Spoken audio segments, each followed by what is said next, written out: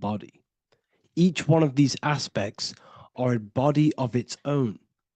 Body does not just refer to a physical substance. You have a mental body for thinking, an emotional body for your emotions, a spiritual body for your energy in your astral form, and a physical body to encapsulate all of these. Each four of these aspects are essential for the human experience and essential to balance. Now, today we're going to be syncing the four aspects of your consciousness with the four seasons and the four elements and how this ties into the Bible. So we have four physical elements. We have five elements in total, spirit being the most important, but spirit is pure invisible. We have four physical elements. We have air, fire, earth, water. Air and earth, earth and water are feminine. Air and fire are masculine. Air and fire are active. Water and earth are passive. The air corresponds with the mental body of consciousness. This is where your intellect, this is where your communication, this is where your thoughts, intuition all comes from. This is the mental body of consciousness that allows you to think, allows you to process, figure things out, and have intellect and gain knowledge. This is your intellectual aspect of your consciousness, located in the head region. We have a fire nature, a spiritual nature. This is our astral body. Our astral body is all to do with the subconscious realms, the higher realms of consciousness. This is the body that allows us to be free from the physical body. Our spirit is more of our energy. Water is our emotional body. This is what allows us to feel things, that allows us to gain intuitive feelings of conscience. So emotion allows us to understand what is right and what is wrong. When we feel something bad, we know that this is wrong. When we feel something good, we know that we are doing good. Emotions are a creational force that allows us to feel certain things to bring them into existence. Our emotional body is a creational force and should not be reactive, and they should be controlled. Most actions are stemmed from emotions. Actions bring thought into physical existence. Emotions are the driving power. They are what drives your actions. The thought, then the emotion, then the action. Earth is your physical body. This is your physical state that allows you to take mind and emotion into action, into fruition, into physical matter. This is what your physical body allows your consciousness, your soul, to interact with the physical world and bring things into physical existence. The physical body, the physical world, is an outcome and an effect of the thinking mind. All physical substance comes from the thinking mind. The pen, the phone you're holding, the microphone I'm speaking into, all began as a thought in the thinking mind, then it was brought into physical reality. Earth is the most dense. So it goes in this order: body, emotions, spirit, mind. The higher you go up, the more lucid and fluidic it becomes. The lower you go down, the more dense and dull it becomes. Air is the mind, fire is the spirit, water is the emotion, earth is the physical body. So this is why you are a microcosm. You have these four things within you. You contain of these four elements, which correspond to the four bodies of your consciousness, the four bodies of the soul. You are the soul. You are the spirit. So this is why in Theologians 4:17 it says, "Caught up together with them in the clouds to meet the Lord in the air." You don't meet God or the Lord in the physical air, in the clouds. You can't, this is clearly a parable. A human being cannot go up to the clouds and meet a mystical man in the clouds. This is obviously a parable, a metaphor. The air is your mind. You must raise your consciousness beyond the body, beyond the emotions, beyond the spirit, and enter in the mind during meditation, turning the mind inward to connect with the Lord. The Lord is the highest aspect of your consciousness, the one that exists beyond the physical body, beyond your emotions, beyond the thought. So you meet the Lord in the air, in the mind. The mind represents the air. This is why in America there's a saying called an airhead. You're an airhead. This means that you are stupid, or you don't think, or you have nothing in your mind. You have nothing in your head. When someone's very stupid, you call them an airhead, because air represents the mind. The air is elevated. The air is invisible. The mind is totally invisible to the human eyes. It is a metaphysical substance. In fact, it's not a substance at all. It's so fluidic, it's everywhere. The mind can be everywhere at all times. It can be anything. Nothing is impossible within the mind. Now, this is synced with the 4 seasons. The 4 seasons represent the 4 aspects of human consciousness, the 4 bodies of your consciousness, the 4 bodies of your soul. The sun is your soul. Okay.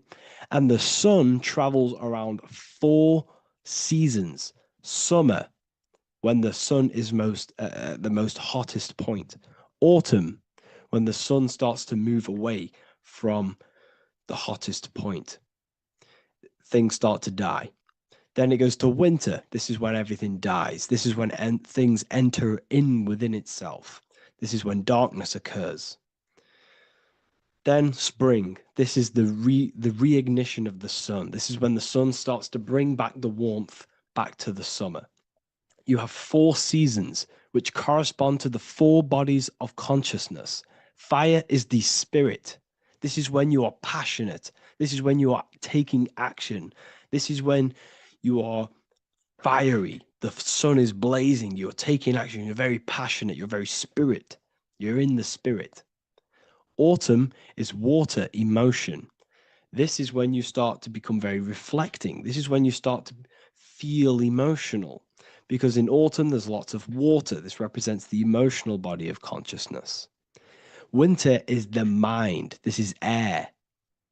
Winter, what happens in winter? Everything enters within itself. The leaves die, the trees die, everything dies and goes within. This is the mind. The mind is the darkness, remember. You close your eyes to enter within the mind. The winter represents meditation. In the winter, what do people do? They stay inside of their house. They research more. They read more books. They become more intellectual. They think more in the winter because we are so we're stuck inside. So we're more reflective. We're thinking more. We're more communicative. We're more intellectual. In the spring, this represents the earth, the body. This is when we start to come out of the mind and we awaken to the body, and things start to grow again. The plants start to grow. The earth is growing again and reborn again. This is the body. This is when you become more active in the spring. And then the summer, back to the summer, we then take action on these thoughts and these thoughts that we gained over the winter. Essentially, this is just a massive cycle. And this is a daily cycle also. The nighttime is the winter. The morning is the spring. The midday is the summer. And the evening time is the autumn. This is a microcosm. We have 4 bodies of consciousness. You are the sun. You are the soul. And the soul has 4 bodies: summer, autumn, winter, spring. Emotion, air, body, spirit. Sorry, emotion, mind, body, spirit. So you are the soul. You are the pure essence of consciousness. The sun is your soul in the heart. And the seasons are inside of you because you are a microcosm Okay, you are a microcosm. The word sun is son. The Latin word for sun is sol, which is soul or solo, because the sun is solo. It's on its own. You are the soul, and the soul has the 4 different bodies of consciousness. So before we move on any further, if I've blown your mind, please, if you can, leave a like, a comment, a share, and a subscribe. Let me know what videos you want me to make in the future. Please drop a like. It definitely will help me. You are a microcosm of the macrocosm. Man is a miniature universe that goes through its own cycles. The seasons of the summer, winter, spring, and autumn do not occur merely outside of him, but within him as well. The summer is within you. You feel different in the summer. You feel different in the winter. You feel, depending on the body of consciousness, your soul's interacting with. So the sun in the sky is your soul inside, and the sun goes through these cycles, which is affecting your bodies of consciousness, because the cycles represent your bodies of consciousness.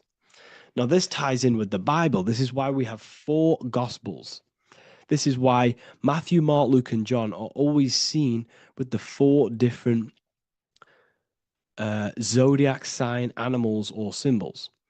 So you always see each one of the gospels. If you just type in on Google Matthew, Mark, Luke, and John, type in ancient pictures, paintings, or pictures of them, and you will find these 4 zodiac signs are always standing with each one. Taurus, the bull; Leo, the lion; Scorpio, the eagle. An old symbol for Scorpio was the eagle, and a man for Aquarius. Here you see very, very ancient paintings and artwork. Here we see Matthew, the man, Aquarius. Here we see John, the Scorpio. The same here. We also see it on the tarot cards, on the world card.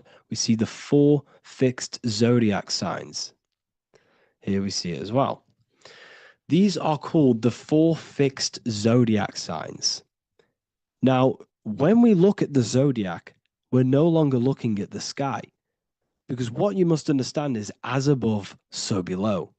What is above you is inside of you. What is above is what is below. What is outside of you is within you. The zodiac is inside of you. The zodiac revolves around the sun. The sun is your soul. These are different energies of your soul.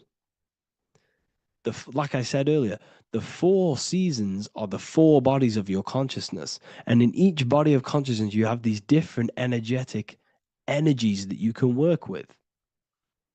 Okay, so this is the true astrology. This is the true astrology, the internal esoteric astrology. You can't find much information on this at all. Very hard to find. So what we're looking at are the 4 bodies of consciousness. Obviously, when we look in the middle of each season, spring, the middle of spring is Taurus. The middle of winter is Aquarius. The middle of autumn is Scorpio. The middle of summer is Leo. These 4 signs are known as the 4 fixed signs. Okay, Scorpio is fixed. It's the middle of autumn. Scorpio is a water sign, emotion. Aquarius is the air sign, the mind. Taurus is an earth sign, the body. Leo is a fire sign, the spirit. This is why we see Matthew, Mark, Luke, and John with the 4 fixed signs of the zodiac, which represent the 4 bodies of consciousness. Leo, the spirit, fire. Luke, Taurus, earth, body. Matthew, Aquarius, air, mind. John, Scorpio, water, emotion. Each gospel is depicting Jesus and showing Jesus in each gospel. Each one of these gospels is showing and depicting Jesus according to the different body of consciousness. In John, This is when Jesus starts to turn water into wine. Water is emotion, wine is transmuted emotion. This is when he does miracles with his emotions, water into wine. Aquarius, which is Matthew, air, the mind. Inside of the Gospel of Matthew, this depicts Jesus as an intellectual person, a person who's communicating and using his mind, his mental body a lot inside of the Gospel of Matthew. Go and read go and read it, and you will see this. Luke, Taurus, earth, the body. Luke shows and depicts Jesus according to the body of consciousness, the physical body. He shows Jesus as a human, being a human being, helping people physically and helping people's physical needs, like giving away food and doing all sorts of good things for other people. Leo, Mark, inside of the Gospel of Mark, this shows Jesus as a spiritual teacher, a passionate person who is taking action. Each gospel is showing Jesus according to the different body of consciousness. And Jesus represents you, the Son. That's why it's called the Son of God, the light of the world. Jesus represents your soul, and your soul has these four gospels, the four bodies of consciousness, the four fixed signs, the four elements, and the four seasons. These things all correspond to your consciousness. So this is Leonardo da Vinci showing you the exact same thing. Jesus is the I am, the Son, the soul, in the middle, on his own. Luke, spring, earth, body. There are three people in each group. There are four groups, and there are three people in each group. 1, 2, 3. 1, 2, 3, 1, 2, 3, 1, 2, 3. Fall, winter, summer, spring. These are according to the four bodies of consciousness. Here we see Aries, which rules the head region. He's on the head of the table. Gemini, he's holding up the two hands because Gemini rules the two hands, the two arms. Gemini is the two twins, which is the two arms and two hands, and the two lungs. Here we see the beginning of summer, which is Cancer. You see the big knife here. Cancer, him here, this gray-haired guy, holding a knife for the crab. Cancer, they pinch. You have a knife, symbolizing the crab. Leo, the middle of summer, showing dominance. The sun is very dominant. He's got his elbow on the table, showing dominance. Virgo has no Adam's apple. Cancer here is pointing at this woman's neck, saying there's no Adam's apple. This is Virgo, the virgin, the only woman. Jesus, the sun. This is Libra, the balancing. He's holding his arms out, balanced, showing the balancing of the sun. Because when the sun enters Libra, the sun is balanced between winter and summer. So it's balanced. This is all astrology, but this is internal. Okay. This is Ezekiel's vision. Ezekiel had a vision in the Bible, and he saw the face of a man, the face of a lion, the face of an ox, and the face of an eagle. The eagle, Scorpio, the ox is Taurus, the lion is Leo, and the man is Aquarius. He saw the throne of God, and he saw the different bodies of consciousness. This is all symbolic for the different bodies of your soul. So when we look at the zodiac, we are actually looking at a map and the energies of our soul, and the energies of our bodies, and the energies of our consciousness. This is what we are looking at. Each zodiac is an aspect of our consciousness and an energy that we can work with and that we must purify. Balance and purification is essential. Imagine playing a brand new video game. Let's say a brand new video game came out and you had to play it. What happens when you play that game? You don't know the controls. You cause chaos in that game. You can't really run properly. You can't do anything properly. You're getting destroyed by other people who are playing that game. It's the same with your physical body. When you are born, you must learn how to play the game. You must learn how to balance the mind, learn how to balance the spirit, the emotions, and the physical body. We must balance and purify each body of our consciousness. We must look after our physical body with our physical health by eating physical, electrical food like fruits and veg. We must look after our minds by being conscious of what enters our eyes, enters our ears, enters everything. Whatever enters our five senses is affecting our mind, our mental health, our environment, mental. We need to look after our thoughts, control our thoughts by purifying our thoughts, only positive thoughts. Then we must purify our emotions, feeling only gratitude and love and not feeling these negative, dull emotions. Then we must look after our spiritual body through meditation and looking after our spirit. But remember, when we look after our mind, it all begins in the mind. Each body of consciousness is interlocked with the other. If you have a negative, if you have an unhealthy body, you have an unhealthy mind, spirit, and emotions.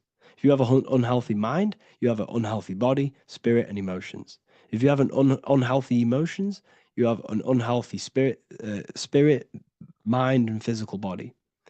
They're all interlocked. You must balance each one of them. Look after your physical body, look after your thoughts, look after your emotions, look after your spirit. But remember, the mind is the most powerful one. It's mind over matter. Once we look after the mind, because once we start to control our minds and control every thought we think, this will then turn into discipline in our physical body. Because once we learn how to discipline the mind, we learn how to discipline what we eat, we learn how to discipline what we feel, we learn how to discipline our spirit. This is all interlocked, but work on the mind first. Work on the mind first. All of this knowledge is inside of the brand new Book of Wisdom, Volume 2. This is a revolution of human consciousness. If you've read it, please leave a review down below. If you've read Volume 1, leave a review down below. This is the next revolution. I don't see this information anywhere. This is the next revolution of human consciousness. And of course, if you are serious about this and you truly want to gain enlightenment and join an amazing community where you can connect with me on live calls, lectures, the Manifestation Mastery course, you can gain access to my library with over 45 PDFs plus my books. And if you do join the university, you can order a volume 2 free of charge. All you have to do is to pay for shipping. If you truly take your knowledge serious and you want to take advantage of life, join the university. This is where truth seekers belong. Just want to say thank you all. Please leave a comment. Please leave a like. It's going to help me a lot spread this knowledge to the world. And yeah, share this with a friend and subscribe. Thank you all.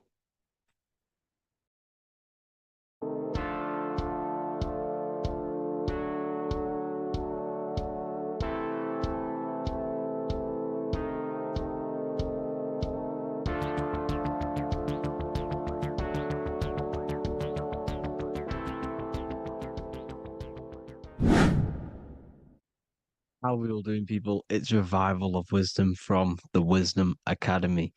Today, we're going to be breaking down God, consciousness, and the higher and the lower self, and how to overcome the lower self.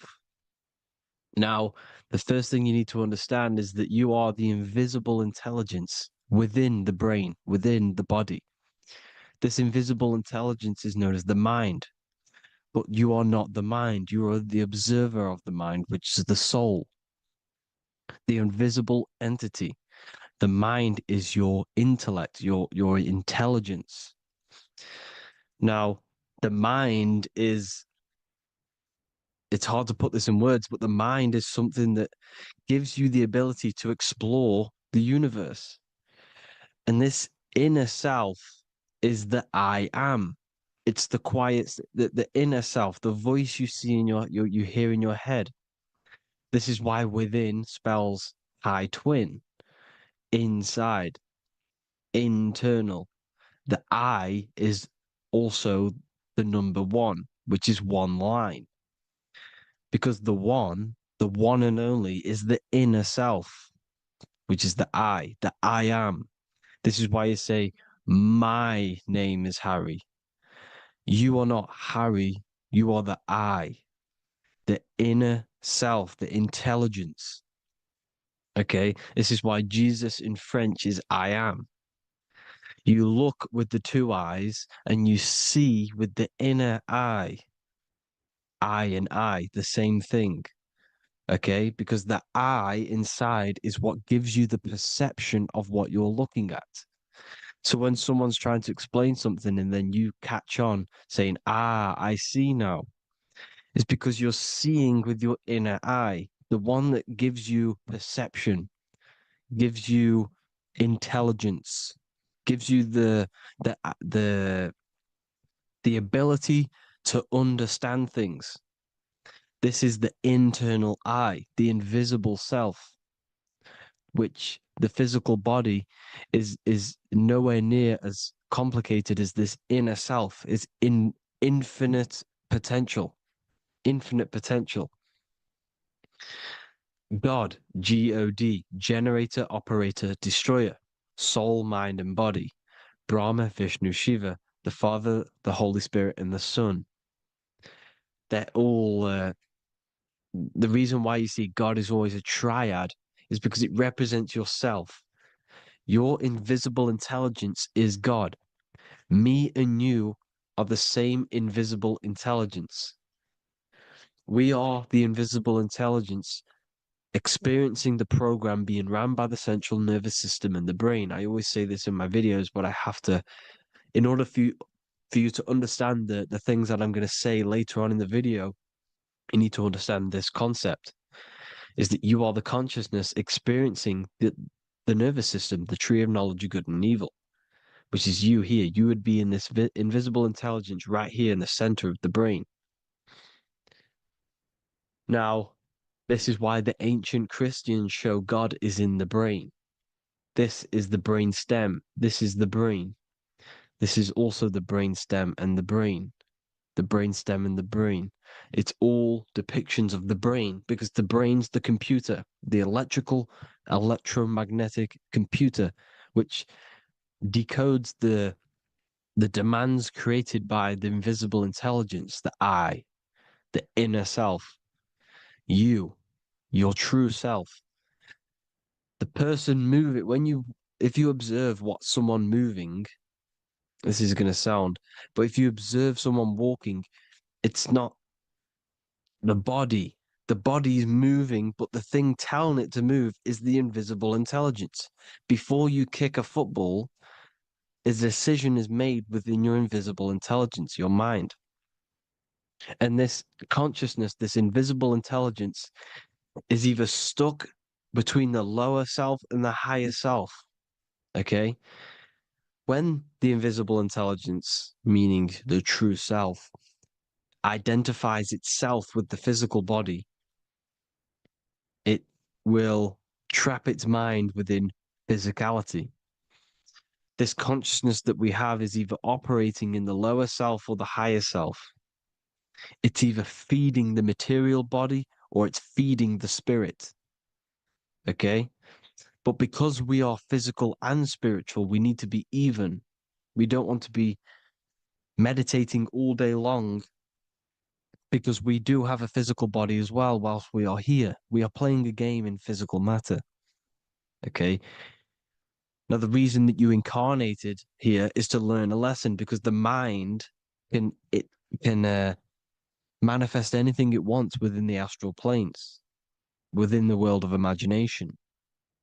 It can manifest anything it likes, but it incarnates into matter, into this game, so we can understand labor, because anything in matter you have to labor to manifest. But in the astral, you can manifest at the click of a finger. You come here to learn the knowledge of good and evil. And your consciousness, I came out a bit off topic there, but your consciousness is experiencing the lower or higher self.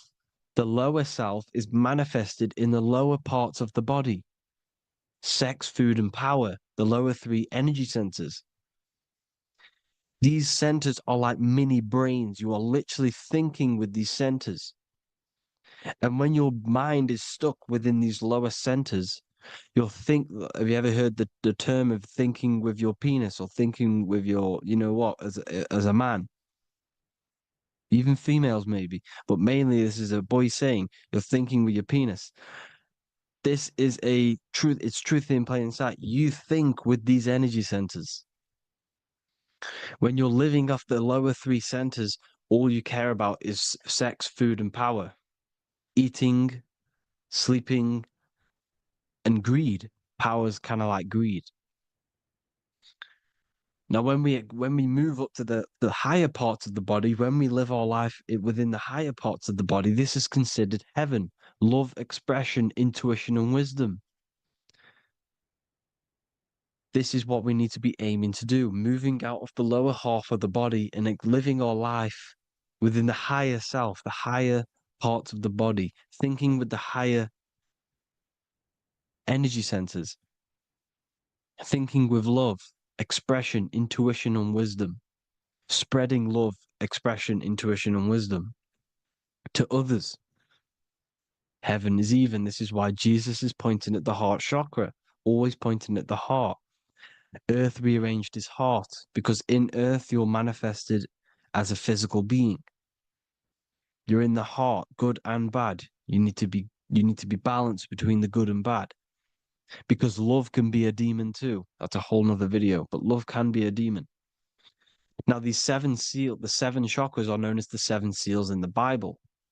When the Lamb opened the seventh seal, there was silence in the heaven for about half an hour. This is a verse from the Bible.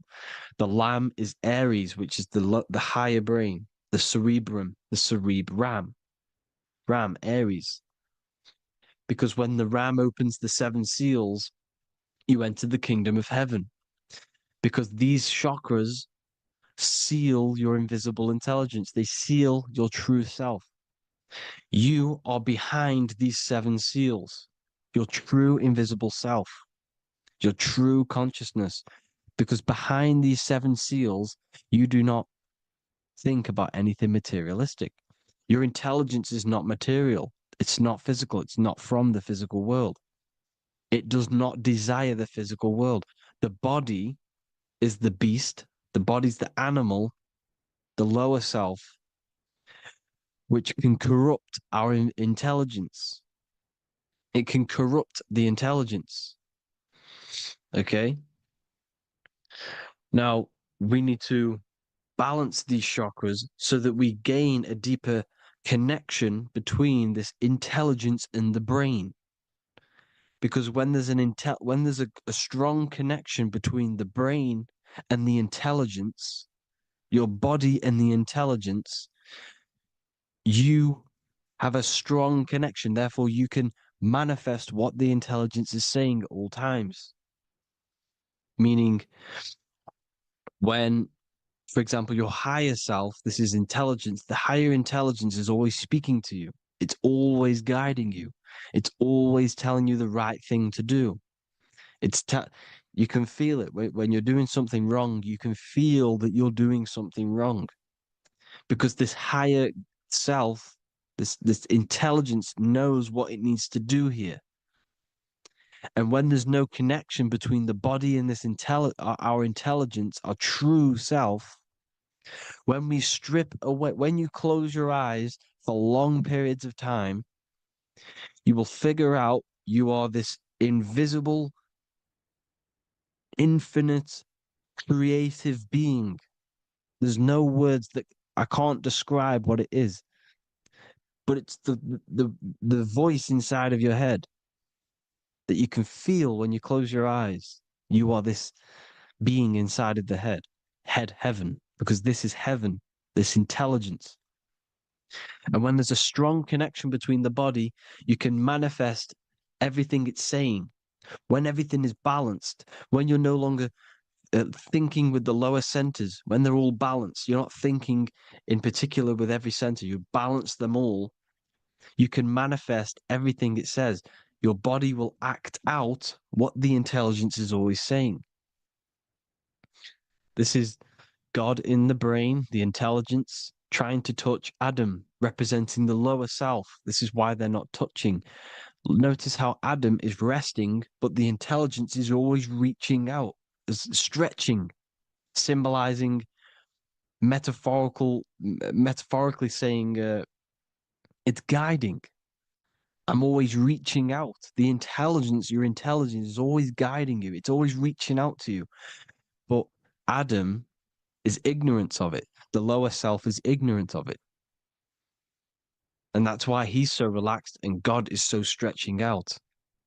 Because at our highest self, that when you think of when you want to better your life, that highest true version of yourself is God. When you're manifesting this, your highest self, this is God. Your truest form, your most perfect form, that is God. Your highest version of yourself, that is God. Emotions. Emotions are not what you've been taught. Emotions are not something that should be reactive, okay? You should not let the emotion be you, except that you should experience them instead of letting them become you. You need to understand there's a separation in our consciousness. You have the soul, which is the person who is observing your thoughts. When you think a thought, who's the one observing that thought? The soul, you, the I am, the I, the inner self, the one and only. And inside of every single body, inside of me, inside of you watching this video, there is this same intelligence that is inside of me, inside of you. And it's the exact same intelligence, experiencing a different body. And this is what we mean by the universe is mental.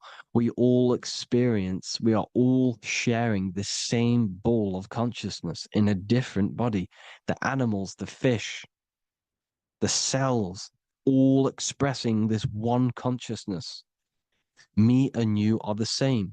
This is why the golden rule is treat others like others should be treated, because I am you and you are me in a different body. Now, going back, you need to identify that there's different levels of consciousness: soul, mind, emotion, and body. Okay?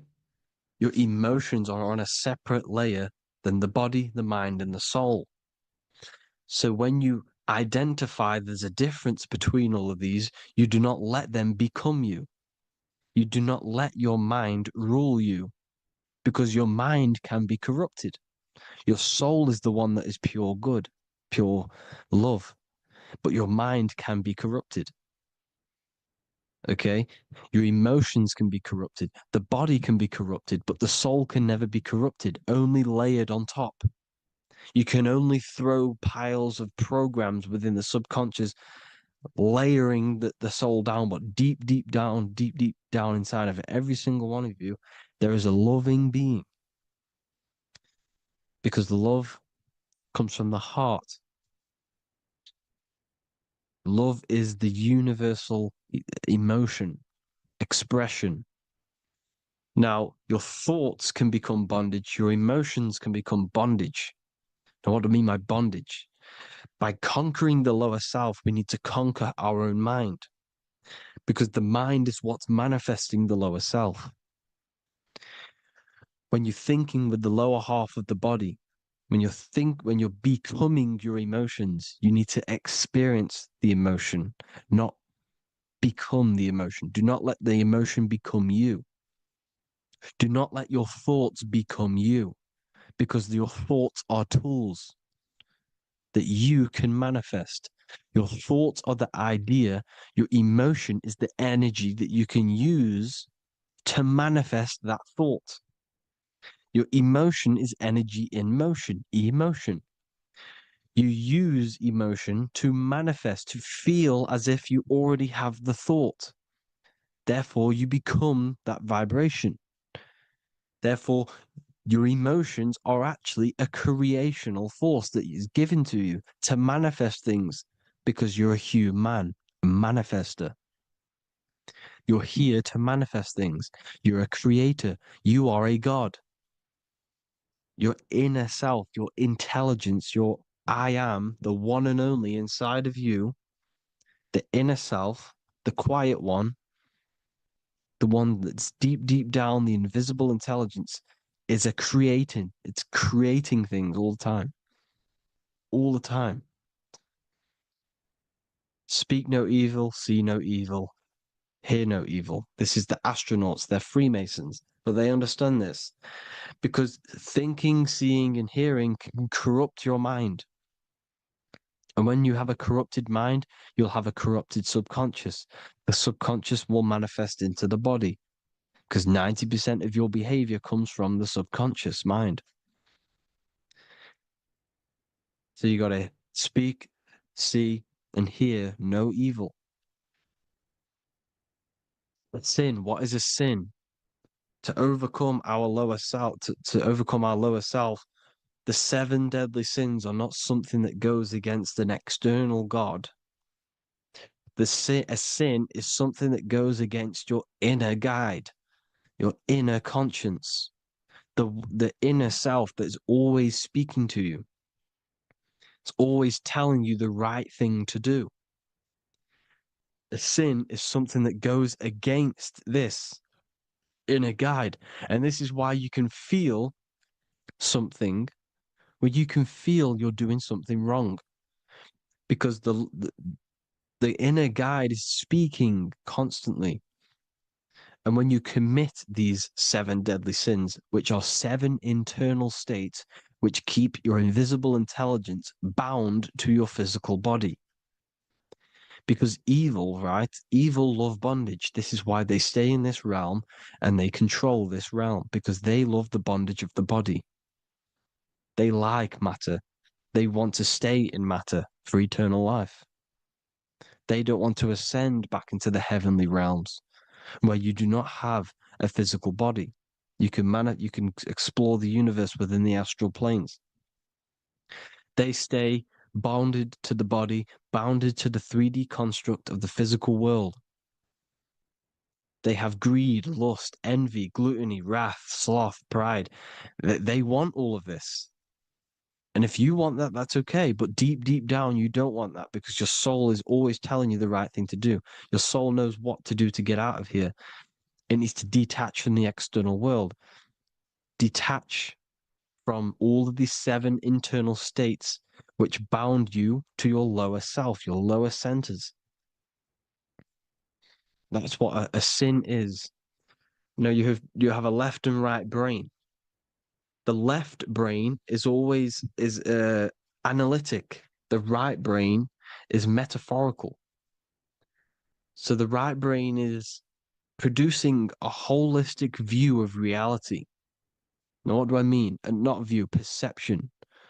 When you see, because your eyes are parts of the brain, so when you look at something and you look, that image is produced in the back of the brain in the visual cortex. And then the right brain produces a perception, a holistic, it breaks down what you're seeing into a holistic image, a holistic perception. So, for example, if you're in a woods, the right brain sees the whole woods as one big woods. The left brain is breaking that perception down into individual trees, branches, and leaves. So the left brain's to do with duality, the right brain's to do with wholeness, unified. The left brain's dualistic, analytic. This is necessary so that we can pick things up and manipulate them and break things down. We need the left brain, we need the right brain. I'm not saying any of them's bad, but the left brain, sinister in Latin, means left. Because when you're left brained, you see everything in dualistic. You see everything is dual, when everything's actually one. We need to be focusing and strengthening our right hemisphere. I'm not saying sit in the right hemisphere all the time, but we need to be strengthening our hemisphere. And this is why left is sin and right is right. Because when you focus on the right hemisphere, you see the holistic perception of creation. The right hemisphere sees humanity as one unified consciousness. The left hemisphere sees everyone as individual persons and egos. Because the left hemisphere is dualistic. And this is why the Bible says, cast the net onto the right side of the ship and ye shall find. John 21:6. What does that mean? Cast your energy, cast your perception into the right hemisphere of the brain, and ye shall find unified consciousness. You shall find your higher self, the one and only. If then you have been raised with Christ, seek the things that are above, where Christ is seated at the right hand of God. Wow, powerful. What does this mean? Seek the things that are above, where the Christ is seated at the right hand of God. God is your consciousness, your invisible intelligence between the two hemispheres. The right hand of God is the right hemisphere. Seek the things that are above the heart. Love, intuition, expression, and wisdom. Seek the things that are above the heart, the higher self, the higher part of the body. Because when you seek the things of love, expression, intuition, and wisdom, you create a strong aura. You attract the same frequency. And this frequency is heaven, God. This is the Sumerian artwork showing the lamb. This is a step symbolizing stepping upwards, raising up. He's stepping over the lamb up to the bird. His hand is going to the bird. The lamb symbolizes the lower self. Okay? The bird with the wings is in the sky. It represents the higher self. This is why angels always have wings, because it represents the higher self in the sky. The lamb is a ground animal, symbolizing the lower self. He's stepping over the lamb to the bird, his higher self, his invisible intelligence. Horus and Set, Jesus and Satan. Look, Horus has an evil brother, Set, just like Jesus and Satan. Horus is a bird, higher self. Set is a ground animal, lower self, which is the devil and the angel on your shoulder. You see? The right and the left hemisphere, the two wings. So the devil and angels always speaking to you. The higher and the lower self. It's the battle between the higher and the lower self, between the invisible intelligence and the physical body, because the body's the one that wants the sugar, it wants the pleasure, it wants the sex, it wants the porn, it wants all of the materialistic things, it wants the seven deadly things. Okay, it wants this. There's a battle between the higher and the lower self, your intelligence and the body. This is why you need to become balanced, so that there's a deep connection between the body and the invisible intelligence that I am. You need to master your mind with discipline, and you gain a connection between the brain, the body and the intelligence. Resurrection, transmuting sexual energy. Okay, this is important. Res is resh, which is Hebrew. The early Hebrew resh symbol is the head. This is the head. Resh, erection. Erection is a sexual stimulation. Resurrection is rise-erection. You got to raise your sexual energy up the base from the spine to the head. This is the Christ, the Christos. Because there's a psychophysical psychophysical oil produced in the brain every month. Go and watch my other video on raising the chrism. Okay? And every month there's this fluid produced in the brain, which takes 2 trips, because one's produced by the pituitary, one's produced by the pineal, magnetic female, magnetic and electric charge. And it takes 2 trips down the spine to the solar plexus, the bread of life in the Bible, or Bethlehem in the Bible, because the River Jordan's your spine. Goes down to Bethlehem. It gets born in Bethlehem, just like Jesus. because when this oil travels to the solar plexus, it creates the seed, the seed of life, and it feeds the body, all the central nervous system, all the cells. It regulates the blood, does all sorts of good things for the body, this oil. Now, when you save your sexual energy and you raise your resurrection, you awake the Christ, you raise it from the solar plexus or the sacrum bone up to the brain, you activate 100% of the brain, and this is the true resurrection of Christ. Instead of wasting the energy and giving away your sexual fluids, because behind the fluids is the energy. So when you release that fluid, the energy is out there. You've released the energy. Your sexual energy is the most potent emotional force a human could possibly feel. Same with any animal or anything. The sexual urge, the sexual emotion is the most powerful, potent emotion that you can feel. It takes over the whole body. When you feel sexually aroused, it takes over everything because it's so potent. And when you fight the serpent, when you fight the sexual energy, which is shown here in the Egyptians, the cat cutting off the head of the serpent, or Hercules fighting the serpent, or in the Greek mythology fighting the seven-headed dragon, the seven chakras. The serpent is your sexual energy because it symbolizes your kundalini. When you fight it and you transmute this energy, instead of releasing it, instead of acting sexually on it, you can transmute the energy, transfer it from the solar plexus up to the brain. You can do this with other tasks. Instead of releasing it, instead of raising it from the solar plexus to the brain, you can use it for other things. So, for example, you want to think critically. You can use it for critical thinking. You can use it for going to do exercise. You can transmute sexual energy into anything, but you can do this.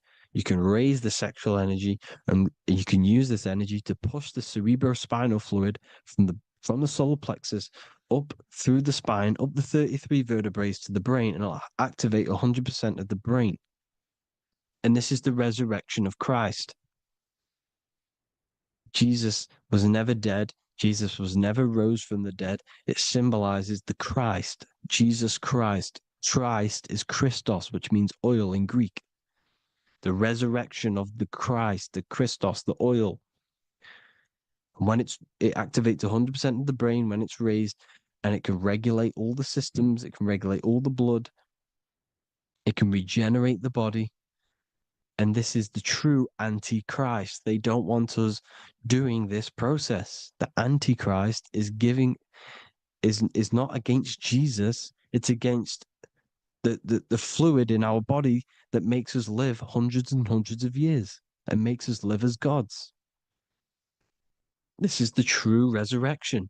And when you fight the serpent, you fight your sexual urges, your sexual emotion, the most strong emotion that you could ever feel.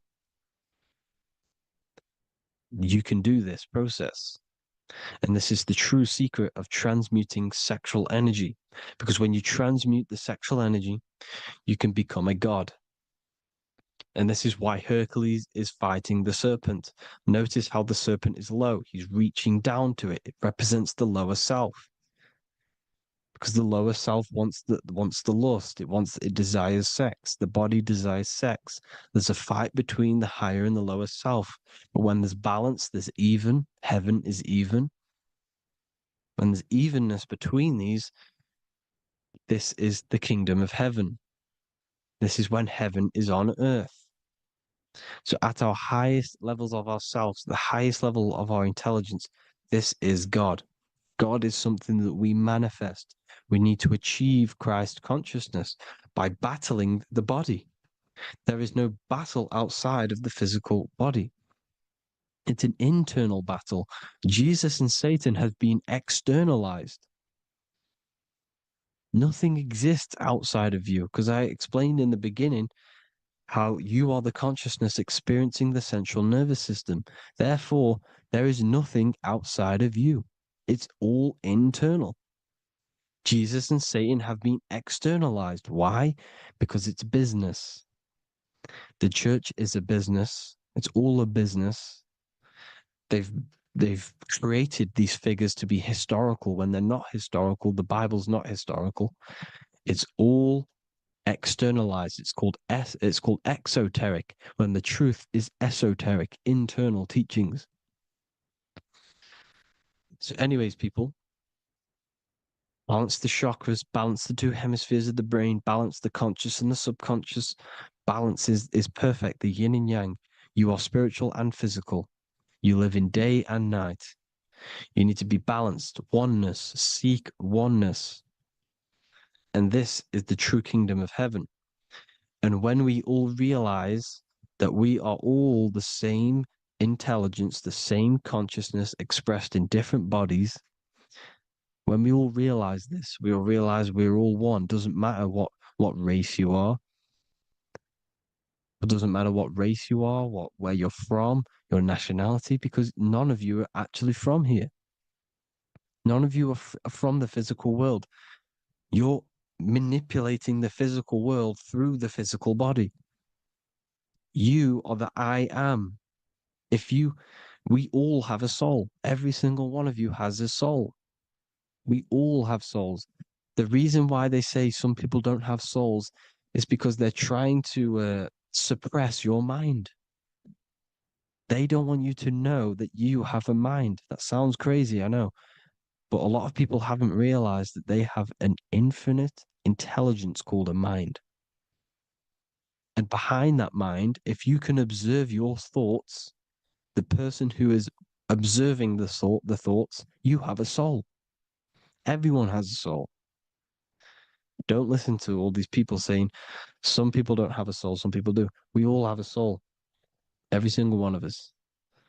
So anyway, you need to break the lower nature of yourself.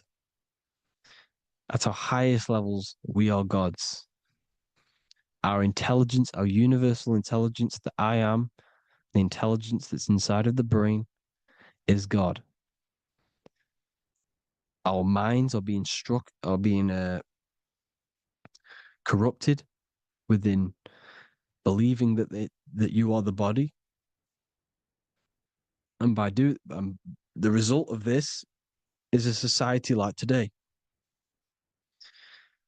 because everyone thinks they're the body, and everyone's living in the lower nature of self, where everyone only cares about themselves. But when we realize we're all one big consciousness ball, we're all the same consciousness expressed in different bodies, there will be peace. So thank you all, people. If you do want to learn more, if you do want to read my book, it's called The Book of Wisdom. I'll put it in the description. It's an amazing book, people. It's going to give you the best understanding possible about creation, yourself, and the world. It's amazing. The Bible, everything. I have just launched a new cymatic library. A friend of mine has just added this to the website. He creates beats and he creates the purest beats. So they are actually the frequency that it tells you. Most of the stuff on YouTube and Spotify and Apple Music it says it's a certain frequency, but we know these major platforms are all playing with the frequencies of the apps. So if you want a real binaural beats, solfeggio scale frequencies to meditate on or listen to throughout the day, join the Occult Library. You can get a 2-day free trial. I'll put the link in the description. Thank you all, people. Hope you all enjoyed this video. God bless you all.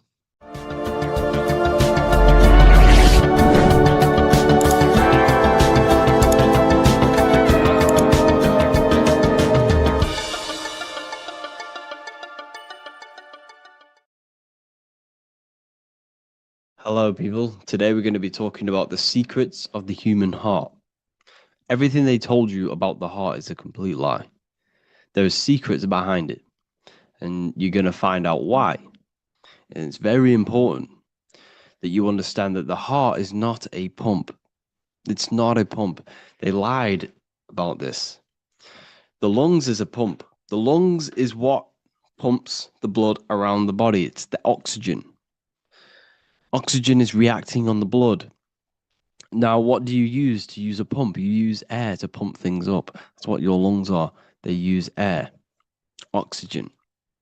Now, oxygen carries magnetism. If you pour liquid oxygen between two magnetic magnets, you find an attraction, as you can see here.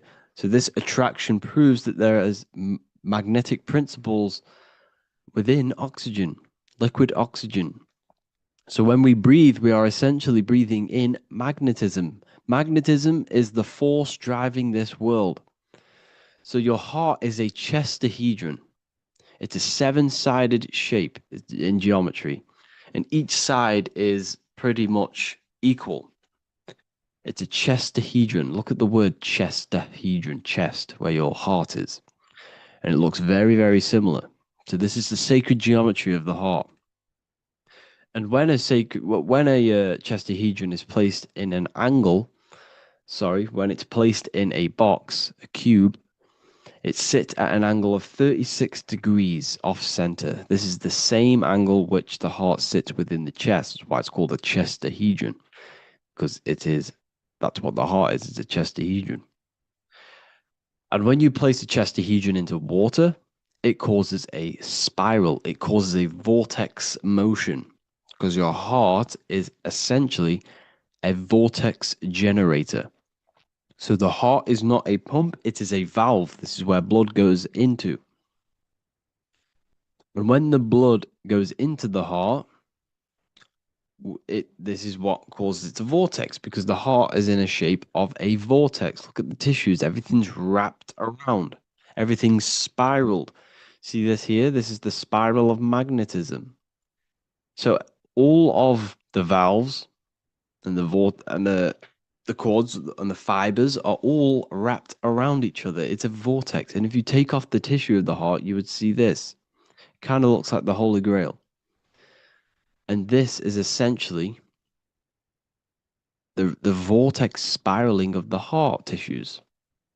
And if you unraveled the heart, because your heart is one tissue, it's one muscle. Look at it here. This is a heart unfolded. And it's just spiraled together to create this. That's what the heart is. So the heart's tissues is spiraled here, and the heart itself is all wrapped around each other in a vortex, in a spiral. Because all spiraling is all to do with magnetism. So the heart is a vortex generator. The heart takes blood, so blood enters the heart. The heart charges this blood. It reacts with the heart. The blood is turned into the heart moves through the blood moves through a vortex motion within the heart and then goes back out of the heart. So there is something going on inside of the heart which is very, very crucial that we might be missing. So the heart is spiraling blood, and there's a reason why it's doing this. When you spiral something, it gives it more energy. It gives it more frequency, more energy, more force behind it. So by spiraling the blood, it's turning blood into plasma. That's what the heart is doing. It reacts with the heart, it turns it into a vortex and turns the blood into the fourth state of liquid, or fourth state of matter, which is plasma. Okay? Plasma is proved to be in the blood. Plasma is a part of the blood that carries platelets and red blood cells and white blood cells around the body. Plasma makes up approximately 55% of the blood.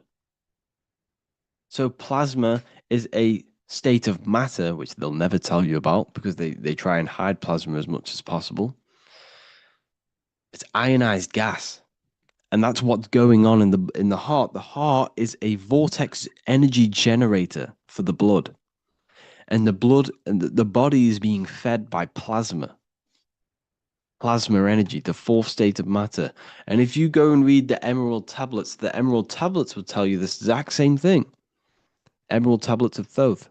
They're supposedly thousands of years old, or it was supposedly written by M. Doriel, who was an occultist. Apparently, he translated them. Either way, he is an occultist. So it's either written by an occultist or it's actually 100,000 years old. In the physical are these channels, the blood which moves through the vortical motion, reacting on the heart to continue its beating. So what is that telling you? The blood moves in vortical motion. It's a vortex. Reacting on the heart. What's it reacting with? There's something in the heart that turns blood into plasma. It reacts with the blood, reacts with the heart. Then it says magnetism, which moves through the nerves paths, carrier of energy to all the cells and tissues. So your body's being fed by magnetism, people. They'll never ever teach you this in school. That your whole body is running off magnetism and plasma. You're literally you are an energy being. When you understand this, you are made of energy. You're running off spiritual etheric energy that you cannot see. They just teach you in school that you're running off blood and oxygen. It's way deeper than this. We're being run by magnetism. Magnetism is the driving force of all creation. Magnetism, which moves through the nerve paths and carrier of energies to the cells and tissues. Akasa, which flows through the channels, subtle yet physical, completing the channels. Personally, I think Akasa is plasma. Okay, plasma is Akasa. Completing the channels, each one of the three attuned with each other, each affecting the life of the body. So all of these three things, okay, the heart, magnetism, and Akasa they're all working together to create the body, to create the life. Form they the skeletal framework through which the subtle ether flows. So it's telling you ether is real. Ether is the substance that connects the physical and the astral. It's your etheric body is where your chakras are. So your chakras are your etheric energy body.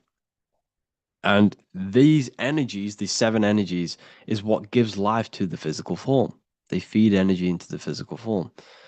So the ether, subtle yet physical, is charging the body through the skeletal framework. So it's telling you this, and even the word heart has ether within it if you just rearranged A and the E. Put the H on the beginning of, put the H on the end of heart and you get earth.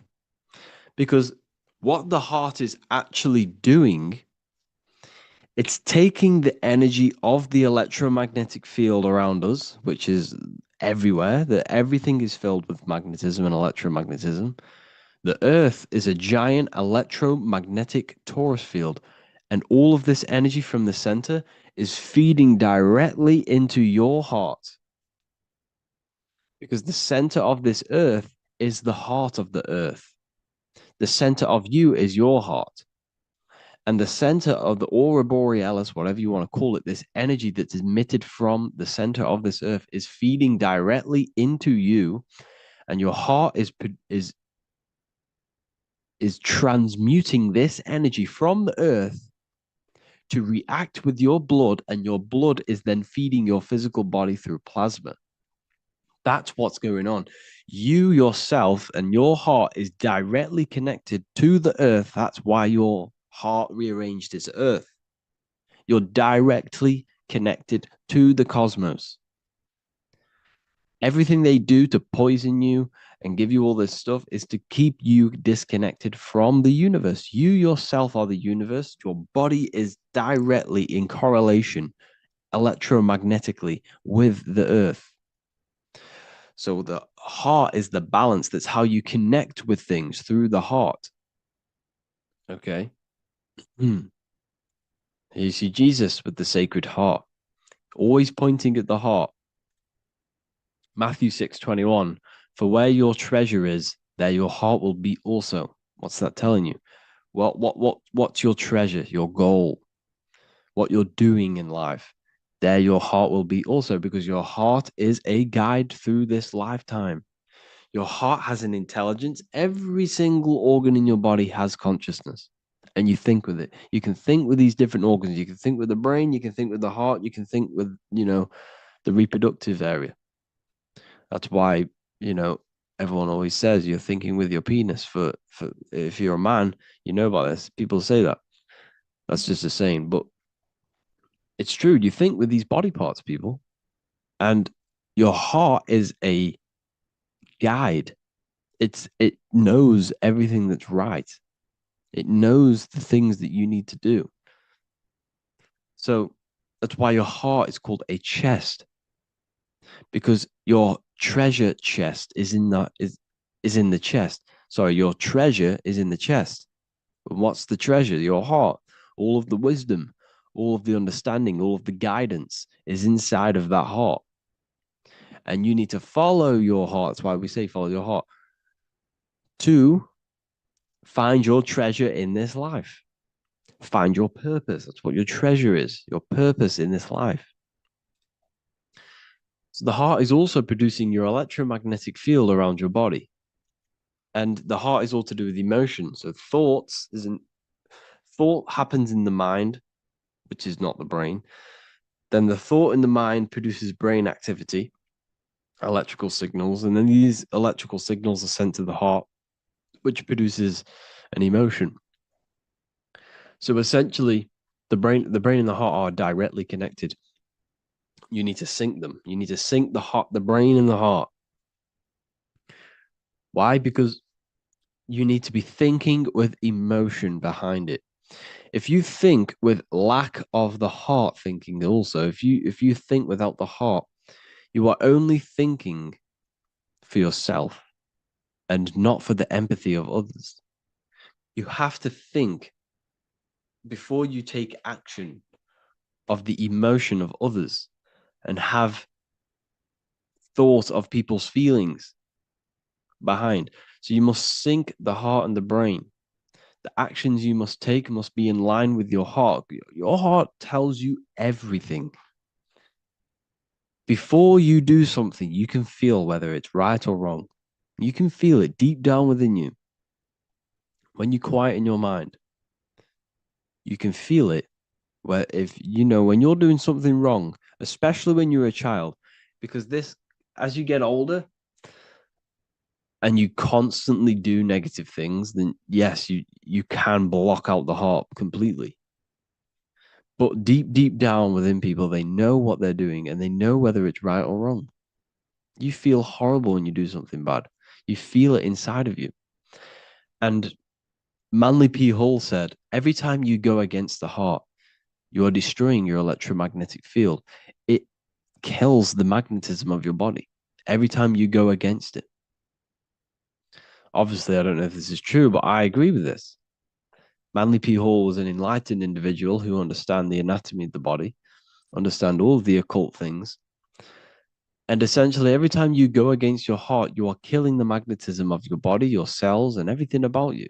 Because your whole body is magnetic. You have magnetic attraction all over you. So there's a saying, well, obviously in Christianity, what happens in heaven happens on earth. Well, what happens in the brain happens in your heart. Heaven is the head, earth is the heart. Every thought you think produces an emotion in the heart. Every single thought triggers an emotion. When people say they got a broken heart, because all of that emotion is in the heart. Not in the heart, but in the invisible intelligence behind the heart. You must understand there's a consciousness, an invisible spiritual consciousness behind every physical thing.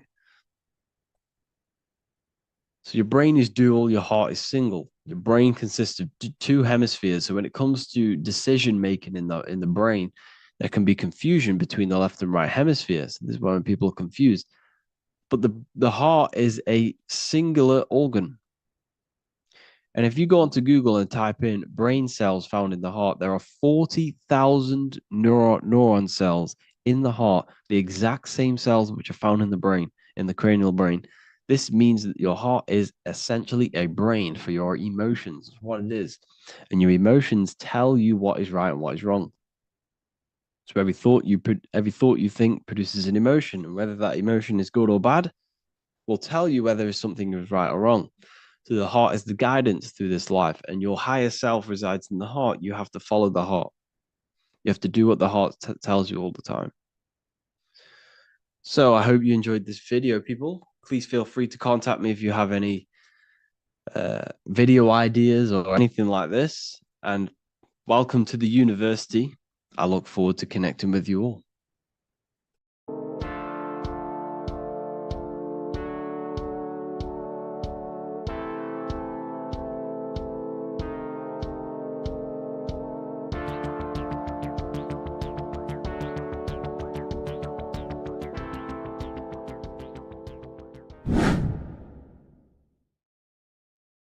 How are we all doing today, people? It's Revival of Wisdom, and today we're going to get real deep. This video is going to get real deep. A lot of people are not going to be ready for this sort of knowledge. Okay, you really have to do is to really deprogram the mind, because everything we've been taught is a complete lies to keep us trapped. Okay, this is really advanced knowledge. Now, let's get straight into this. All of the ancients depicted other worlds, and they called this place Midgard. Midgard is the mid garden, the middle garden. This is why the Masonic symbolism on the floor is always a black and white checkered board, symbolizing the polarity here, the good and bad, because we're in the middle garden, the heart. Earth rearranged spells heart, because we're in the heart of this system, or whatever it is, a super quantum computer, whatever you want to call it, simulation. Now, in the Quran, it talks about the 7 layers of heaven. All of these ancient artworks are depicting these different layers of reality. Okay, and look at the Egyptians here with the boat outside of the firmament. Boats travel on water, and this is exactly what the Masons are doing. So they're still using the same symbols. Why? Because it's the same knowledge, just hidden. The Egyptians have the same knowledge as the Freemasons. It's just hidden. Now, this cosmology that they're showing here, which is probably made maybe 100 years ago, this painting or artwork, is the exact same as the one we see here with the arch, the boat.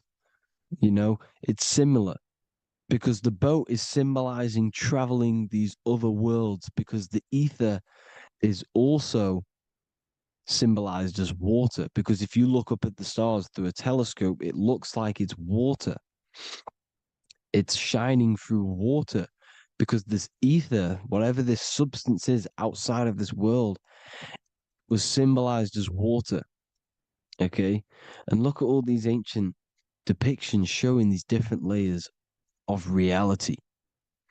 Now, we are being trapped within this 3D dimensional world, which is the cube, the Saturn cube, because there are 6 sides to everything in this world: front, back, left, right, up, and down. 6, which is the cube, because we're in the Saturn, Saturn's world. Okay. Now, always been depicted as a tree of life, the tree of the universe has always been depicted as this tree. Because let's get a bit deeper. Now, the cosmology of this reality is the sun, the moon, and Polaris, always in the Masonic art. The sun, the moon, and Polaris, the all-seeing eye. If you go inside of the temples, of the Masonic temples, they always have this star in the middle, shining light beams. Okay? Look here. The light beams coming from the big star in the middle, which is Polaris.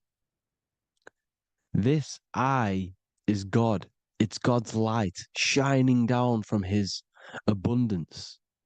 Now, when you astral travel, you will see this big ball of light above you, and this big ball of light is God.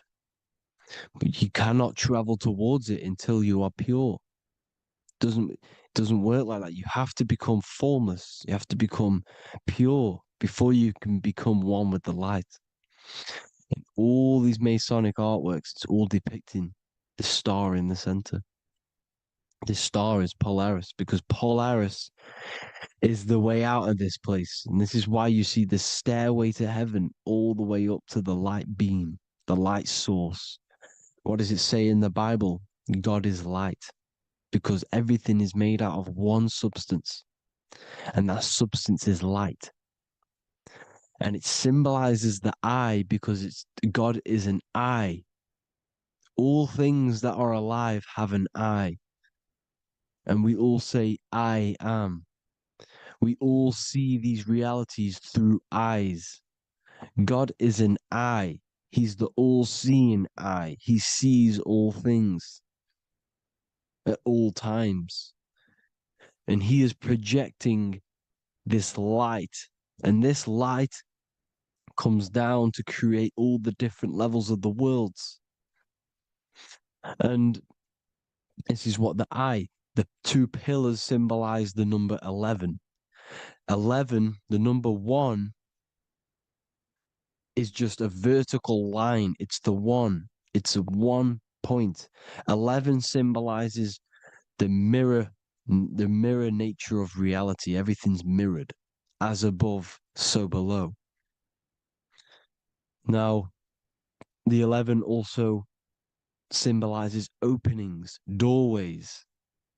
And as you can see here, an opening to the all-seeing eye. And you see it here again, an opening to the stairway all the way up to the light. This light is the light of God in the astral worlds, beyond this world. Now, Polaris has also been symbolized as the UFO. They put the truth in plain sight. So, you know, in the films, how the UFOs suck people up. That's what Polaris is doing. If you ascend beyond this world, if you do not ascend beyond this world, you will be reincarnated in this world. The whole thing is to outgrow this consciousness to the plane above. And I'm not just making this up. I'm going to be bringing in scriptures after this. But you can see with the Christmas tree, we always put a high, big star at the center, at the top, which is the star of Polaris, which is exactly what the Masons are doing here. The star at the top. And it's on top of our Christmas trees. And all of these symbolize the other stars because Polaris is the most high star. And all the other stars are wrapped around the firmament lower than Polaris. And that's exactly what the Christmas tree is. And it's a triangle. It's a triangle, just like light beams travel from one point in the triangle, just like the all-seeing eye. It's a triangle. The light is coming from one point and sending its rays downward. You see, it's kind of like you see here with the water. And the lower you go, the darker it gets, the more evil it becomes. And this is what the ancients would call hell. Now, this all-seeing eye is Polaris. And below Polaris is Mount Meru, the North Pole, the magnetic North Pole. The Tower of Babel, which is in the Bible. The etymology of the word Babel, Ba meaning spirit, which gives the ability to move the soul through the worlds, which is that's the ancient Egyptian description of the word Ba, meaning of the word Ba. You have the Ka, the Ba, the Ak, but the Ba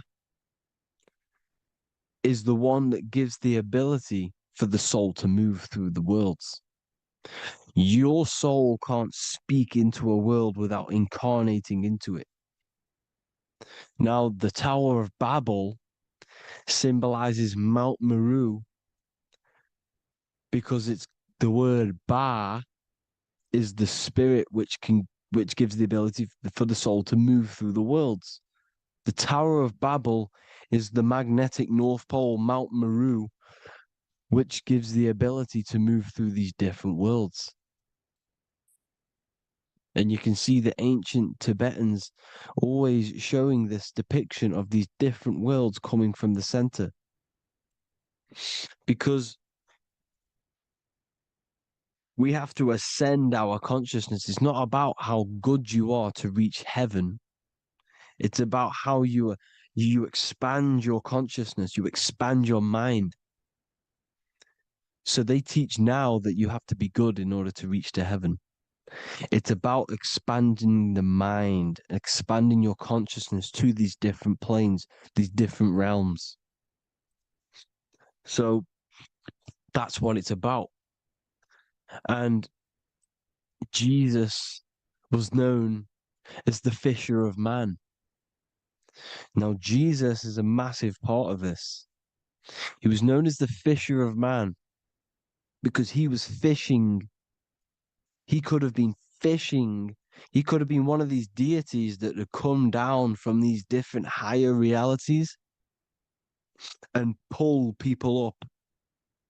So they would so they called Jesus the fisher of man. And he says unto them, follow me, and I will make you fishers of men.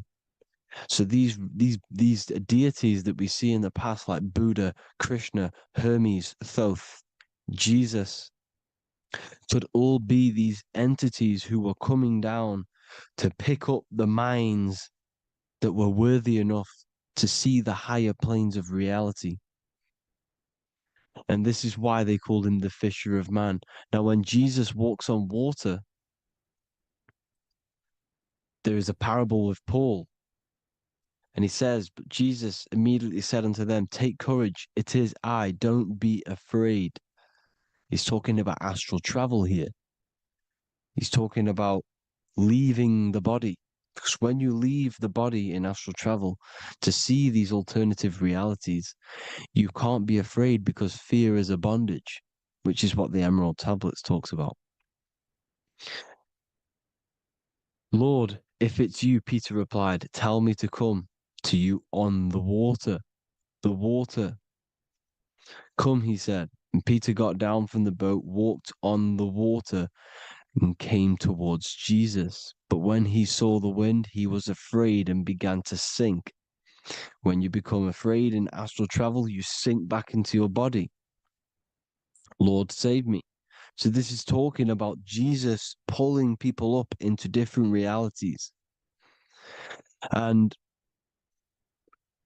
you can see the fish is the symbol of Jesus, is another symbol of Jesus, a fish. Because fish symbolize deep occult knowledge, because fish travel the depths of the ocean. And they symbolize us because we are fish underneath the ethers. And Jesus was pulling people up. You see, so the Bible is a people today believe the Bible is a book telling you how to reach to heaven, how to become godly and reach heaven. But you've got to become the Jesus Christ to see these alternative realities. Now look at the Emerald Tablets is a massive part, and it speaks so much about these different realities. Look what it says here. This is in Emerald Tablet 3. Then in my heart grew a great longing to conquer the pathway that led to the stars, which is exactly what the Masons depict in all of their art. Look, the ladder to the stars. And then he goes on to say, years after years, I sought after wisdom, seeking new knowledge, following the way, until at last my soul, in great travail, broke from its bondage and bounded away, broke from the bondage of the body. Free was I from the bondage of earth men. Free from the body, I flashed through the night. The stars. The stars are a massive part in the astral world. Each star is a different reality. And the true astrology is the star that you came from. You came through a star to reach this, to reach here. There is a reason why you are here. There's a reason why You have the personality traits because your soul came from a specific star. This is why we call them stargates, because they are gates in and out of this reality. And Polaris is the way out to the higher worlds. Now look, far into space, my soul traveled freely into the infinite circles of light. Beyond knowledge were some planets and great gigantic beyond dreams of men. Then he goes to say, lift up your flame from out of the darkness, fly from the night and ye shall be free. Lift up your flame. Your flame is your soul because it has to be lifted up out of the darkness. This is the darkness, this world, this body is the darkness. Because it's a bondage. You need to break free. You need to learn how to astral travel, people. You have to learn this. If you want to get out of this world, you have to learn how to astral travel and see the other realities. Traveled I through space-time, knowing my soul at last was set free, knowing that now I must pursue wisdom until at last I pass to a plane hidden from knowledge, known not to wisdom, extension beyond all that we know.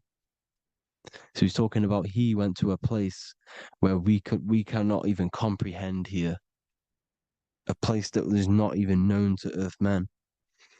He's telling you he's ascended out of this world to the planes that are beyond. And it says here in the Emerald Tablets, man is in process of changing to forms that are not of this world. Grows he in time to the formless, a plane on the cycle above. Know ye, ye must become formless before ye are one with the light. The light, the same light that I was talking about, the Masonic light, with the triangle, God, the one source. Ye must become formless before ye are with the light. Formless, you have to leave the body. You have to leave the body. You have to gain the ability to leave this body and travel to these other worlds. Now, it says here, not as man am I, for free have I become of dimensions and planes. In each I take on a new body. In each I change my form. Know I now that the formless is all there is of form. You see, all things created come from the things that, all things that you see come from the things that you cannot see. All of us have the same spark of consciousness, the same I am. Every dog, every animal, every human has this same I, this same thing which sees through the eye. It's formless. It takes this formless entity is the same entity of us. We are all the same entity in different bodies. And this entity it was represented as the flame, the cosmic flame, which is inside of all of us. And this is why the Masons depicted your spine as a candle or the Holy Grail. You would either see this or a candle with a flame on the top, because the Holy Grail is your consciousness, which is on top of your spine, which is the candle. Now, Jesus, Thoth, Buddha were all these deities which were coming down to lift people up because they were fishermen of men. And he would lift you up to the higher worlds, out of this world, to the ones above.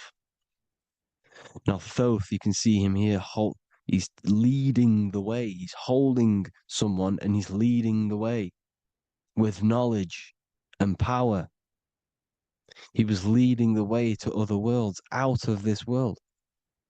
There's no point trying to change this world. This world will stay the same. It will stay the same. You have to get out of this world. And that's what they're telling you. That's what they're keeping you from.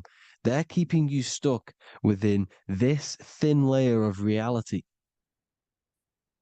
So what the Masons are doing, they have the ability to astral travel.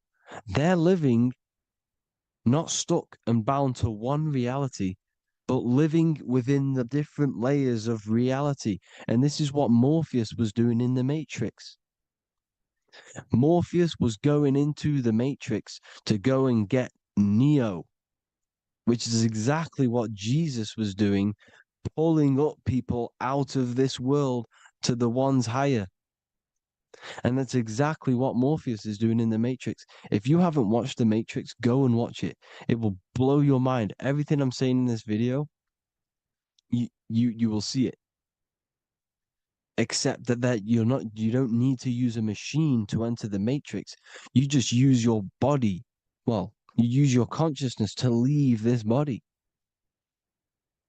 You see, Neo was also uploading himself into the simulation to pull people out of the simulation.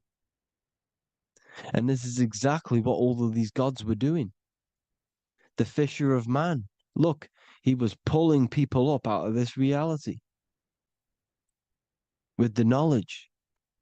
Now, Jesus was always depicted with the mushrooms. Look at all this mushroom art. Mushrooms were literally the origin of Christianity. You can see it everywhere. There's mushrooms in all of the ancient art. Every single one of these paintings you see here, there's mushrooms on them. Mushrooms have the ability to see alternative states of consciousness. Now, if you go and do them and you go to sleep, if you pop mushrooms, you go to sleep and you will wake up in another reality. You will wake up in another reality. Don't try it if you don't want to do it. But if you've got the heart to do it, do it.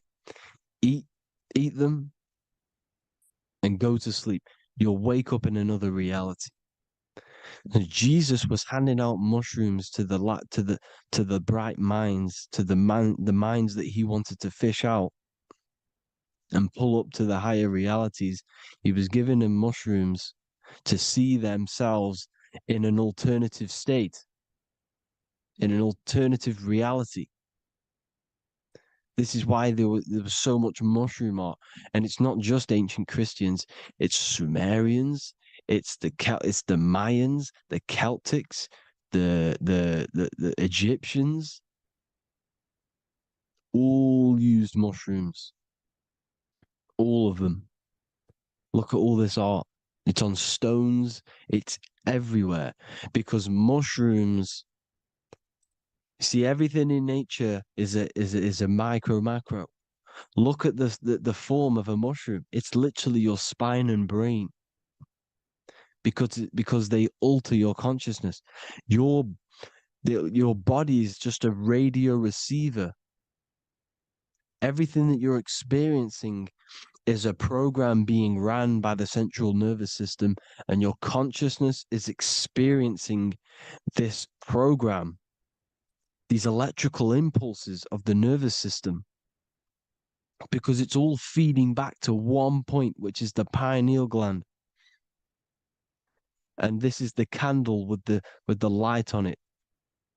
Type in Masonic candle and you'll see it. It's your spine with your spark of consciousness on top of the spine. And it's a mushroom because this sends you to alternative states of consciousness, alternative realities. Now, they were all doing this, the Egyptians, the Mayans. Now, there's more symbolism which goes into this. Look at the Christmas trees we use. The Christmas tree with the presents underneath them. Magic mushrooms grow under trees. And these are the presents under the trees that we symbolize today with Christmas. Santa's red and yellow for the red and yellow mushrooms. The same mushrooms Mario has to collect. And when he gets enough mushrooms, he levels up. And then what does he do when he go past the world? When you win that world in Mario, you go to another reality. You go inside of another world. It's truth in plain sight. And it's using mushrooms. It's using mushrooms.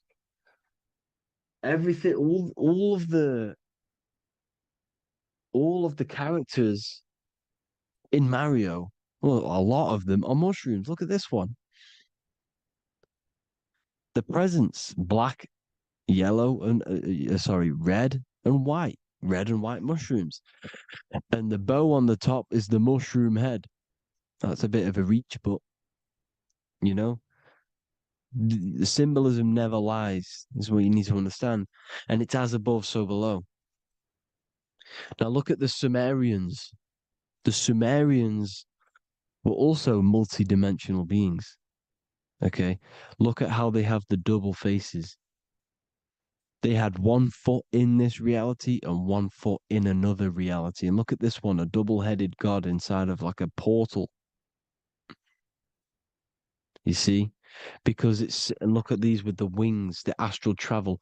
Birds, ancient birds symbolize the soul because the soul is a bird. It flies to different worlds. It flies around the cosmos. And mushrooms gave you the ability to see these alternative states of consciousness, these alternate realities, because you exist in infinite realities. You exist in infinite realities.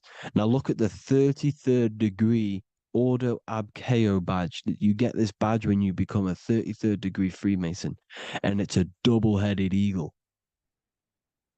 A double-headed eagle. And you can see this in Sumeria first. Sumeria have the same symbol, a double-headed, well, bird. You can see it here as well. And the Masons are still using this symbol today. And when you become a 33rd degree, 33 vertebrae on the back of your spine, above the vertebrae is your consciousness, and it's a double-headed eagle. One reality in one, you become a multi-dimensional being in the 33rd degree. And I've heard many interviews of Masons say it becomes Luciferian. You see, they speak in code. These Masons can't tell you about what they learn about, but they will speak in code. They said it becomes Luciferian. The word Luciferian is lucid. The root word of Luciferian is lucid, and lucid is lucid dreaming, alternative realities, dream worlds. You become a god. Luciferian means you're becoming your own god, pretty much. Because you are becoming a multi-dimensional being living in between the different layers of reality at the 33rd degree of Freemasonry. And look at the double-headed eagle, because the birds symbolize the soul. And they reach high, they fly high, just like the soul wants to fly high to the light, to become one with the light, like the Emerald Tablet says. Now look at Janus. Janus was another god, and he's known as the god of doorways. Janus always depicted with a double head. Janus is why we say janitor or January. And January is entering a new year. Janus is known as the god of doorways with keys, always got a key, because keys open doors. That's why the janitor holds all the keys. And Janus always has double heads, because he had 1 foot in this reality, 1 foot in another. He was a multi-dimensional being, a Luciferian, living between the different layers of reality, except from instead of being stuck in one like we are. Well, a lot of people. And that's the whole point. You see, all of this stuff is about like changing the world and stuff like that. This world will probably never ever change. It's probably been like this forever. Well, forever, for a long time. But it's about moving out of this reality to the higher states. And the Masons always depict the ladder to the luminaries, the stars, with a key, the same key of Janus. The Vatican is a key, and it's in charge of all the religions. Why is it a key? Because they're holding back the key. They're keeping you stuck within this reality, keeping you stuck as identifying yourself with the body, identifying yourself with this world. You are not in the world is within you. This is a program being ran by your central nervous system, and your consciousness is experiencing this reality. Now, this is going to be a mind-blowing video for some people. You have to have an open mind. You have to let go of all the programs. I'm repeating what the ancients are talking about and the ancient symbolism. Look at Janus with the double-headed god. He was just another god coming down, giving keys to people who had the worthy mind to be pulled up out of this reality, to be pulled up to heaven, just like Jesus was teaching how to reach heaven. But really, it's an encoded scripture. But anyways, hope you all gained some insight on this video. Have an amazing day. Please like, share, comment. All the links are in the bio for the PDF, for the Manifestation Mastery course, and all the other amazing stuff. And if you want to support the channel, I'd greatly appreciate if you became a Patreon member. Hope you all have an amazing day, people. God bless.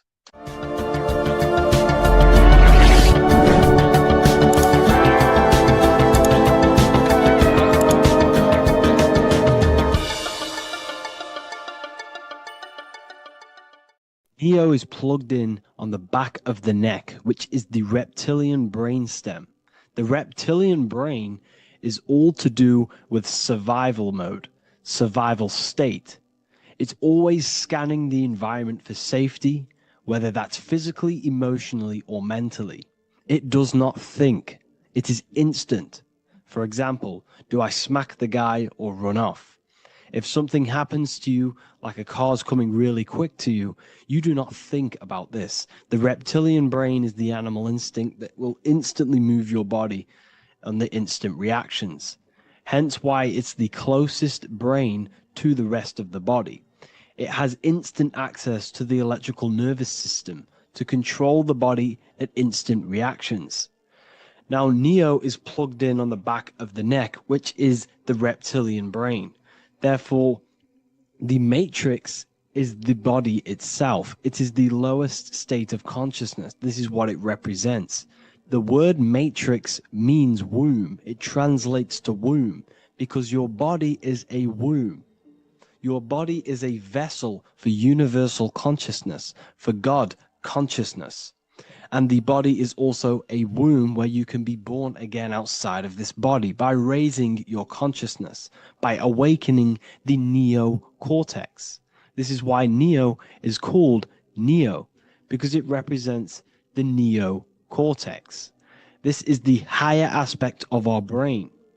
This is all to do with new things, higher reasoning, higher thinking, new learning.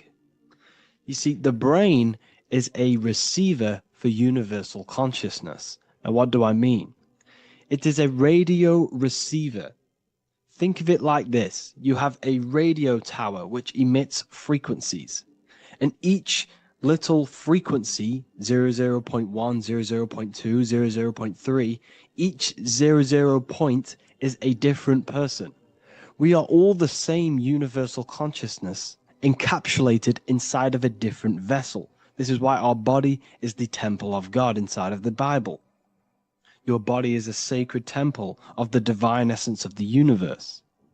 However, consciousness is controlling this physical body. And I'll show you this diagram here. Consciousness consists of imagination, emotions, thought, and memory. All of these things are not physical. They're not made out of atoms. You cannot think with atoms. If I split open your brain while you are thinking of a cheesecake, I would not see a cheesecake. It's because these things exist metaphysically within consciousness. They are not physical. The body is physical. It's part of matter. It's part of time. You see the Leonardo da Vinci, the circle and the square. The square represents limitation, beginning and end, because when you draw a square, there is a beginning and end. It represents the body, the mortal self, the ego, the echo. Then you have the spirit raised above, which represents spirit over matter, mind over matter. Invisible forces create physical forces. Everything physical exists in non-physical. This is also the Freemasonic square and compass, why the square is below the compass, because the compass creates the circle, which is spirit or mind. Then you have the square, which is matter. Mind and matter are the same substance. Mind creates matter through thought. Everything in this physical universe manifested through thought. Everything began as thought. So you are spirit and matter. You have a material body and a spiritual body. And you are right in the middle. This is why humans are very, very important. Because we have an animal nature, the reptilian brain, and a higher consciousness, the neocortex. And we must awaken out of the matrix, which means womb, which is the body. And neo is waken up from the lower self, the reptilian brain, and moves into the neocortex. Because the brain is a radio receiver for consciousness. Now, what do I mean? I went over this before. Your consciousness is controlling the brain. The brain is a computer. And when our consciousness, our imagination, our emotion, our thoughts, and our memories are all contributing towards just survival things, food, safety, fear, all of these things, and our consciousness is locked into a survival state, we are using the reptilian brain. We're no longer thinking. You don't think with the brain, but the consciousness is thinking, which activates the different parts of the brain. When we think for higher reasoning, we use the neocortex. It stimulates the neocortex. When we think about survival, we're using the reptilian brain. So therefore, when Neo wakes up, he wakes up to the higher aspects of consciousness, which is only utilized by the neocortex, by learning new things and expansion of the mind and expansions of consciousness. Okay? So the whole matrix is to keep you designed, well, the whole matrix is designed to keep you in a survival state, in the three-dimensional awareness. They want you constantly scanning for safety, scanning for food, scanning for emotional safety in relationships and other people.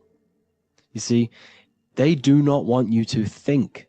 They want you stuck in that reptile, that animal state, that beastly state that most people are in. Most people, all they do is eat, listen to music, consume, have sex, lust, desire. This is all the reptilian brain. So when we say the world's being ran by reptilians, it's symbolic. There is no physical reptilian humanoid beings controlling, manipulating human consciousness. We are all the same consciousness. However, there is a corrupted state of consciousness running this world. And this consciousness worships the physical plane. And they control the physical plane. So by doing that, they keep you stuck in a reptilian way of thinking, the animal state, to keep you stuck in the lowest state of consciousness. Now, this is the god Osiris, which represents the reptilian brain. None of the Egyptian gods ever existed. They are all symbolic for the brain and anatomy of the human body. Osiris represents the reptilian brain, as you can see this anatomy compare to the brain stem and Osiris statue found in Egypt. And we also see an ancient artwork of Osiris with green skin and two reptile crocodile alligators next to him, which also symbolizes the reptilian survival state of human consciousness and the activation of the reptilian brain. This is what it symbolizes. Now, This is what the Matrix is all talking about. It's talking about the awakening, the expansion of consciousness. The word divine is dive in because you connect with the divine by diving inward. There is no man in the sky going to save you.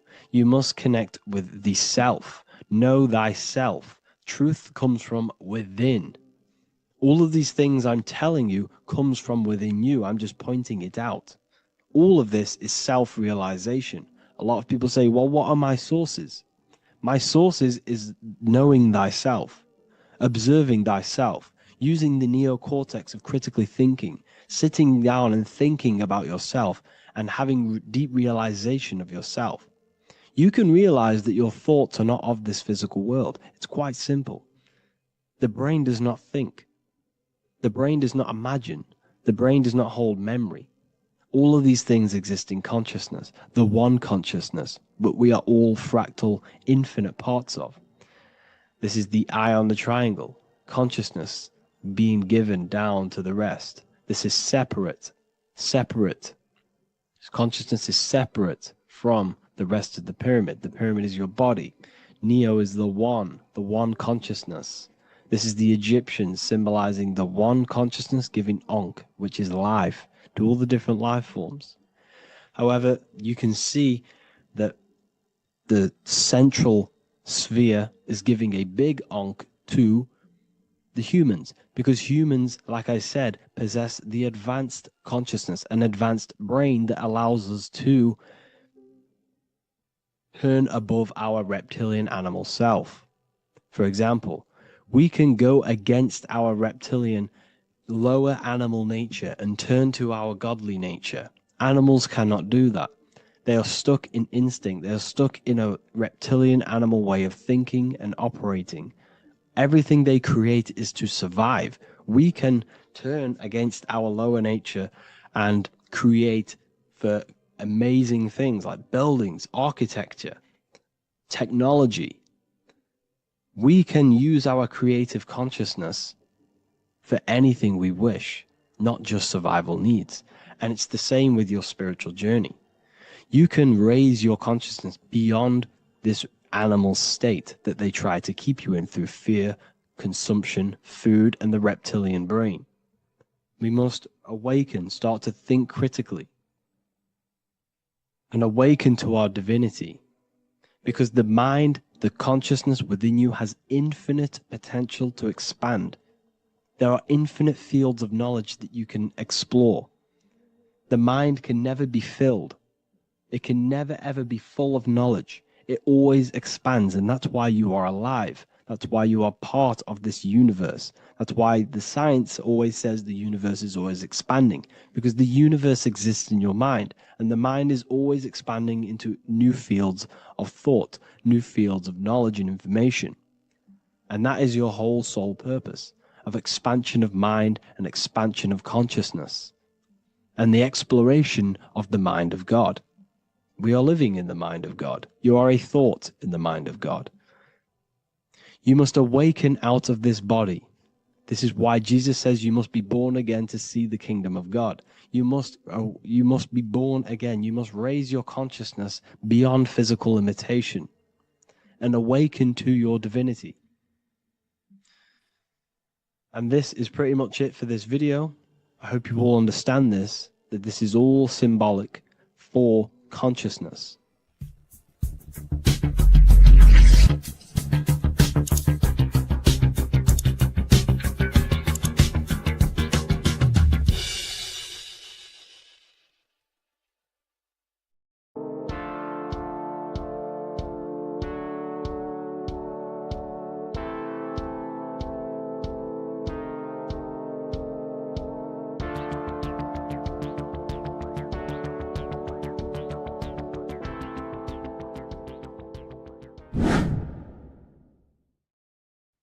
What is up, people? How are we all doing? Today, we're talking about the flat earth cosmology. So let's jump straight into this. Please drop a follow and leave a like to help the algorithm. So we live in a torus field. Everything's made out of torus fields. And every torus field has motion. It's what it is. It's the motion of energy. And every torus field has a center, which is the black hole. It's a womb of creation. It's counter space. Now, this is why the North Pole is magnetic, because the center of this torus field is the most magnetic part, the strongest part of the field.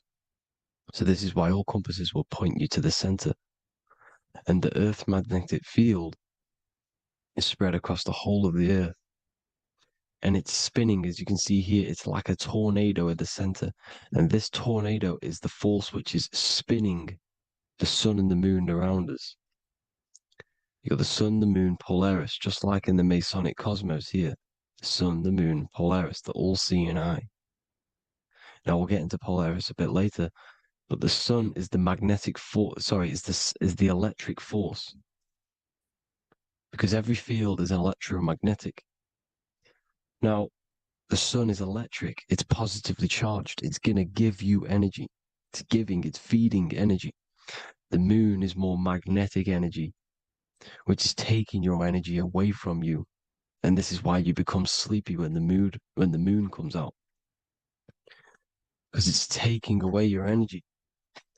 So these two forces is the balance, it's the yin and yang. It's the balance. Everything in this creation is balanced. Because the torus field is the Earth is the plane of inertia, the 0 point within the field. Because physical matter is a result of two opposing forces equalized on the plane of inertia. And that is where matter crystallizes into physical results. And this physical plane is the plane of inertia, planet Earth. And at the center of this plane is the black hole, the womb of creation. And outside of this black hole gives birth to light. So the torus field is constantly rotating, going into counter space, the black hole, and then out of counter space gives birth to the white hole, white light. You see? So it's going around, black hole, birth again, black hole, birth again. And it just keeps going around. It's an infinite cycle of energy. And this is where the infinity sign comes from. This is the motion, this is the force which is creating everything to spin inside of this circle. Okay? And it's making the stars spin. It's making the sun and moon spin around us, around this center point. Now here you see Horus and Set putting their feet inside of this dome. This is the royal arch, the arch of the dome above us, which is like you see in the Masonic cosmos, the royal arch of Freemasonry. This is the dome above us, the firmament that the Bible talks about. You see, they're putting their feet in because Set symbolizes the moon and Horus is the sun. Horizon, Horus. Horus is rising, the sun. So they're both putting their feet around this center magnetic pole, which is the pole, North Pole. And above the North Pole, you have Polaris, the pole of electromagnetic energy. You see? And this is how we get the sun and the seasons. Because the sun, for us, when it becomes summer, it's on the Tropic of Cancer. Then it spirals outwards, going out and out and out, then goes to the Tropic of Capricorn. That's winter for us. Then it comes back in and creates summer again. So it's constantly spiraling around this center magnetic North Pole. You see? So this roof above our heads is the firmament. And this is what they've taken off of us. They haven't physically taken it, but mentally they have taken this away from you. It's a female energy. And this is what the Egyptians called Nut, the sky god Nut. And this is the womb. We are inside God's creation, God's womb. And the woman's womb, when she has a baby, is a microcosm of this, because everything inside of this creation is macro. It's a reflection of the bigger things, as above, so below. So the dome above our heads is the dome we are in when we are a baby. And you can see the sacred geometry of it is the exact same. It's the dome. And when we are inside of the womb, the woman, the sacred maker, which is the M, the Masonic M, this is the Gmail symbol. The Masonic M is maker, mason, matter, male. She delivers the male, you see. She delivers the male because it's the maker. the female, the magnetic. The woman is magnetic in nature, the male is electric in nature. So when we are in this womb, the female, we are being fed by the center umbilical cord, by the center of the mother's stomach. We're connected to the center of the woman's stomach, just like we are when we are in the earth. The center is where the aurora borealis is being emitted from, the electromagnetic aurora borealis, the northern lights. This is our spiritual umbilical cord, connecting us to counter space, connecting us to the realms beyond this world. Because at the center of every torus field is counter space. And at the center of the earth is our spiritual umbilical cord. And this is the earth's belly button, as you see. As above, so below. We had a physical umbilical cord. We have a spiritual umbilical cord. And this gets cut when we die, when we're cut away from the physical reality. You see, here's the ancient Egyptian tablet showing this female. You can see the hair, it's a female above us, because the female energy is nurturing, helping, looking after. And that's exactly what the dome is. It's protecting us. It's the Ark of the Covenant, the Ark covering us, you see? And this is what they've taken away from us. By you believing in space, it completely destroys the idea of this being a sacred creation. They've taken the roof off your head, whether if you believe in space, you believe that there's chaos, there's planets, there's asteroids about that could kill us at any moment. But this isn't true. They've made you fear your own creation that you're inside of. They've made you fear what's above you. You see, and it's to hide the power of astrology, the power of the lights in the firmament, which are constantly flowing through the ether. These powers which are above us are sending rays down to the earth, which are influencing our psychology and how we behave. And this is what astrology is. It affects human consciousness. It interacts with our consciousness. And there's a different energy every day because the planets are in different houses, different alignments. And this is, we'll go into this a bit deeper later on. So the world tree, this magnetic north pole, the pole of electromagnetic energy, was symbolized as a tree, the great tree at the center of the earth. You see?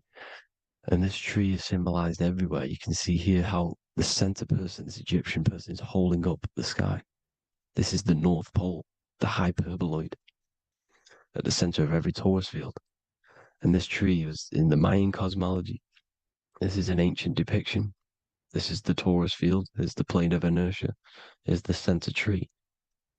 Here's the tree in the center, the magnetic North Pole, the woman holding the stars.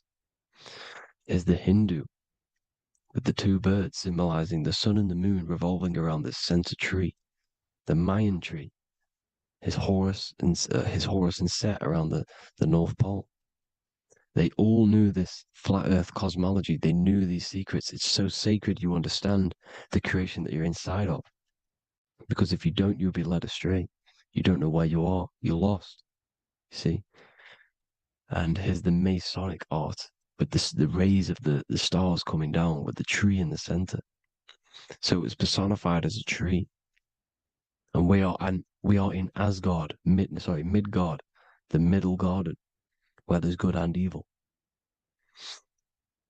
So the 7 layers of heaven, which is talked about in the Quran. Each planet has a different layer of the firmament, and this is the 7 layers of heaven, and these are our 7 layers of the energy centers in our body. So we start in the stars, so we are stars in a physical body. And this is why we say Mr., Sister, Fraudster, Sinister. Stir is star, and we are in the stars, and our star descends into the soul system, not solar system. And as we descend into the soul system, we enter Satan's kingdom, Satan's world. As it says in the Bible, Satan is the god of this world. Well, if you've been into my research for a while, you know Satan is Saturn. Saturn's world, because Saturn's the outermost ring. He's the Lord of the Rings. And you enter his kingdom, the kingdom of time. And this is why Saturn's the time god. As soon as you go past the rings of Saturn, you're now in the soul system. You're now in time. You're now bound by space and time. and you're bound to the earth plane, the heart. Earth is heart. It's a rearrangement, it's an anagram for heart. And the heart of the electromagnetic color spectrum is green, and that's why the earth is green. And above green is blue, and this is why the sky is blue. In order to go to heaven on the macro scale, you have to go through the blue sky, through the 7 layers of heaven. In order to reach heaven in your body, whilst you're here, you have to go through the blue chakra to your head, which is heaven. It's micro, macro. Everything is micro, macro inside of this creation. It's an ancient. I think this is a French image, piece of art from the ancient French, with obviously the 7 layers of heaven, which they all depict. And notice how it's like a dome. We'll go into this dome symbolization, the Royal Arch of Masonry, which is next. But these 7 layers of heaven give us the 7 metals, the 7 days of the week, the 7 diatonic tones, the 7 chakras, the 7 everything. It's God's favorite number. And this is why the Masons use the G inside of the compass, because the G is the 7th letter, and God starts with G. You see? So it's 7. God is 7. Here's another depiction of the heart, the soul system, the 7 layers of heaven. La fermente, la fermette. You see, la firmament, with the stars on the outermost layer. Here are the 7 planets: Jupiter, Mars, la Sophie, the sun, la luna, the moon. So Saturn. So we are in the heart of this soul system. In order to ascend, we need to ascend up our chakra system, reach 144,000 hertz, God consciousness, the God man. You have to unfold God man, master of the mind, mastery of the mind. So what are the stars? The stars make everything unique. The stars are constantly rotating around the center, magnetic North Pole, the tornado at the center, which is stirring everything. It's stirring the ether. The center is the ether, and the 4 elements are born out of this ether. There's 5 elements: ether, spirit, water, air, and earth. The ether gives birth to the 4 other physical elements, which the whole of creation are made out of. About them 4 elements. 4 is the number of stability. You know, a chair, a table has 4 legs. It's stable things. It's a foundation, and these 4 elements are the foundation of this creation. You see, and this magnetic North Pole is stirring this, and the 4 vibrational states of the ether are the 4 elements. Now let me get back to the stars. I just wanted to give you that. The stars are being stirred around this center point. Center. It's stirring everything. And they're always in different alignments. Every millisecond they're moving in different placements of the stars. And the planets are called the 7 wanderers because they're not fixed. The stars are fixed. But the planets are called the 7 wanderers, the 7 layers of heaven, because they move faster and slower than each other. Each planet is slower and faster. Has a different rate of speed it's moving. So these alignments are mixing in with the energies of the different 12 constellations. And this is why you have a unique characteristic. You have a unique look, a unique energy, a unique personality. This is because when you were born and you took your first breath, that energy which was in the ether, because the ether is all around you, and energy travels through the ether. The energy that the stars were casting down and the energy that the planets was mixing in with the 12 constellations was in the ether. So when you came out of the womb and your first breath, because breath is spirit, okay? So that first breath you took, that is the energy that is imprinted within your DNA, your soul. And you reflect that energy, you emit that energy. That's the energy that is with you forever until you die, till this physical body dies off. And that's what the stars are. The stars are giving a unique energy, characteristic, personality to every living thing. Every dog, every cat, every animal has a unique personality because it was born at a different time and place in the sky. Okay, the stars are your destiny. Now, the stars are constantly changing as well. If you look at stars through a telescope, they're constantly changing and forming different forms. You can see here, it looks like water. It looks like light through water because it's the ether above us, a sea of ether.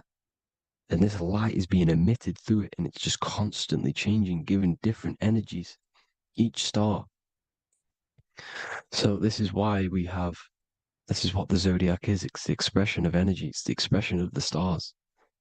And each constellation has many different personality, different energies, different traits. Each planet has different traits, depending where your planets are, depending what energies you hold. No same person, no two person have the same energy. There's no one. It could be similar, but no one's the exact same. It's because of the stars. The stars are never in the exact same split place. The planets are always in different houses. So here's some Royal Arch symbolism. Here's the Royal Arch of Masonry, as it says here. The sun and the moon, the constellations. Here's Cancer, the 7 planets, the 7 stars. Here's the Royal Arch. This is the firmament. Here's the duality. Black and white, duality, good and evil, rest and motion, dielectricity, magnetism. See? So this is what the Royal Arch is. It's symbolizing the cosmic dome above us, the womb we're in. We're inside God's womb.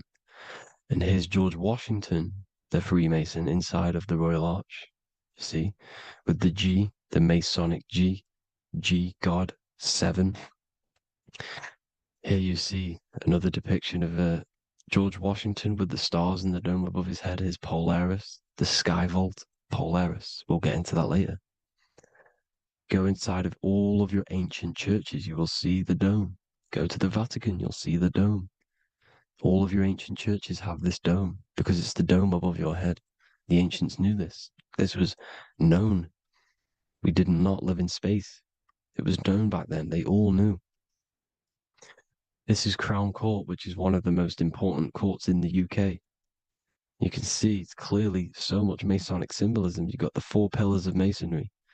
The Royal Arch is like an arrow pointing upwards to Polaris. His Disney World is under a dome. And his Polaris, the sky vault. You see? And also 666 in the symbol. Here's more 7 layers of heaven. Here's an ancient depiction.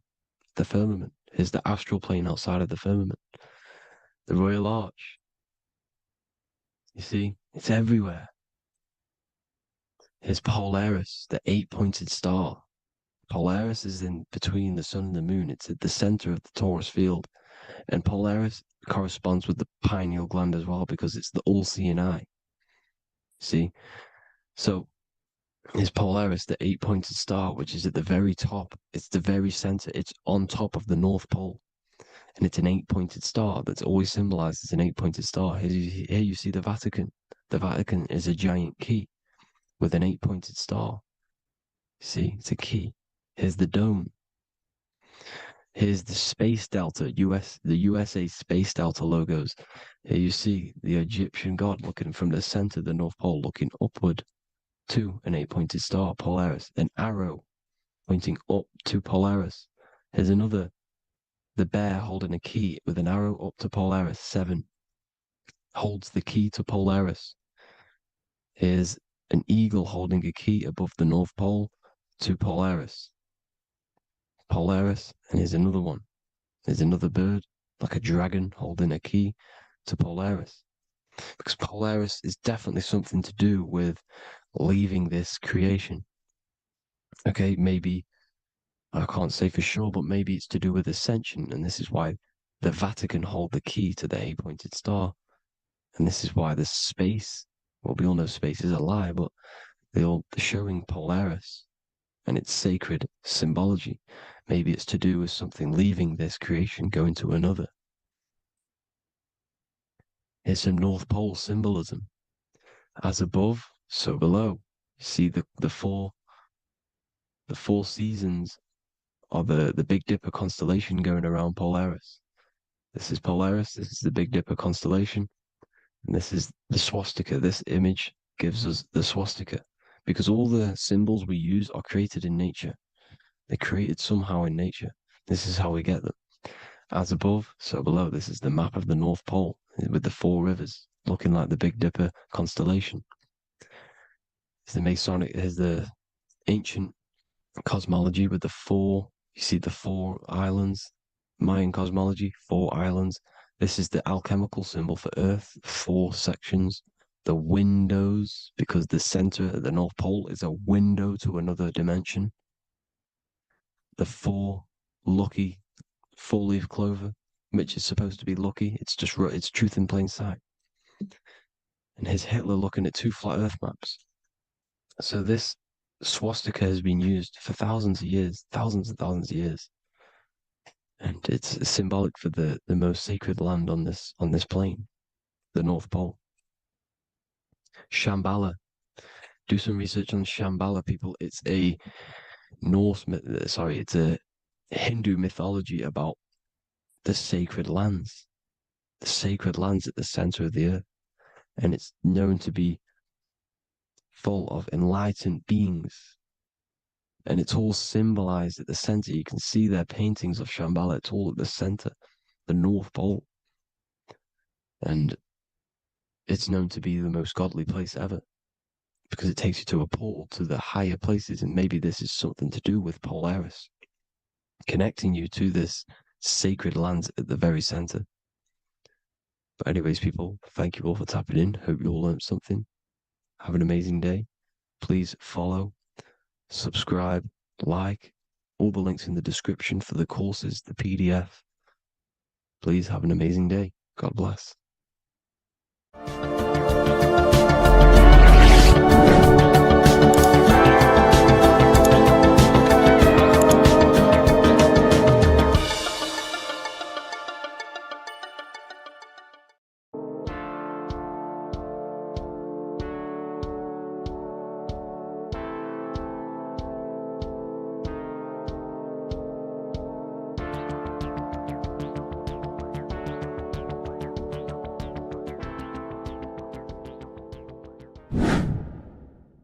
Welcome back, people, to another occult lecture by Revival of Wisdom.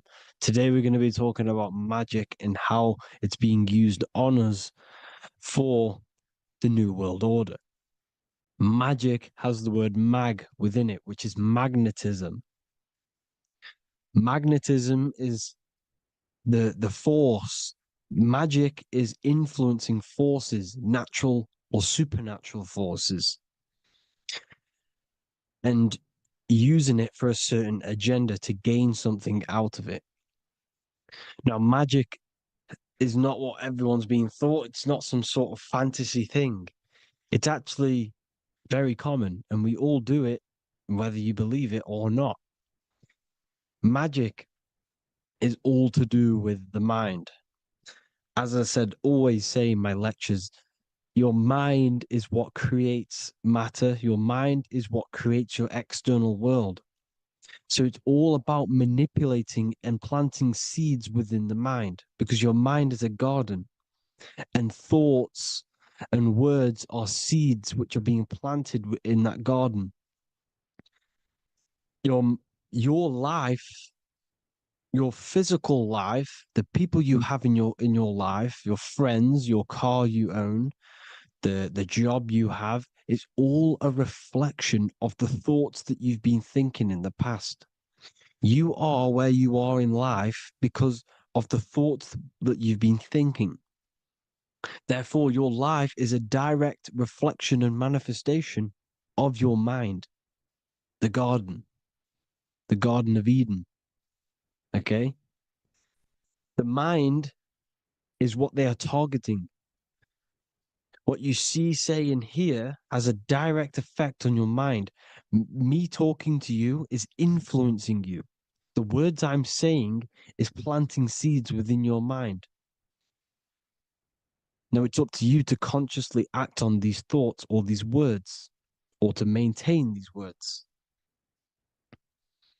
As above, so below. As within, so without. What's inside of me is outside of me. What comes into the storehouse comes out of the storehouse. You have the left, you have the right, you have the up and you have the down, as above, so below. Whatever is in your mind will be expressed in some sort of way, consciously or subconsciously, spiritually or physically. The mind is what manifests everything. And this is what we need to understand. We need to understand is that the mind is not physical. All things spiritual manifest physical. All things seen come from the unseen. The words you're thinking, that everything you have is coming from the unseen. The actions that you do come from the unseen mind. Another expression for as above, so below is you are the universe itself. You are a universe, a mini universe. But just because you are mini does not mean you are the whole thing. If I take a little piece of infinite, let's say there's an infinite light source. Let's say I take a little chunk of that infinite light source. That little chunk I took is still infinite because it's been taken from infinite. You are the universe. Your awareness, your mind is the universe. It's information. You are the universe experiencing itself. This is why we say we are all God. As above, so below. What is in me is outside of me. The sun, the physical manifestation of the sun is your soul. The 12 constellations are manifested in the physical body. The 5 elements are manifested in the physical body. They're manifested in the 5 fingers you have. As above, so below.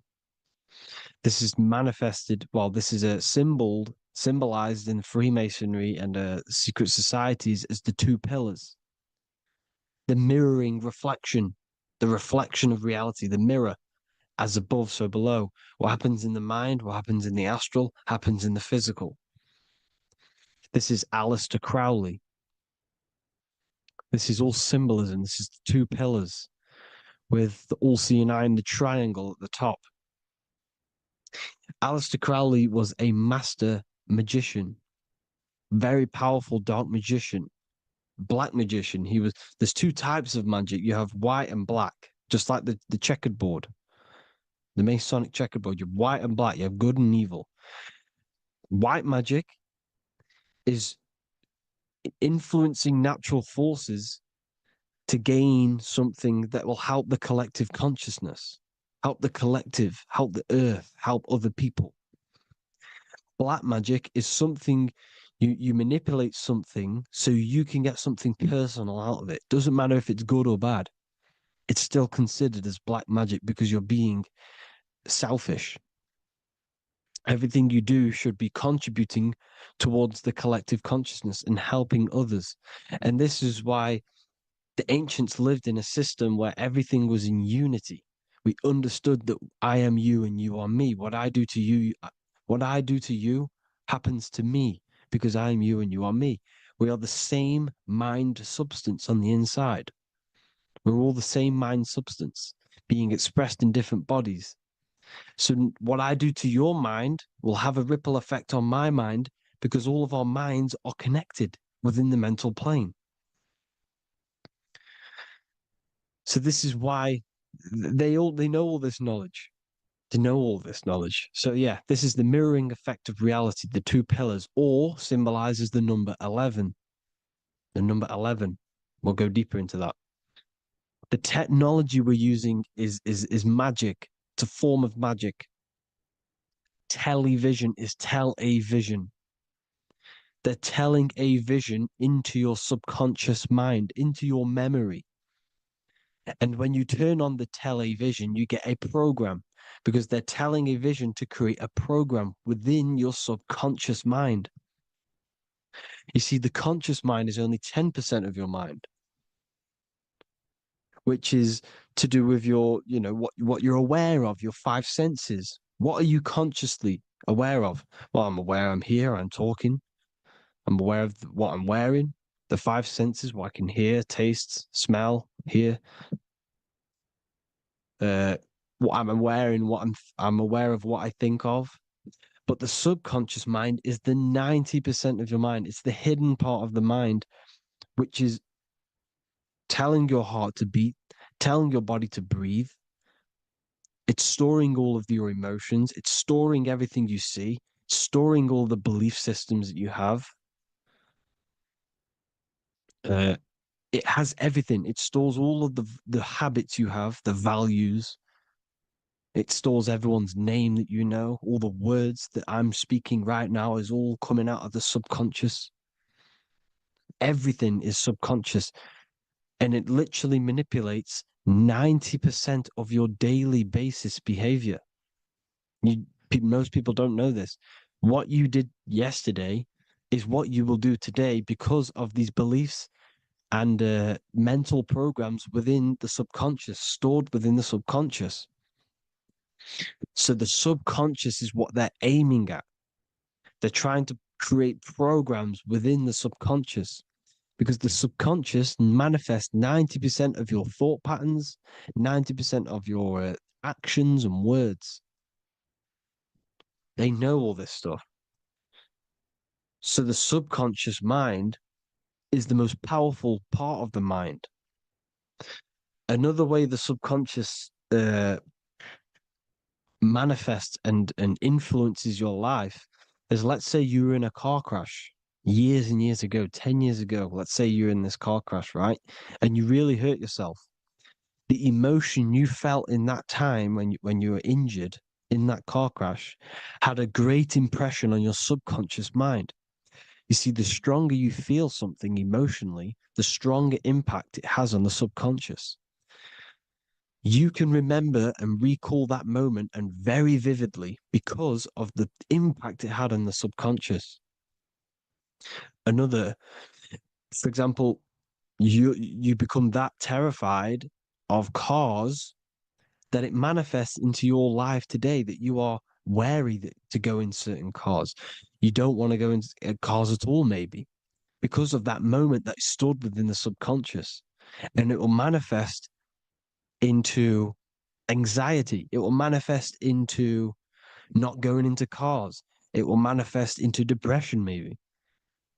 These things, these emotional, very emotional, traumatic events have a great impression on our subconscious and they control your life. This is why you need to meditate and let go deep within yourself and let go of these internal, deep emotions that you may have repressed and keep pressing down and ignoring. But you need to address it and let go of these subconscious impressions you have, which are controlling your life, like anxiety, depression. All of these things are stemming from things that are stored within your subconscious years and years ago, more than likely. Broadcasting. They're casting spells to a broad audience, to news, north, east, west, and south. They're casting spells. No, if you watch the news, everything's red. Breaking news in red writing or the red background, everything's red. Why? Because red's the root chakra, which is all to do with survival. They want to stimulate this root chakra because they want you down there in survival mode. They want you in survival mode because you're easier to control. They control out of fear. And not only they're casting these spells as if, because most of the things they cast in the news hasn't already happened.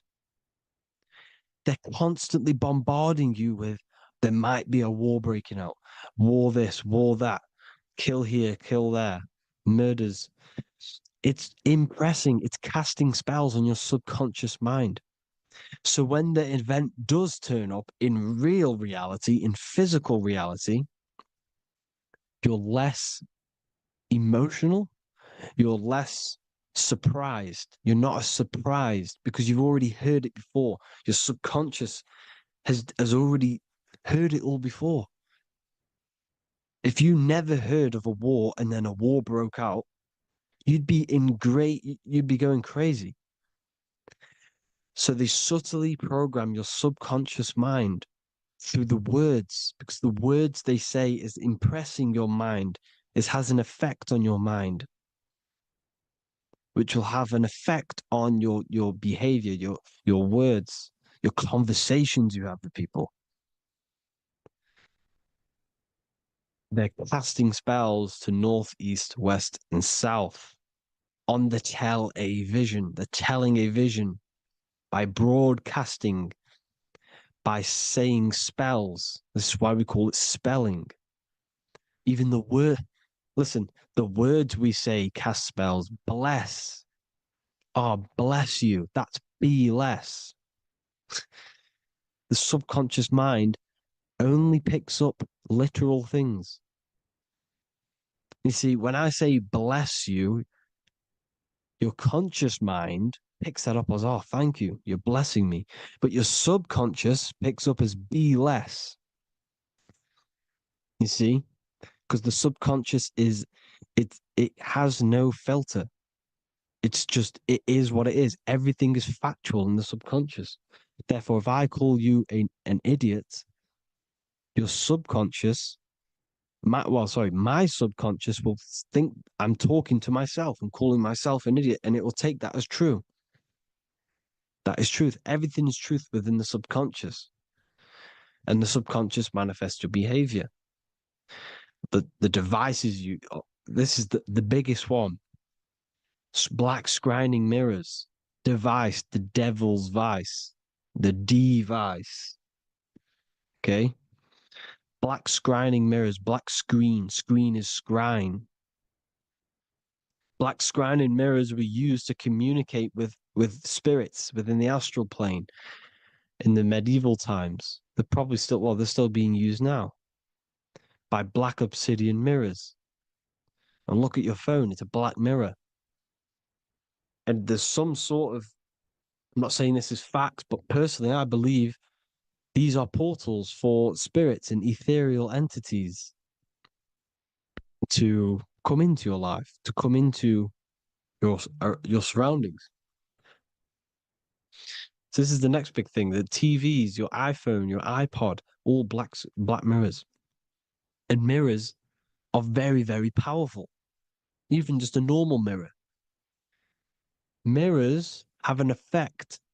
Whatever you say into a mirror, what you say is energy. And when you say something into a mirror, you're saying it into yourself. It's an infinite cycle of words of energy because it's being reflected infinite times. When you say something into a mirror, it has a massive effect. You're saying it directly into your eyes, into your mind. So what you say in a mirror should be said with precaution. Never say anything negative into a mirror, because mirrors are very, very powerful ways for you to reprogram your subconscious mind for the good. You can say very positive things into mirrors and it will reprogram your subconscious mind. Okay? Manifesting is all magic. It's all magic. Everything is magic. But consciously doing it is what they're doing. They hid this knowledge. Your phone is magic. It manipulates your mind. The iPhone, okay.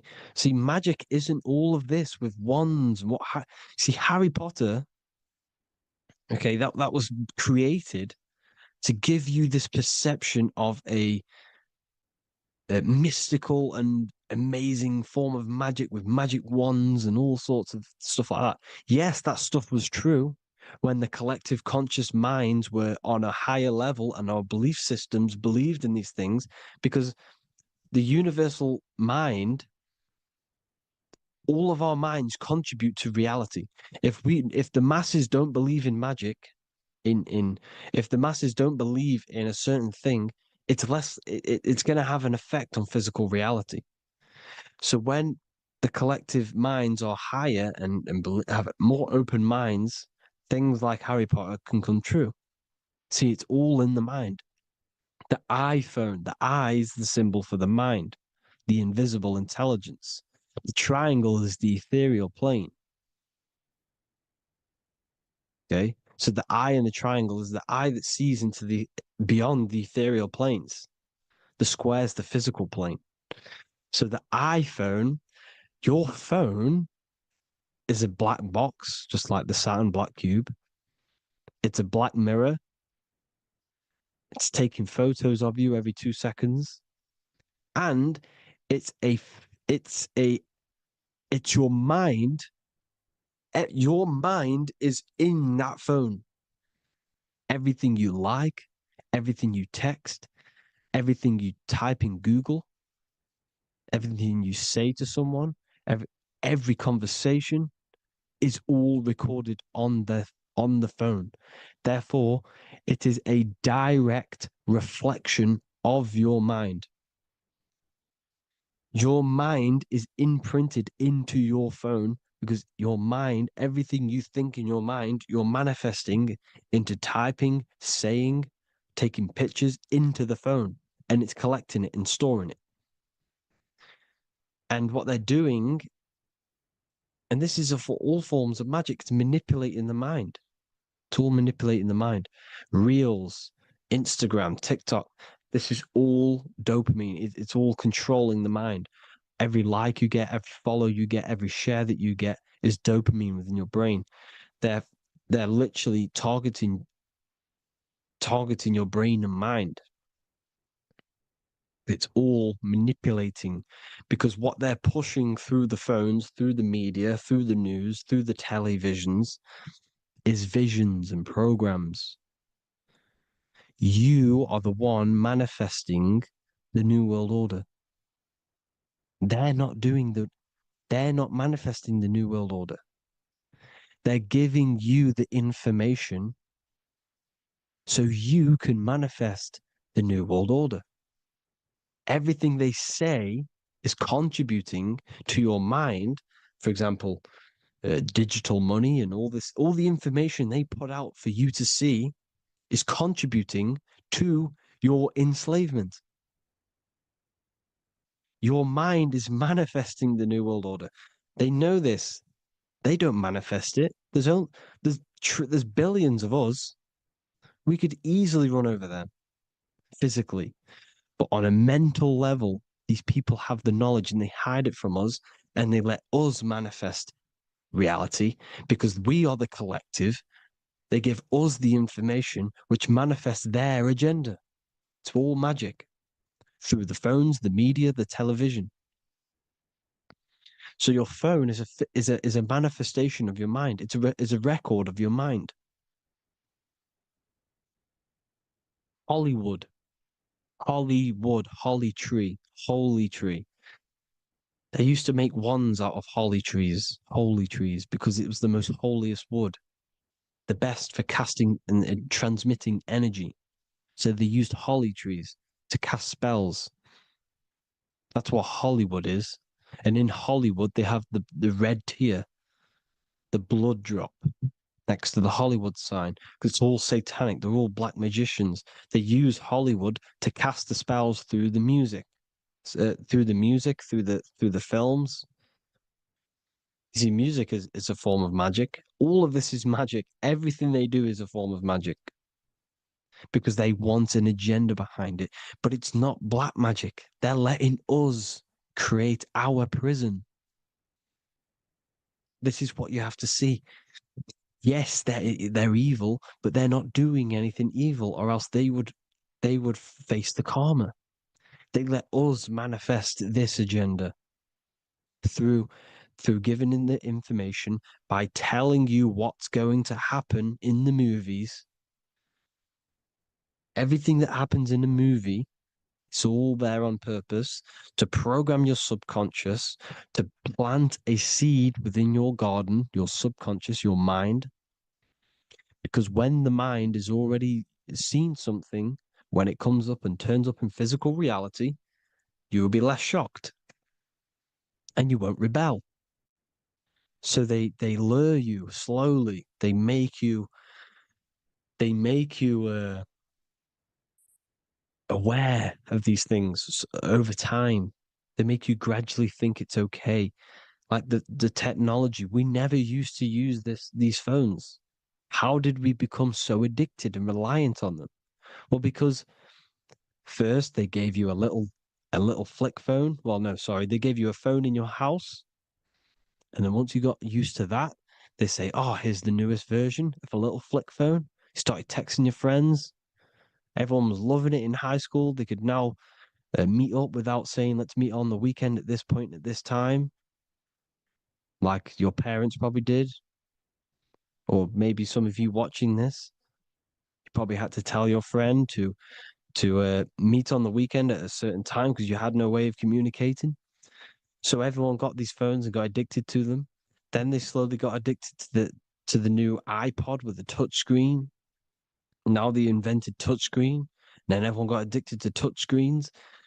Then because all of this is producing dopamine in the brain, which creates you to become mentally addicted to things and physically addicted, chemically addicted. Because dopamine's a chemical. Your subconscious becomes a program within your subconscious, and your body becomes chemically addicted to these phones. And these phones are the enslavement of humanity, technology. Without this, we wouldn't be in this mess without technology. Because they're creating a hive mind. We're creating a hive mind. So back on track anyways, uh they they program you. Look at the films, 9/11, 9/11, all in produced by Hollywood. Here's the 11, like I said at the beginning, the two pillars which reflect reality. What happens in the mind happens in the physical. What happens in the astral happens in the physical. Okay, what happens in the physical happens in the mind. It's the two pillars, the mirrors. 9/11. 9 plus 1 plus 1 is 11. Flight 11 was hijacked. New York is the 11th state. New York adds up to 111. This is not a coincidence. It's all a form of magic. It's a ritual, energy harvesting ritual, because your mind produces energy. Your mental attention produces energy, and they're feeding off this energy in the astral plane, these demons. Music is the most powerful. Personally, I think the music is one of the most powerful forms of magic they're using. Okay. Music is hypnosis. It puts your brain in a hypnotic state. It influences your electromagnetic field through vibrational energy. It reprograms your subconscious mind. Why do you think you remember the lyrics? You see, your subconscious stores all of the memories. Remember, the subconscious manifests 90% of your behavior. So, therefore, the music you're listening to is manifesting your behavior. You wondered why some people wonder why they have drug addictions and they can't get out of violence and they can't get out of all this negative mind space. It's because the music they're listening to is creating a negative mind space. The words you listen to have plant seeds within your mind. So the reason you remember the lyrics is because that song created a program within your subconscious. Yes, that is what happens. You can use magic to reprogram your mind, but you can use music to reprogram your mind because it's all forms of magic. It's using natural mental energy forces to manipulate the physical reality. You manipulate your mind, you manipulate reality, physical reality. Okay. So the music, another very, very big one. When you turn on the radio, it's just all talks about alcohol, drugs, and sex because they want you down in the lower three chakras. They want your mind attached to matter when it's mind over matter. Your mind's not physical. You see, the word spirituality is the new trend. It's not about your spirit. It's not about your spirit. It's about your mind. It's not about, you know, uh, spirituality and looking after your spirit and they've got you focused on your spirit. Why? Because they hide your mind from you. You see, a lot of people think their mind is their brain, but the mind is everything. There is no physical reality without mind. You can have a brain. Imagine if you had no mind but a brain. It wouldn't work. The mind is everything. The mind controls your avatar. It begins in the mind before it happens in the brain. Then the brain manifests through the body. The brain's just an electrical computer. So that, they've got people scared, or do I have a soul or not, and all this stuff. Listen, if you have a mind, you have a soul, because you are not the mind. This is why everything is sort of an illusion, because beyond the mind is your soul. But what is the soul without a mind? You can't have a soul without the mind. But if the mind didn't exist, the soul doesn't exist. You are the person listening to your mind. I shouldn't say person, because you're not the body. You're the entity behind the mind. But if you didn't have that mind, you couldn't understand what you even were. You would just be an observer who couldn't think. So yes, we all have a soul. If you have a mind, you have a soul. Everything is mind. Everything has mind. Mind creates everything. God is mind. And then manipulating your mind through TV, your phone, every little thing, the school, it's all about the mind, people. Control your mind, you control your reality. Just the last thing, here you go. Aleister Crowley, the dark magician, Kanye West doing the exact same thing because they're implementing magic in the music. Here's the Beatles with Aleister Crowley in the background. Bet you never noticed that. Aleister Crowley was influencing music and placing magic within the music to influence the subconscious. This is what Baal worship was. This is why they kill children. They sacrifice these children. Why? Well, because in order to ascend, in order to raise your consciousness internally, godly, by being good, God, or being in order to be good and raise your consciousness and to get something in the physical world, you have to sacrifice yourself. And what do I mean by that? In order to raise your consciousness and ascend, you have to sacrifice the lower nature of yourself. You got to abstain from having sex to retain your sexual energy, to transmute it, or staying away from some poisonous foods like meat. So staying away from blood. We shouldn't be consuming other animals' blood. We should be keeping our blood pure. We are humans. We shouldn't consume chicken blood, chicken germs. We are the most divine creatures on this creation. We are the most intellectual creatures in this creation. Therefore, we should keep our temples pure. We are not animals. If you want to associate yourself with an animal and go out in the wild, go and find a wild boar and go and try rip its guts out with your bare teeth, because you can't do it. You're not a cat. You're not a carnivore. Okay? So in order to ascend, you have to kill and sacrifice your lower part of yourself to ascend up to your spirit self, your mind self, the highest version. And the elites don't want to do this. So they sacrifice other things like babies to kill them, to exchange their life over to the astral plane, so these demigods in the astral plane can give them something in return in physical. They don't want to sacrifice their lower self, so they sacrifice other things for exchange, for physical pleasure. But the godly person sacrifices their lower self for their higher self to do good and ascend.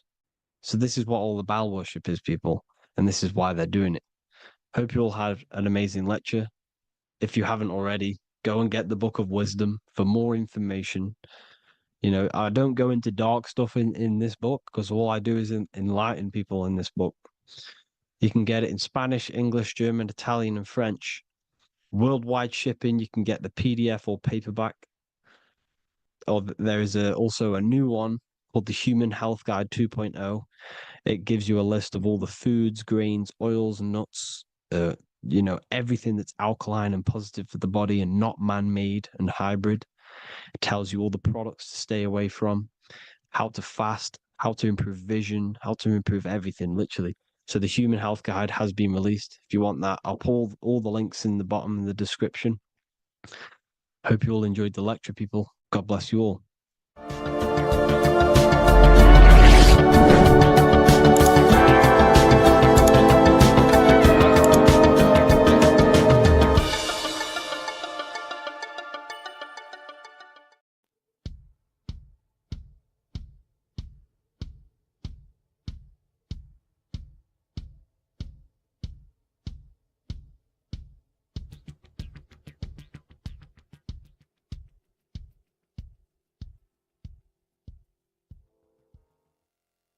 Welcome people, we're back with another video. I will now be keeping track of my YouTube and trying to upload every week. In this video, we'll be talking about the chakras. The chakras are the 7 attributes of God, and they are the 7 planets.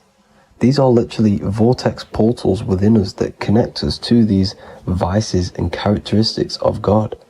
Each one of these energy centers are a spinning wheel of energy which controls the cells and organs in that particular area of the body. For example, it's literally a mini brain for that area of the body.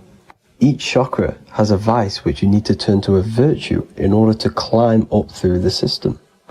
They work like a stairway system. You have to go through each chakra in order to unlock the one above. This process is turning matter into spirit as you descended from spirit to matter.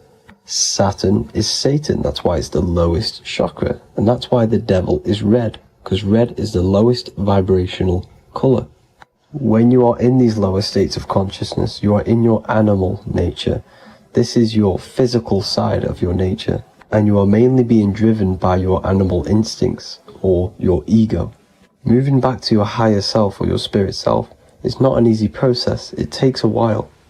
However, with discipline, consistency, and motivation, you can achieve this, and this is what the ancients called Christ consciousness. Once you have achieved this, it is basically a state of mastery of the mind. You no longer lust for the lower animal nature things. Now, let's start with the root chakra. This is located at the base of your spine, and you can feel this chakra by tensing your anus. This energy center is in control of your survival needs, your vitality, stability and security. Now, if this chakra is unbalanced, you will feel insecure, fear, anxiety, unstable, low self-esteem, anemia, over or underweight, and constipation. In order to balance this chakra, you need to feel grounded, embodied, stable, calm, centered, a sense of safety and trust in yourself and the world around you. The next chakra is the sacral chakra, which is located around the belly button area.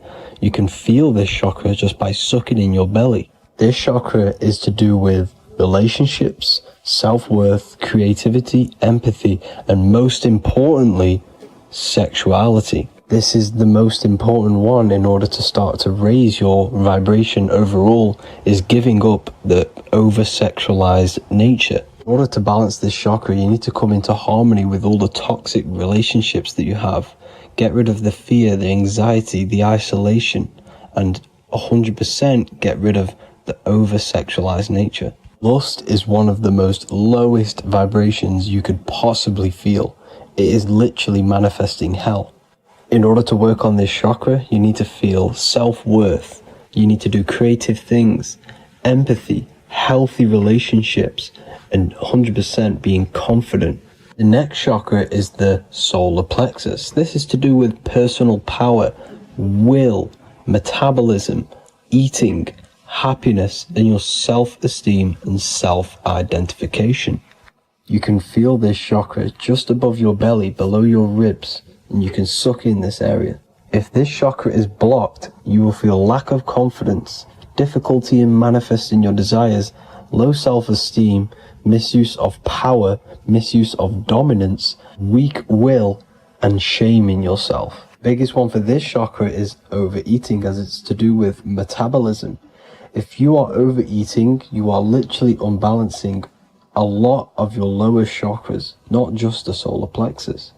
In order to work on this chakra and balance it, you want to have a positive self-identification. You want to feel happy, a happy self-esteem, effectiveness to people, not overeating, and a strong willpower. Now for the heart chakra, one of the most important chakras. Chakra is to do with love, understanding, trust, hope, openness, compassion, balance, and forgiveness. The most important because your heart is the tree of life in the body. It is the center of the toroidal field. It is the most powerful chakra. Your heart is 5,000 times stronger magnetically than your brain. Once you have hit the heart chakra and you start surpassing the heart chakra, you are now turning matter into spirit, as the lower three chakras are dense and physical, and the above the heart chakra are turning to spirit. As you can see already, this is a hard and long process of working on yourself physically and internally. The symptoms of a blocked heart chakra would be lack of love or too much love, difficulty to accepting or giving love, lack of compassion, loneliness, and lack of emotional fulfillment. Finally, a lack of connection with a divine or to nature. In order to balance this chakra, the most important thing and the most powerful thing you can do is loving people, accepting and giving lots of love. Second most important thing to balance the heart chakra is balance. You need a balanced life. You need balance in all aspects of your life. Now for the throat chakra. This is a very important chakra as it's to do with communication.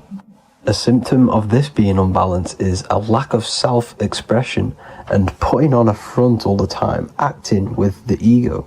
In order to balance this chakra, you need to constantly self-express yourself. You can't be putting on a front. That voice inside your head, you have to let it come outward. Don't just block it off with a wall. Self-expression will lead to you gaining friends who actually like you for being you, and not these fake friends that you have to put on an ego for. In order to balance this chakra, you need to express yourself, express the word that's within you. Don't be lying to people, don't deceive or be deceptive. The next chakra is the third eye chakra. This is starting to get very advanced and you are coming very close to spirit. Just before we head on, I want to announce the PDF is now available, containing all the presentations I've ever made, all into a condensed 38-page PDF. The link will be below this video for you to access. And if you want to learn how to create reality using your mind, how to attract your desires, how to get out of the situation you are in, the link will also be there for the Manifestation Mastery course. Now for the third eye chakra. The third eye chakra controls the pineal gland, which is your first eye.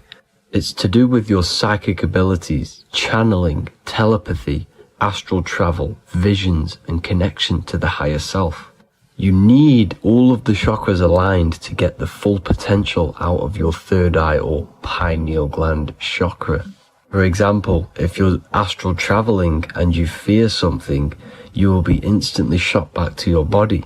So you need to master all of the chakras before you go on and try and do these higher spiritual activities. Symptoms of the third eye chakra being blocked is lack of imagination, lack of vision, lack of concentration, blocked or clouded intuition, can't see the big picture, and especially overly reliant on logic and intellectual thinking. A good way to work on this chakra is imagining things, vision things, Trust your intuition at all times. Always follow that inner voice. Cut out the tap water which contains fluoride. Fluoride blocks the pineal gland. And cut out all junk food, because all of this is affecting your pineal gland. When in meditation, you want to focus your eyes and your attention to the center of your head between the two eyebrows. This is where the pineal gland is located. This will help and awaken the pineal gland over time when you keep doing these meditations. Finally, for the crown chakra, this is to do with universal consciousness, all-knowing, enlightenment, cosmic connections, the God source. This chakra is blocked by being cut off from spirituality, plagued by the senses, being tricked into the five senses and being tricked into thinking you are the body. In order to work on this chakra, you need to feel grounded. You need to know yourself, your real self, the voice within you. Have common sense, have specific decisions that you're making, be very direct. Now we've got out of the way all of the chakras, I can now introduce methods and meditations which will help you unblock them spiritually. When meditating, you want to get into the present moment in a nice, comfortable position. Bring yourself to the present moment by saying, I am here right now, nothing else matters. Keep repeating this over and over with your eyes open or closed. After a couple minutes of bringing your attention to the present moment, you can now start to breathe in through the nose deeply and breathe out through the mouth slower than you breathed in. Place your attention on the chakra that you want to balance. Think of a high vibrational emotion like love, and think of this while placing your attention on that chakra. You can do this exercise every day for 10 to 20 to 30 minutes. The longer the better. Another practice you can do is by chanting the Bee Gees for each chakra. They are here starting from the root chakra all the way to the crown chakra. Or you can chant the 7 vowels. There are not 5, there are actually 7.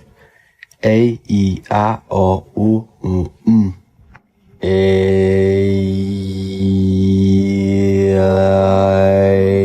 O.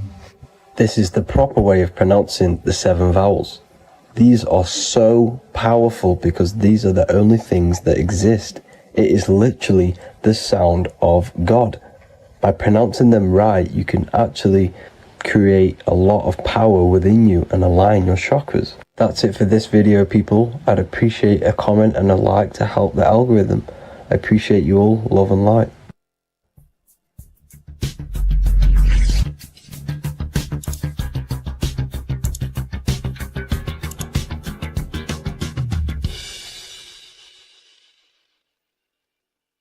Welcome to Revival of Wisdom.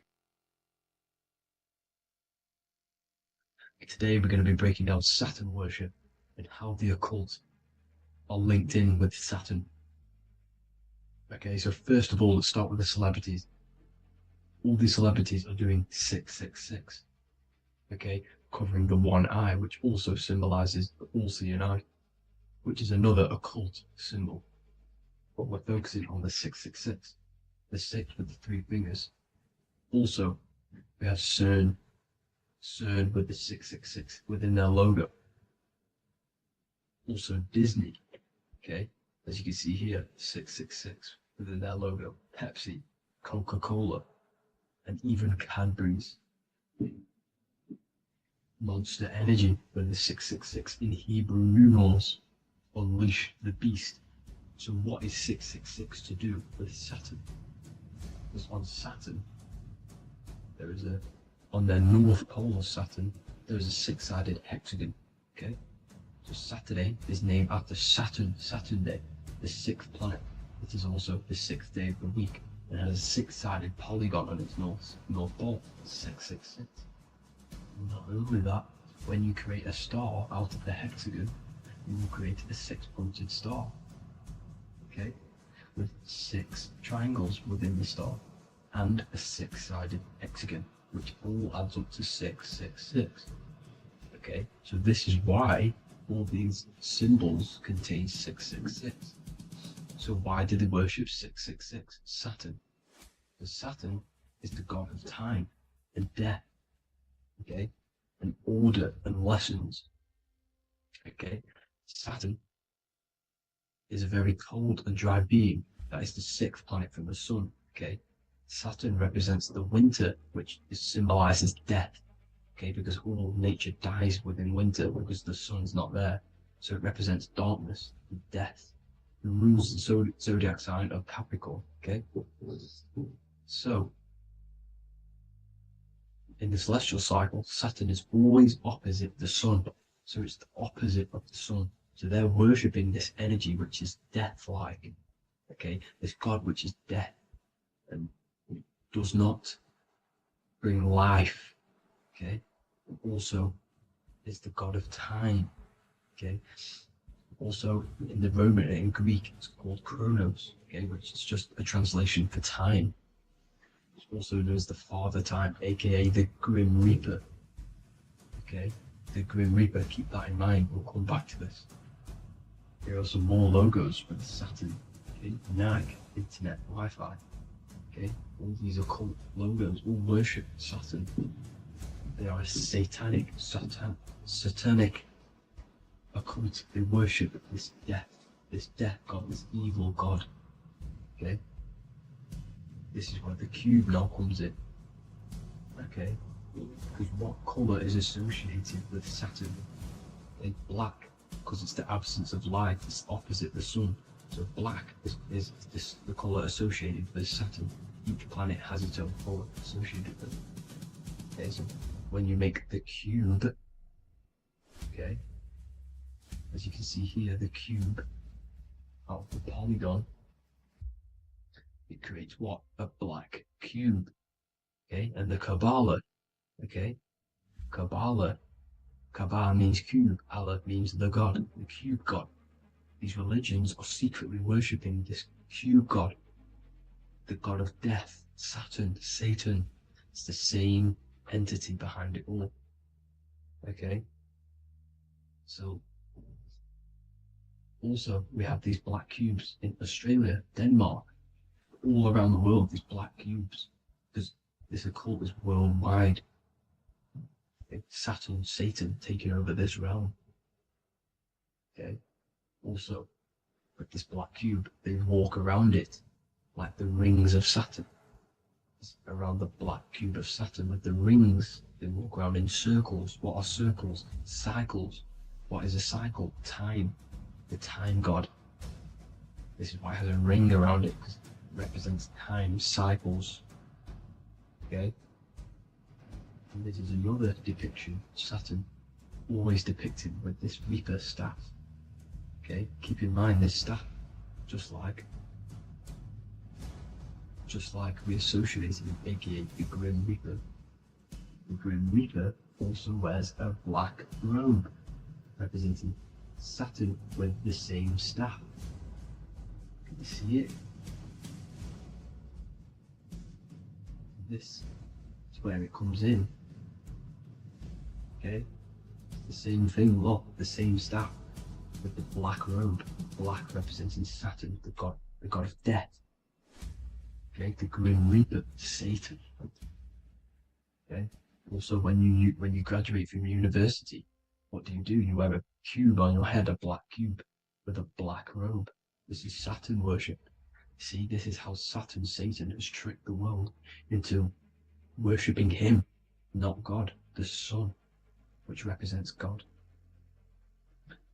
So what is a corona? Because a corona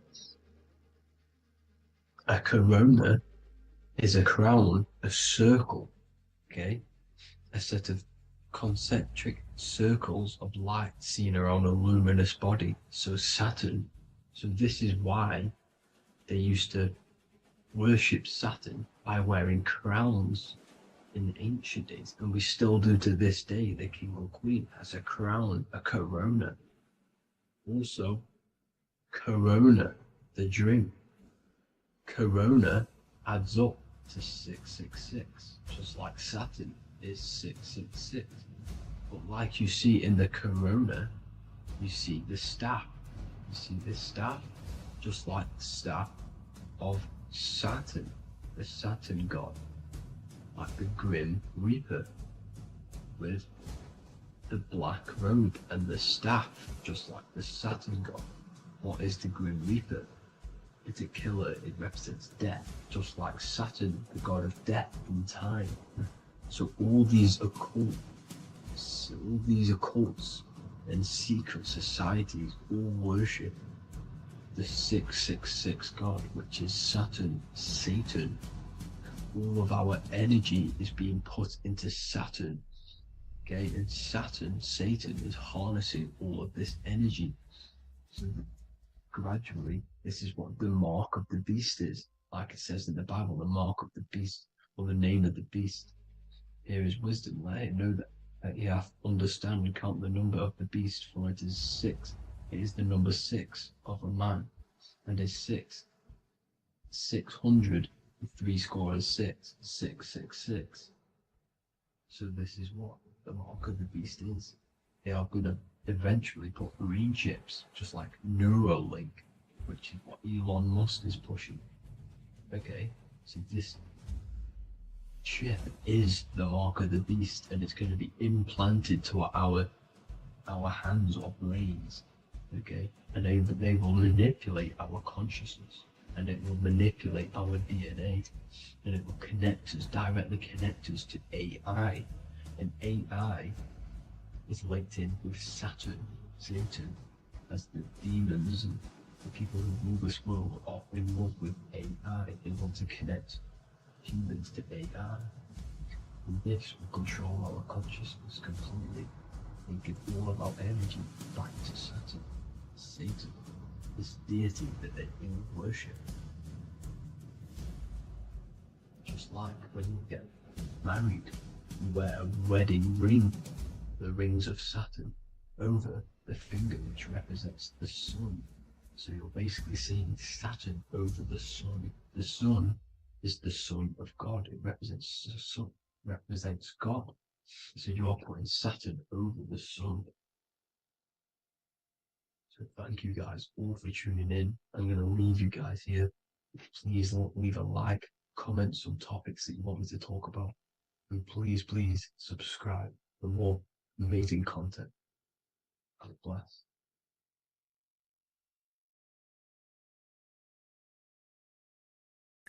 What if I told you that reincarnation is real and that there is a metaphysical, spiritual science behind this?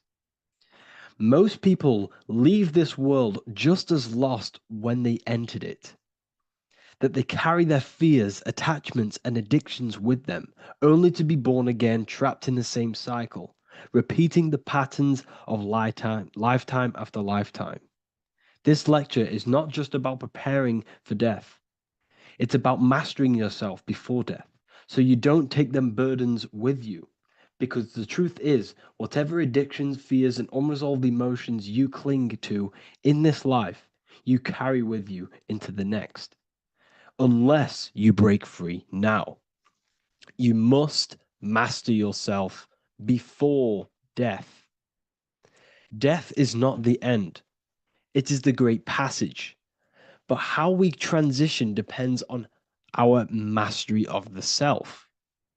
This was symbolized by the Ouroboros, the snake biting its tail. Every ending is a new beginning. It's an infinite cycle of consciousness. Now, your human body is basically an antenna tapped in to a stream of consciousness. Just like a radio is tapped into a specific frequency to play that radio. Your body is basically an antenna, a crystal picking up the consciousness of God. You are on an ever-ending journey, a journey of learning and expansion of the mind into new fields of thought. This was symbolized as the Ouroboros. When you die, it is a new beginning. It's a transitioning, not an ending. Everything is eternal in this universe, as consciousness is formless and constantly transforms into new forms of life. Let's break down the word death. Death contains the word ether. Now, the ether can be found in the word heart or earth. Ether. Everything in this plane comes from the etheric plane. The etheric plane is the barrier between the physical plane and the spiritual plane, the astral plane. The astral plane is the screen that you have in your mind that allows you to imagine a red apple, for example. This is the imaginative plane where thought forms start to take form. Everything begins as a thought, then the thought form becomes an imagination, then energy, then physical.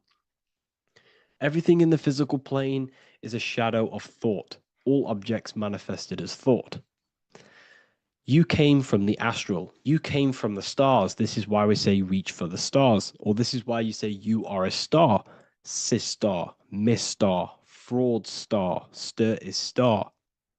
And when you become famous, you become a superstar and you gain a star on the Hollywood floor. You are a star. The ether. The ether is the infinite energy source which all things come out of and return back to. This is the cycle of life and death, summer and winter, day and night, sleep and awake. The ether is the infinite energy source which all things come from and will return back to. Okay, sorry about that little error. The ether is the boundless source of energy from which all things emerge, to which all things return to. We can see this in the cycle of the sun. The sun does this wave of creation.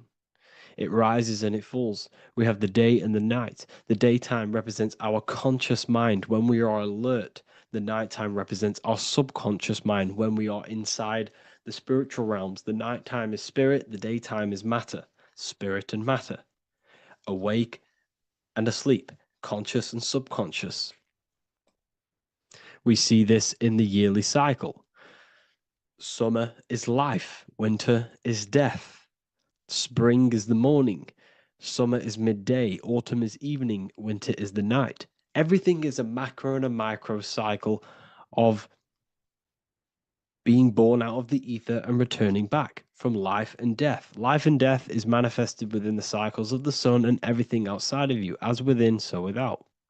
This is why we say sleep is the cousin of death.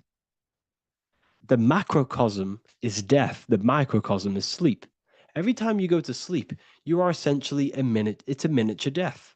You're entering into spirit and then returning back into matter in the morning when the sun rises. Everything is a reflection of the macrocosm cycles. Preparation for death. The first thing we must do in order to prepare for death, for life after death, in order to stop being reincarnated in this cycle of materialism, in order to progress as a soul, because remember, you are a soul in a body. Just like the sun gives power and life to the earth, your soul gives power and life to your body. When you say I, you're referring to the soul. And your soul can be stuck underneath layers of false identifications. Who you believe yourself to be is merely a collection of subconscious programs running within your mind. Now that's very deep. That is very, very deep. Who you think you are is a part of your thinking mind. Your name, your job, your reputation, your family, your friends. These things are not you. They're all aspects of the thinking mind. What happens if you meditate and you turn off the mind? Then all these things do not exist. You're left with the pure soul, the pure awareness, the pure observation. If you turn off the thinking mind, you're no longer your body, you're no longer your reputation, you're no longer your friends, you're no longer your job and your labels. You are the soul. That's the true you, the observation of the mind, not the thinking mind. The ego is the echo. It's an echo of your true self. The ego is your mind's perception of itself shaped by experiences, trauma, emotions, and beliefs. It is merely an echo of your true soul self. The ego is not you. Your mind is not you. You are the soul. And this is the true self that we must express within our life and we must connect with before we die. Because when we die under the echo, under these false layers of the emotions, the traumas, the experiences, the addictions, the emotional attachments, when we die underneath all of this, when we don't know our true self, the soul is still hidden. The true you is hidden underneath these layers of false identification. We must remove these layers of false identifications. We must remove them. We must destroy the echo. Remember the ego. You never had an ego when you were a child. When you were a child, you were pure. You didn't, you didn't show off things. When you were a child, you were pure. You expressed yourself freely with you didn't hide anything. You didn't hide any aspect of yourself. You didn't suppress any aspect of yourself to fit in as a child, as a baby. Because the ego was not here when you came here. The ego grows with experience. The ego is a false perception of yourself while being incarnated in this material world. It's your mind's perception of itself and it's created through your experience. Remember, you are unconditioned consciousness, and your experiences, thoughts, traumas, emotions, and beliefs have conditioned your consciousness into believing you're only a physical body, but you are the soul. We have to remove these layers. How do we remove these layers? Like I said, the best thing, meditation. Meditation. There is a great meditation that you can do every single morning and every single nighttime. You can sit there and repeat over and over before you meditate. You can repeat that you are not this, you are not that, you are not this. You can label them one by one. Start with, I am not my body, I am not my job, I am not my name, and then detach from absolutely everything until you are left with nothingness. And when you start to meditate, detach from everything. Nothing matters. I am here right now. And what will be left?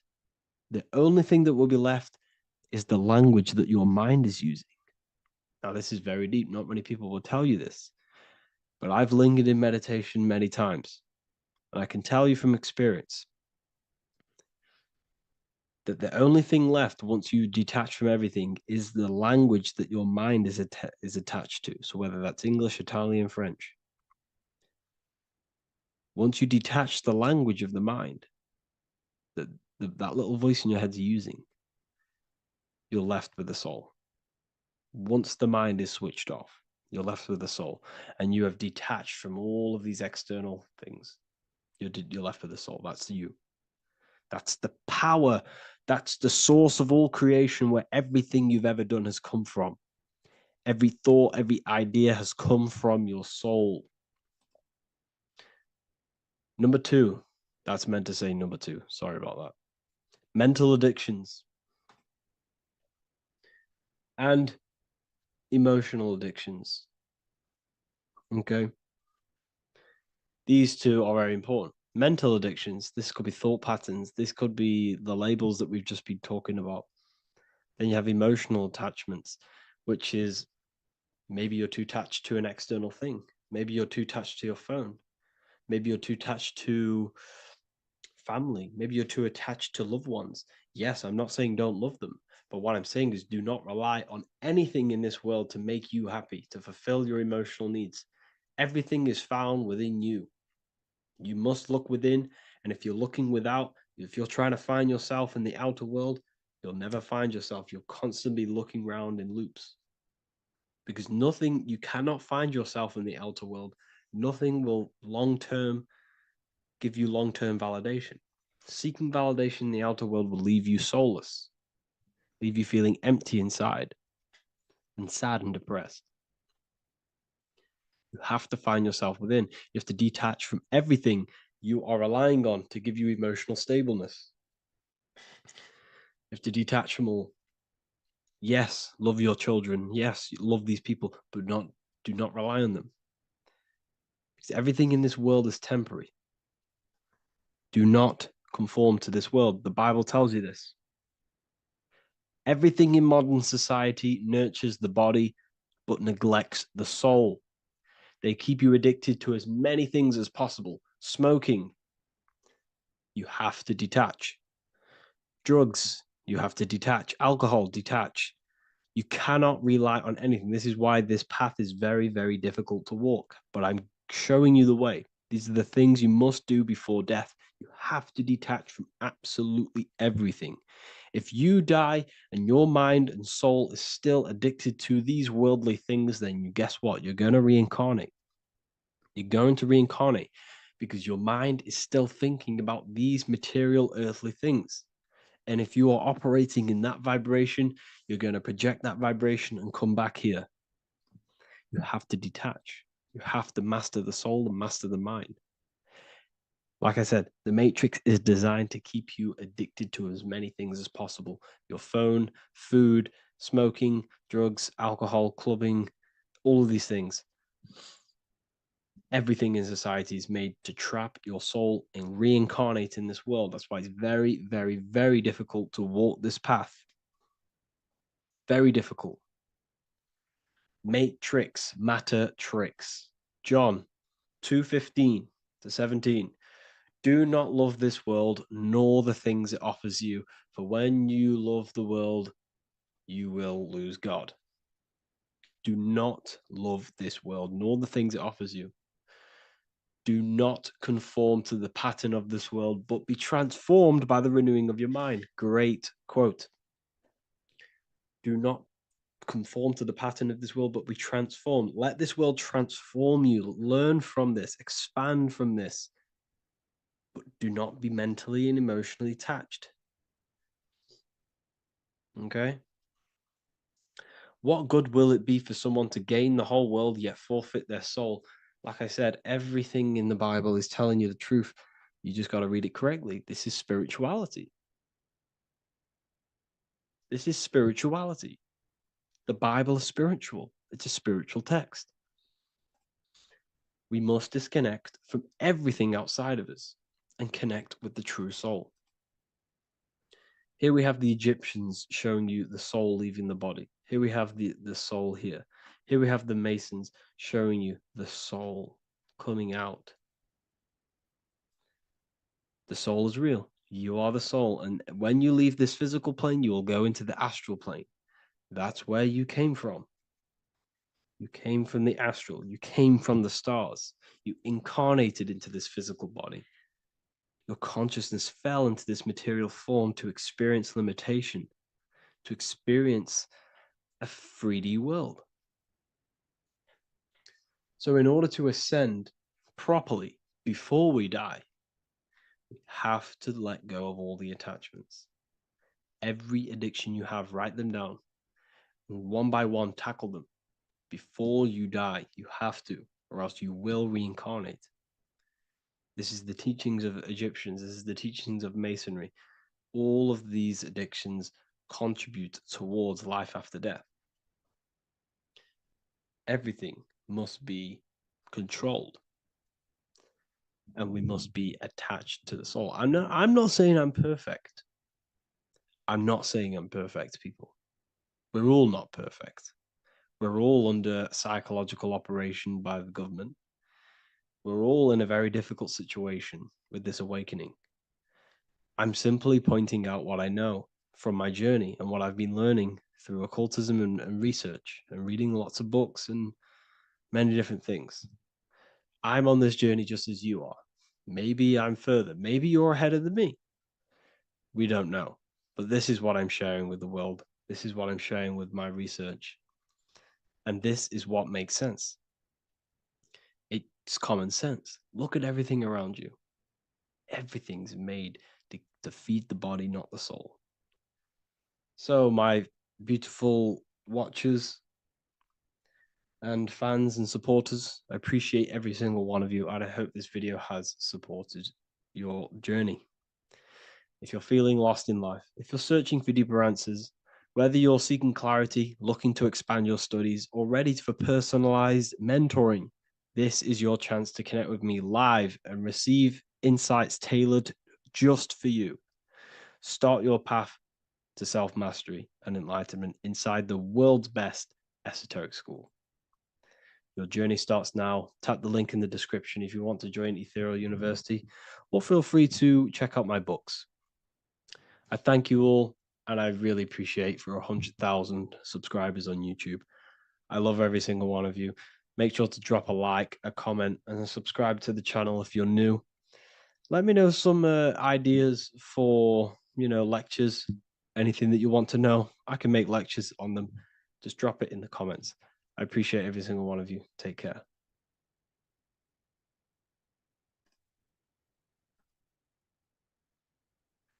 Welcome to Revival of Wisdom.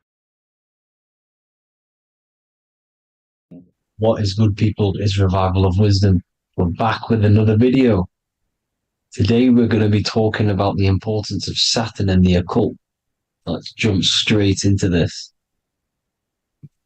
So Saturn is the god of the earth, right? It's the time of God, change, destruction, physical matter. He creates and destroys, because the energy of Saturn is the key to crystallization. It wraps things in physical matter, right? He creates everything, all life forms, and he takes things back, because the day that you're born, that's the day that your expiry date is coming. The time is ticking until Saturn takes your life. This is why he's known as the Reaper. Okay? As he's personified as eating his child here in this ancient Roman painting. As you can see, he's eating the child. We are all children of Saturn, right? He creates physical matter, our physical bodies, right? He's the god of time because he's the slowest moving celestial body. He's the Lord of the Rings, as you can see here. He's the last one on the ring. He's the slowest one moving, okay? So he is the Lord of time, destruction and creation, okay? This is why his name is Saturn, Satan. He's the devil, okay? But I'm not saying Saturn's evil, guys. It's a part of life. Everything lives and dies, right?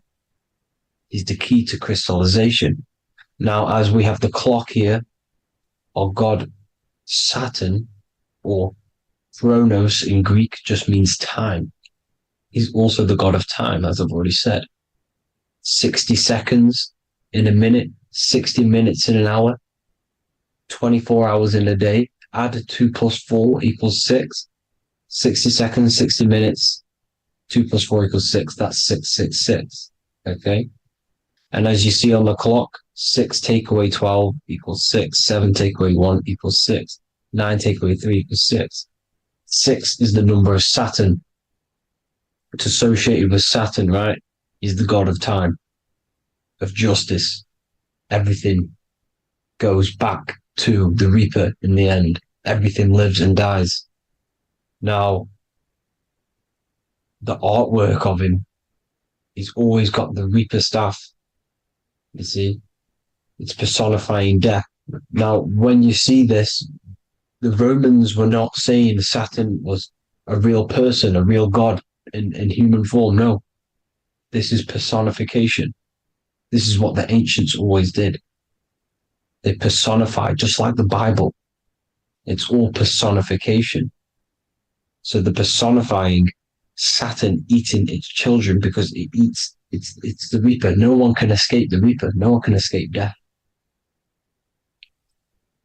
Now, Saturn is 666, which is in the Bible, the number of the beast, right? The number of the beast, Satan, 666, right? So on the North Pole of Saturn, you have a hexagon which makes a cube, right? Now this hexagon, when you join up all the corners, creates the 6-pointed star known as the Star of David, right? In the Jewish religion. Now, as you can see, the 6-pointed star has 6 points, 6 mini triangles, and a 6-sided hexagon. That makes 666. And also, Saturday is named after Saturn, the sixth planet, the sixth day of the week, and has a six-sided polygon in its north pole. That's also 666.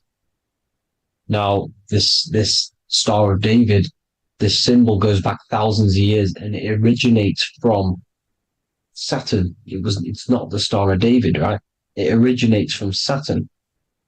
It symbolizes the physical and spiritual aspect combined into one, which makes us humans, right?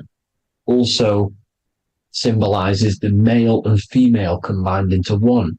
These two sacred energies create the human. We consist of both male and female energy, also known as the Seal of Solomon. And we all know if Solomon was a real person, he talks about communicating with 72 demons. He could apparently, in the text, he could communicate with 72 demons, and this is sorcery. This is black magic.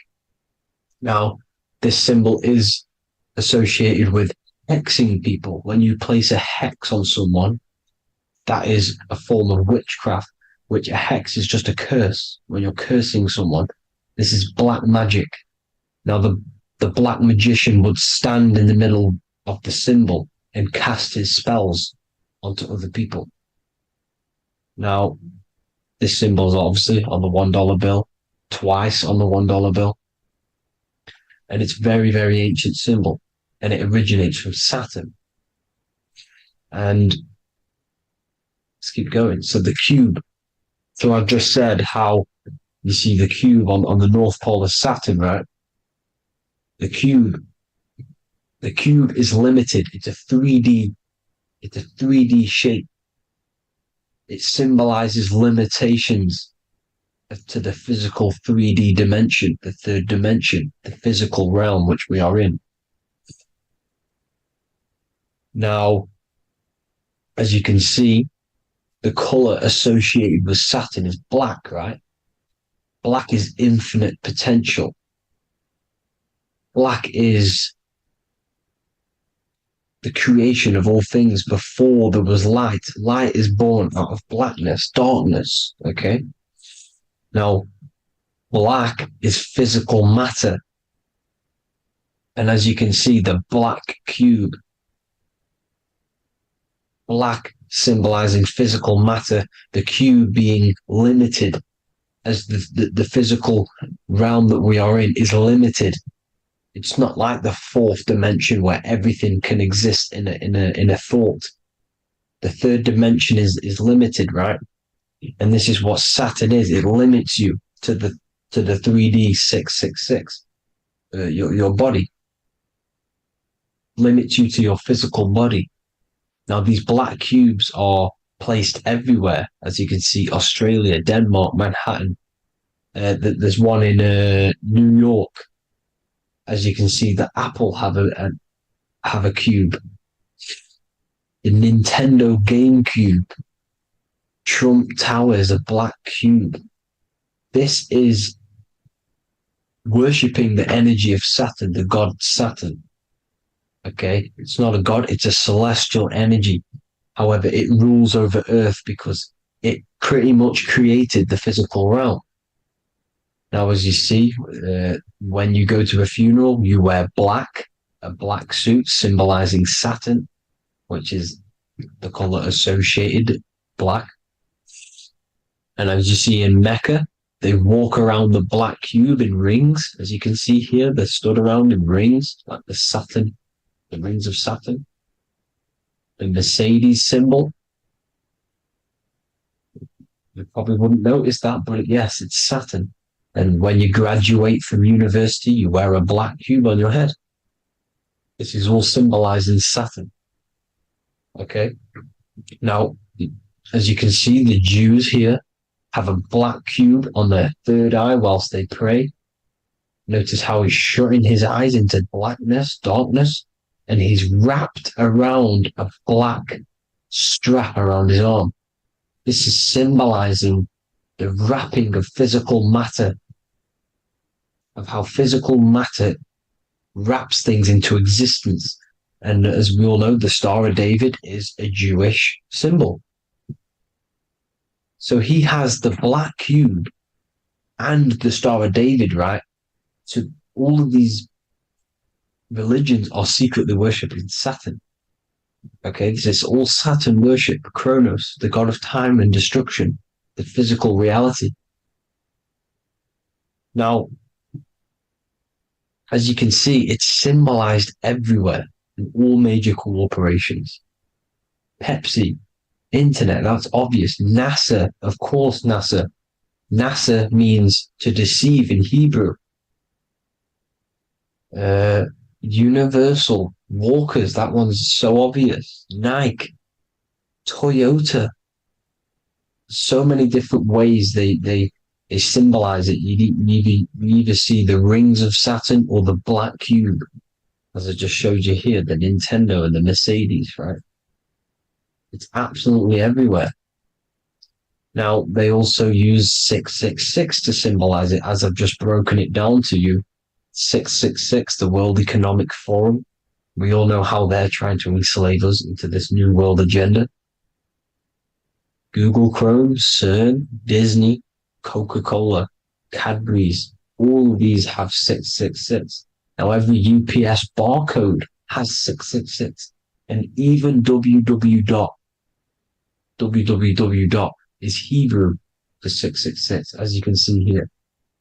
Monster. It's the same Hebrew letter that means 666. Drake, 6 God. That's his God, Saturn. Why? Because they love physical realm. They love the physical dimension, the third dimension. Because they can rule here through riches. They can build an empire here. It's not like the fourth dimension. They don't want to ascend. They want to stay down here in the physical realm. Okay? Now, this is why they're cloning. They can move their consciousness into other clones to live forever. This technology exists. This is why they love the third dimension. As you can see, all of these sellouts here, Drake, Leonardo DiCaprio, you know, all of these people doing 666 because this is their God. This is their God. They love the physical realm.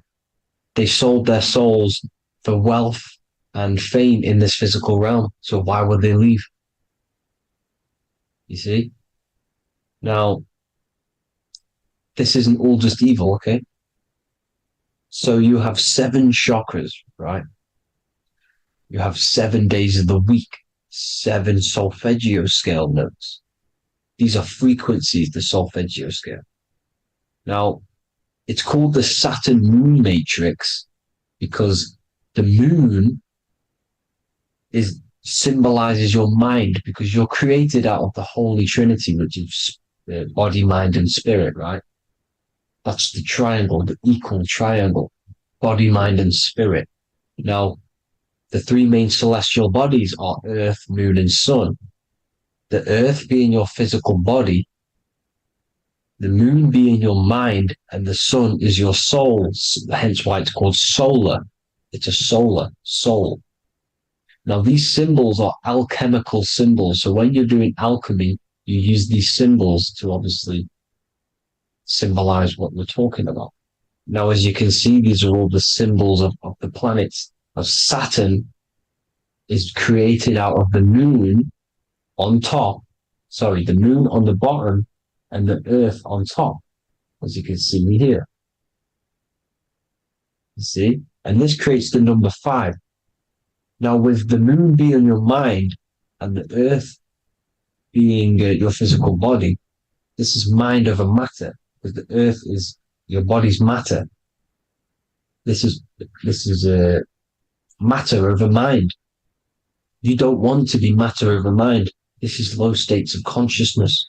You won't be mind over matter. You see, to manipulate matter, to create your own reality. Now, obviously, we all know Saturn is associated with the lowest chakra, which is the root chakra. This is to deal with your animal instincts. When you're down here, You identify as the physical body. You don't know anything spiritual. You're pure a physical, you have a pure physical mind. You don't believe in anything spiritual. This is survival mode, consumption. They want you trapped down here, which is matter over mind. They don't want you to create your own reality, which is mind over matter. You see? Now, that's what Jupiter is. Saturn is the moon on the bottom and the earth on top. But Jupiter is the moon on top with the earth on the bottom. That's mind over matter, you see? So, these chakras are an ascension process from spiritual, from matter, physical matter to spiritual. This is the ascension. This is the stairway to heaven. This is Jacob's ladder. You see?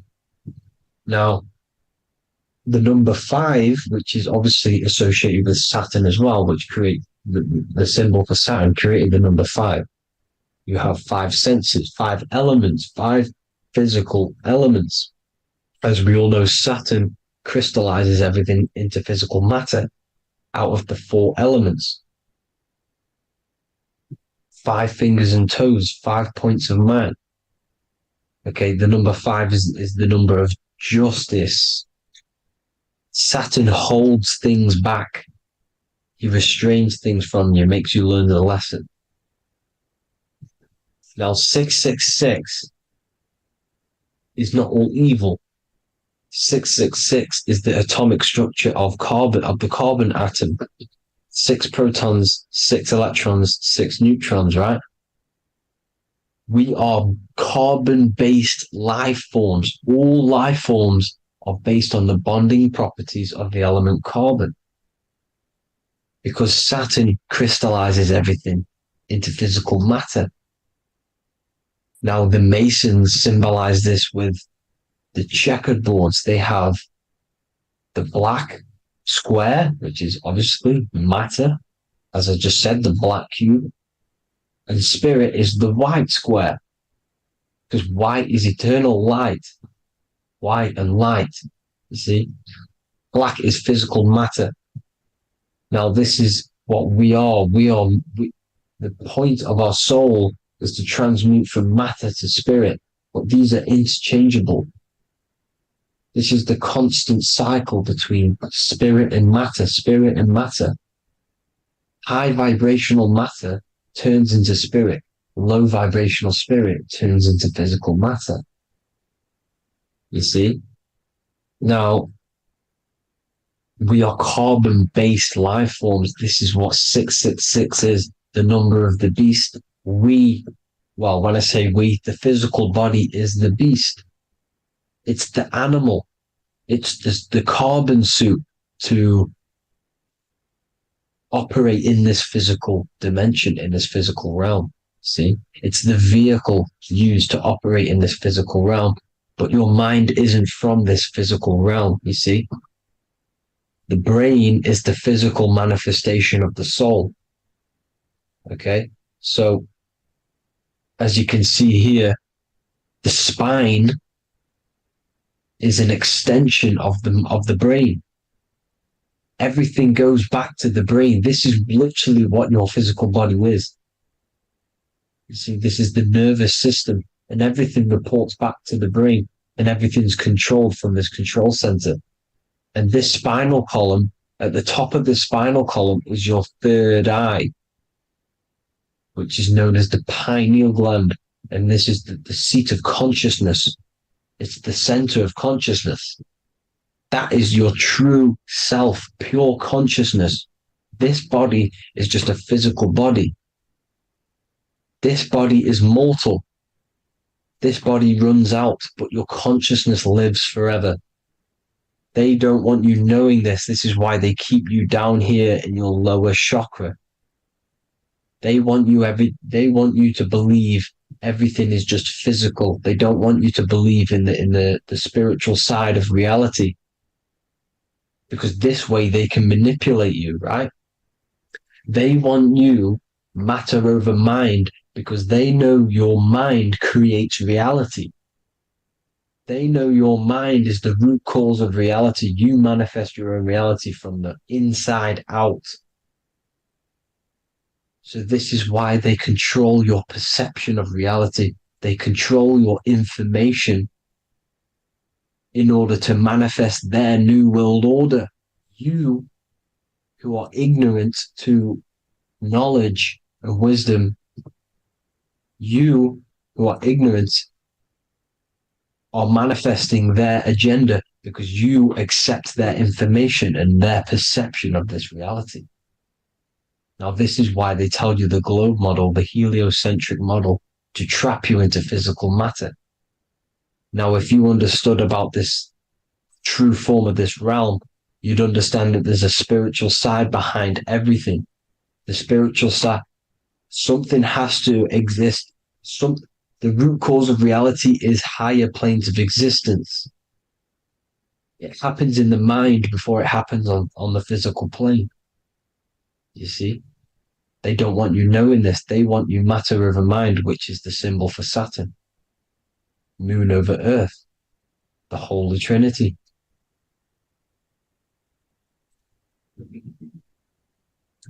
Now, as you can see, the cube also makes IXXI. This is Roman numerals. This is Roman numerals, and when it's translated from 9/11. Yes, 9/11. This is the secret code of the one world order. The two twin towers, when the two become one.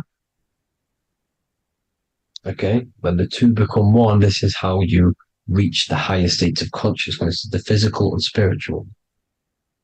Now, as you can see, the 9/11 memorial are two black cubes. It's two black cubes. This is all Saturn worship.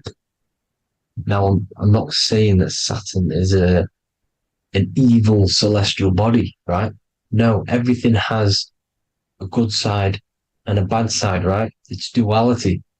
The spirits of Saturn on the dark side are the most evil demonic spirits. Now, these are the spirits that these are invoking through these rituals, right? Yes, 9/11 was a massive ritual. It's a satanic ritual, okay? Now, we all know Elon Musk. Elon Musk is coming with the mark of the beast. And English gematria, this equals 666, right? 666, as I said, is the number of the beast. You are the beast, your physical body. You see how the Bible twisted things up to make things more confusing, right? But it's there. You just have to have the knowledge to be able to read the Bible properly. As we all know, we had this virus. I'm not going to say the name because I'll get flagged. This virus adds up to 666 because this is all part of the New World Order. It's all part of keeping you in this physical dimension.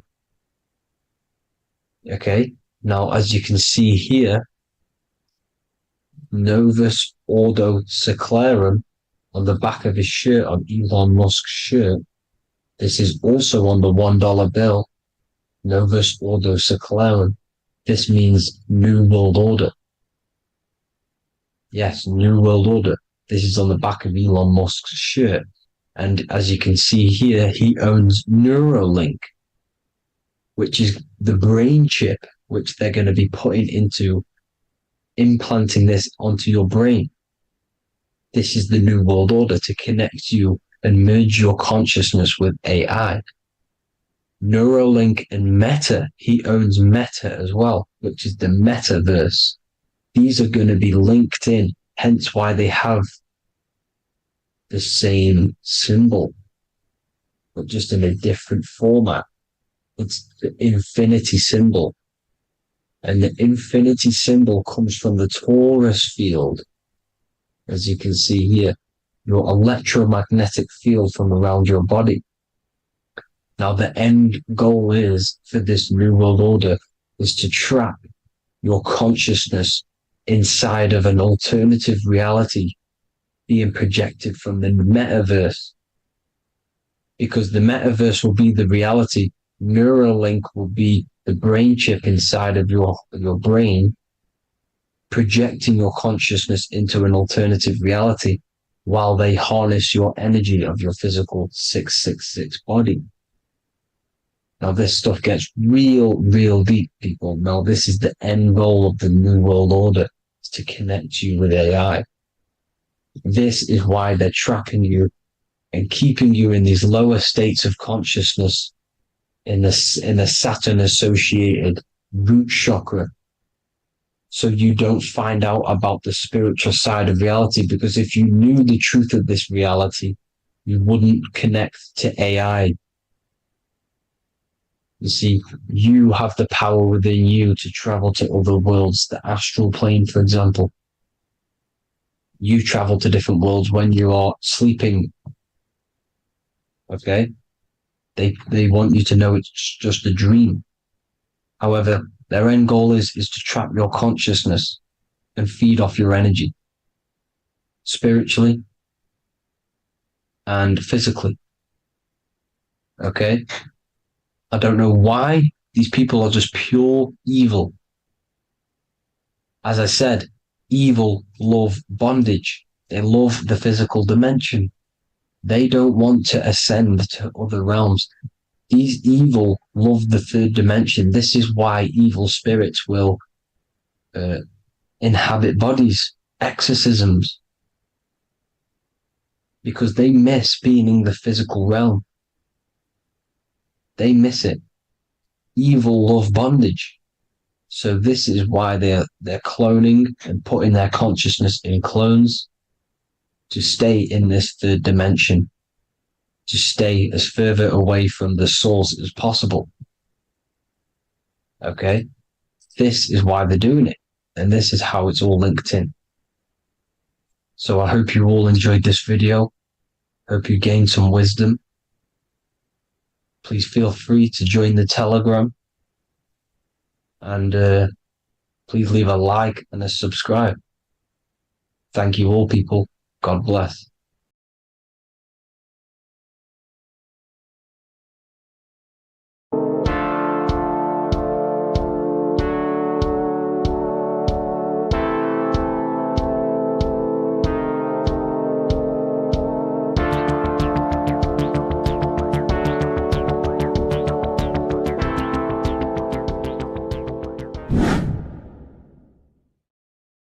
What's good, people? We're back with another video. This is going to just be a quick video. Manifestation, magic, bending reality. So let's jump straight into this. So you have a conscious and a subconscious part of your mind. The conscious is what you're conscious of, what you're actually doing, where you can choose or not. However, the subconscious is the part of your brain which is automatic. So all of the systems in your body, like the digestive system, your heartbeat, these are automatically being ran. And you do not have to tell these systems to do anything. You do not have to consciously tell your heart to beat. It's automatically doing it. And this is what the subconscious mind is controlling. It's like the dark aspect of your brain or your mind. It is the way bigger aspect of your mind. Okay, it controls all the systems in your body. Okay, and this is where all of your programs are. So when you're in it from your childhood, what you've learned in school, all of these things are being kept in your subconscious, maybe traumas and stuff like that. So the subconscious is the female aspect, and the conscious is the male aspect, because the male is all about action and doing, and the female is all about creation, creativity, intuition. So you have a right and a left hemisphere of your brain, and these are obviously male and female. The right side of your brain is your female. It's to do with creativity, imagination, intuition, insight. Okay. And this is one of the most important sides of the brain. this side of the brain is the most attacked by the elites, whatever you want to call them. This side is the most one of the most important because obviously your intuition is a massive part of reality. And if you don't have intuition, then you lose track of the things around you. You can't consciously feel if things are wrong or right. They don't want you to have intuition or creativity or imagination. They want you in the right, they want you in the left side of your brain, which is just reasoning, logic, and basic things. So they just want you to tell you what you want, tell you what to learn, and then that's it. They don't want you thinking for yourself, which is the right side of the brain. So whatever the conscious side of your mind impresses the subconscious side of your mind. So if you do affirmations, for example, if you consciously do affirmations every day, you're reprogramming your subconscious mind. You're impressing a vibration and a word into your subconscious mind, and therefore it will reprogram it. So the male and female aspect are symbolized by the Star of David as well. The male being the upside triangle, the female being the downside, connected all in one, because we both have male and female energy. So every thoughts are electric, which is the male aspect, emotions are magnetic, which is the female. Each thought creates a wave of vibration in all directions. So think of it like a water drop in a pool, but it going out in every single direction. It's not just flat. And these thoughts have a certain frequency, well, has a certain vibration. That vibration has a certain frequency. And this affects your aura. Every thought, every emotion directly impacts your aura and the strength of your aura. So if you're angry all the time, your aura in the astral plane will look red. However, if you're happy, it'll be more like blue and green. So it's very important. Your electromagnetic field is created out of your emotions and thoughts, and that affects reality because you're 60% water, and frequency and vibration create certain patterns and has a certain effect on water. We'll get into that after this slide.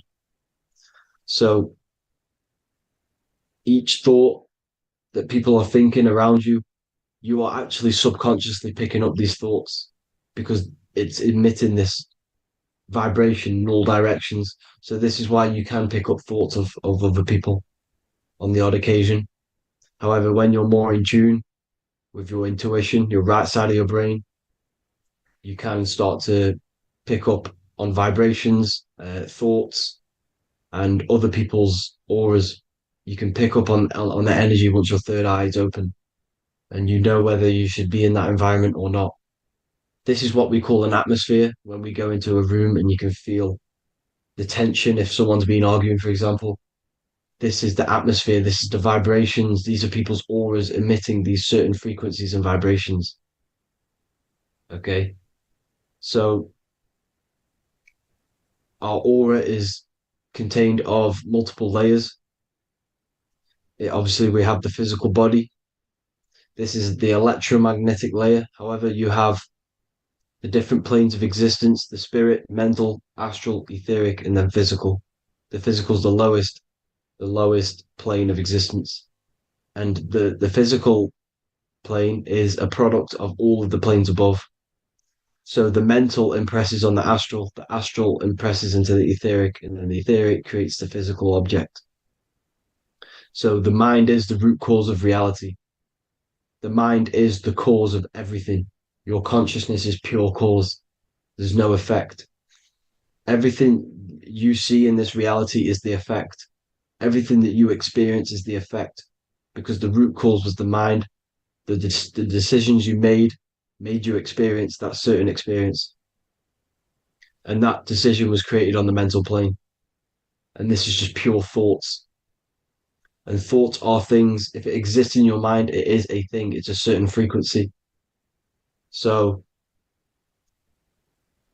if you have a certain level of thoughts. If you're thinking positive, for example, you're going to have a strong aura, you're going to have a higher vibration, and that attracts like.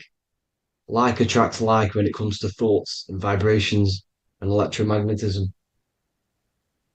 So if you're thinking positive all the time, speaking positive, doing positive, you're then creating a higher vibration, and that's going to attract people on that similar frequency to you. Everything is electromagnetism, frequency, and vibration. Everything. You see, so this is why, for example, if I put my hand to a TV screen, if my finger was the same vibration as the TV screen, it would go straight through it.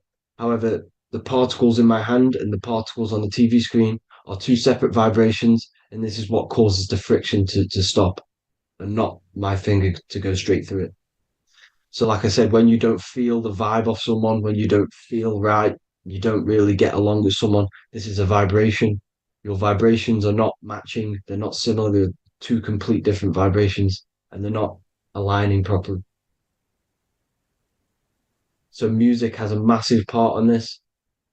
Music is a massive, massive tool for the elites because music is frequency.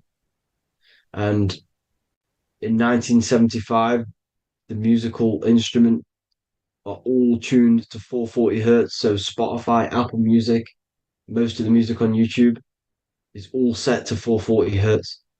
And 440 hertz is not divisible by 3, 6, or 9. And when you can't divide a frequency by 3, 6, or 9, it's not a natural frequency. As you can see here, this is 432 hertz. This makes a nice geometric pattern. However, 440 hertz is a distorted pattern. So when you listen to this, this actually shuts off the whole right side of your brain. Like I said at the start, this is the most attacked side of your brain. It's to do with creativity, imagination, intuition. When you listen to 440 hertz, it shuts off the whole right side of your brain. And obviously shutting off all of these forms of your brain. Music is a very, very powerful tool for the elites because it's the only thing which can enter your soul or your ears without consent, your body without consent. Everything else has to be through consent. You choose whether to eat something, you choose whether to drink something, but frequency, you're going to hear it no matter what. This is why it's so powerful. And music influences the body in many different ways. It's the most powerful imitator of everything. It directly affects all listeners. It directly affects intentions, gestures, movements, and actions. It stimulates your mind, and certain songs, certain catchy songs, can reprogram your subconscious mind, invoking certain emotions. This is why when you listen to slow beat songs, it makes you feel more sad. When you listen to upbeat songs, you feel more energetic. This is because these frequencies have a profound influence on reality and on how you feel. Because, like I said, you are 60% water. And as you can see here, each frequency creates a different geometric pattern. And inside of you is 60% water. So, like I said, 440 hertz is going to make a distorted pattern in your water. And this is going to have a profound effect on your emotions and your reality. So, like I said, health is not just the body. You are made of body, mind, and spirit. You need to look after what you put in your body. You need to look after your spirit and look after your mind. It's very important to keep all these in balance because once one of these are unbalanced, it affects the other two. So if you're eating wrong, it's going to affect your spirit and mind. If you're thinking wrong, it's going to affect your body and spirit. These are all interlocked. You have to look after them all. So it's very important you understand music. Stop listening to low vibrational music. To be honest, you want to listen to music without any sort of speaking inside of it. You just want pure frequencies, which are the solfeggio scale, like one of these, for example, 432, 528 hertz. These are all good frequencies. It's called the solfeggio scale. And these frequencies make you more in tune with nature. 5 to 8 hertz is what the earth vibrates at. So it's very important. And the Rockefellers are the one who changed this to 440 hertz. The Rockefellers, one of the elite families. So if you want to manipulate reality, it's very important to have your chakras aligned and having a high vibration, because the higher your vibration, the more powerful your words and your intentions are on reality. So the lower your vibration, the harder it is to affect reality, because you're in a lower state of consciousness. Like I said, you have the mental, astral, etheric, and physical. Everything is a product of the one above. As above, so below. This is what Hermes Trismegistus was saying in the Egyptian days. This is where it comes from. As above, so below. If you affect above, it directly affects below. So, like I said, meditation helps on this, helps align your chakras. Think positive, feel positive. Like I said, your feelings are magnetic, your thoughts are electric. So once you combine these two together, you're then creating an electromagnetic frequency, and that will have profound effect on reality. So the law of cause and effect.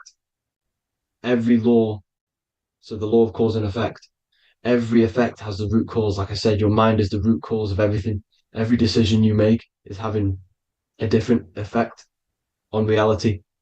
Everything happens for a reason due to the root cause, which is your mind. You choose everything that happens in your life. Okay. So it's very important you understand this and you constantly make the right decisions, the good decisions to have good effects on your reality. You have to be very conscious of this law, because nothing escapes this law. This is the law of all consciousness. So think about it. Imagine a massive ball of consciousness. However, off this ball are different sparks, and each one of these sparks are in each and everyone's body. This spark is governed by these laws: the law of cause and effect, the law of correspondence, the seven hermetic principles. It's very important you understand this, because this mass ball of consciousness is what is obeying these laws, and everyone has this spark of consciousness inside their third eye. And like I said, everyone is the same consciousness. This is why if you do bad onto someone else, that will directly affect your reality. So if you hurt someone, it's going to come back to you in one way or another, because you are that same consciousness. This is like a mirror reality.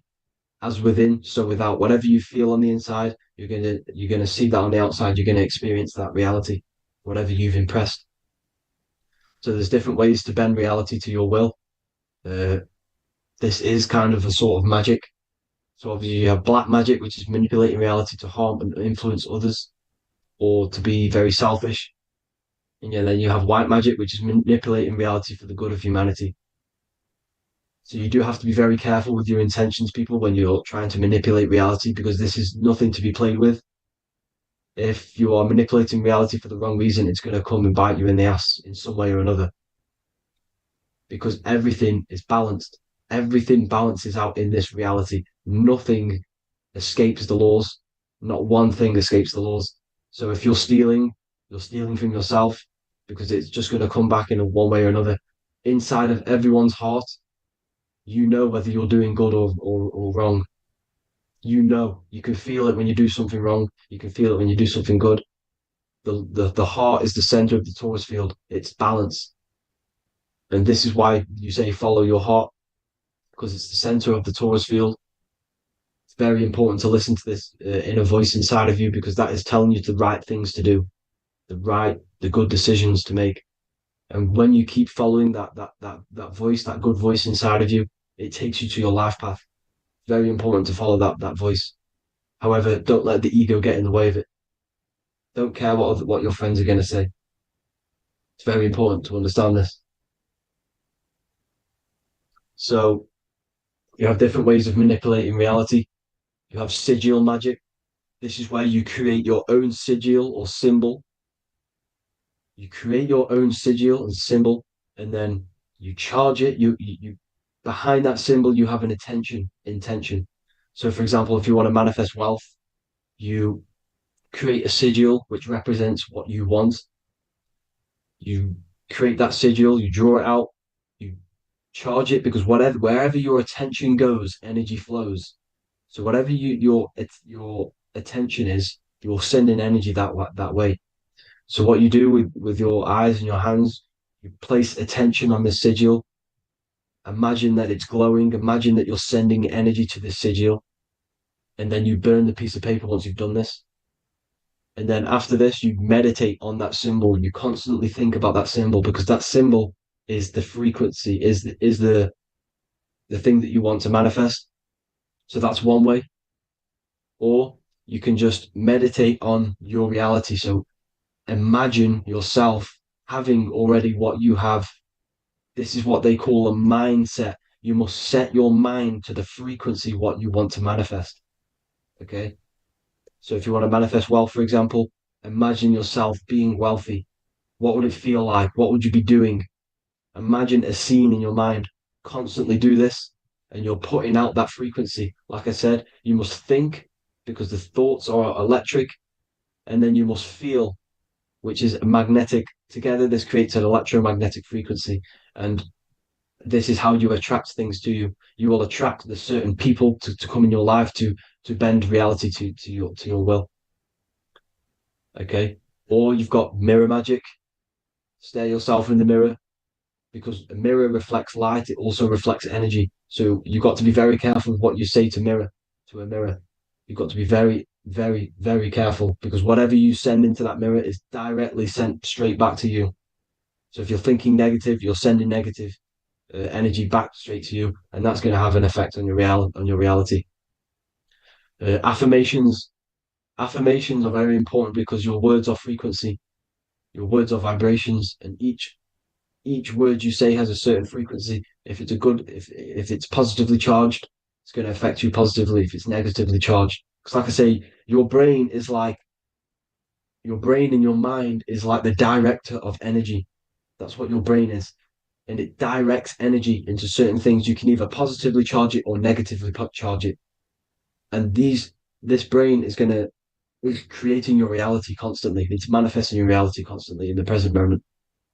So this is what the government knows. The government know your mind is the root cause of reality. This is why they call themselves a government. Government. The New World Order is not being manifested by them. They are controlling the information.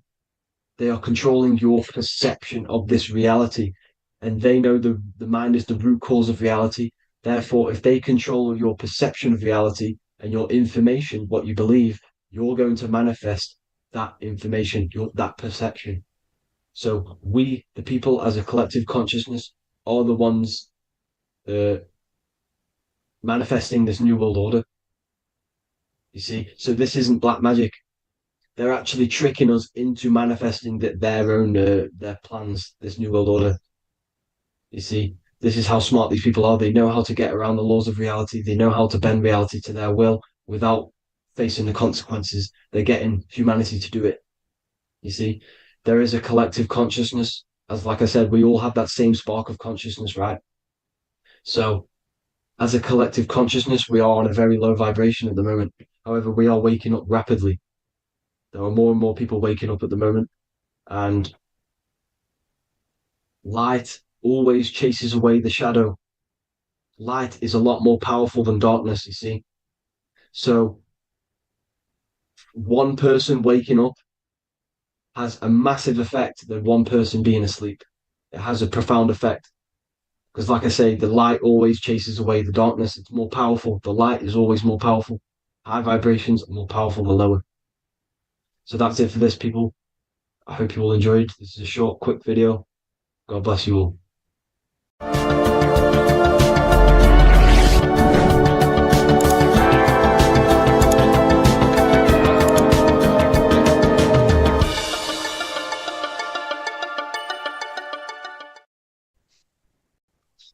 Matthew 21:1, Jesus went into the temple of God. Corinthians 3:16, do you not know that you are the temple of God? Now what is this telling you? That God is within you. Hence why in Luke 21:12 it tells you the kingdom of God is within you. And the side of your head region is called a temple for a reason. Because the brain encapsulates the mind. The brain is a physical manifestation of the mind. The heart is a physical manifestation of emotion. So we have these different layers of our consciousness. We have an intellectual, communicative aspect of our consciousness, which we would call the mind. We have an emotional aspect of our consciousness, which is the heart. And to communicate with the divine, it's all to do with the mind. Hence why the ancients always symbolize the mind being God. This is why Michelangelo always placed God inside of the brain on top of Sistine Chapel in the middle of the Vatican. He understood that God is in the brain. God is within you, not outside of you. The church tells you that God is in the sky because they are creating a externalization of the truth to create a business and a distraction so that you don't find the divinity within you, so that you don't find your power. Now you have Adam, the physical man, the physical body, the ego, the lower self. And he is resting. He's not trying to reach to God, but God is reaching because the higher consciousness within you is always trying to communicate with you. It's always trying to wake you up to your divinity. But the lower mind, the lower self, Adam, the physical self, is always in ignorance of truth, always in ignorance, and stays in a materialistic way of thinking, which is the lower animal self. And this is what we call a sleep or an NPC. This is the lower mind of man. But all you have to do is to move your finger to touch God. You have to look within yourself, within the brain, meditate, and you can find God. This is why in the Bible we see many references to the human body and anatomy to truly connect with God. Kings 6:8, the door to the middle chamber was in the right side of the house, which is the right hemisphere of the brain. The middle chamber is the pineal gland, where the seat of your consciousness is, where the seat of your higher consciousness is, the mind. And they went up the winding stairs, which is your spinal column, into the middle chamber, and out of the middle chamber into the third. So they went up the winding stairs. This represents raising your consciousness up the winding stairs. Your spinal column acts as a stairway of consciousness. Depending on what sort of consciousness you are operating in, depends on what part of the spinal column you are using. Because the spinal column ascends and descends consciousness. What do I mean? If you are in a reproductive way of thinking and you're always thinking about sex, you're jerking off all the time and you're always eating, all of your brain's power and your mind's power is being descended into the lower aspects of the spinal column, which represents hell, the physical state of man, Adam, the ignorant state. We're basically living off low-level pleasures like an animal. And the stairway to heaven is your spinal column. They went up the winding stairs into the middle chamber, which is your mind, your pineal gland, and out of the middle into the third stage of consciousness, physical, etheric, astral. When you meditate and you start to raise your consciousness during meditation, you enter the astral plane when you turn off thought. But this is the middle chamber inside of the brain. Here we see another painting inside of Sistine's Chapel of God inside of the brain. This is the brainstem. This is the brain. This is the frontal lobe. This is the back lobe. This is the back lobe. This is the cerebellum. Here's the reptilian brainstem. Here's the claustrum. This is what we are seeing here. Anatomy. Here is another one in Sistine's Chapel in the middle of the Vatican. This is depicting the brainstem. God's neck looks exactly like the brainstem. Here we see a real brain compared to God's neck, because the neck is just below the brainstem. And this is what they are symbolizing, because they knew that God is within you. God is a part of the human body. God is inside of the body, because the body is a vessel for consciousness, for universal consciousness. Inside of you, inside of me is the same spark of consciousness. And this same consciousness is spread out into every living essence, because everything comes from the one source, the one God, the one consciousness. Matthew 6:22-23. The light of the body is the eye. If therefore thine eye be single, thy whole body shall be full of light. Practicing the single eye. What is this? This is meditation. This is entering within yourself. So the Bible's telling you to practice the single eye. But if thine eye be evil, thy whole body shall be full of darkness. What does this mean? If your consciousness is in an evil way of thinking, if your mind is filled with an evil, negative mind space, then your body shall be filled with darkness, with evil, with negativity. Because negative thoughts destruct the body. Positive thoughts heal and regenerate the body. So he tells you to be, the light of the body is the eye, your consciousness, the inner eye of consciousness, the eye that lets you see. And what do I mean? You look with your two physical eyes, but you see with the inner eye. What you see is perception. You look with the two eyes, and what you see is perception. You are seeing, you are understanding, and that's what consciousness, the mind, gives you. Consciousness, or the mind, is the force that allows you to be a human being, that allows you to understand things and interact with things and make decisions. It's an infinite intelligence. See, the mind is not the brain. This is a big confusion with people. Hence why the eye on top of the pyramid is separate from the bottom half of the pyramid, because the consciousness is separate from the body, the eye, the all-seeing eye. It represents the observer, the eye that sees into this body, into this world, into this. You are the perceiver. You are the invisible spirit within the body. Theologians 4:17. After that, we are still alive, and our left will be caught up together with them in the clouds to meet the Lord in the air. You don't meet the Lord in the physical air. Okay? This symbolism of the ancient Christian artwork is showing you this is symbolic. These things never happened. There's no man in the sky. Moses didn't go on a mountain to meet with God. The air represents the mind. This is why you say you're an airhead when someone's very stupid. Earth is your body. Water is your emotions. Fire is your spirit. Air is your mind, the invisible mind. So Anton Mengs, an ancient Christian art worker, is showing you anatomy of God in the clouds. But this is the anatomy of the human body, raising yourself to the mind and turning the mind inwards on itself during meditation.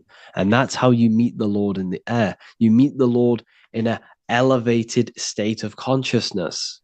The air represents an elevated state of consciousness because the air is up. You have to raise your consciousness to meet the Lord in the air. This is why Moses went on a mountain to meet with God. The mountain represents elevation of consciousness, raising the mind up the spinal column, taking all of the mind's attention away from the reproduction and the physical aspects of self and raising it to the brain and turning off the brain and going inward into the air. It's talking about raising consciousness.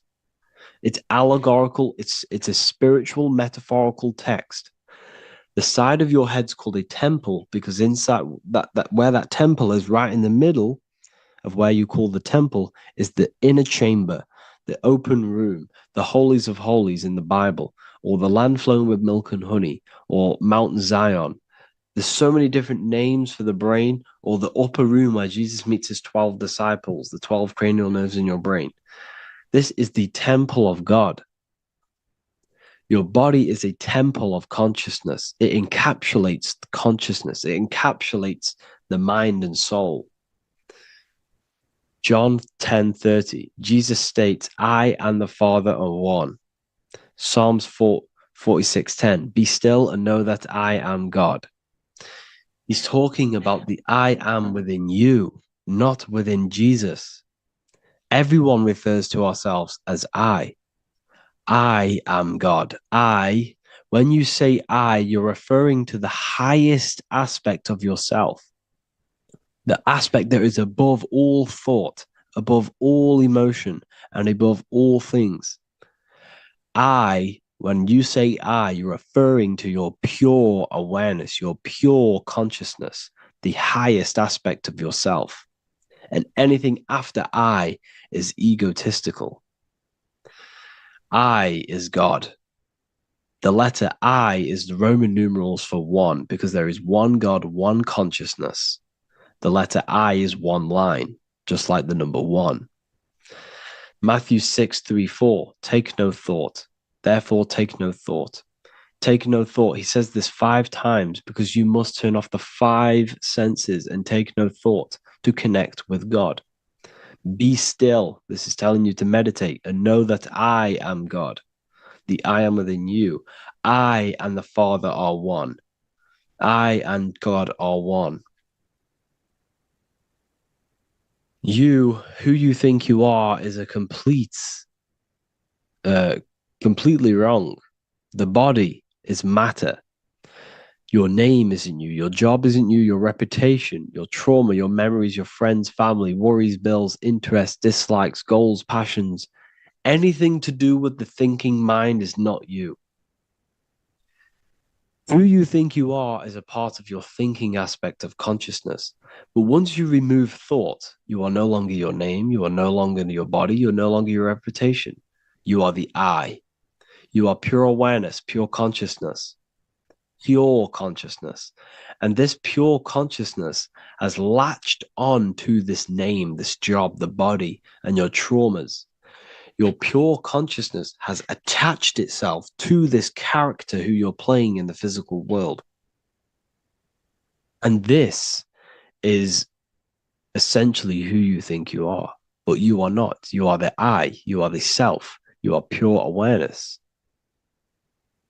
So, in order for you to detach from these things, you must learn how to detach from your name, your job, your reputation. And you do this through meditation by turning off the thinking mind. Turning off the thinking mind allows other aspects of your consciousness to open up. What do I mean? Your whole life you've been thinking, and all of these thoughts has attached you to this physical body. You haven't allowed your consciousness to open up. And you can only do this by taking no thought. That's why Jesus tells you, take no thought. When you turn off the thinking mind, other aspects of your consciousness starts to open up. Other aspects of your being can open up. And this is how you have astral project. This is how you do all these mystical things and things to do with consciousness. It's taking no thought. Imagination, emotions, thought, and memory are all to do with consciousness. These things are not physical. You can't touch thought. You can't touch emotions. You can't touch these things because they are not a physical thing. So you must turn off these things for other aspects of your consciousness to open up. Okay? So essentially, the Bible is a metaphorical, astrological, numerological, metaphysical, spiritual, encoded text that talks about human anatomy, spirituality, and the true nature of the human experience. Everything they teach you in school is to make you think that you are this body. Everything they teach you in church is the externalization of the true teachings of Jesus. Jesus was telling you to meditate. Jesus was telling you to practice the single eye. Jesus was telling you to look within yourself and find God. He wasn't telling you to pray to him. Mark 16:19, he was taken up to heaven and sat at the right hand of God, the right hemisphere of your brain. John 21:6, cast the net onto the right hand side of the boat and ye shall find fish. Fish is understanding. The boat is your body, your brain. Cast your awareness into the right side of your brain and you will find understanding, because the right side of your brain is all to do with the creative aspect and the intuition and the spiritual sides of your consciousness. This is why God is here. This is why Michelangelo depicted God in the right hemisphere of your brain, because this is all human anatomy. And I speak about all of this in the brand new Book of Wisdom, Volume 2, which is now available. The start of the revolution has begun. This book is truly going to change the way people see the world. It's got so many more topics than the last one. It's truly a revolution. It's written in so much detail. It's very practical. I cannot wait to share this one with you. I just want to say thank you for the opportunity for me to create this book, because without you, I couldn't have created this. And I just love sharing my work with you. And I thank every single one of you for the support, the watch, like the views and the likes, everything, especially the people who have joined the university and stuff like that. And for people who have joined the university, you do get a free Book of Wisdom paperback if you just go to the general chat and follow the description, follow what the instructions that I gave you in the chat, and you'll be able to order a free Book of Wisdom if you are inside of the university. Plus, you get all of my other books, 2 books, and over 45 occult books on occult and esoteric things. You get lectures, live calls, a community, a manifestation mastery course, and a whole library and reoccurring updates every month, every week. So yeah, I hope you all enjoyed this video. Thank you all. Please leave a comment to help the algorithm, and leave a comment on what videos I should make. And yeah, I'll get to uploading on the YouTube a lot more now the second book is now released. I have a lot more time on my hands. No longer using my energy to create the book. I'm now going to redirect this mental energy into the YouTube. So there will be a lot more content coming. So I need some content ideas. So feel free to comment some ideas, some YouTube videos that I can create. Thank you all, people. Have an amazing day.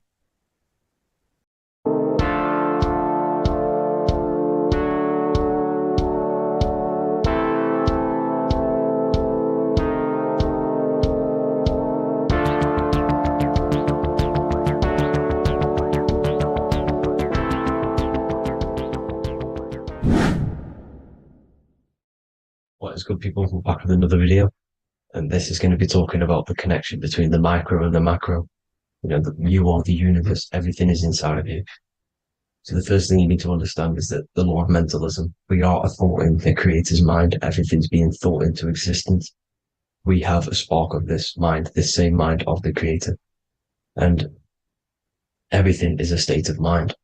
Particles or atoms, whatever you want to call them, are a mental thing. They're a product of the mind. Everything's thought into existence.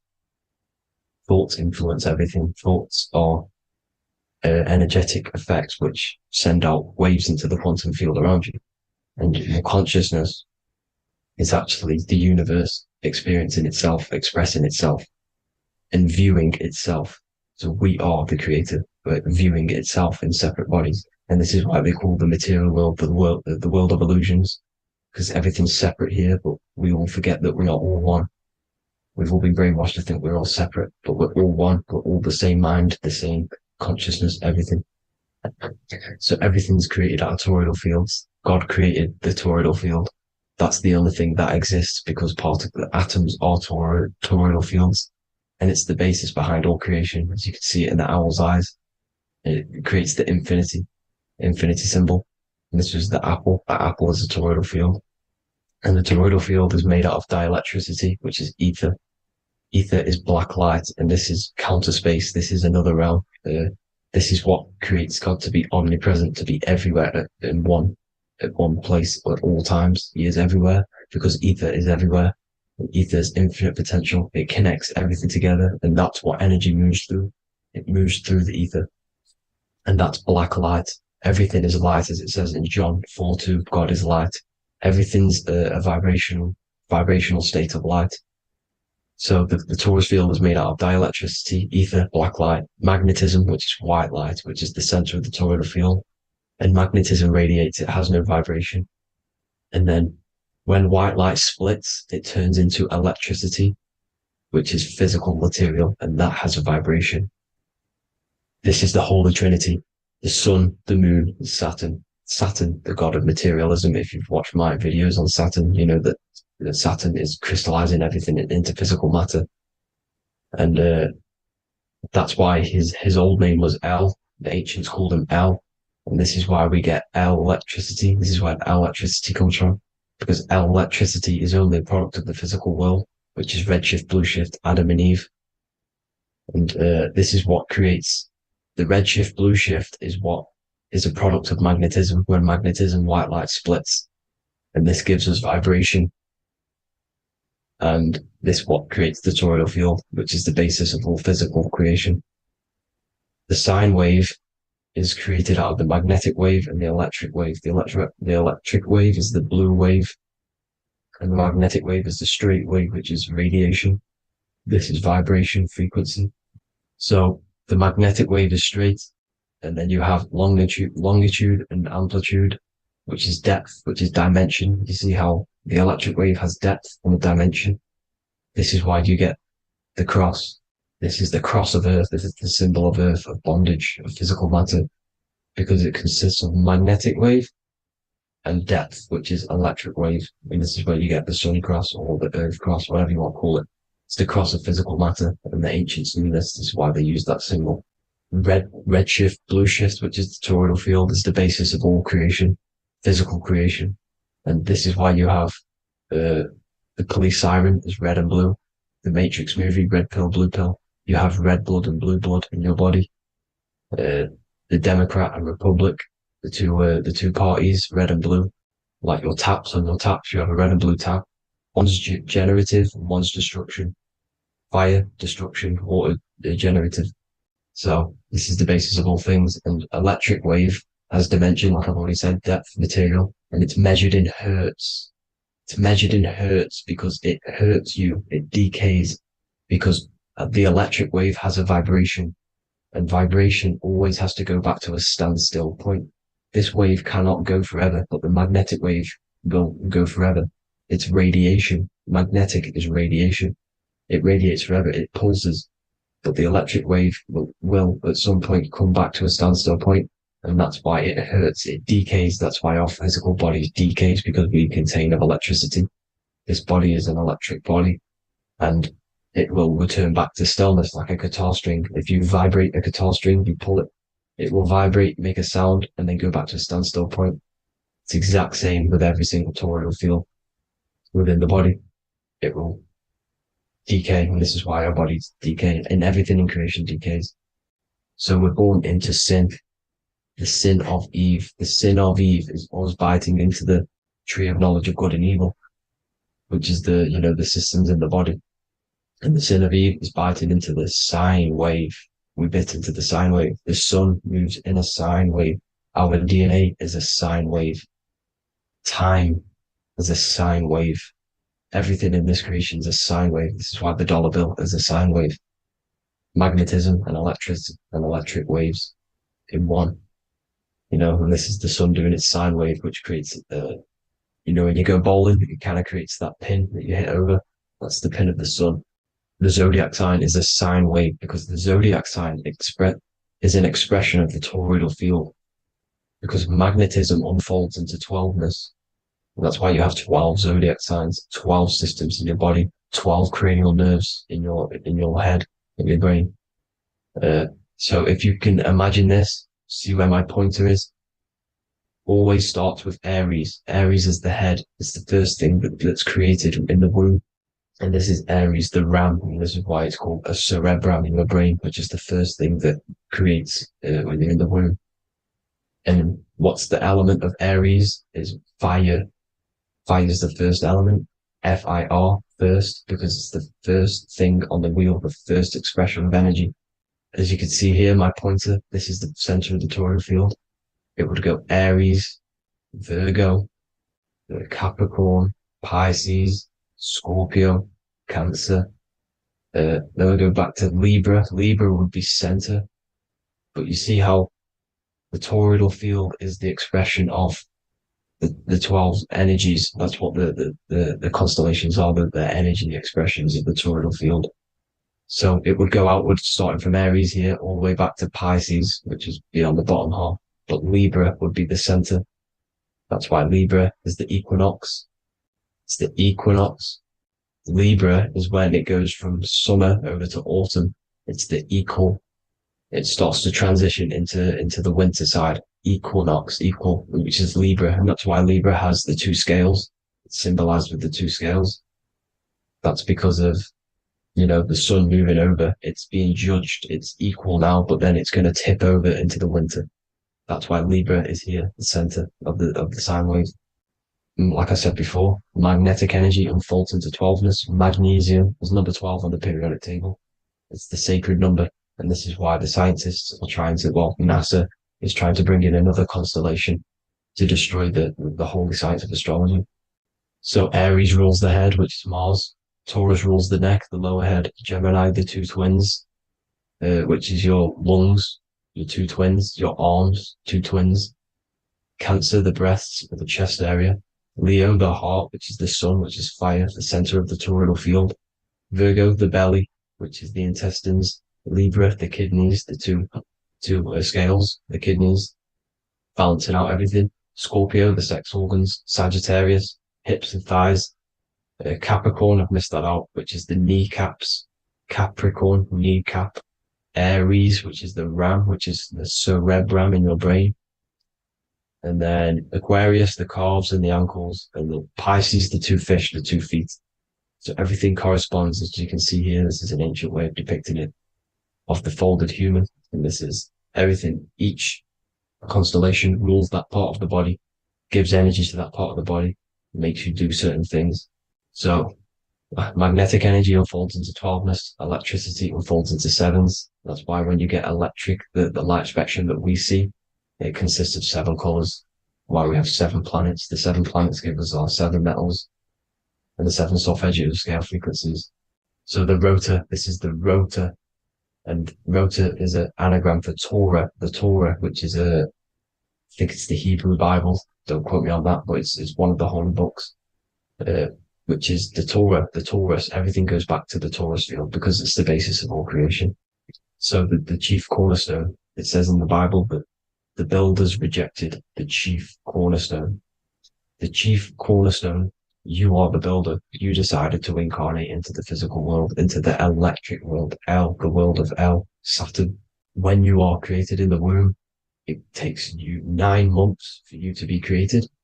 So, for example, if you went into the womb here, it'd take you 9 months. So let's say you're born in Scorpio. So you'd go back 9 months, 1, 2, 3, 4, 5, 6, 7, 8, 9.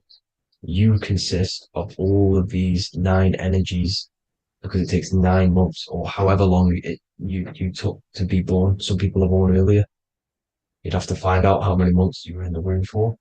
But you consist of these 9 energies, and each constellation has a cell salt associated with it. And these cell salts are vital for your health and your cells and the optimal health of your body. So the chief cornerstone that you rejected is these 3 cell salts, these 3 constellations.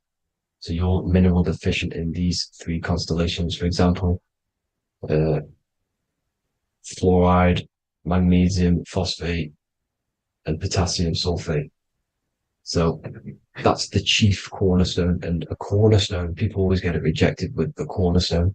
The cornerstone is not, it doesn't say the cornerstone in the Bible. It says the chief cornerstone. The cornerstone is a cornerstone of a building, but a chief cornerstone is the top of the pyramid. This is where we get the pyramid of the wheel. So you're mineral deficient in whatever 3 zodiac signs you're not. You were not in the womb for. This is the chief cornerstone you rejected. So the human body is the micro. It is the universe in a physical form. It consists of everything in the universe.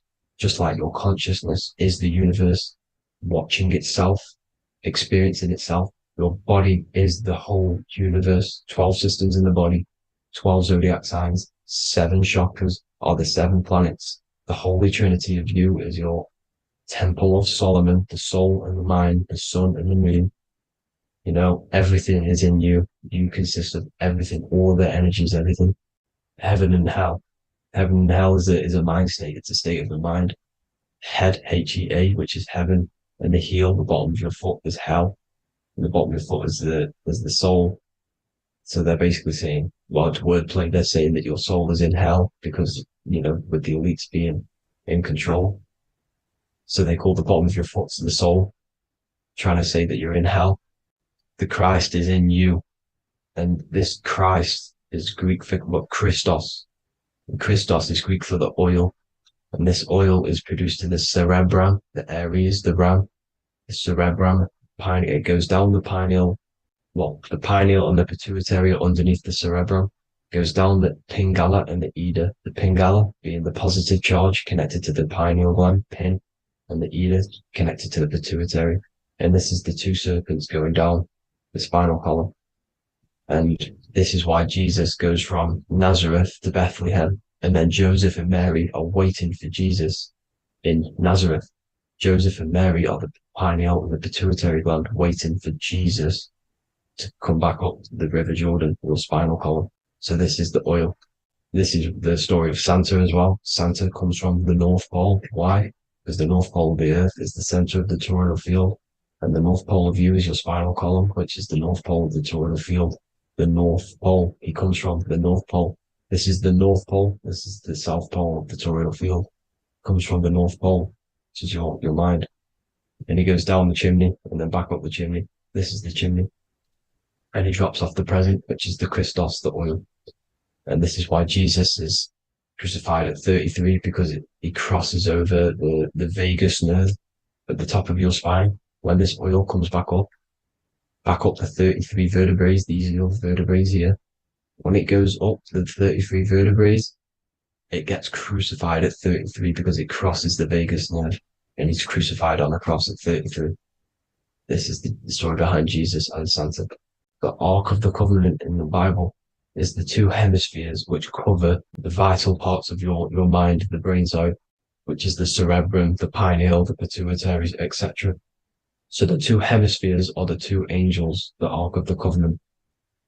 This is the Ark of the Covenant covering the two vital parts of your brain.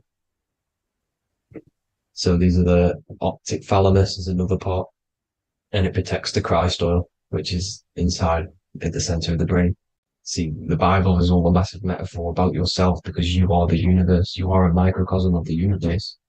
Your consciousness has experienced itself, and the universe experiencing, and your body is the whole universe. Your head's heaven. So Moses crosses the Red Sea. These are the two hemispheres of your brain. This is the corpus callosum, the Red Sea. So he's pretty much saying that he's uniting the two hemispheres of your brain, because most people in this generation are stuck in the left brain, which is just logic, reasoning, science and maths, writing. You know, this is what school teaches you to do. It keeps you stuck in your left brain. And you want to cross over to you want to cross the Red Sea, which is the corpus callosum, to the right brain, which is awareness, art awareness, creativity, imagination, intuition, insight, you know, using the higher mind, creativity, imagination. If you don't have intuition, then you can't read energy, you can't pick up on bad things. This is what Moses is symbolizing by crossing the Red Sea. And it's also the upper room where Jesus met the 12 disciples. 12 disciples are the 12 cranial nerves in your brain. It doesn't just represent the 12 zodiac signs. The 12 disciples symbolizes many different things. It's like I said, energy the universe consists of 12ness. So you have 12 cranial nerves in your brain, and that's the 12 disciples as well. And they want you stuck in your left brain, which is the five senses, materialism. So they say in the Bible that Satan blinds the mind. Satan is Saturn. If you've watched my videos, Satan is Saturn. And you consist of the whole Trinity, which is the sun, moon, and earth, the soul, the moon, the soul being your sun, the solar, the moon being your mind, the earth, your physical body. And Satan blinds the mind. Why? Because we enter a soul system. This is a soul system, not a solar system. And Saturn is the Lord of the Rings, which is the outer ring. When your soul enters the soul system, your soul starts to materialize. It hits Saturn. Why? Because Saturn starts to materialize you. You take on the 7 virtues, which are the 7 planets, which are your 7 chakras. And to get out of this soul system, you must get out of your lower nature, your animal nature, which is lust, desire, greed. The number of the beast 666, which is Saturn, Satan. So you enter the soul system, you take on the 7 energies, which you turn into physical matter. And this is your descension from heaven to, well, to say hell. And then you must raise back up from matter to spirit. They say Satan blinds the mind. Why? Because your mind gets materialized. Your soul and mind get materialized. And when you get materialized, it's an intense experience. You lose the divinity within you. You forget the divinity. So Satan, which is the first planet, the first energy you take on, the material body, he blinds the mind. He makes you forget everything, your divinity. Then you must remember, ascend up Jacob's ladder, the 33 vertebrae, to heaven. And this is a microcosm of the macro, because you will ascend back up to heaven if you do this, when you leave your physical body, when your body decays. So when it talks about in the Bible, completely destroy them, the Hittites, the Amorites, the Canaanites, all the ites, this is what God says to the Israelites. It says completely destroy them. It's basically symbolizing saying destroy your lower nature. The Canaanites, cannibals. We're under a Canaanite system now, which is cannibalism. And this is flesh eating, lust, greed, all the demonic stuff, all the lower vibrational stuff, the lower nature, eating, sex, and survival, the lower 3 chakras.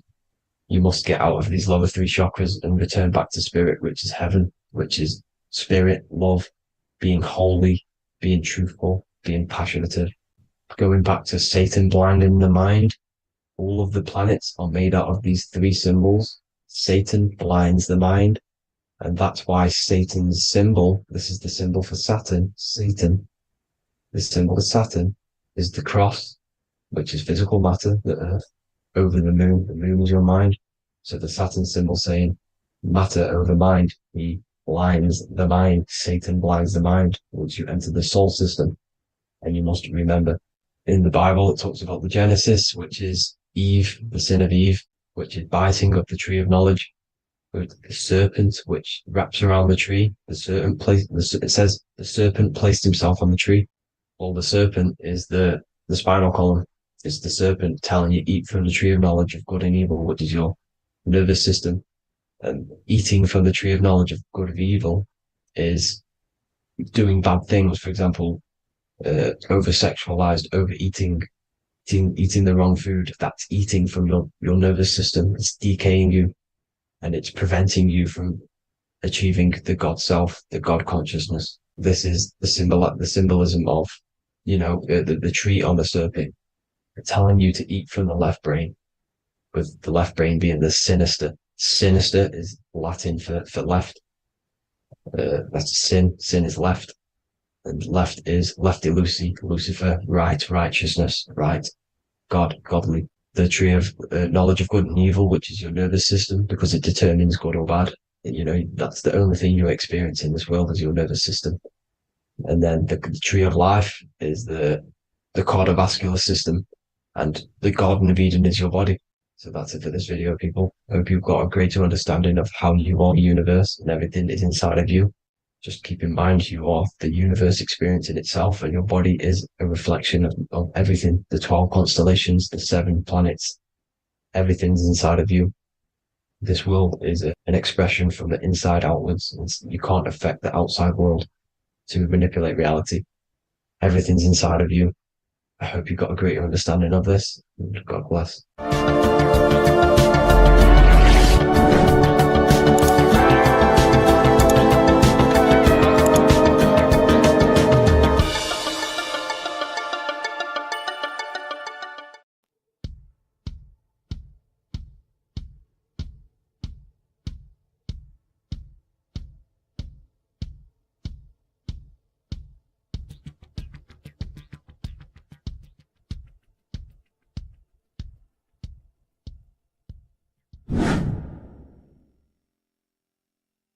What is good, people? How are we all doing? Today we're going to be talking about the different planes of existence, the occult side of the world, the things they don't teach you in school.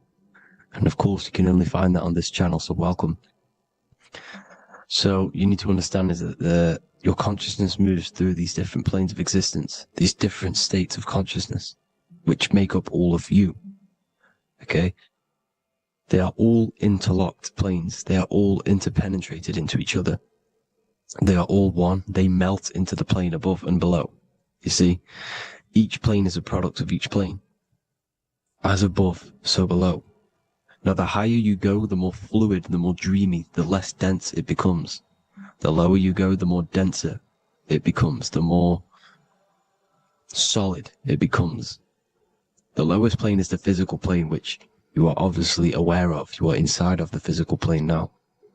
But while you are in this inside of this physical plane, you are indeed inside of all these other bodies which you have not awakened yet. You have to awaken these different bodies. You have these bodies. Okay?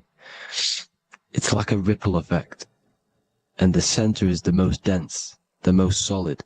This is earth, heart, the heart of the ripple. And the further you go out from the center, the more dreamy, the less fluid, the more fluid, the more less dense it gets until you're one with the all. You see? And this is what it's like. This is what this system is. It's like a ripple effect. Now, let's jump straight into the planes. First, you have the physical plane, made out of 4 elements. 5 elements. The ether is the mother of the elements. It's the womb of the elements. It's the 5th element. And it gives birth to the 4 other elements. 4 is stability. Tables have 4 legs, and this is why the ether gives birth to 4, because it's the foundation of the physical world. Fire, earth, water, air. They are not pure. Each one of the elements melts into the other one. For example, earth and water both share cold. Water and air both share wet. You see, they compose of each other. They melt, they mold into each other based off the vibrational state of the ether. That's what it is. The 4 elements are the vibrational states of the ether. Okay? So you have the 4 physical elements making this, physical world. It's the lowest world. It's the world of effect. This world, whatever you see, whatever you experience, it's the effect. You can't change anything by manipulating this world. You got to manipulate the higher worlds to affect this world, you see? As above, so below. This is the lowest plane. It has 3-dimensional. It's the 3rd dimension. Space, height, and thickness. That's all it is. Front, backwards, upwards. You see, it's 3-dimensional. We cannot perceive the hidden side, which is the interior of this existence. We cannot perceive the interior from our exterior view. We are looking into this world. Okay? This is the exterior view. We can't see what's inside of that. That's the 4th dimension, which is the next one. It's the most gross and dense plane. 4 states of matter, the most slowest vibrational molecules exist in this plane. Above this plane, you have the ether. Okay? The word ether and either are the same thing, because either connects 2 scenarios in languages. I either support Manchester United or Liverpool. Either is connecting them 2 scenarios. The ether is doing the exact same, as you can see here on the planes of existence. It connects the astral world, which is very important, to the physical world. It's connecting these 2 worlds. So it's the ether. It's the ether. The ether is pure potential. Energy flows through the ether. It is pure energy, pure potential. Okay? The physical body is an exact copy of the etheric counterpart body. So every physical object has an etheric energy double. It's like a blueprint of that object. Every single object has an energy double, and that's the etheric double. Okay? The etheric body determines the shape of our physical body through its lines of force. All through life, it rebuilds and restores the physical body. Physical problems show up first in the etheric body, because as above, so below. You manipulate the higher planes, it will manipulate this plane. And this is why sorcery works. contact with astral plane entities. We'll get into that a bit later. So the reason why we can't see this plane, this energy world, which is all around us, which we are inside of right now as we speak, is that the molecules that compose it are further apart than those of the physical plane, making it invisible to the two eyes. That we can't perceive it. Our eyes cannot physically suck in that sort of information, and our brain cannot decode it. This is why, they brainwash us with all these programs to keep us asleep, to keep these other bodies we have asleep, so we don't find out about these other bodies, and is to make you believe that everything's just a material. Only the material world exists. They don't want you to know is that everything that you see is a result of something you cannot see. As above, so below. There are realities within this reality. This is what I'm breaking down now, these different planes, on how this reality works. So your etheric double is your energy body. You can see here the physical, etheric, astral. Astral is your spirit. The ether is a part of the physical plane. It's like just above the physical plane, but it's still part. But then the astral plane is completely separate. It's another plane, but they're all interlocked. Don't think they're apart. They're all interlocked. They're all one. They all melt into each other. The chakras that we have are inside of our etheric body. They are our sense of organs which tune us to the fourth dimension. These 7 chakras connect us to the astral world, the fourth dimension. Okay? They are points for the flow of energy from the universe / 7 planets, because the 7 chakras are your 7 planets, and the 7 planets are connected to the astral world. They are feeding these 7 senses in our body. They connect us to the universe, to our etheric counterpart, and then to us, supplying the physical body. Because the energy comes from above. As above, so below. These 7 senses, these 7 etheric chakras, are being supplied with energy from the universe, the 7 planets, the solar system. Then it supplies the physical body. You see? So the ether is very important. And this is, that the ancients understood the science of the ether, and they could, harness free electricity from it, because it's all around us. The ether is all around us. And this is what they were doing. They were harnessing free energy using the ether. The astral plane, the fourth dimension, very important plane. Very, very important. We've all been there. Every single one of you has been there. Okay? The fourth dimension is unseen of what we see. It's the interior of the exterior that we see. We see the third dimension, but we cannot see beyond what's making this third dimension. This is the fourth dimension. Okay? It's the dream world. This is where you go when you dream. Okay? This is where you go when you dream. It's the place of disembodied spirits or ghosts, entities, whatever you want to call them. When you hear ringing in your ears, that is not tinnitus. That is an entity around you. Okay? That is an entity around you. The fourth dimension is where thought forms exist. Mental images. Thought forms as in what you see in your mind when you think of an image, because the mind is the highest plane of existence. Mind is the highest plane of existence. And it manipulates all of the planes below. So it goes the mental plane, then the astral plane. So the thought is in the mind, the mental plane. That just the thought alone, no image, but then the form depiction, the thought form exists. It manifests in the astral plane as a sort of image, an entity, a living conscious being. So this is why thoughts are things.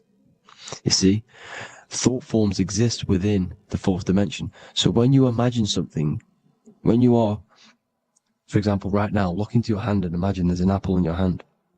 If you can see that, you are seeing into this fourth dimension.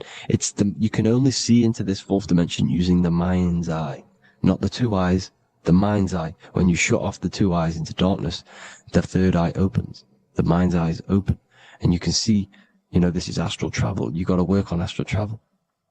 And you will see this astral plane, this fourth dimension. And there are 3 different sections to this astral plane. Higher, middle, or lower. So yes, there is a kind of a heaven and hell, and a mid-God. Heaven being the higher vibrational entities manifesting higher vibrational thought forms existing there, the lower vibrational thought forms existing in the astral plane. But these thought forms are beings. You can create these beings. They're called elementals. Okay? If you entertain specific thoughts for long enough, this will plant a seed and it will grow. If you keep, so for example, you have a bad feeling or whatever, what's a good example? Unforgiving someone. You keep that energy inside of you for long enough, it will manifest on in the fourth dimension. You entertain that thought long enough, it will manifest. And it will create an etheric body, and it will be an entity which will harm you, that will feed off you, this low vibrational energy. Your mind is so powerful. It creates thought forms, and these thought forms can take consciousness, can take bodies, etheric bodies. Now, that's why it's very important that you master your mind, master your thought patterns. So this fourth dimension is the astral world. So when you have a nightmare, this is the lower astral plane. You're in the lower astral plane. Whilst this physical body rests at night, your consciousness, you awaken this other body, your consciousness goes inside of this other body, whilst the physical body lays asleep. You see? So it's all inside of you. This is what you need to understand. You just haven't awakened these bodies yet. You can awaken them. You just got to awaken them. Okay? The next is the mental plane. This is the mind, the source, pure cause, pure motion, the most less dense, the most fluid. No form. There's no form to the mind. Astral plane is the first plane where a form takes existence, pretty much. The mental world has no form. It's pure mind, pure intelligence. Thoughts alone exist here without any images or manifestation. The most fluid, the most dreamy, the most causal plane. All of the rest take the effects of this plane. That's why it's mind over matter. Your thoughts they create vibrations. Each vibration is vibrating on a specific frequency, which creates mental images, creates effects down here on this physical plane. This is why it's so important to master your mind. Master what you think. Master your mind. It's the hardest thing to master. You could conquer the world, but it's probably harder to conquer your own mind than to conquer the whole world. I can promise you that, because the mind can play tricks on you. You got to listen to that inner guide within you that will constantly manifest the good things. So anyways, people, hope you learned a lot from this. Please work on trying to activate these other bodies. I will maybe do another video on trying to activate these bodies if you wish. Please comment down below if you would like to see that. And have an amazing day. Please like, subscribe, comment down below any video ideas you want me to do, any information you want me to spit. Thank you all. Have an amazing day.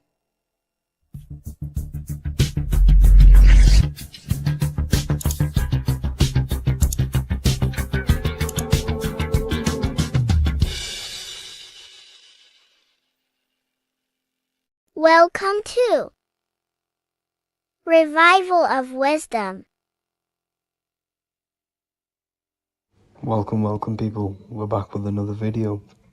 Please make sure to hit the like, the subscribe button, and turn on notifications to never miss a video. The Vatican is a giant key from a bird's eye view, and it also contains an 8-pointed star. The Anunnaki Sumerian gods also depicted this 8-pointed star. The sky god Anu from the Anunnaki also uses the 8-pointed star for his symbol. And even Freemasons depict an 8-pointed luminary with a ladder and a key. This is symbolizing the key to ascension up to the 8-pointed star, which is Polaris. Polaris is always depicted as an 8-pointed star. Polaris is the standstill star at the very center of our realm, which is perfectly aligned with the North Pole. The Earth is a giant torus field, and at the center is where the most electromagnetic energy is stored. This is why all compasses point to the north. Hence why a compass is an 8-pointed star, because it points you to Polaris, which is the North Pole, the center of this realm. The 8 points of the 8-pointed star symbolize the 8 points in space and time. So yes, Polaris is the portal which you ascend through if you outgrow this consciousness by aligning your chakras. Our earthly realm is a macrocosmic reflection of us, and we as humans are the micro reflection, with the earth containing its 7 chakras as well as us. The North Pole is the 7th chakra, which is the crown chakra. So the key to ascension is held by the Vatican, hence why it's a giant key, because they mislead the masses through their religions, which teaches the masses to look outside of themselves. As stated in the 20,000-year-old emerald tablets, written by the Egyptian god Thoth. On Earth, man is in bondage, bound by space and time to the Earth plane. Encircling each planet, a wave of vibration binds him to his plane of unfoldment. Yet within man is the key to releasement. Within man may freedom be found. So the 7 planets are associated with each 7 chakras. The lowest chakra being the root chakra, which is associated with Saturn. This is why the elites love Saturn and reflect it in all of their symbols. Because the chakras are an ascension of spiritual principles, starting from the material and ascending up to the spiritual, the crown chakra. However, evil love bondage, and they are trapping souls in the physical realm by stopping and provoking the ascension process. They do this by abusing the energy of Saturn, and Saturn is associated with the lowest chakra. The lower 3 chakras are associated with survival mode, which keeps the consciousness in a constant state of fear and only aware of its surroundings. Once you start to ascend up your chakras, you become more consciously aware of spiritual deeds. And this is the process of returning back to your true spiritual form. Going back to Polaris and its connection to ascension, Kanye West symbolizes this on his music video 24. As you see him rise up into the sky, you see an 8-pointed shape around him, which symbolizes the 8-pointed star, as you see the beam of light. And even NASA symbolize this in their Space Delta logos, a bear holding a key with an arrow up to Polaris, the 8-pointed star. Here's another NASA logo of an arrow from the Earth to Polaris. The series Lock and Key on Netflix is all about portals and doorways, and they have the Kundalini energy as one of their keys. Kundalini energy is the energy which rises up the spine, the 33 vertebrae, and activates the third eye. The third eye is the spiritual gland which connects humans to other spiritual realms.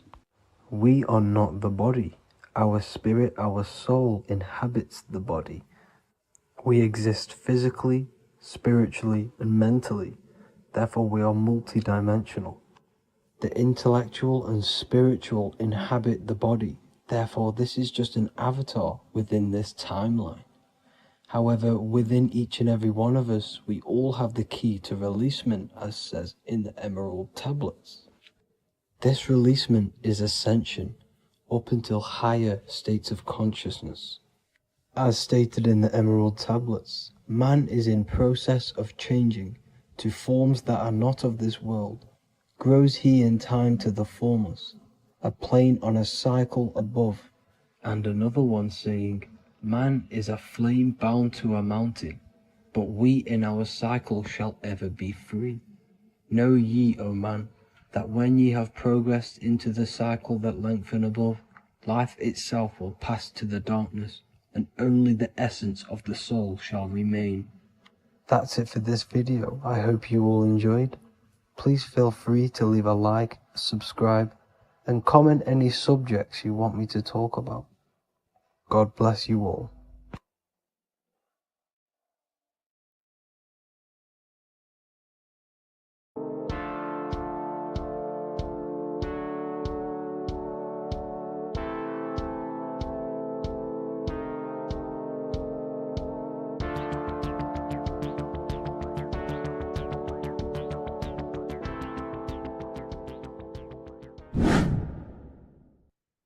Left and right hemisphere, and what are they doing? How does it contribute towards your perception in this world? And this is what we're going to be talking about in today's video. We're going to be breaking down the two hemispheres of the brain and how they function in your life. So first, we have the left hemisphere. This is the logical hemisphere. This is the analytical, divided, scientific, or verbal hemisphere. The right hemisphere is creative, wholeness, artistic, symbolic, and metaphorical. The right hemisphere does with non-verbal things. It produces a holistic perception. It is more to do with creativity. Because what you must understand is that we are not in the external world. The world is produced by our brain. We see with our brain. Our eyes are a part of the brain. What we touch is the brain's interpretation of electrical signals on the nervous system. What we smell is the brain's interpretation of smell through the nose. What you taste is your brain's interpretation of chemical reactions on your taste buds. So what you are experiencing is the brain. The brain is a computer creating a simulation.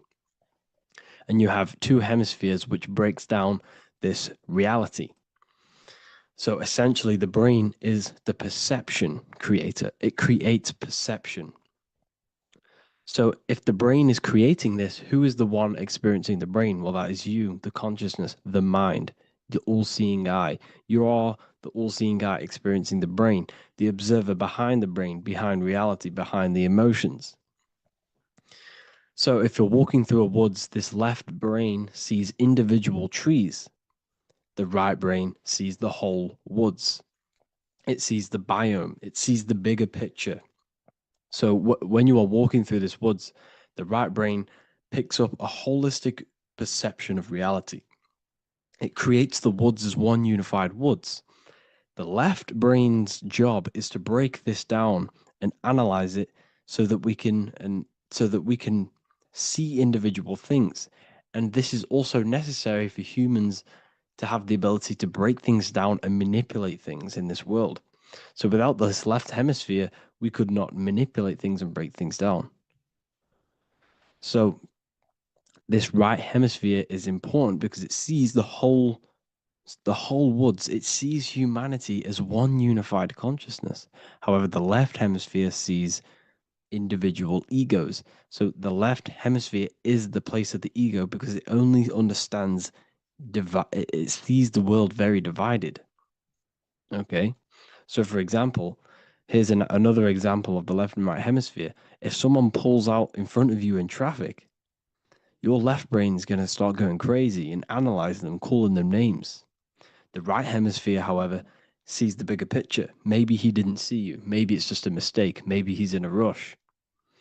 You see how the two brains are very different. They do the same thing, but they function in different ways. The right hemisphere is feminine, the left hemisphere is masculine. So, like I said, this person pulls out in front of you, you start to think with the left. If you start to perceive that in the left brain, you're going to start analyzing them, you're going to start going crazy and calling them names because you're analyzing it. You're not seeing the bigger picture behind it. You're not seeing it from his perspective. So there is a crossover. So the left hemisphere of the brain controls the right side of the body, the right ear, the right eye. Everything to do with the right side of the body is connected to the left hemisphere, and the right hemisphere controls everything on the left side of the body, including your eyes, your arms, your legs.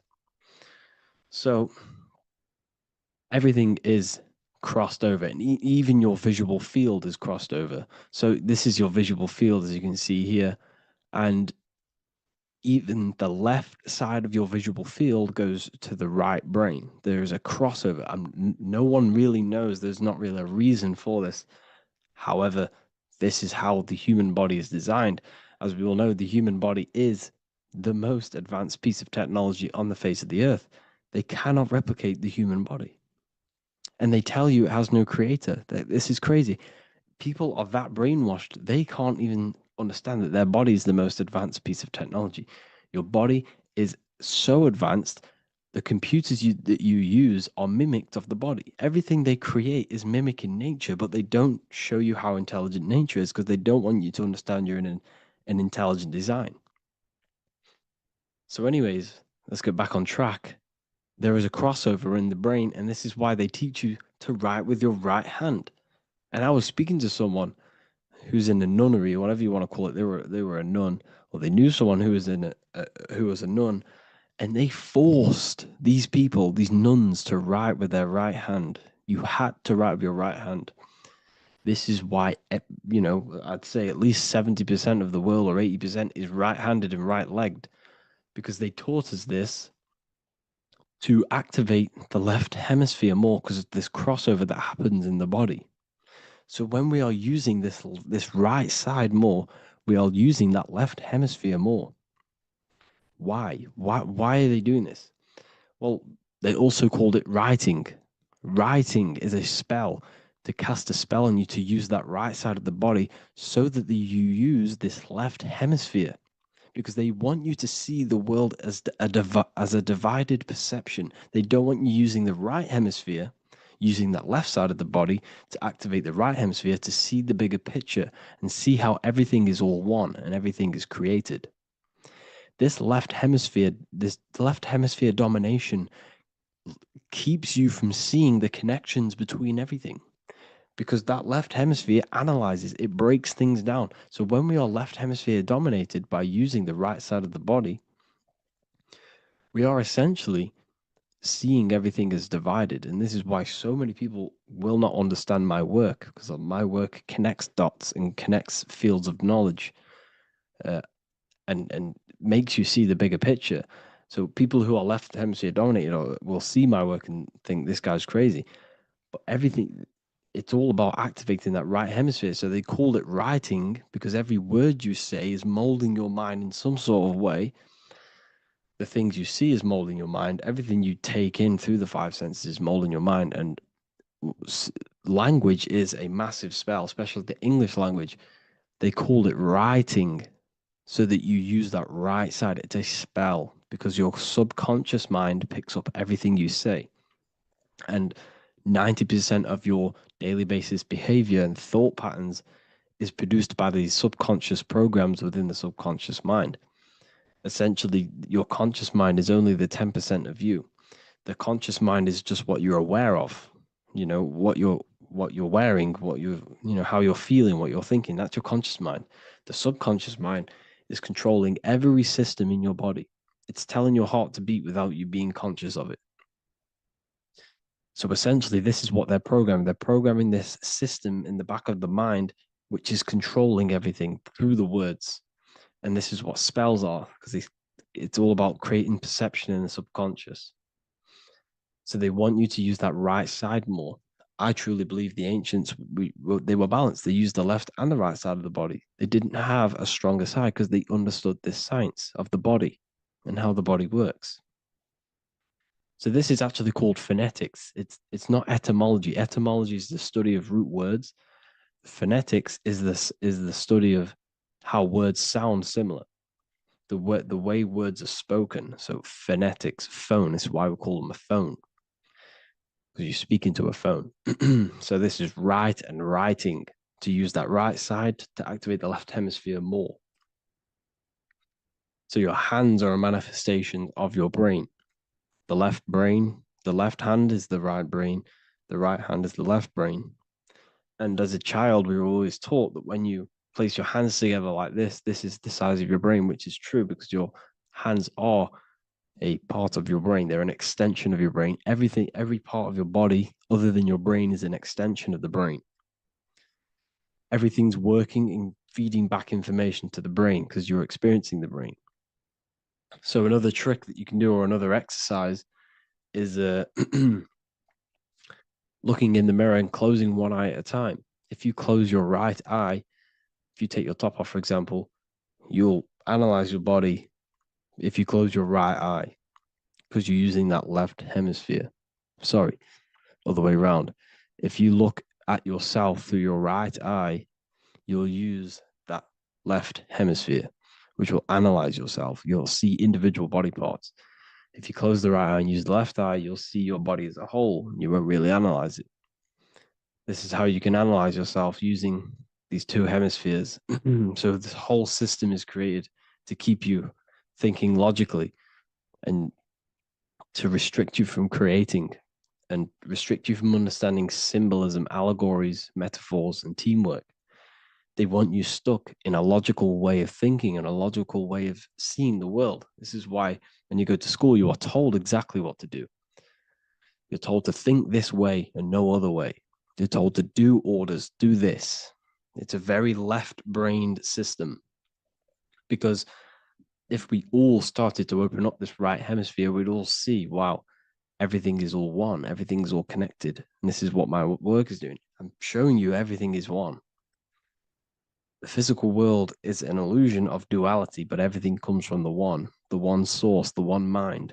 The universe is a giant mind. I am mind, you express mind. We all possess mind. Behind the physical body is the same mind consciousness. And we are all expressions and fractals of this infinite consciousness called mind. And this is what they don't want us to figure out, is that we are all just one consciousness expressed. It's an infinite consciousness. It's even in the squirrel, it's in the dog. All of these different animals, they're just different bodies, but behind the bodies is the same consciousness, which is mind. That's what the pineal gland is. The pineal gland is not the mind, and it's not the third eye. The third eye is your mind. If you have a closed third eye, it just means you have a closed mind. If you have an open third eye, it just means your mind has expanded from beyond physical things through astral projection and mystical experiences. This is how you gain an open third eye. It's just an open mind. A mind that has astral traveled, that's explored the realities within the mind. So everything they do is to keep us in a divided state. Divide and conquer, right? That's their motto. All to keep you thinking how everything is divided. Everything they've done is division. Postcodes, countries, everything is divided. Like football teams and all this stuff. It's also a natural process when you grow up, because as you grow up, your brain is constantly analyzing the world. So this is sort of a natural process of how you become more left hemisphere dominated, because your brain is always analyzing. And unless something awakens you, you can awaken that right hemisphere where you can start to see the bigger picture.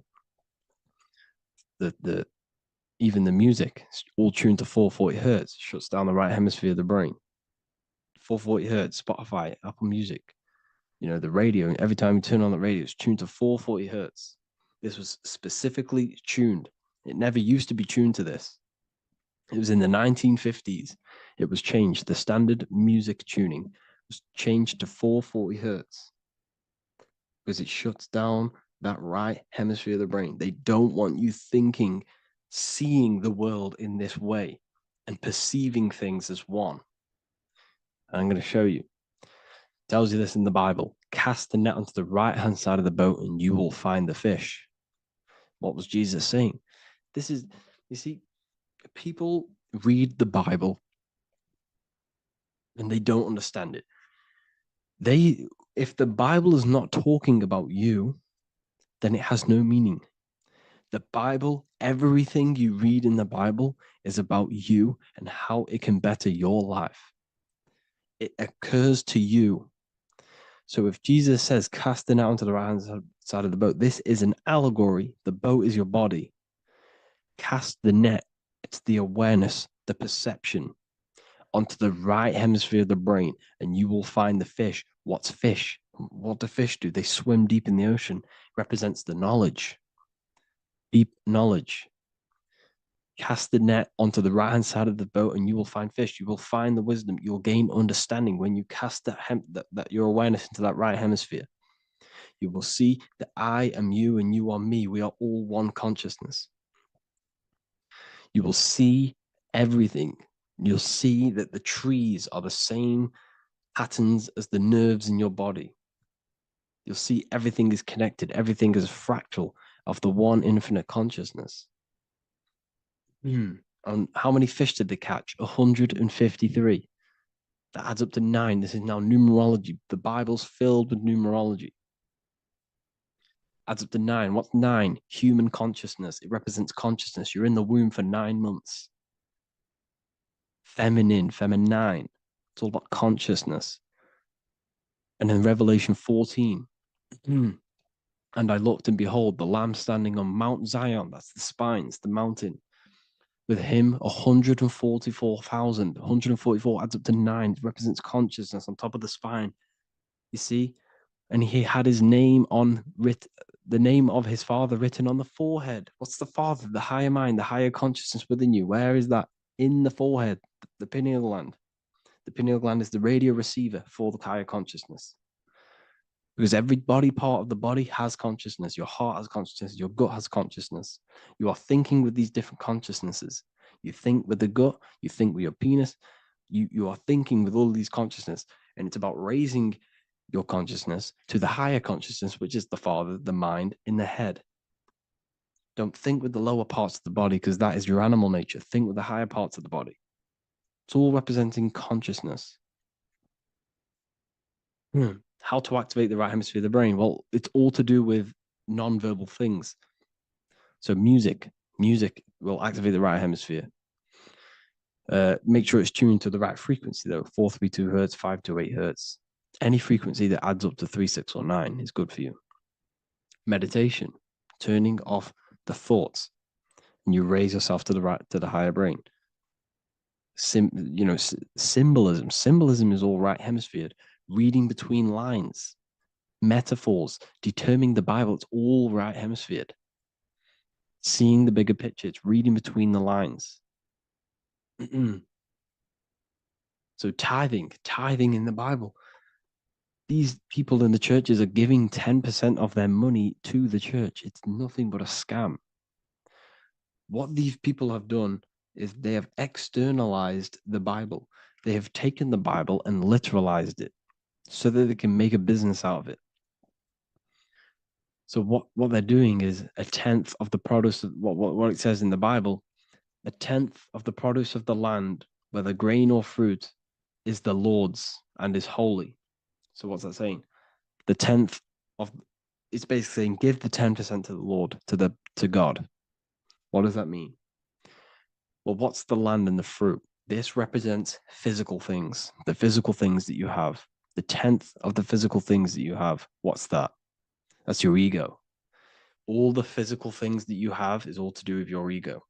That's the lower self. The ego, what is the ego? It's the mind's perception of the physical self. You had no ego when you were a child.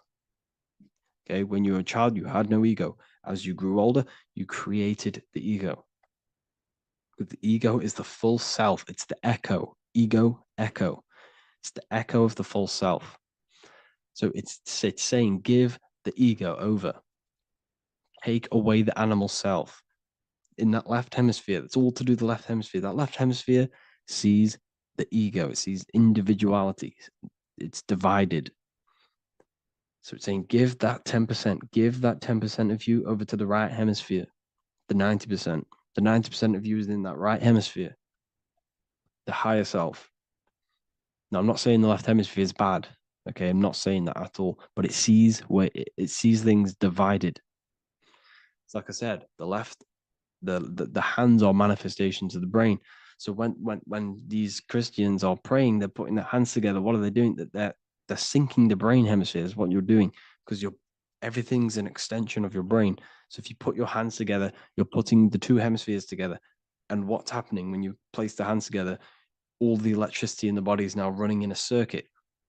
Once you connect these two hands, the electrical energy is now running in a circuit, and energy can move around the body quicker and more efficiently. So when you pray, when these people are praying, they don't realize that they're engaging in ancient forms of meditation, of balancing the two hemispheres. So now we're talking about balancing the hemispheres, not the right hemisphere. This is what Israel is. Look at the symbol for Israel, the up triangle and the downward triangle. What's that? The up triangle represents male. The downward triangle represents female. Okay? This is talking about the brains.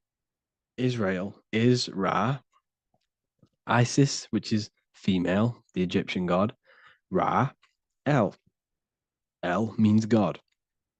Electricity. That's the force of the physical world. It's the force that runs this world, electricity. It's the force of God. El, consciousness. It means God. Is Ra, El.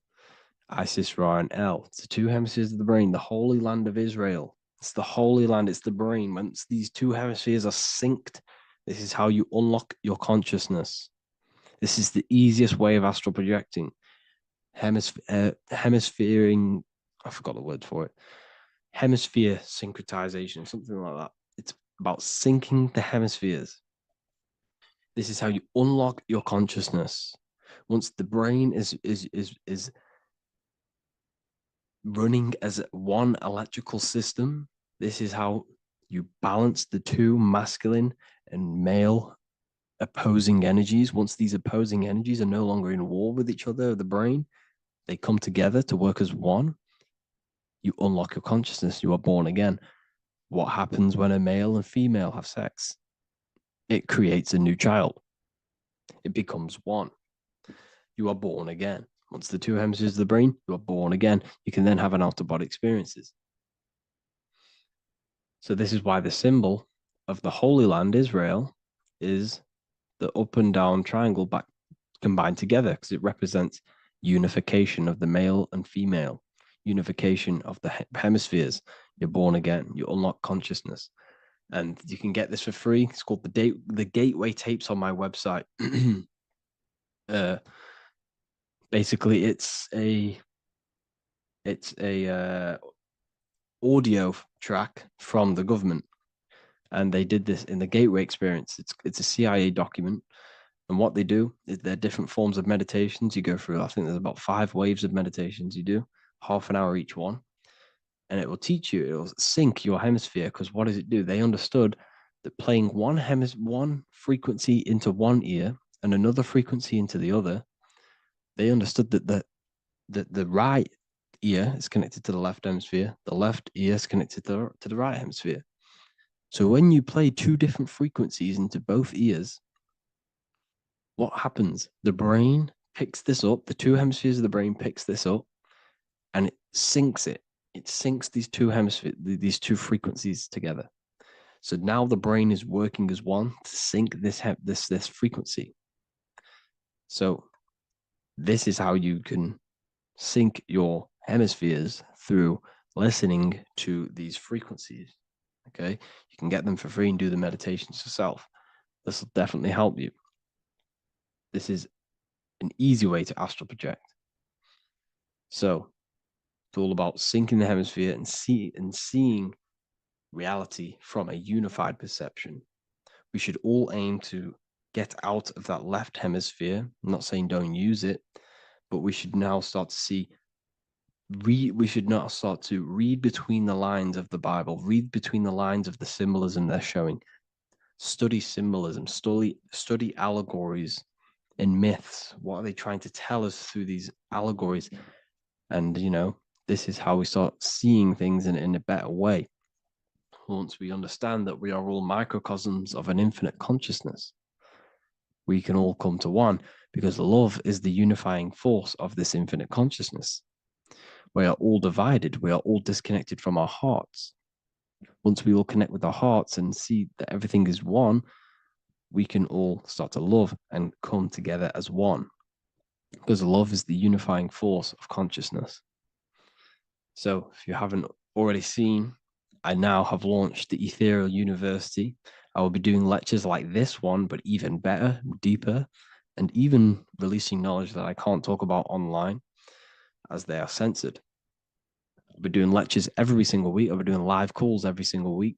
You also gain access to my library, which is filled with over 45 occult books, filled with knowledge. Okay, I'll show you now. Plus, you get my book, The Book of Wisdom, PDF form, and the Human Health Guide, PDF form. You also get all of this stuff, the health section, Q&As, Ethereum meditations. We've got some celestial studies, cosmology, and numerology coming soon. You also get the brand new Manifestation Mastery course, plus the library. And there'll be new books, new lectures, new live calls every single week. Or you can get the Book of Wisdom, use the code WISDOM in all capital letters to gain 40% off. This sale will be ending very, very soon. So if you're watching this, be very quick to get yourself a physical version or a PDF of my book. You can get it in all these languages. Hope you enjoyed this video, people. I'll see you inside the Ethereal University, the real university. Have an amazing day.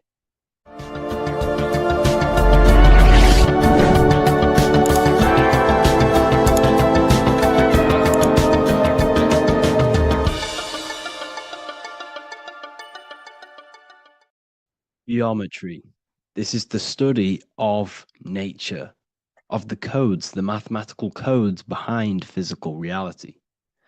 So today we're going to be going deep into geometry and the true esoteric internal geometry, the geometry that no one really talks about, and how geometry relates to human consciousness. So essentially, what we must understand when it comes to geometry, the basics of geometry is everything is vibration. And this vibration is vibrating on a certain frequency. And this certain frequency creates a geometric shape, which is why in nature we see all of these different geometric shapes. All matter takes form in shapes.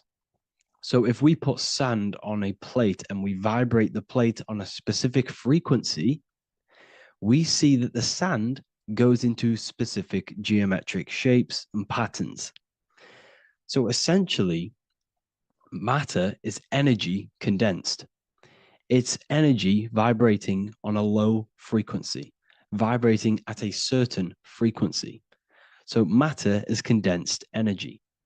And each geometric shape is manifesting and showing a specific energy. Some shapes carry more energies than others. For example, the cube is what traps energy. A square is what traps energy. So geometry and the flowers are basically how energy manifests itself into physical matter. We are in a world made out of energy or light. Light is energy. So everything is vibration, everything is frequency, and everything is energy. Even the words, each atom in our body, everything. So everything in nature has these mathematical energetic codes. So geometry is basically the study of nature and the shapes that are in nature and their energetic principles. Because like I said, matter is energy. So this is what we call cymatics, when we place water in a petri dish and we shine light on top and we vibrate the water. And we can capture, this creates certain patterns. Each frequency, like you see here, has its own pattern. So what we are seeing here in the physical plane is essentially energy condensed into physical reality. We see it in the turtle. We see it in every single form in nature. Now, external geometry and normal geometry, we normally get taught that this is God's way of creating physical reality, which is essentially true. However, it's far more deeper than that. Far, far, far more deeper. Okay, so what geometry truly is, it's not God's codes to reality. What we must understand is what the brain truly is. And what we must understand is that we are not in the world. We are not in the universe. The universe is us ourselves, and the world is produced by our brain itself. Okay? So the way you must understand how the brain works, so what you visually see, so geometry is to do with what we visually see. And what we visually see is heavily connected with our eyes, which are an extension of the brain. The eyes are the brain. And essentially how we see is energy enters the eyes, and each eye goes to the optic nerve. And this energy is transferred into electricity, which travels to the back of the brain, to the visual cortex of our brain. And this is where the image is produced, what we see. Therefore, the world outside of us is truly inside of us. It's a projection from within the brain. The brain is an energy condenser, a decelerator, an energy decelerator. Everything outside of us is basically formless energy. It is formless energy vibrating at a certain frequency. So what the brain is, it's sucking in this energy, this light, and turning that frequency, that code, that light code, into a physical reality. It's condensing the energy and turning it into a visual image inside of the brain.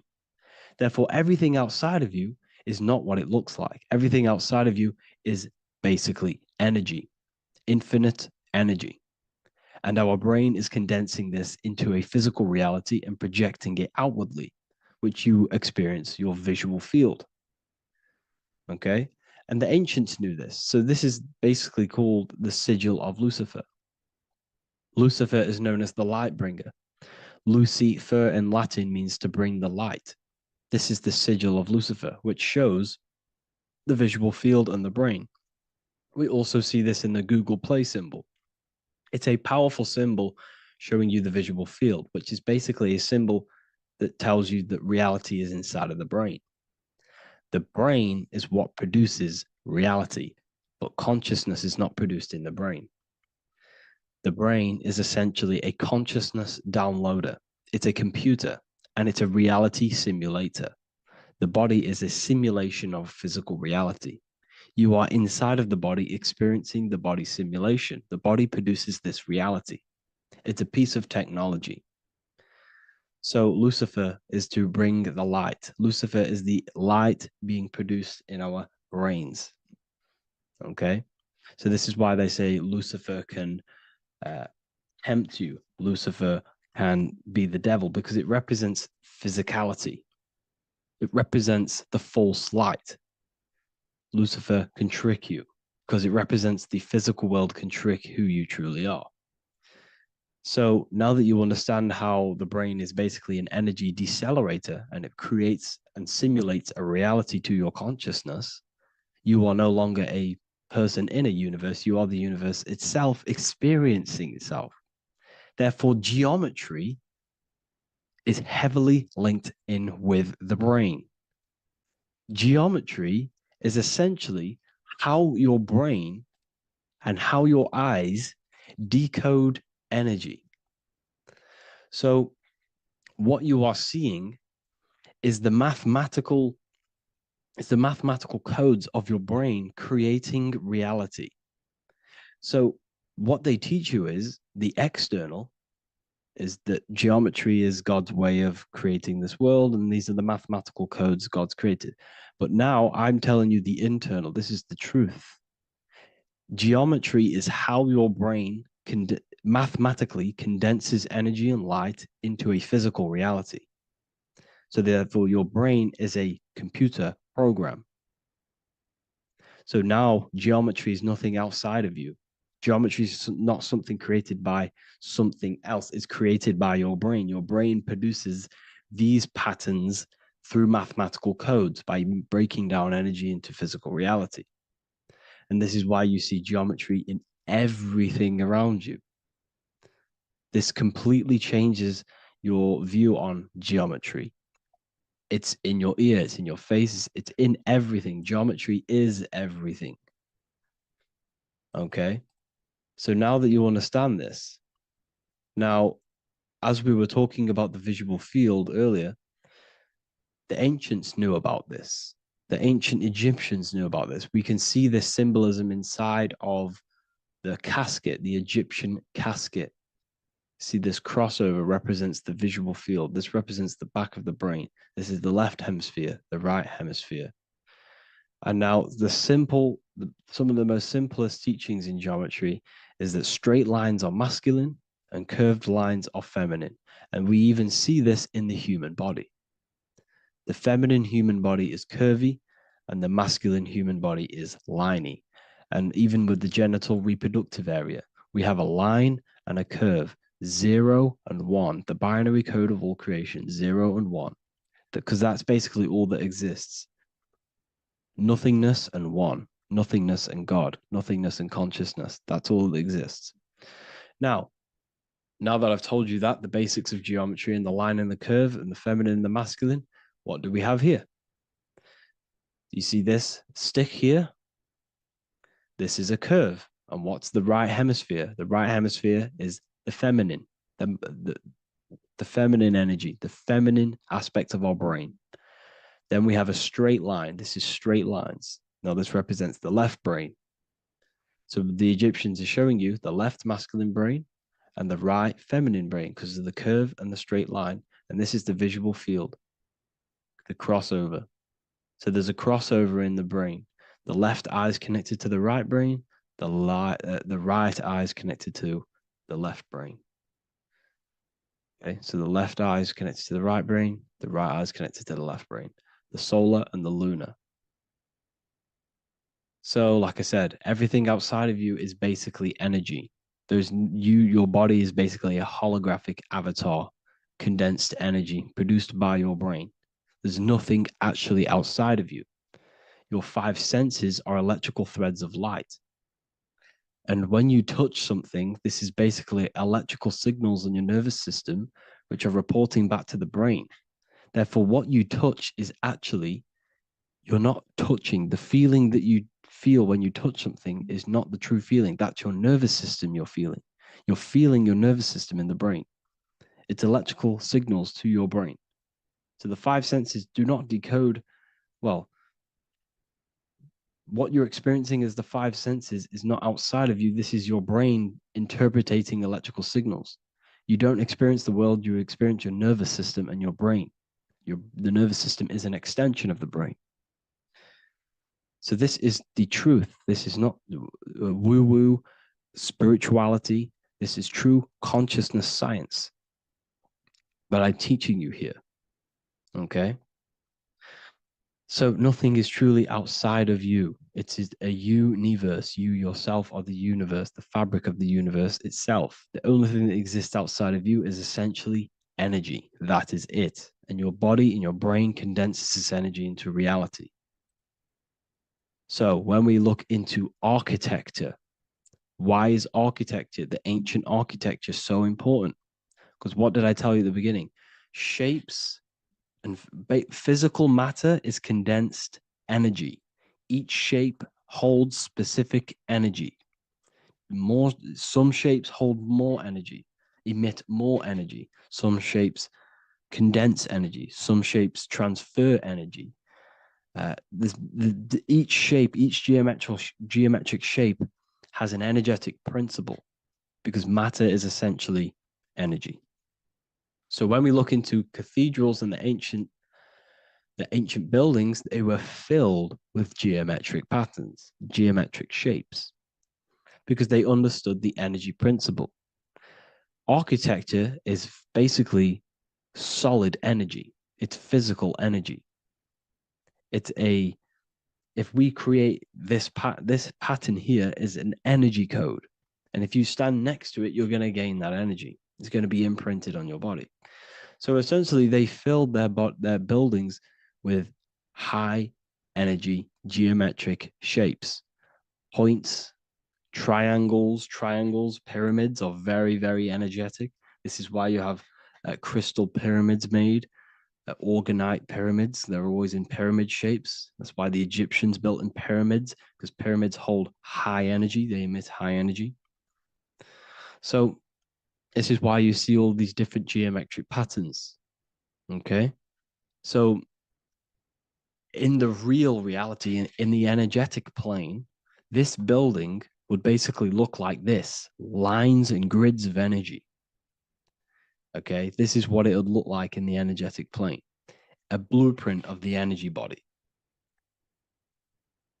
So as you see here, these are the different frequencies in a petri dish, of water in a petri dish. And you can see they are specifically aligned up with these specific patterns. You can see geometry even within geometry. It's fractal. So essentially, when you would stand inside of these buildings, they would imprint the energy of the building in your body, because your body is healed through energy. You have an electromagnetic field around your body. So by creating buildings with geometric patterns, we are essentially increasing the energy of the building, because the building itself is energy. Okay. So when we fill it with geometric patterns, we're increasing the energy. We're giving it a certain energetic imprint. So when you stand inside of that building, you're being imprinted with that energy. Okay. So especially with these windows, these stained glass windows. Well, why are they stained glass? Well, color is frequency. So when you have all of these different colors, and not only were they just painted, some of these colors are specific gemstones, crystals, natural stones, which all hold energetic principles. Each crystal is vibrating on a certain frequency. Wood has its own frequency. Metal has its own frequency.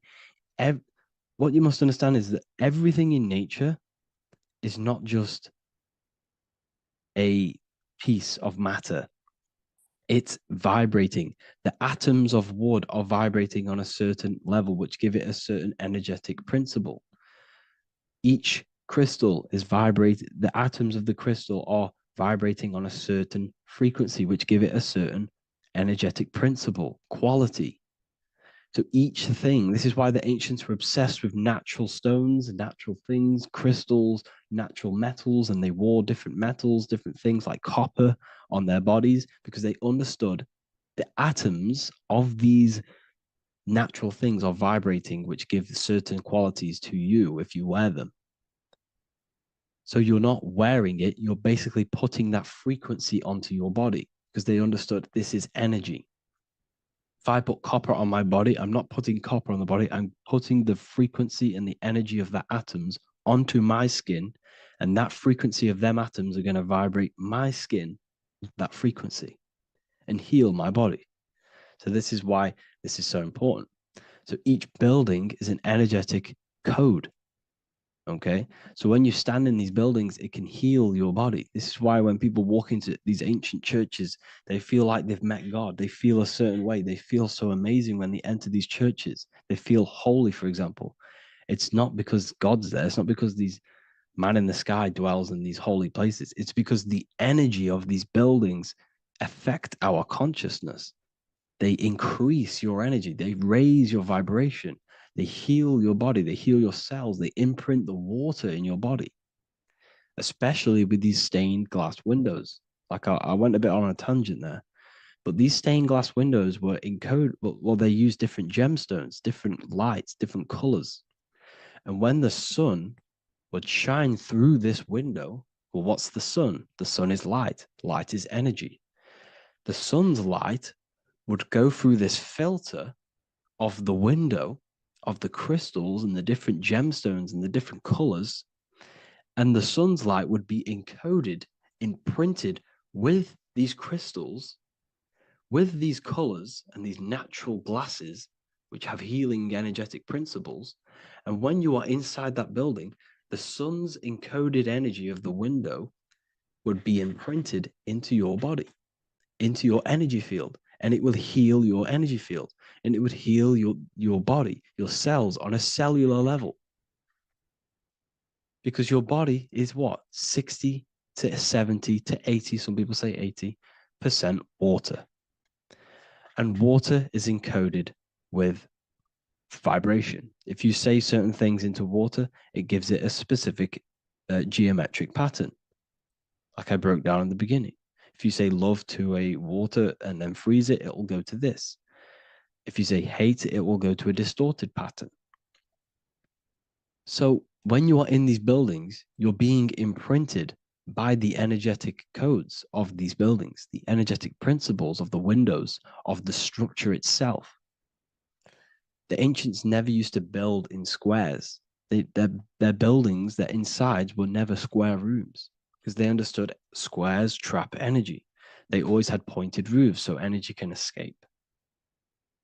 So there's many little things that we need to look into geometry. For example, when you see magicians, when you look at ancient magic, why do they stand in circles with different geometric patterns? They use different geometric shapes. Why? Because shapes are energy. They hold specific energy. So when the magician stands in a circle with a pentacle, they're working with the energy of that pentacle. You can work with different energies based upon the different geometric shapes that you draw. And you can use this in your structure, in your architecture, in your work, and it can influence everything. So this is the true geometry. I hope you gained a deeper understanding on geometry and how it relates with you and your consciousness. Like I said earlier, your brain produces geometry. It's basically how your brain decodes energy. It's not God, how God creates this reality. And no, you're in this reality. You are the reality itself. Your body produces the reality. Therefore, geometry is one with you. So therefore, if I play with the geometry of the buildings, for example, like the government have, everything's in squares. If you look outside, everything's a square, everything's a rectangle. You go to a city, every window is a rectangle, every building is a rectangle.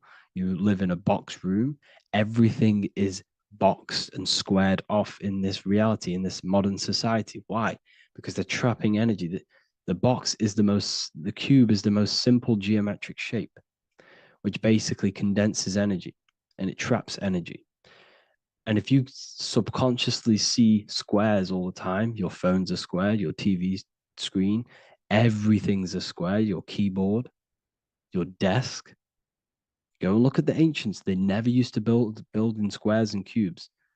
And if you go into nature, you'll never see squares and cubes. Nature doesn't create squares and cubes. Everything in the modern society is squares and cubes to simple your consciousness down, to dumb your brain down.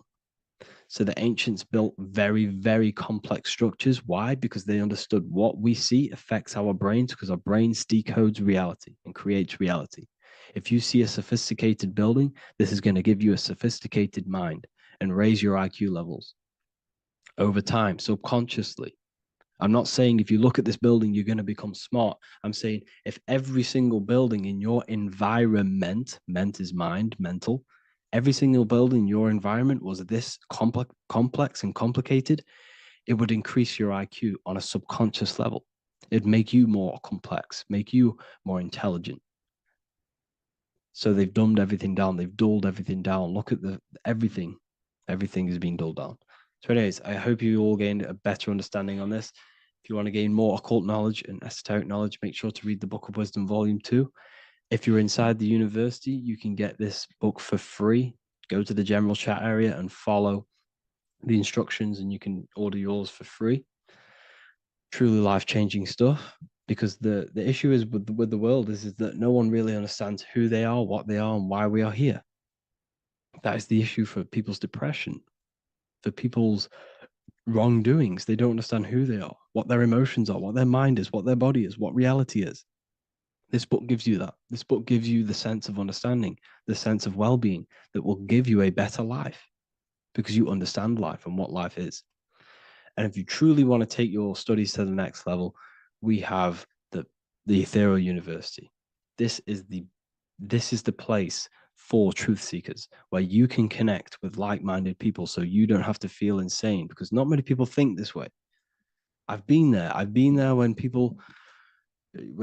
you wake up and not many people around you are thinking the same way, and you start to feel a bit insane and you can't really talk to people about these things. That's why I created this, so you can connect with people and learn at the same time and become the best version of yourself by understanding truth and knowledge.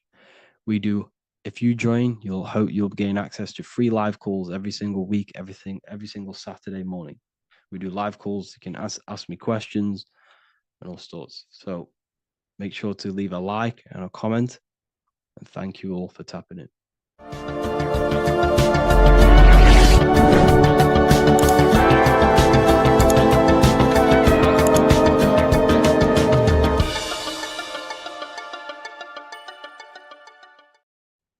What if I told you many people around you have probably sold their souls? It's more popular than you think, and it's very easy to do. Selling your soul is not something that you can just go and meet the devil and do it. It doesn't work like that.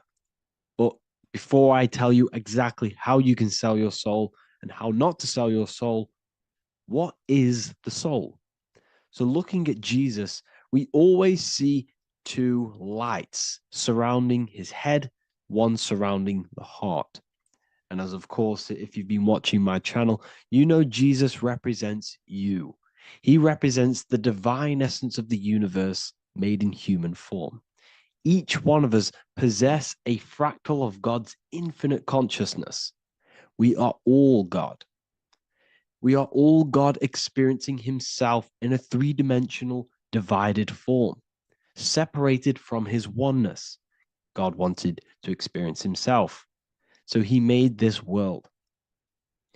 So each one of us possess a soul, and the soul is the spark of God's infinite loving consciousness, filled with God's loving moral law. So the reason why Jesus is always have a light above his head and a light on his heart is because this represents the brain and the heart. The brain is not the mind. The heart is not the soul. The brain is the physical manifestation of the mind. It is the physical mechanical computer for the spiritual mind. The heart is the physical manifestation of the soul. The heart is a brain.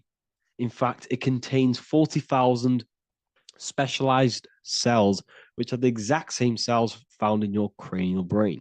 Yes, your heart is an emotional brain. Your cranial brain is a thought brain. It's a computer. Okay? Everything that exists physically exists non-physically. This is what the ancients called spirit. Just means invisible force. The mind, the thoughts are not made of atoms. You can't touch, you can't find tangible thoughts, imaginations. These things exist spiritually in metaphysical counterspace. It's the same with your emotions. The emotions are spiritual. They are not physical. You can't touch them. So thoughts are the language of the mind. Emotions are the language of the soul. Sometimes we can become eluded by thought, and we can become eluded by emotion. If we are led purely by emotion, we can create illusions in our perception. The same if we rely only on thought. We must balance these two. Okay? So the mind is the creator. The soul is the operator. Every thought we think is being judged by our soul. The soul is the judge. The soul tells you what is right what is wrong. And even the Freemasons depict this spirit and matter in their black and white checkerboards. White is spirit, black is matter. Matter is dead, spirit is life. This is what this represents. Physical reality is not just physical. For every physical object, for every physical manifestation, there is a spiritual force bringing it into existence. Consciousness brings everything into existence. Before you kick a football, there is a change in your inner consciousness before you take that action of kicking the football. Everything exists in spirit before matter.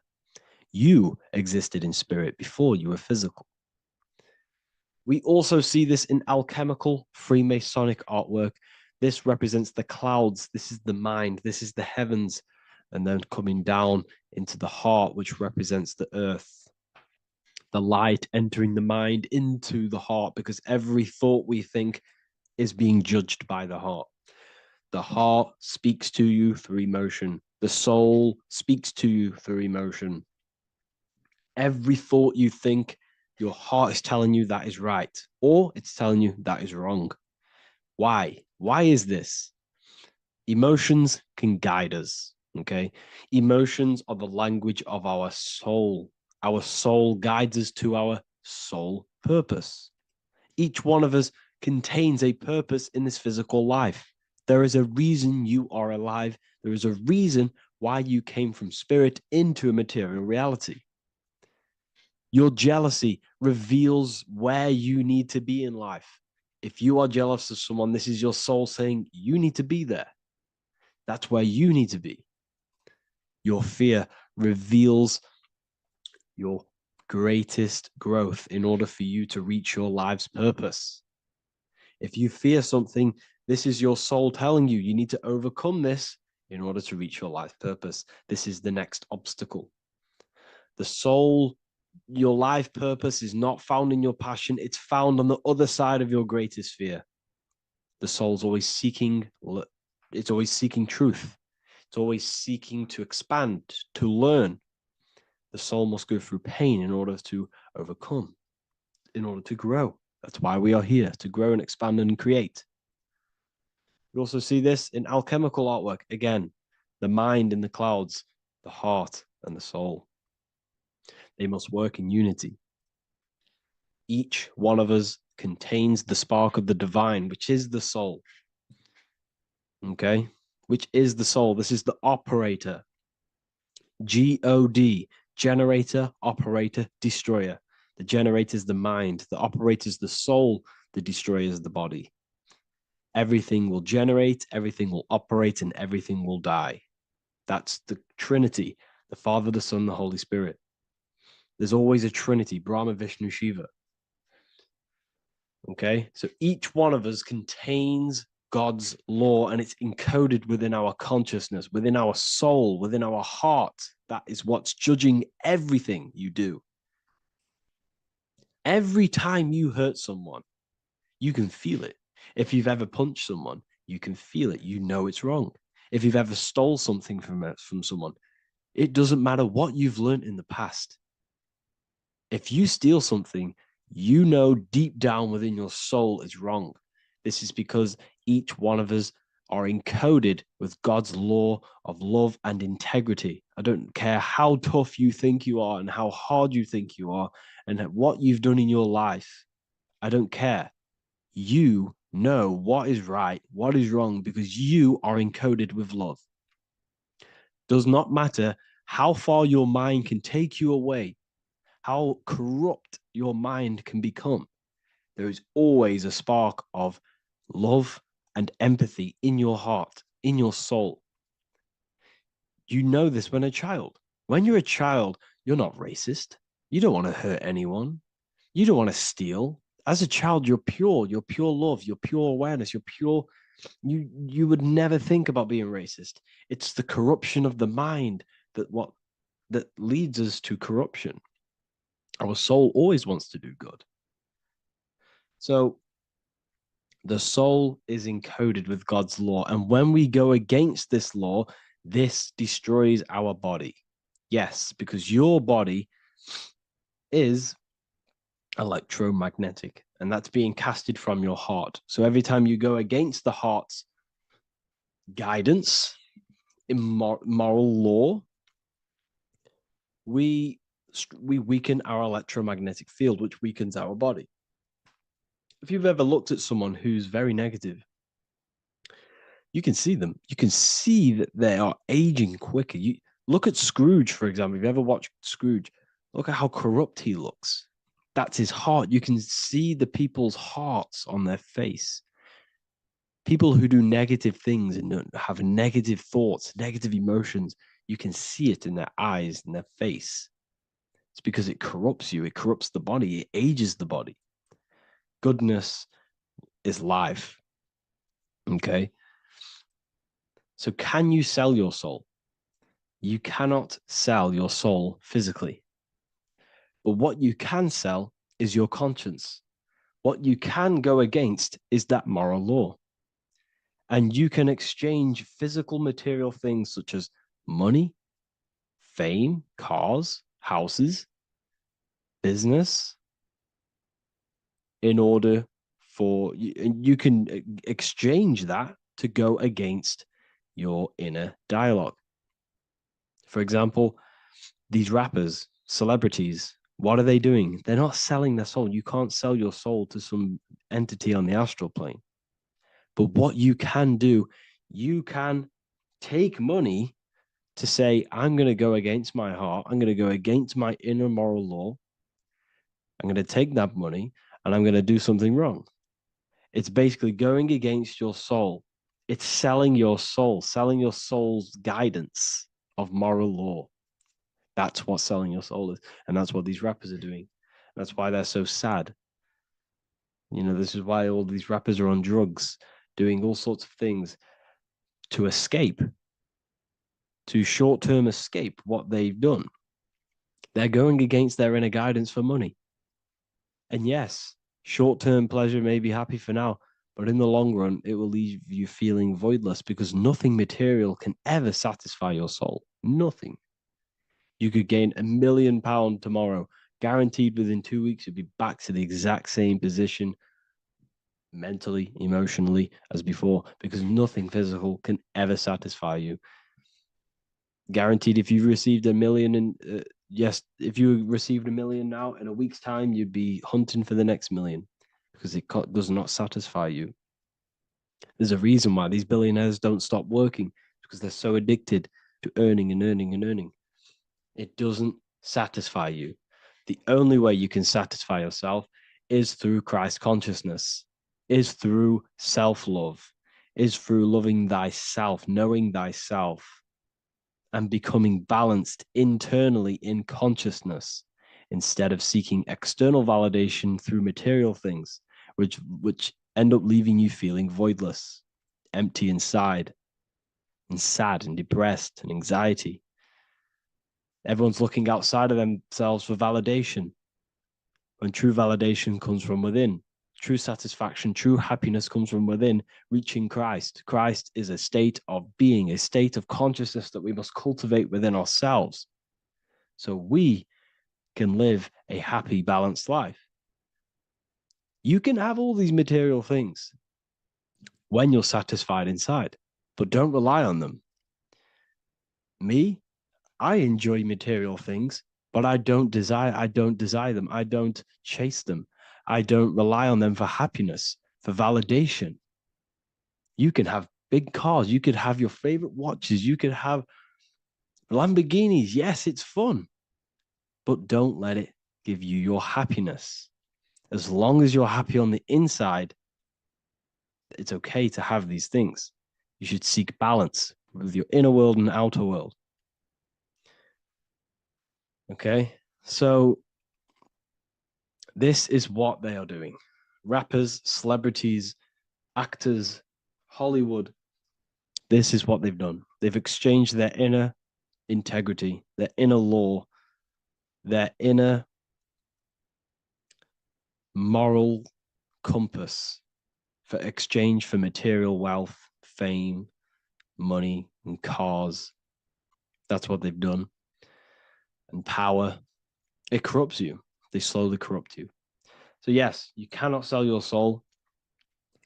And if you wish to learn more, I'll see you inside Ethereal University with my community, where we are learning every day to master ourselves, to expand our consciousness. If you want to lucid dream, astral project, master yourself, create the desired reality you want, learn about human consciousness and your full potential, then Ethereal University is for you, and I'll see you inside. The link will be in the description. Thank you for watching.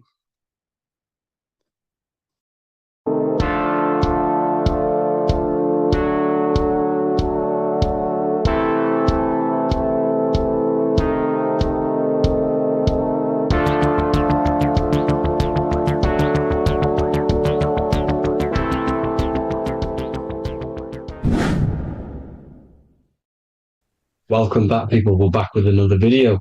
Let's jump straight into this. Make sure to tune in till the end, because this has got so much information in this video. So sit back and enjoy. So everything's torus fields. The Earth's a torus field. Everything's torus, which is electromagnetic field, electric and magnetic. The center of the torus field is where the two opposing forces meet in the center. And this is what creates the plane of inertia, the dielectric plane of inertia. Okay? You got red shift, blue shift, positive, negative, south and north pole, right? This is what the ancients were showing with the tree of life. As you can see here, this is the plane of inertia, and this is the torus field. Everything consists of this. Everything is a torus field. A atom is a torus field. Okay, now the inertia is the 0 point. So this plane is a 0 point. It's the balance between two poles. Okay, now this creates matter, because matter is two opposing forces in motion equalized. So these two forces coming together is what creates matter on this physical plane. And this is why we can't see the electromagnetic field, because it consists of one of the elements, which is either electric or magnetic. But when they combine together, it's what creates this physical plane, which is physical matter, which is light in motion. Now, everything is one. Don't get confused by duality. Duality is two opposing forces, but them two opposing forces are created by the same substance. It's two aspects of the same substance. So, for example, water and ice are the same thing, you know what I'm trying to say, but it's two aspects of the same substance, because all is one. The whole universe is one. All goes back to the one, which is God, the creator, or magnetism, whatever you want to call it, because magnetism pulsates. Electricity has two poles, red shift, blue shift. Okay, so red shift, blue shift is electricity, and electricity vibrates, and all vibration always comes back to a standstill point. But magnetism is what pulsates. This is why your heart pulses. You breathe, which is a pulse. This is the breath of the universe, magnetism. Now, this is why the earth is green, okay? Earth can be spelt heart. If you just move the H to the beginning, it spells heart, okay? Because the heart is the center of the torus field, which is the heart chakra for us humans, okay? We consist of the same field, as you already know. Heart being the center, which is green, which is the center of the seven colors. The center of the seven colors. This is the most powerful chakra in your body. People think it's the crown chakra, but it's the heart chakra, because it's the center of the torus field. You must align them all and combine them all into one, which is the heart chakra. Now, earth is green. Nature's green. Okay, this is because we live on heart chakra, the plane of inertia. It's the center of the torus field. Okay, and this is what the Egyptians called Isis, which is nature. Nature is balanced. And nature is female, Mother Nature, because it looks after us with the fruit it grows with abundance, and the water. It's a female energy, Mother Nature. And this is the symbolism of an equal, balanced arms. This is the scales, it's balanced. Mother Nature is balanced. This is why the sky is blue, because what comes after the heart chakra? Blue. Sky is blue. We live in Midgard. This is what the ancients called Midgard. You don't have to take this tree literally. It's a metaphor. We live in Midgard, where both positive and negative duality here. Now, Mount Meru. Mount Meru was known as the center of the earth, okay, or known as Hyperborea. And this is the North Pole, the electromagnetic North Pole. But when I say Mount Meru, it's not an actual mountain. They weren't saying there was a real mountain in the center of the earth, a magnetic rock. No. The plane of inertia, okay, there's something called a hyperboloid. That's what it's called, a hyperboloid. And this is the center of the torus field. And this hyperboloid is what is in the shape of a mountain, you see? So if I go to this next one, they say Hyperborea on this map. Why do they call it Hyperborea? Because this is the hyperboloid in the center of the torus field. And this is the electromagnetic mountain, a metaphor. Mountain, what they're metaphorically saying, this is the electromagnetic mountain at the center, the double vortex, the center of the torus field, which is the North Pole. Pole of electromagnetic energy. So this is why they call it Hyperborea. It comes from the word hyperboloid. And the center of the earth is so sacred. And they symbolize this with, obviously, the North Star, which is Polaris. And this is where the swastika comes from, because it's the 4 seasons moving around the North Star.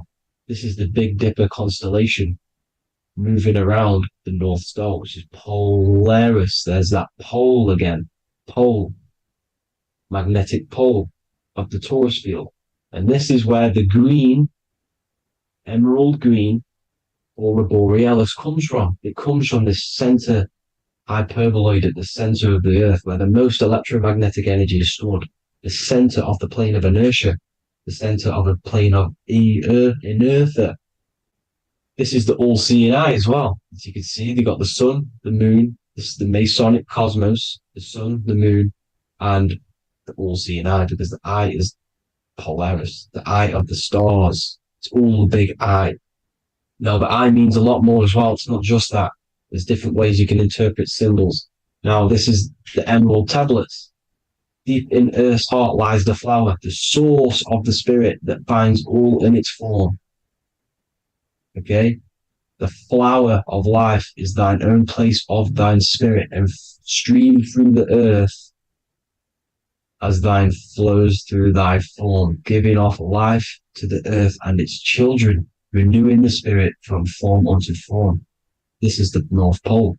This is what he's talking about. He's talking about the aurora borealis. Aurora borealis. It's the earth's aura. Emerald green. Heart chakra. Plane of inertia. Green. Earth. Heart. You see? All related. Now, there's many symbolism of this. So much symbolism of the ancients. The 7 layers of heaven. 7 layers of heaven, which are the 7 planets. Okay? These planets are the solar system. It's the solar system because we are the soul. We are the sun, the soul. And we're inside of a solar system, which is the 7 planets. That's why there's 7 layers of heaven. Okay? The rings of Saturn, the rings of the planets are moving around us. Okay? So this is what the ancients were depicting in their cosmology. Now this is the Hebrew cosmology of the earth. This is the Mayan cosmology of the earth. You see, it's all an enclosed system. We live inside of a giant torus field. All is atum. It's what the ancients said, ancient Egyptians said. All is atum. Atoms are torus fields.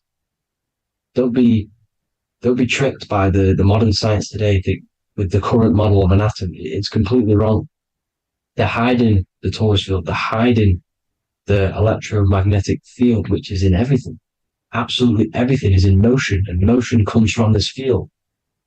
And you see, this is upside down, but this is the I think it's pretty sure it's candles, but the 7 candles, the 7 planets, the 7 Elohim.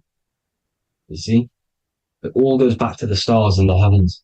Now, this is how the Earth really works, with the stars on the outside of the cosmic egg, and then the torus field spinning around the sun and the moon, the positive and the negative charge.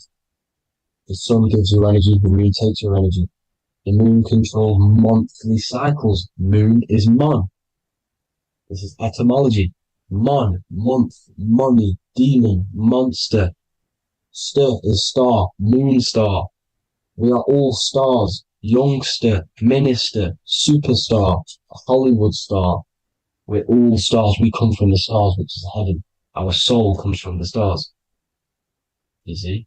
We are the universe, the image of man made in the universe. We are a microcosm of the universe.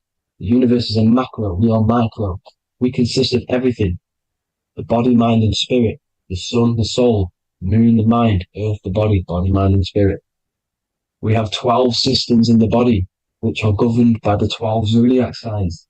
Starting at the Aries, which is the ram of God, all the way down to Pisces and Capricorn, kneecap. It all goes back to the stars. We are the stars. We are the universe. Everything is inside of us. Everything. Like I say, the Temple of Solomon, the Temple of the Soul, and Mon, the soul. The temple is the body. The soul is the soul, and the Mon is the mind. The temple of the soul and the mind. Body, mind, and spirit. We consist of the 5 elements: air, spirit, water, earth, and fire. We consist of everything. We are the universe. We're made in God's image, which is the universe. You see? Now, everything goes back to the stars. The ancients worship the stars because the stars govern everything. They govern the systems in the body. They govern your life. This is why your zodiac is so important, your sign. Each zodiac has a specific element associated with it as well. Aries, which is the first sign, the Ram of God, the Lamb of God, which is a fire sign. Fire, first. Fire, first. F-I-R, this is etymology. The cerebrum, ram, which is in the brain. Aries, the ram, controls the head, the face, and the nose upwards. So it controls the cerebrum. The Torah, which is, I'm pretty sure it's the Hebrew Bible, which is the Taurus. Tornado comes from the Taurus field. You see? Everything's inside of you. It all goes back to the Taurus field, and the Taurus field is everything. Now, like I said, 12 zodiac signs, 12 systems, 12 cranial nerves in the brain, the 12 disciples of the Bible. All symbolic. Have to read the Bible properly. Now, this center, at the center of the earth, right? This is what's stirring the ether. And the ether consists of the 4 elements. Because there's 5 elements. Spirit can be called ether. People call it spirit or ether. Ether is pure potential, pure energy. It's what connects the astral to the physical. It's the dimension between the physical realm, which we're on, and the astral. So it has pure potential. It's pure energy. This is why we say either. I either want to go there or there. It's connecting 2 scenarios. That's what the ether is. It's connecting the 2 worlds, the astral and the physical. The center is like the cosmic womb. There's a black hole in the center. This is the center of the Taurus field. This is the womb of creation. This is the womb of creation. And inside of this black womb are the 5 elements, and everything's being stirred around. Everything's in motion. Light is motion. Everything's motion. Now, like I said earlier, light crystallizes into physical matter, They are the same substance. Spirit and matter are the same substance, but different variations, different aspects of the same substance. Low vibrational spirit turns into matter. High vibrational matter turns into spirit. Or light, whatever you want to call it. Matter is light crystallized. This is where we get the 7 metals from. The planets. The planets are light. Specific frequencies and vibrations of light. When these lights, or the planets, materialize, material metals, materialize, they turn into the 7 metals. Saturn turns into lead. That's why lead is red. Saturn is red. The sun turns into gold. That's why the gold is yellow and the sun is yellow. You see, Saturn is the time god. What happens in autumn? The leaves turn red and they die. This is why Satan, time god, the reaper, everything is crystallized till it's death and then reborn again. You see, rust. When things rust, it turns to red. Because it's Saturn. Saturn crystallizes everything. He's the reaper who comes around in winter. You see? He's Satan. Jesus and Satan, the sun and Saturn. They say we live in a solar system. The solar system. I think I've already just broke this down. The 7 planets are the 7 chakras. Everyone already knows this. But I'm going through it anyway. But this is where we get the 7 planets from. And the 7 metals. You see, all the ancients knew it was an enclosed electromagnetic system. It's not a spinning ball in the middle of space, people. They want you to believe this so you get stuck in this material world. Because if you believe everything's material, you can never affect this plane effectively. You can never create your life effectively if you don't understand the planes of existence. Because the mental plane is a higher plane. And it breaks down and it controls the planes below it. The mental plane, hold on, I've got it here for you. The mental, the astral, etheric, and physical. Etheric connects the physical to the astral, but the mental is what's above them all. You see? Now, it's important to understand this. It's important. However, the ancients always talked about the enclosed system. Only NASA, which is introduced around the Roman times, not NASA, but the globe Earth was introduced around the Roman times. Okay? By these Masons. These Masons introduced this because they wanted to take over the minds of the masses and control them. These people worship the physical realm. They know how it works. They know the ins and outs of it. They know how to do the magic. They know how to do it all. They understand it all. That's why Masonry have to take the oath. The oath of not speaking. You're not allowed to speak about anything you learn about in Masonry. Because they're discovering the truth about your mind and how it creates reality and stuff like that. So, this is the Masonic cosmology. The 5-pointed star, the 5 elements. The checkerboard for duality, positive and negative. The 2 aspects of every substance. This is another ancient painting depicting the firmament. The stars inside the firmament.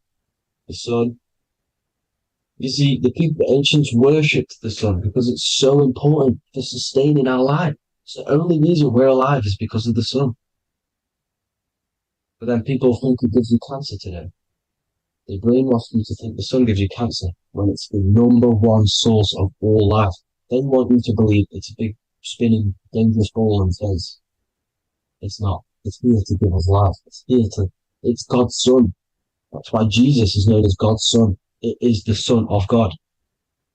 God created that to sustain us. You see? So it's important you understand the true cosmology of where you are, because if you don't know where you are depleted of all of your morals. You're depleted. You're demoralized. You're lost. You don't know where you are. You don't know where you exist. Okay? Once you accept the globe model, the heliocentric model, you will subconsciously think that you come from nothing.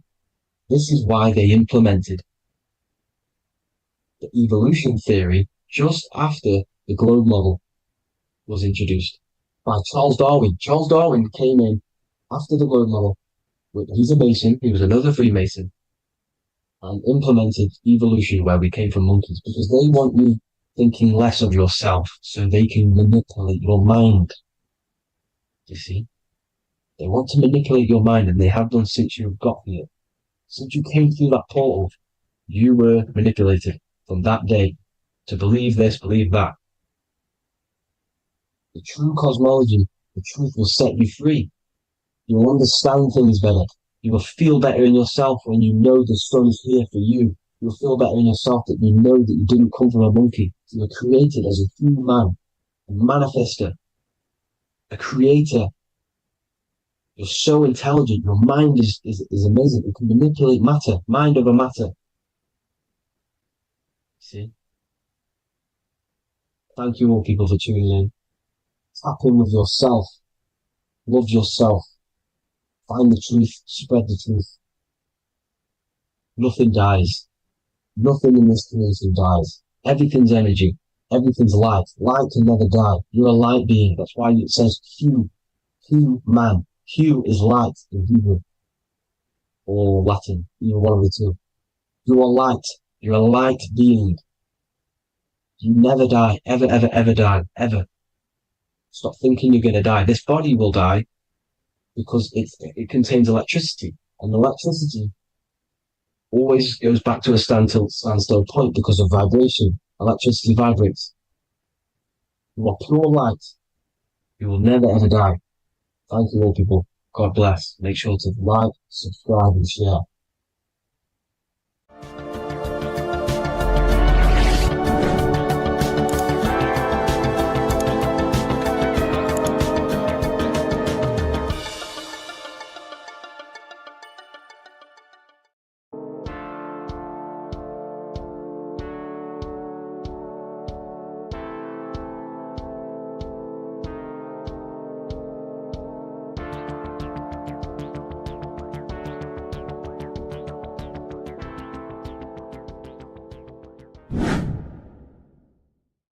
What is good, people? It's Revival of Wisdom. Today we're going to be talking about Saturn.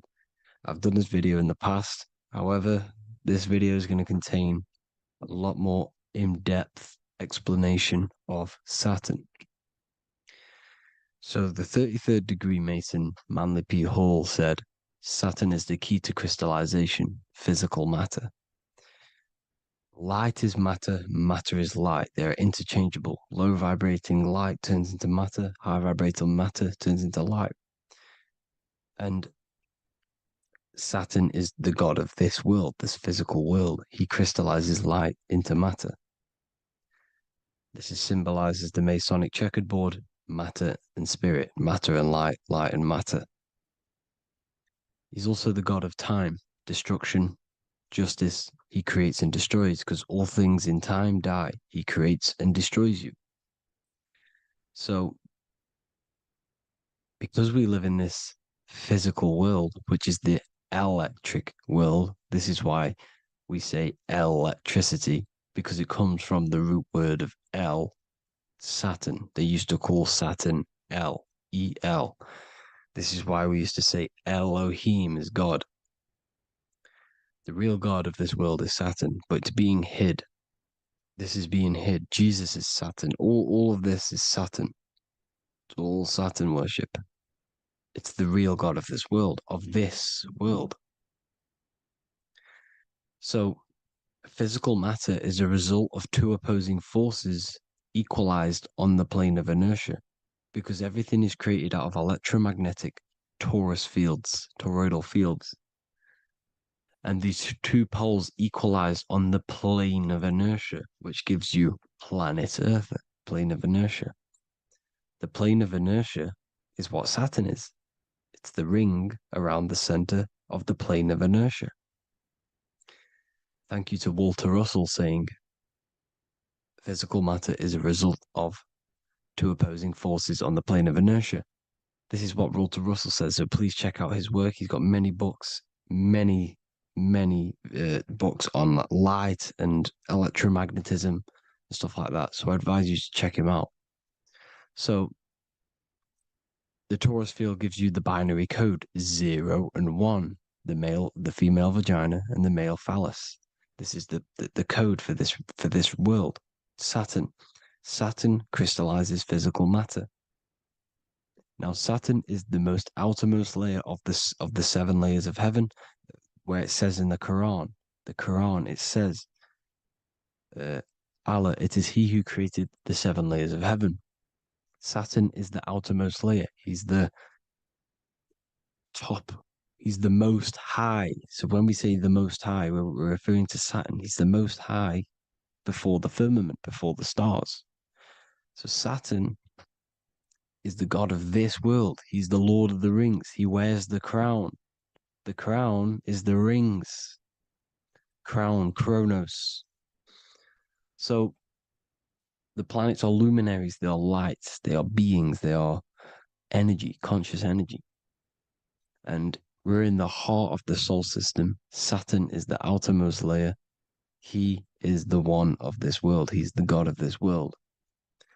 Now, on the North Pole of Saturn, you have the hexagon. Add up all the sides. It creates the 6-pointed star. Or it can be created as a cube. The cube is very important. The 6-pointed star is very important. 6 points, 6 triangles, 6 side, 6, 6, 6. Black cube adds up to 6 in gematria.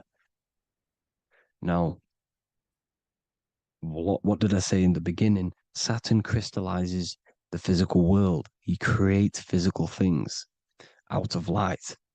You are a light being. This is why we say human. Hue means the light spectrum. Hue, man, we are light manifested into physical forms. Human. And we are incarnated through Saturn. Satan, same thing. The number of the beast is 666, and the 666 comes from the 6.6 triangle, 6 sides of Saturn, 666. We are all known as carbon-based life forms. Carbon, the atomic structure of carbon, is 666, 6 protons, 6 electrons, 6 neutrons. We are materialized into our physical bodies through Saturn, through the number of the beast. These bodies are the beast, it's the animal. The divine, the Christ, is the consciousness within, because you are a physical, spiritual being combined into one, hexed into one. Hexagram. This is a hexagram. You're hexed into physical matter, spirit and matter, light and dark, combined into one. Now you contain of the mark of the beast, the mark of your body. Your body's the beast. It says in the Bible, Satan, who is the god of this world. This world. There are many different worlds, but this world is run by Saturn, and it says that in the Bible. Saturn is Satan. It's the same thing. And look at the crown of thorns wrapped around the heart. The soul is in the heart. The mind is in the brain. The soul is wrapped around the rings of Saturn. You're wrapped in physical matter. This is what it's showing you. This is symbolizing the rings of Saturn wrapping you. And the cross on top is the cross of the cube. The cube, the black cube of Saturn, unfolds into a cross. So Satan, who is the god of this world, Corinthians 4:4 in the Bible, Satan, who is the god of this world, has blinded the minds of those who don't believe. Saturn blinds your mind because the god of this world materializes you, and he blinds your mind when you incarnate into physical matter. When you enter this soul system, not the solar system, you hit Saturn first. He materializes you. And look at the symbol for Saturn. This is the symbol for Saturn. All of the planet symbols are created out of the Holy Trinity. The earth, moon, and sun. Body, mind, and soul. The sun is your soul, the moon is your mind, the earth is your body. Your body's made out of the 5 elements. The sun is your soul because the sun is life force. gives life to everything. Your sun is a soul. Your soul is the sun of your body. The moon is the mind. The moon is the moon of your body, the mind of your body. Intelligence. So all of the symbol of the planets are created out of these. The Saturn symbol is created out of the Earth cross, matter, and the moon crescent, moon, mind, matter over mind. This is why Satan, who is the god of this world, has blinded the minds of those who don't believe. He blinds your mind. Look at the symbol, it's showing you. The Saturn symbol is matter over mind when it should be mind over matter. So we descend into a soul system, into our 666 Saturn carbon suit bodies, and we are matter over mind. Then we have to move up the spine to go back up to spirit, to mind over matter, where you manipulate your own reality. Now look at this. It creates the number 5. 5 is the number of change. You're moving from this side of the number sequence over to the right side. You're moving from the spiritual into the physical world. You're incarnating into the 5 elements, the 5 senses. So the cube, the black cube of Saturn, is another major symbol. Very important symbol. Here you see the cube, and the color black is associated with Saturn because Saturn's associated with death. He creates and destroys, light and dark. Death is associated with black, spirit, because you can't see spirit, which is blackness. So the black cube is black because Saturn rules the nighttime, which is dark, blackness, and he rules the winter, which is death, blackness. So Saturn is the black cube. Cubes have 6 sides: up, down, right, left, back, and forward. Cubes are 6-sided. Everything is 6-sided inside of this creation because you're incarnating, you're materializing, crystallizing into the cube, the world of the cube. Everything's a cube. Everything's got 6 sides. Here's Leonardo da Vinci showing you that you're in the cube. Leonardo da Vinci did this famous painting. You're in the cube, you're hexed into physical matter, where you're incarnated into the 3rd dimension, the 3-dimensional world, which is a cube, 3D. And black cube adds up to 6 sides of the black cube. The Kabbalah means cube god in Arabic. And look at what they do. They worship the cube, the black cube, and they stand in rings like the rings of Saturn. Australia, Denmark, Manhattan, Santana all have these black cubes. You go to New York, you will see the black cube there as well. These black cubes are everywhere because it is the real God of this world, So look at the cross. The cross unfolds into the cube. Xbox, Nintendo GameCube, Sega Saturn, anything to do with a simulated gaming reality, they put Saturn in it because we're in the simulation of Saturn. This is a simulation. And this is why they reflect this through the Xbox, GameCube, Sega Saturn, anything to do with gaming, simulations, is all Saturn. Because we're in the cube of Saturn, the black cube. We're in the GameCube, the Xbox, the Sega Saturn. As above, so below. So they reflect it through the simulations that they create inside of this simulation. Cubes have 8 points for the 8 points of time and space. 8 is the number of time. Everything's cycling, infinity. So look at the cube. The cube is symbolized as in Judaism. The Judays have the black cube. They wrap themselves in a black band and they cover their eyes into blackness. The black cube, for the black cube of Saturn, they use the star of Saturn and they worship their god on Saturn Day because it's all Saturn worship. And look how the Saturn god is wrapped around with these thorns or leaves, just like Jesus is wrapped around his heart. And Jesus on the cross is us on the cross. We are in the cross. We are in the cube. The cross is the cube. And the cross is even in the Saturn symbol. This is another symbol for Saturn. There's two symbols. You got this one, the one I've just broke down. And there's this one. This is the cross of Saturn, the cube god, the simulation, the game cube. Now, Chronos is another word for Saturn. Chronos means time. When you clock into work, you go to the Chronos machine. Well, I did anyway. And I tap my card on the Chronos because Chronos is time. Anything to do with time is Saturn. He creates and destroys.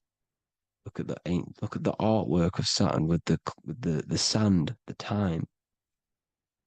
Look at this, how he's cutting off the baby's wings. He's crystallizing the spirit into matter. He's cutting off your wings.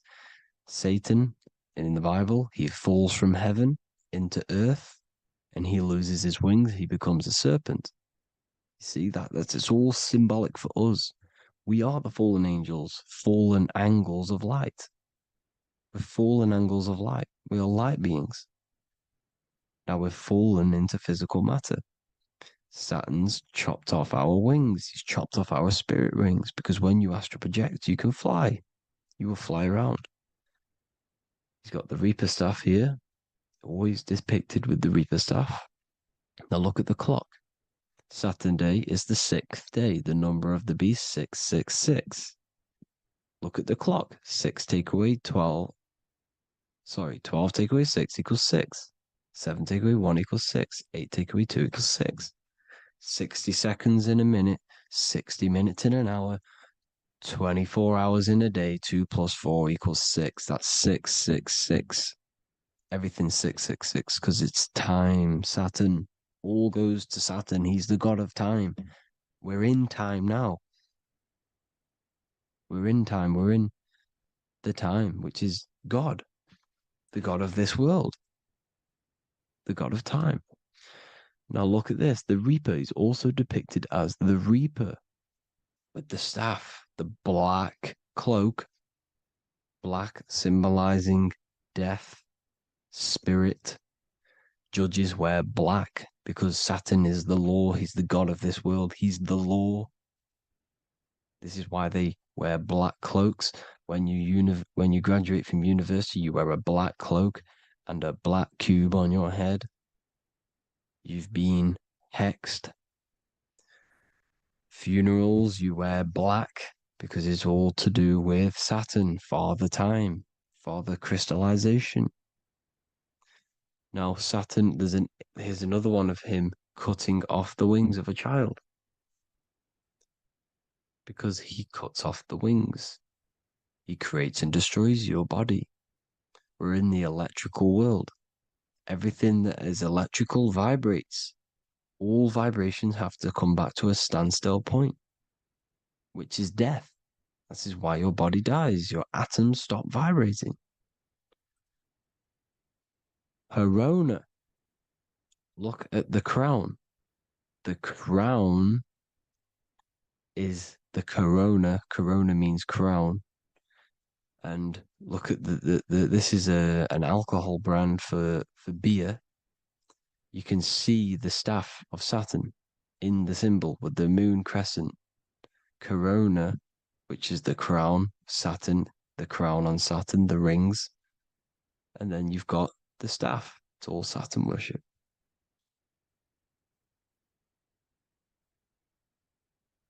Is the black cubes of 9/11. 2 black cubes. This was a ritual for Saturn. It's all ritualistic. And look at the Star of David, the Star of Saturn. It's not the Star of David. It creates IXXI, the sigil of Saturn. IXXI means 9/11 in Roman numerals. 9/11. It's all a ritual for Saturn, and they have the 2 black cubes of Saturn. Now look, XX. There's more symbolism of Saturn now. We're going deeper. XX is more symbolism for Saturn. The sigil of Saturn is XX. As above, so below. Same with the Star of David. You split it in the middle, as above, so below, as above, so below. XX, this is a Knights Templar cross of Lorraine. XX, Knights Templar, high order of masonry. They all worship Saturn. Well, Saturn's the real god of this world. X Eon with the XX.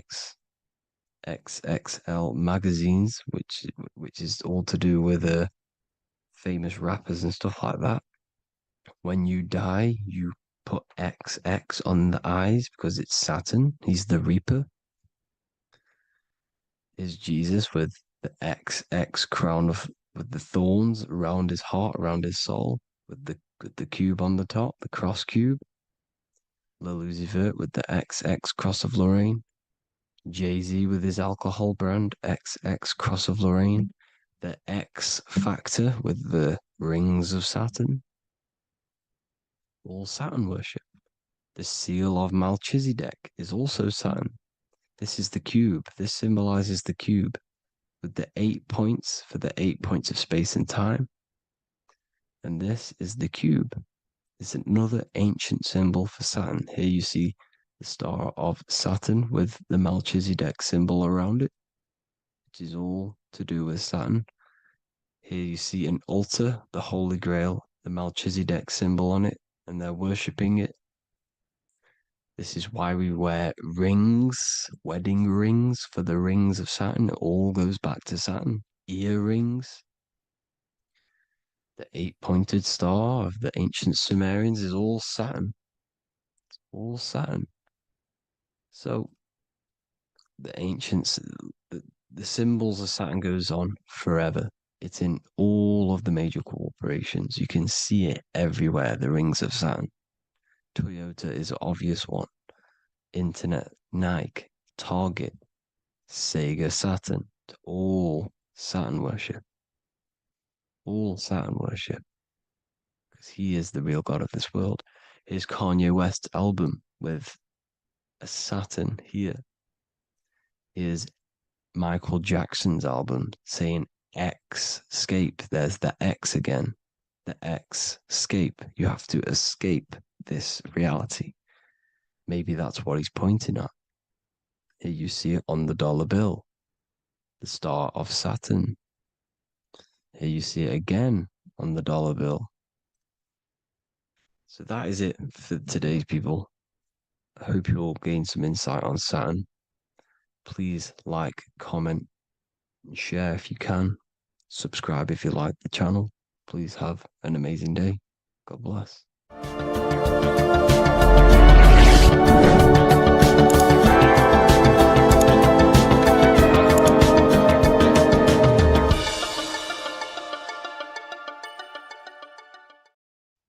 Hello, everyone. Today we're going to be discussing the esoteric and occult meaning behind the story inside of Genesis, the story of Adam and Eve. This is a widely known story, but not many people know the true esoteric meaning behind it. Okay, so today we're going to be breaking this symbolism down. Before we get into this, please leave a like and a subscribe on the channel. I would greatly appreciate it. And please comment below any lectures or anything you wish to know, and I could maybe make it in the future. The first thing we must understand about the Bible is that it is an esoteric and occult book. It is written in allegory. It is written in such a way that we understand the book compared to our level of perception. Now, what do I mean? If a child read the Bible, they would gain a standard meaning and story behind it. They would gain a normal interpretation of the book, of being good, praise God, and be a good person. However, me, who have studied the occult and esoteric and symbolism for a very long time, when I read the Bible, I see a deeper meaning. I can read between the lines of the allegories, which means the Bible is written in such a genius way that it speaks to your level of intelligence. Depending on how advanced you are mentally and with knowledge, will depend on how you decipher this book and how the parables inside the book can speak to you in your personal life. Okay? So the Bible is the greatest psychological book ever written in history. This is why it's known as the greatest story ever told. It's a story. What we must understand with the Bible is that the Bible creates on the surface a logical way of thinking, which is what we call religion. We read the Bible and if we think logically and we take that book literally, then we gain a religion. But if we look beyond the surface, this is what we call esoteric, metaphorical, symbolic. You can read between the lines using our right hemisphere of the brain in deciphering this book and what it truly means to us and the evolution of our mind, body, and soul. What this book actually reveals between the lines is instructions and stories which teach you how to level up your consciousness, how you can sync the mind, body, and spirit and the soul all together so you can live like a god. This is what the esoteric is. It's the purification of consciousness. Now, when it comes to Adam and Eve, okay, what we must understand is that this is the beginning of creation. This represents the beginning of your life in an esoteric way. This is symbolic for the beginning of your incarnation into this physical world. Okay. And we have Adam, masculine, Eve representing feminine. These are the two masculine and feminine energies which create the whole material universe. Okay. And as we are born with a pure consciousness. We are born with pure consciousness. Well, now, what do I mean? As a baby, we have no knowledge. We are pure essence of the soul. You know, we don't gain the knowledge of good and evil. We are pure. Yes, we're not happy all the time as a baby, and we're not sad all the time, but we have no ego. This is what I mean. Our consciousness is not split. As a baby, you are whole. You have a whole consciousness. You are yourself. You have no false identifications, no limiting belief systems, nothing. You are pure awareness and the pure soul and the pure mind. Now, this is what Genesis is representing. As we grow older, the more experiences we gain, the more thoughts we start to think, the more knowledge we gain of this world, the more impure our mind, our heart, our soul, our spirit becomes, the more impure our body becomes. As we grow older, we're infected with negative beliefs, negative thoughts, and society norms. This is a big one.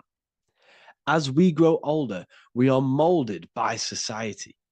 We shut off areas of ourself and we push them away so that we fit in with society. We all know this. We all did this in school. We pushed away parts of ourselves to act cool or to fit in, whatever it may be.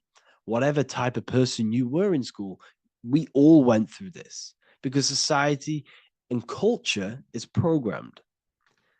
So as we grow older, our consciousness splits.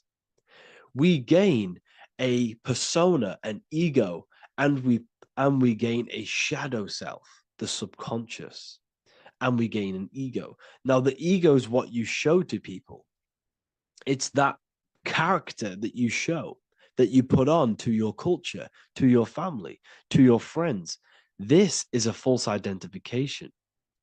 And we also gain a shadow self. The shadow self is gained through experience. This is the subconscious. Our ego is created through experience. And so is the subconscious and the shadow self. Okay. So as we gain age in this material body, we fall from the Garden of Eden. We gain the knowledge of good and evil. This is what the symbolism represents of us leaving the garden, us eating from the fruit. Now, the fruit represents the knowledge, it represents the insight, the experience, which splits our pure consciousness. Our soul splits. Okay? We lose connection with the divine. We lose connection with our pure self through material experiences.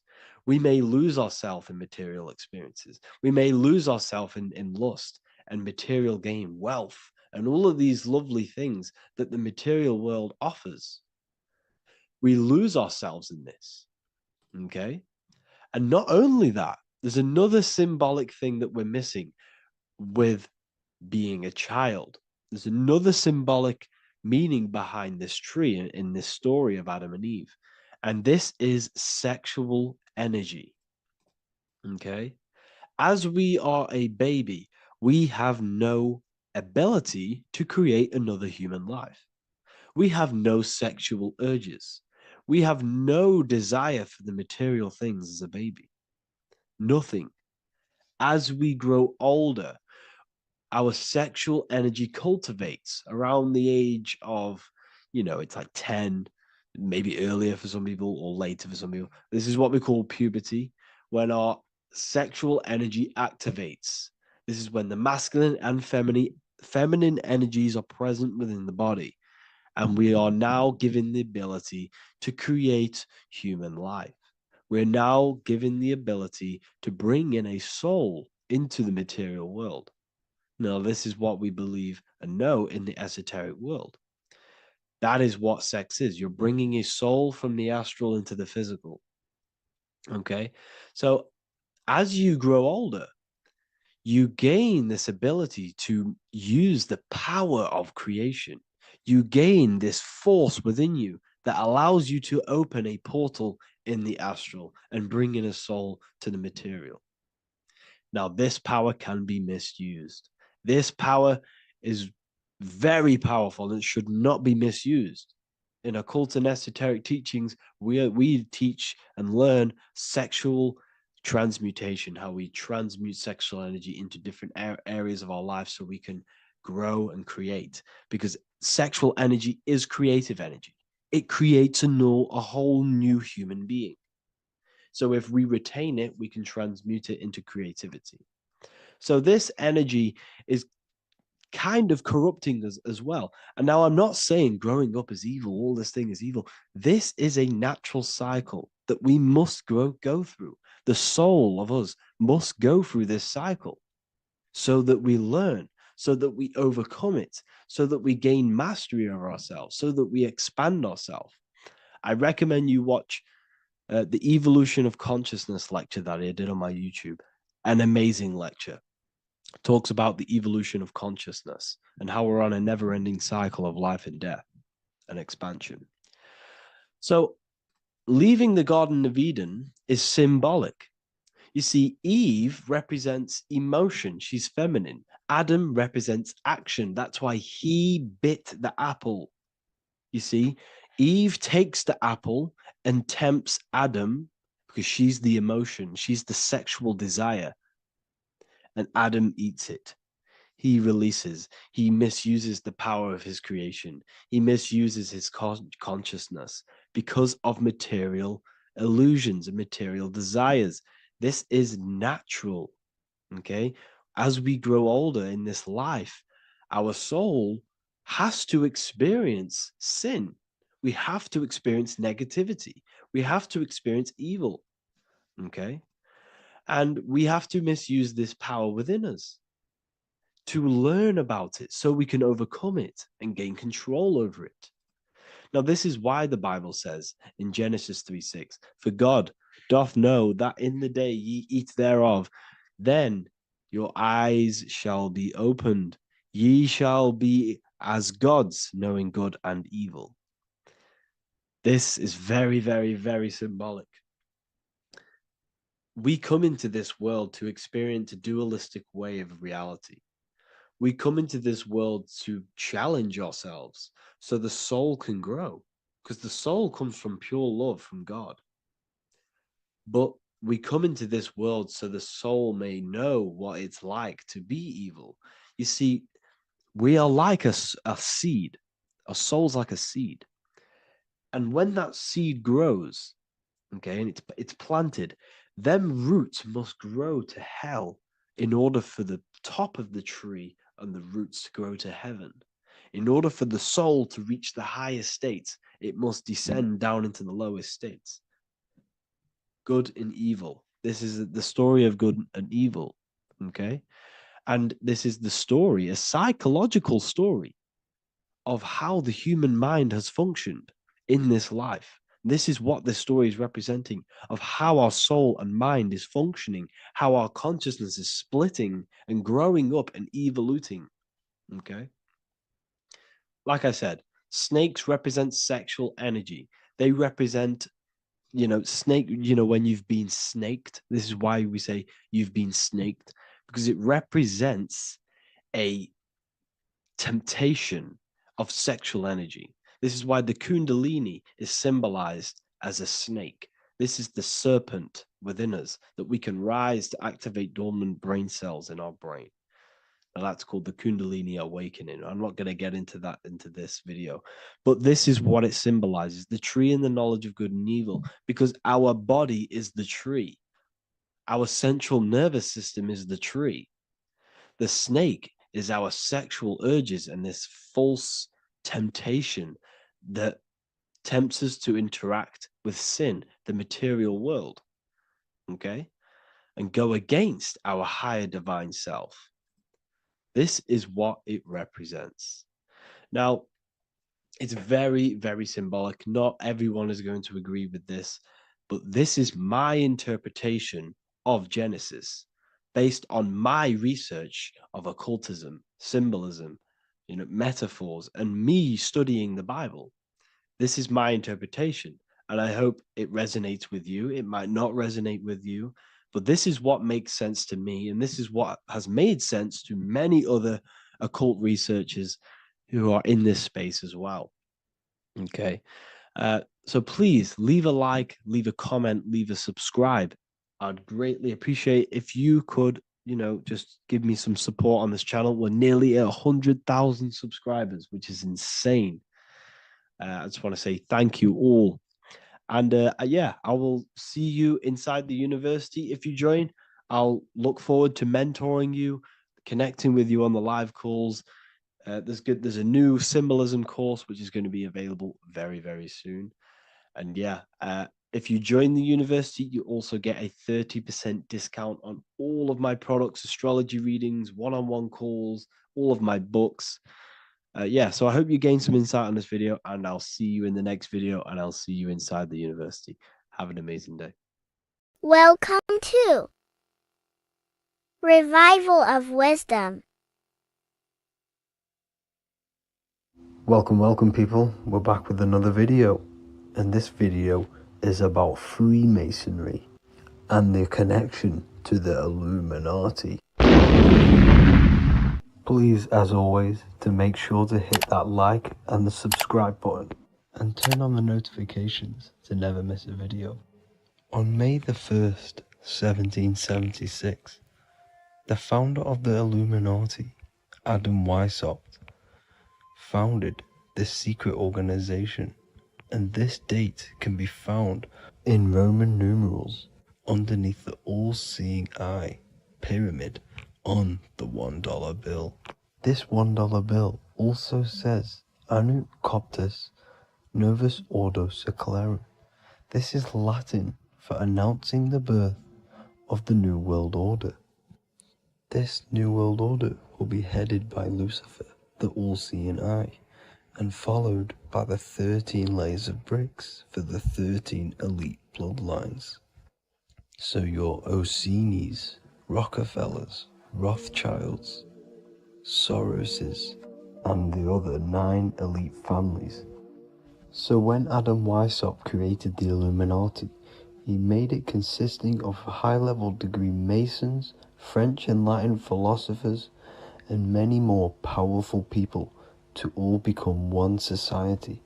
So this is why you see Masons using this same symbol of the all-seeing eye inside the pyramid. But not all Freemasons are part of this Illuminati secret society.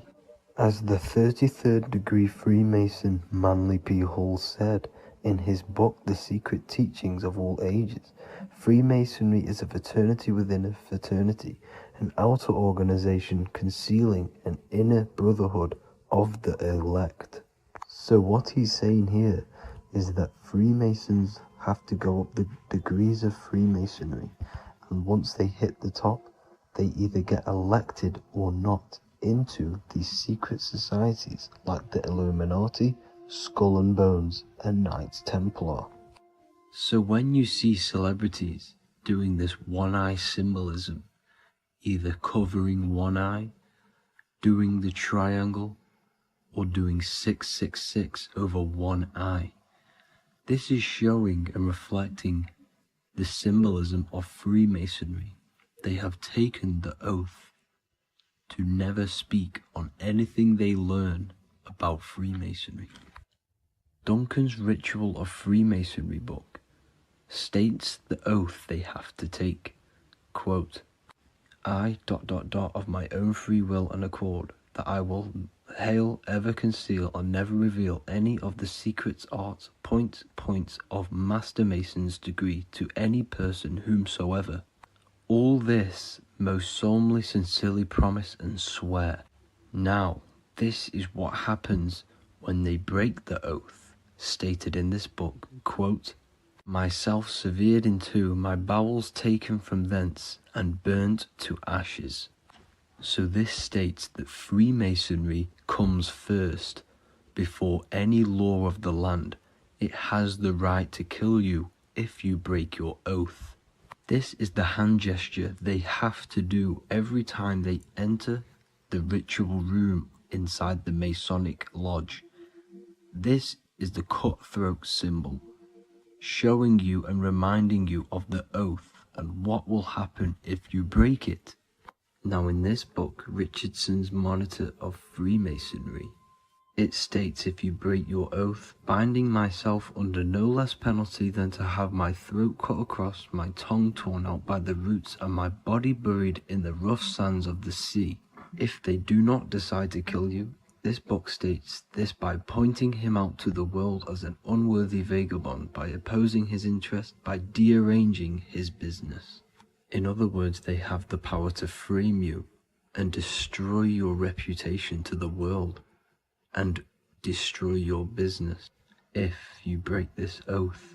So yes, they do kill to keep this truth hidden, because this truth of this reality is what keeps them in power.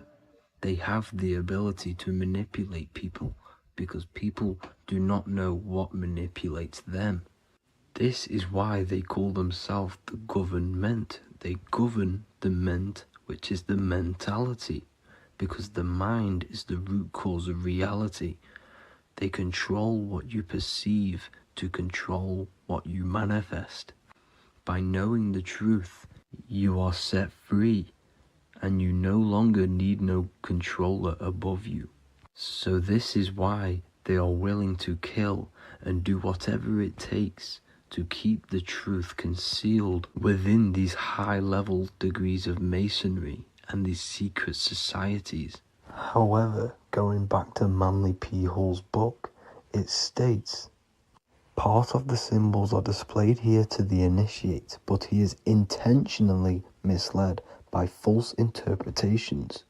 So this is saying even Freemasons are intentionally misled and told lies to conceal the truth, to make sure the truth is hidden in the high degrees of masonry.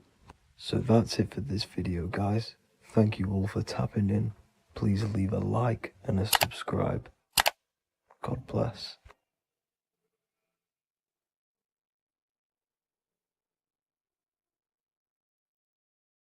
Welcome to Revival of Wisdom.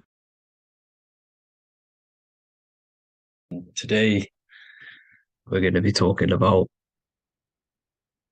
portals, portal symbolism, and what portals are, okay, and how they show them to us, because they have to tell you the truth, guys. This is the thing with the universal law. They have to tell you the truth. And they tell you through symbols, they tell you through movies, and different things like that. But let's jump straight into this. So first I want to talk about the Freemasonry symbols. Okay, so first we got, obviously this is some Freemasonry art, but notice how you've got the ladder with a key. Okay, so this is ladder symbolism with a key. So maybe this is talking about ascending. Okay, because look, because this is ascending into the heavens, because it's a ladder with humans going up it with a key. In order to ascend, you must have the key. Okay, so what else do we have with a key?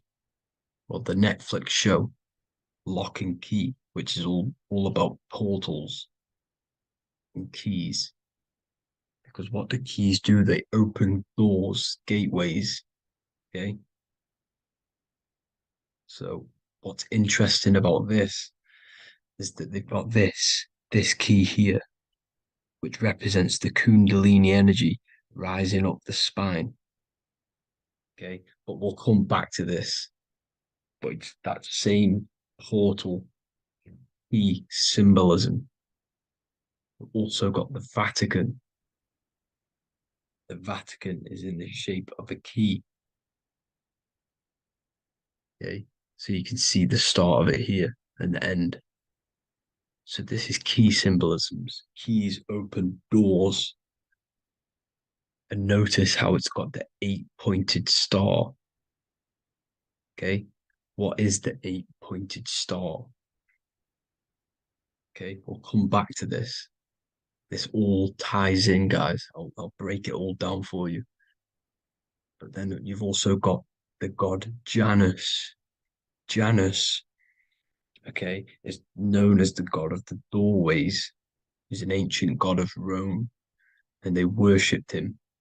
However, he's not a god, he's more like a high-level ranked demon.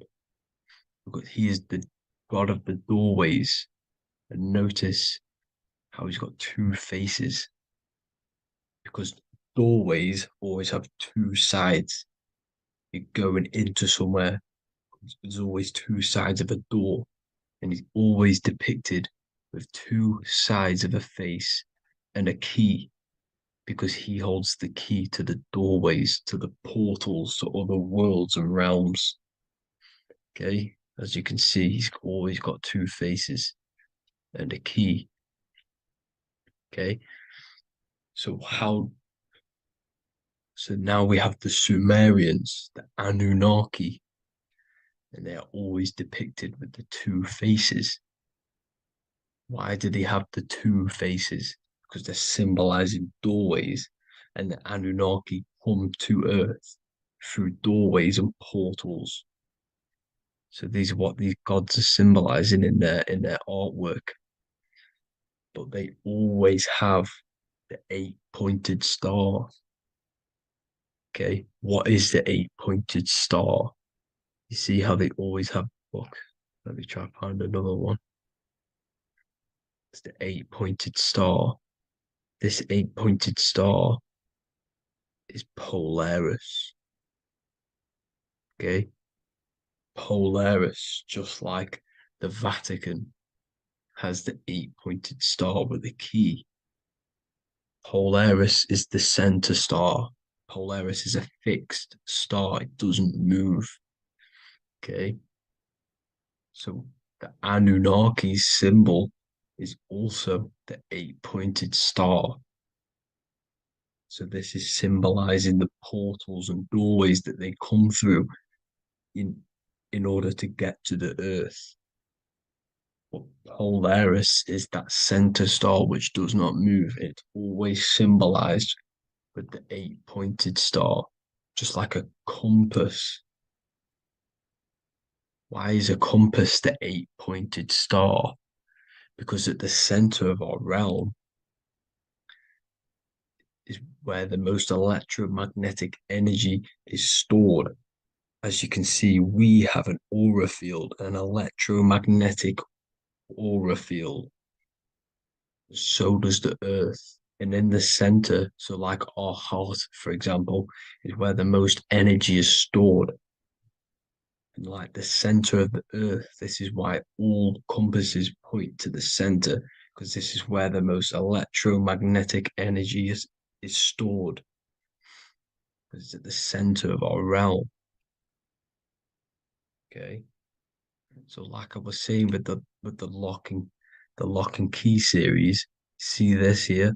The Kundalini energy rising up the spine, just like your Kundalini energy rising up the spine. Let me try. I can't zoom in, but you know what I'm trying to say here. Let's go back to Polaris, because at the center is where pole. Can you see the pole of electromagnetic energy? Polaris, the North Pole. It's symbolized. The truth is in the words. It's like a pole of electromagnetic energy. And this is where the aurora borealis comes from. Notice how it's got the word aura in it, because it's the Earth's aura, electromagnetic field. Just like you have an aura, also known as the northern lights, because it's coming out of this center hole in the center of our realm, where the black sun is. And this is where the electromagnetic energy is coming up from. And this is what the aurora borealis is, or the northern lights. It's just electromagnetic energy. And it's symbolized through our symbols, the original O. Okay, because it's like a hole through the middle. Polaris. So this Polaris is the sky vault. It's the portal into this realm, because this is what the Anunnaki are always talking about, always symbolize it with the 8-pointed star. And just like a compass, it's the 8-pointed star pointed to the center, to Polaris. Okay.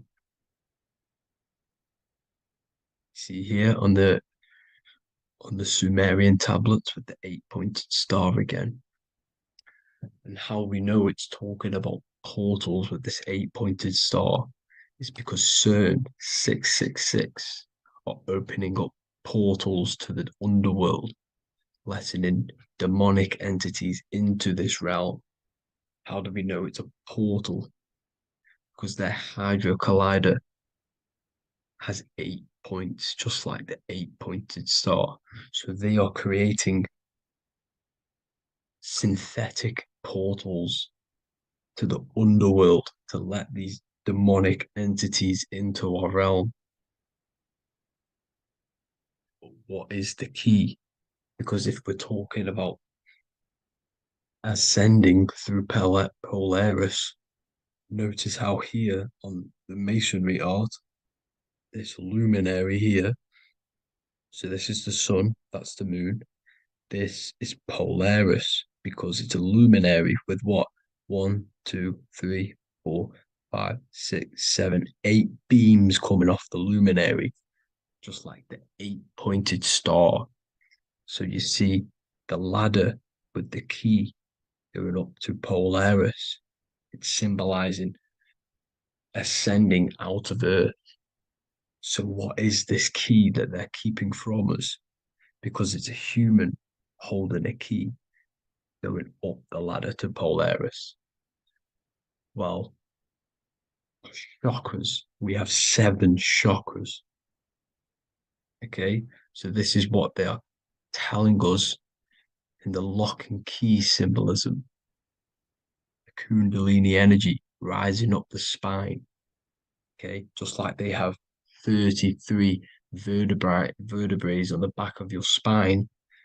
Okay, this represents the Kundalini energy going up your 33 vertebrae, just like in masonry has 33rd degrees.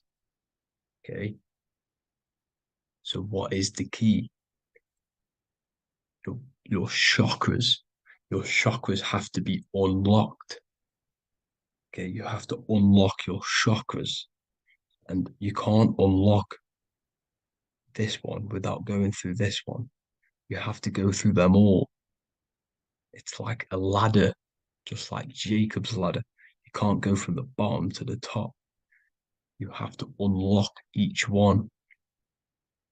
Okay, just like you have 7 chakras, you have 7 layers of your aura. Okay, you have to unlock your chakras to the highest point in order to reach Christ consciousness. And this is the key that they're talking about. They're symbolizing the organic portal within each and every one of us to ascend out of this realm. Okay, so this is the key that they're talking about, and they're holding back this knowledge to keep us trapped in this 3D realm. Okay, so like I was saying with the 33 vertebrae and the Kundalini energy coming up the spine, 33 vertebrae, you can see this sort of symbolism going up to the light, because it's the light. You see here, your crown chakra turns on and becomes enlightened, just like the Illuminati symbol. Can you see it? But also, Jesus also died at 33. So this is symbolizing, okay? They're symbolizing the death of the ego, the body. So once you open up your chakras and reach Christ consciousness, which is your 33rd vertebrae, once your Kundalini energy goes up your 33rd vertebrae, your body technically, not physically, but spiritually dies, because you then become formless. You reach Christ consciousness. So then you can travel other worlds. Okay. This is what they're talking about with Vatican, 8-pointed star, and the key. Janus with the key. The Sumerians with the 8-pointed star. Anunnaki, the 8-pointed star. Polaris, 8-pointed star. So Polaris is the way out of this realm, which is at the center. Pole, North Pole. Okay. So the key is that they're hiding from us is the knowledge to unlock our chakras. Okay. And without this knowledge that they keep from us, is trapping our souls in this reality to keep reincarnating. Okay. Well, thank you all for tuning in. I'm going to leave you all there. Make sure to leave a like and a comment in the comment section. Let me know some topics to talk about so I can break it down for you. God bless you all.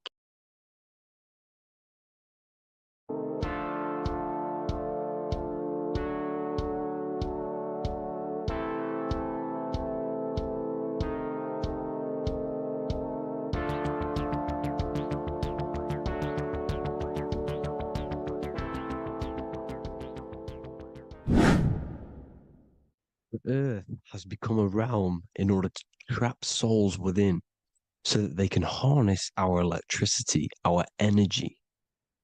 Even the Bible is talking about how this realm is controlled by the wicked one in John 5:19. We know that we are the children of God and that the whole world is under the control of the evil one. Ephesians 6:12. For our struggle is not against flesh and blood, but against the rulers, against the authorities, against the powers of this dark world, and against the spiritual forces of evil in the heavenly realms. So the Bible is telling us that this is not the only world.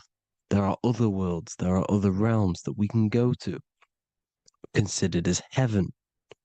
Heaven being a higher realm where there is no evil, no darkness. This is a midpoint realm where there is good and evil. Now, we're going to explain how the soul trap is how it's working and how your soul is being harnessed for its energy and how you are tricked to come back to this realm after death.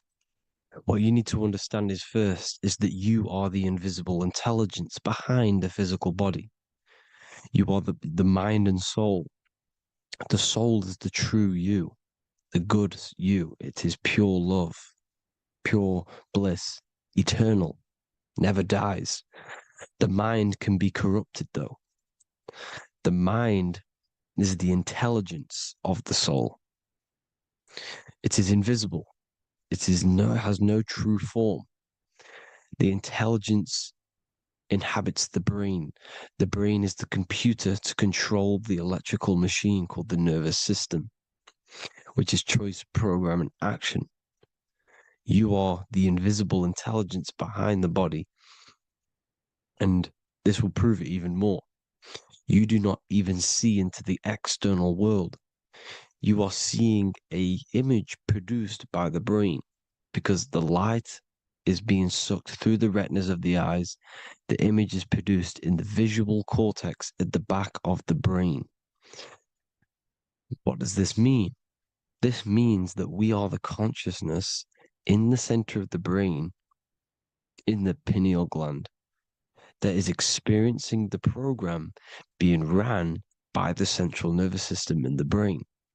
This is the sigil of Lucifer. Lucifer in Latin is Lucy. Lucy is light in Latin.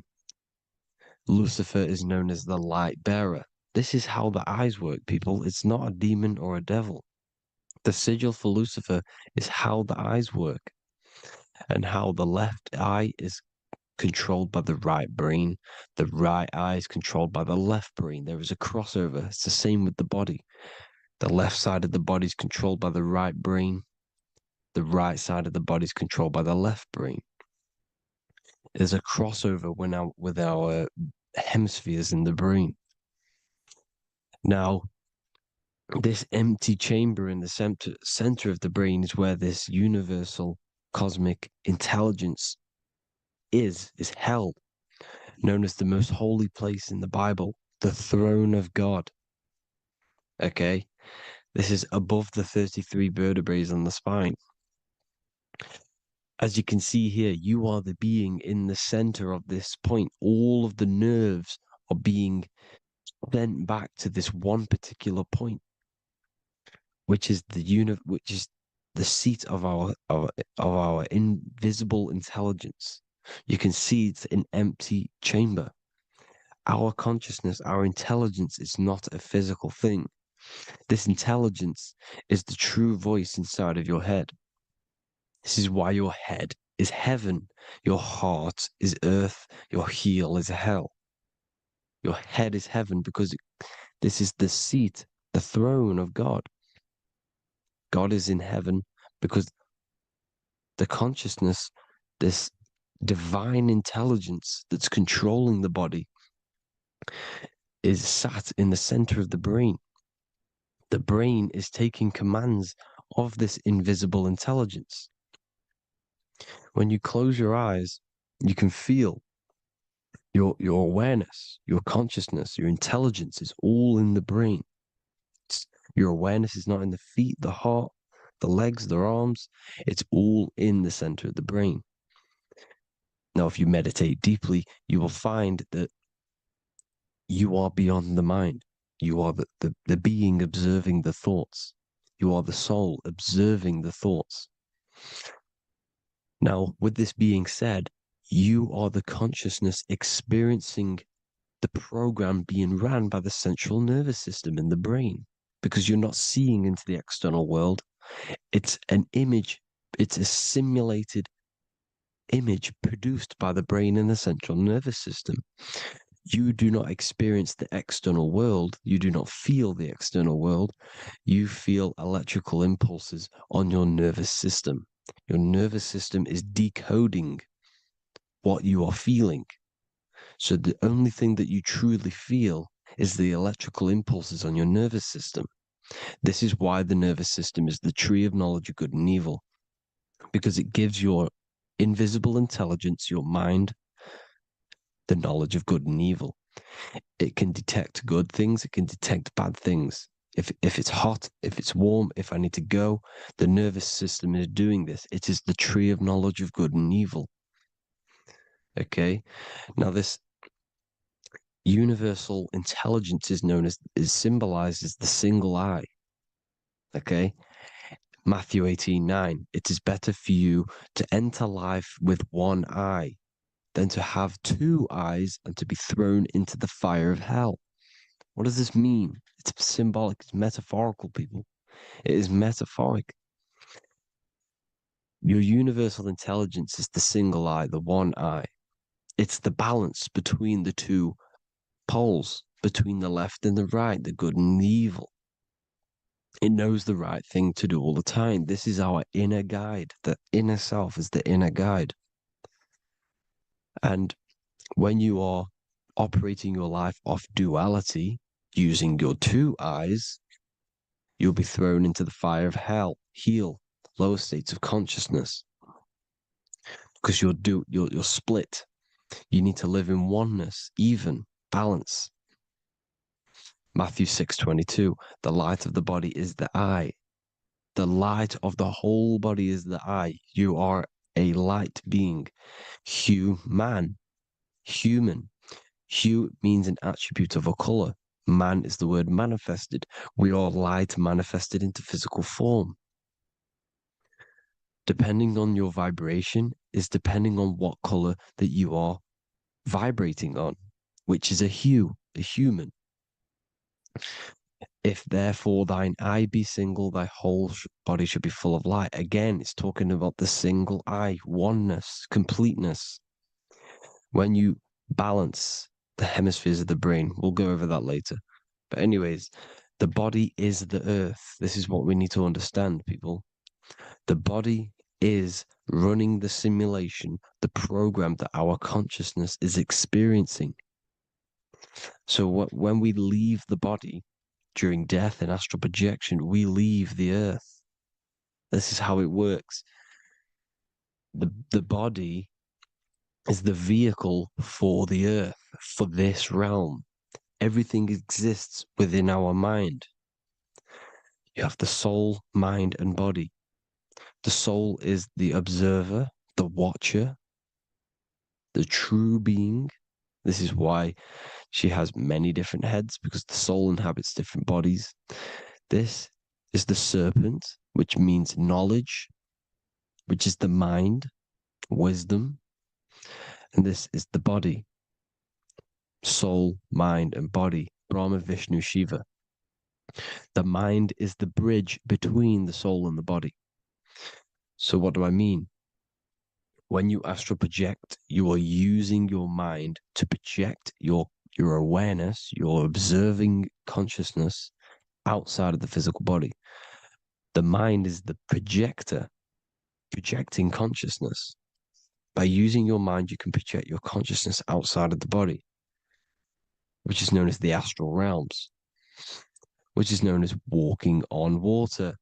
Jesus was never walking on physical water, people. It's metaphorical.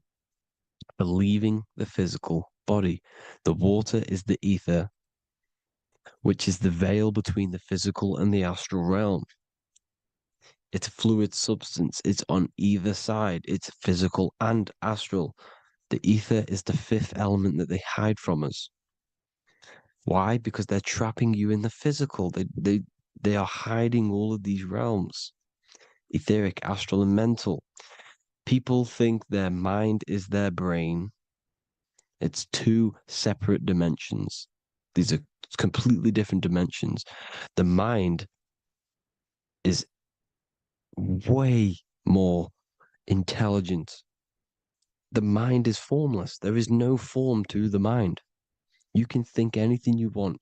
You can manifest anything you want within your mind. It is not a physical object. The physical realm is being controlled by the mind. Everything's being controlled by the mind. Everything exists within the mind. This is why the Egyptian says, the universe is mental. So when we project our consciousness outside of the physical, we go to the astral. The ether's the water that Jesus is walking on. This is the veil between the physical and the astral world. The word together has ether within it because it joins the two worlds together, the astral and the physical. The word either is ether because the ether is on either side, physical and astral, physical and spiritual, physical and non-physical. In the astral realm, the mind can manifest anything we want. We incarnate to restrict our minds. This is why Saturn, if you go and watch my video on Saturn, how Saturn is this simulation, okay? Our minds can manifest anything we want in the astral plane in the click of a finger. However, when we incarnate in matter, we now have to labor for our manifestations. This is why Saturn's known as the great teacher in astrology, because he teaches you a lesson. When your mind incarnates into matter, it's teaching your mind a lesson, the knowledge of good and evil. This is why the Bible says, you shall be gods and know the knowledge of good and evil. When you incarnate here, you have to know the knowledge, you need to know the knowledge of good and evil to become a god. Okay? Now, the square is the physical plane, the triangle's the ethereal plane, the circle's the eternal plane. The circle has no beginning, no end, it's eternal. The physical plane is the square, it's limited. The square is limited. The cube is the geometric shape which gives rise to matter. Now, the term think outside the box has truth in plain sight.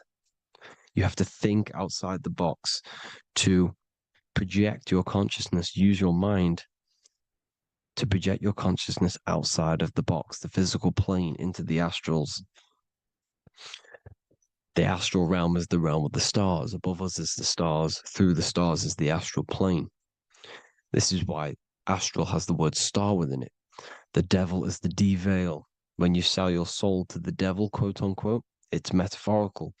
The devil exists in the physical plane. It's the lowest state of consciousness. The deveil, you deveil yourself into the physical when you are the devil. The deveil. The ethereal plane. Now, we also know what the famous symbol of the all-seeing eye, right? The all-seeing eye with the eye in the triangle. Look at the Masonic artwork showing you the triangle above in the sky. This is symbolizing the ethereal planes. The eye in the triangle symbolizes your invisible intelligence, your mind, which has the ability to see on either side. Because the triangle's the ethereal plane. The eye is your consciousness, your intelligence. And this intelligence has the ability to see in the physical plane and to see in the ethereal planes, in the astral planes. This is why it's above the earth. It's above the ground. Because it can see here, it can see in the heavenly realms. Now, the stars are, well, this is known as heaven, the realms of the astral planes.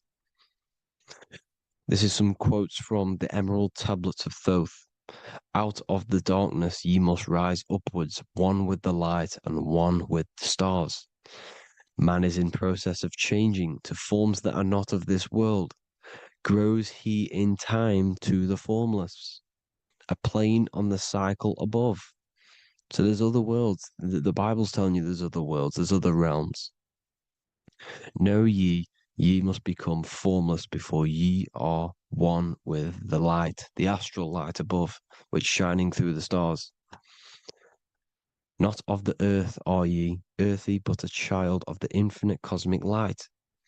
You are the invisible intelligence controlling the physical body. The body's not you. It's the vehicle that your soul lands in when your mind projects your consciousness into that realm. Free from the body, I flashed through the night. Unlocked at last for me was the star space. Wow, that's powerful. the star space, the astral planes. This is what it's talking about. We are all a star. We descended from the astrals, which is the star. We are all a star. Look at the ancient paintings of Jesus' birth. It's the star beaming his consciousness down into the physical plane. Here's another one. Here's some Freemasonic artwork showing you, again, the ether, that invisible intelligence, the I, manifesting itself inside of here, in the physical realm, where the people are. You see?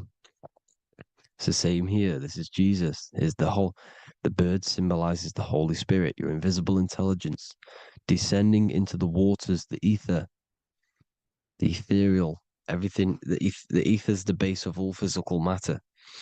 Here's Truth in Plain Sight. Mr. Bean, the famous TV program in England, in the UK. He begins the program like we all begin the program from falling from the stars. He falls down with a beam of light. And this is truth in plain sight. This is false.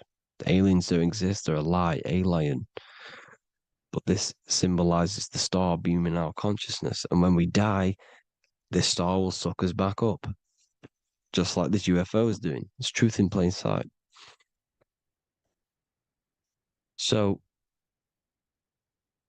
this is some more Freemasonic artwork going from duality to singularity. Sun, moon, masculine, feminine. Right hemisphere, feminine, left hemisphere, masculine. The consciousness in the center, the balance point. Here's another more Freemasonic artwork.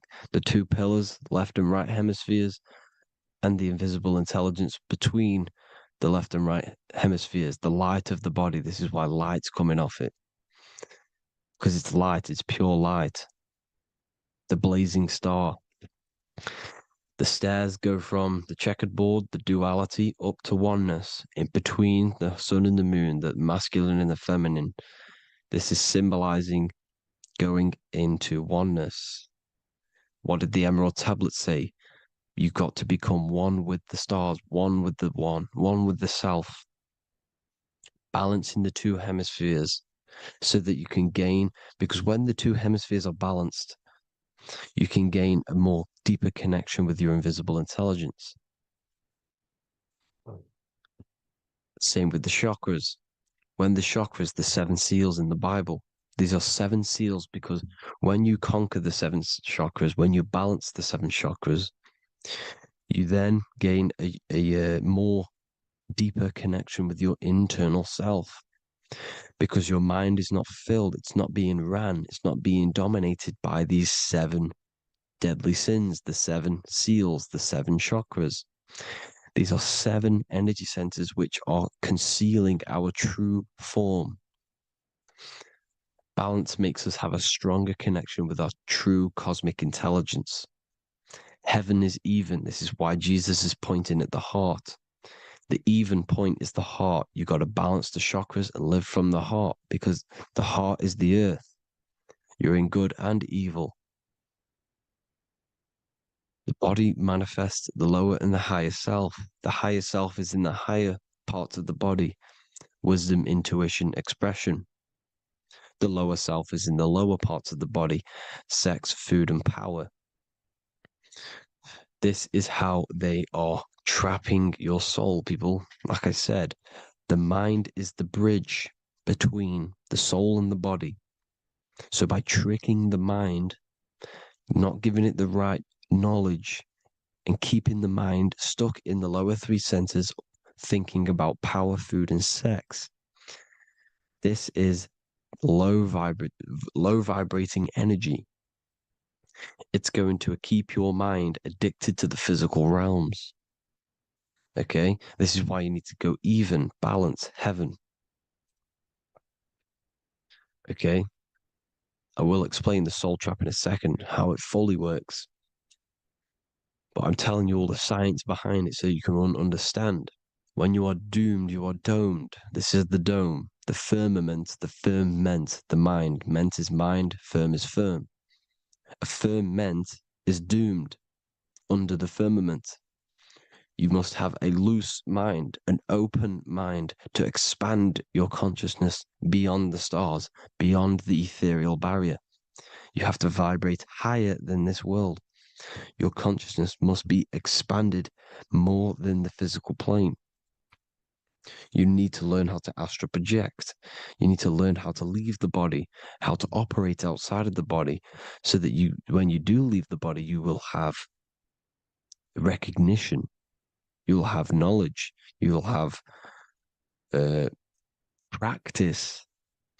But this is as above, so below. The woman's belly is the earth. It's as above, so below. It's a microcosm of the macrocosm. We are the children in the womb.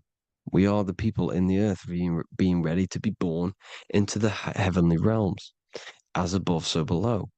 It's a microcosm, macrocosm. Everything is in everything on a bigger and a smaller and a larger scale. Now, when the baby figures out that there is a world beyond its mother, what happens? The baby starts to move around and tries to get out of the mother. Because once it starts to hear the external world, starts to hear people, it's going to wonder, what's outside of why am I in here? What's outside? So the baby will force its way out of the mother. It's the same with our minds, as above, so below. When our minds figure out that there are other realms beyond this world, we will seek a way out. This is the womb, the mother earth, mother nature. It's the mother. We're in the womb. We can be born out of this world, which is being born again in the Bible. When you are doomed, you are domed under the dome, under the firmament, the firm mind. The firm mind will keep you under the firmament. Due to the law of polarity, there has to be other realms. There has to be. Because the law of polarity works in this world, and it will work on every scale possible. It's universal laws. These are universal laws. The law of polarity means that there are other realms polarizing this realm. There is a hell, there is a heaven. There is a midpoint, which is Midgard, which is the one we are in now. Earth, heart. Earth is the heart. Heart is the center, good and bad. The balance between good and bad. Your reality is your level of realization. Your mind realizes other worlds, you will seek a way to them worlds. It's that simple. The soul trap is to keep you stuck in this physical body, which is the earth. This body is the earth. It's running the program, like I said at the beginning. It's running the simulation that your consciousness is experiencing. You are an electromagnetic being, and you're hidden in a cage, your rib cage, and you're stuck in cells, a prison cells. Look, you're in cells. We produce electromagnetic energy. Your soul produces this energy. And by trapping your consciousness inside of this physical realm, they harness this energy within the astral realms. They're using you to manifest demons, because your mind creates demons through emotions and mental thought energy, which is a whole nother video. I can make a video on that. You're manifesting everything for them because they're trying to create a hive mind. This is why they want everyone to believe in one belief system, one government, one belief system, one religion, because they're creating a hive mind. This hive mind will manifest and be summoned within the astral planes, because the mind manifests the astral plane. The astral plane is the realm of imagination. The mental plane is the realm of just thought alone. The etheric plane is the energy. The physical plane is the matter. So all of our minds together are manifesting these demons within these subconscious realms, the astral. Now, how are they keeping you stuck to this realm? Well, when you die and you're stuck in your lower three chakras, okay, when your mind and soul detaches from the body, which is the earth, when you leave the earth, you're still going to have these mental addictions to the food, the sex, the materialism, the phone, the cigarettes, everything. This is why they get you addicted to everything possible. The TikTok, the YouTube, they get you addicted to as many things possible.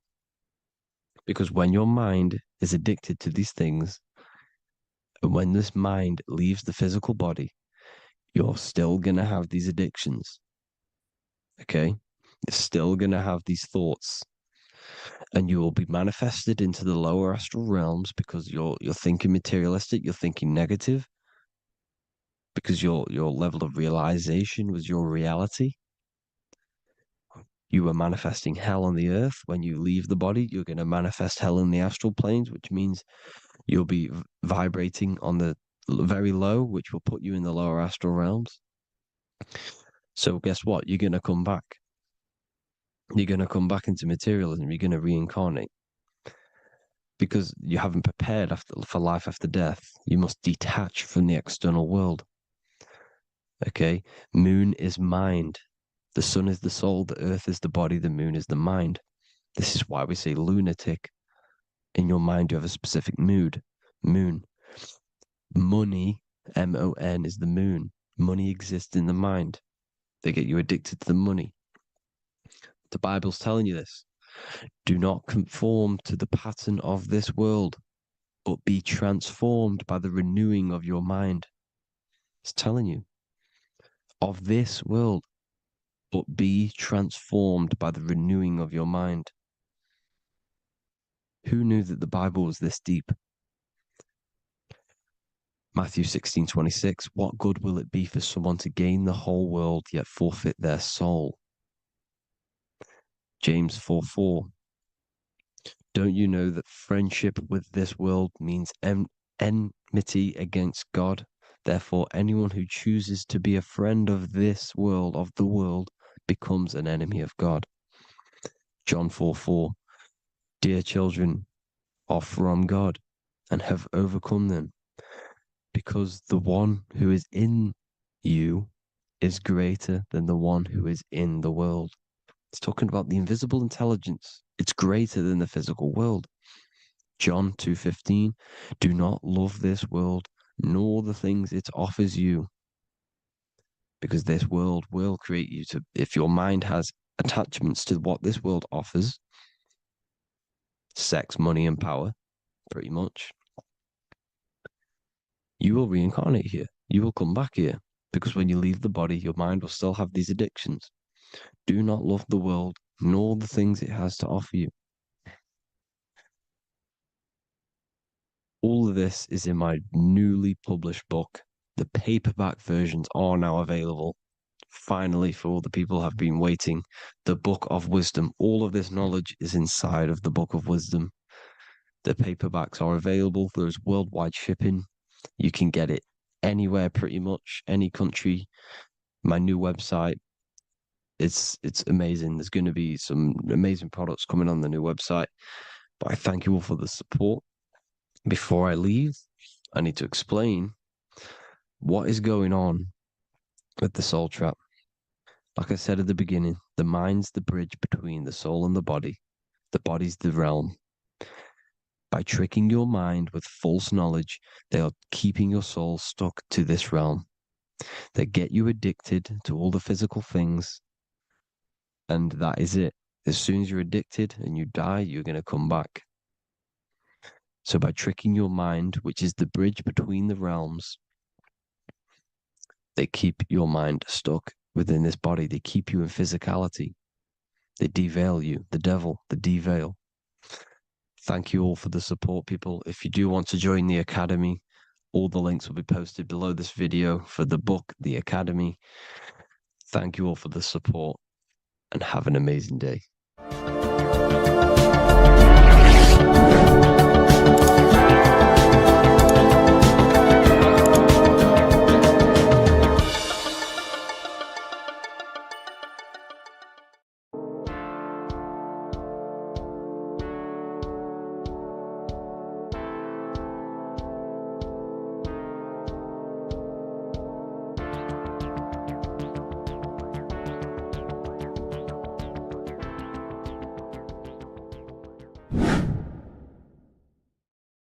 How are we all doing, people? Survival wisdom. Today we're going to be breaking down the Bible and its real, true metaphysical meaning.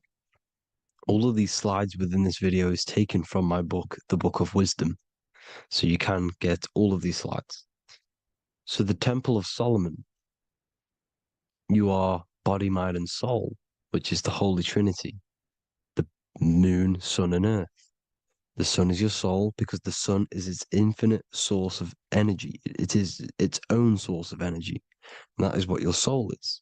It's its own source of energy. The moon is mind. This is why you call people a lunatic. You're a lunatic. Luna means the moon. And inside of your mind, you have a specific mood. Mood is moon. And mind in German is Mond. And the word Mon means moon. And earth is your physical body because your body contains of the four elements, the four physical elements. Well, the Temple of Solomon is the temple of the soul and the mon, the soul and the mon, the soul and the mind. And it's the temple of the Holy Spirit in the Bible. Everything leads back to one singular point in the center of the brain. The brain is not the mind. It's mind over matter.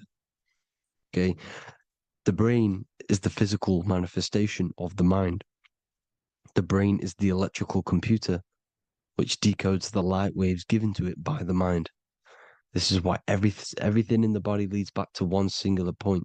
And we'll go over this in a minute. But this is controlling the physical body. This is the within. If you rearrange within, it spells high twin because within you is your twin, your true self. And it's just an entity in the center of the mind. And if you shut your eyes, you can feel it. Your awareness is in the center of the brain.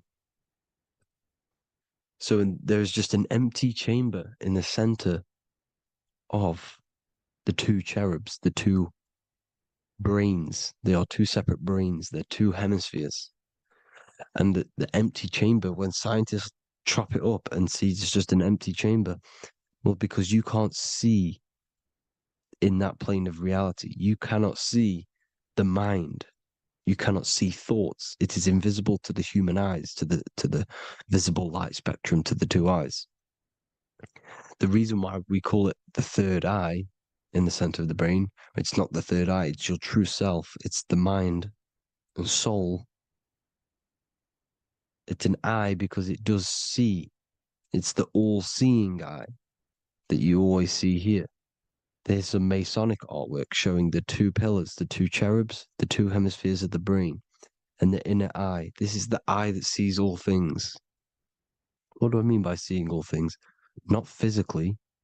It sees the mind. It's what, because your soul is watching the mind. You can observe the mind. You are not the mind. And if you meditate deeply enough, you can go beyond the mind. It's the all-seeing eye. It sees the mind. It sees what emotions you're feeling. It sees what you're thinking. It sees what you're seeing with the two eyes. It's the all-seeing eye. It sees all things. It's omnipresent. It's everywhere. Because the mind can be anywhere. The mind can switch itself into any place it wants. There is no limitations with the mind.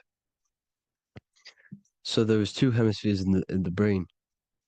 And in the Bible, there is a quote saying, the most holy place between the two cherubs.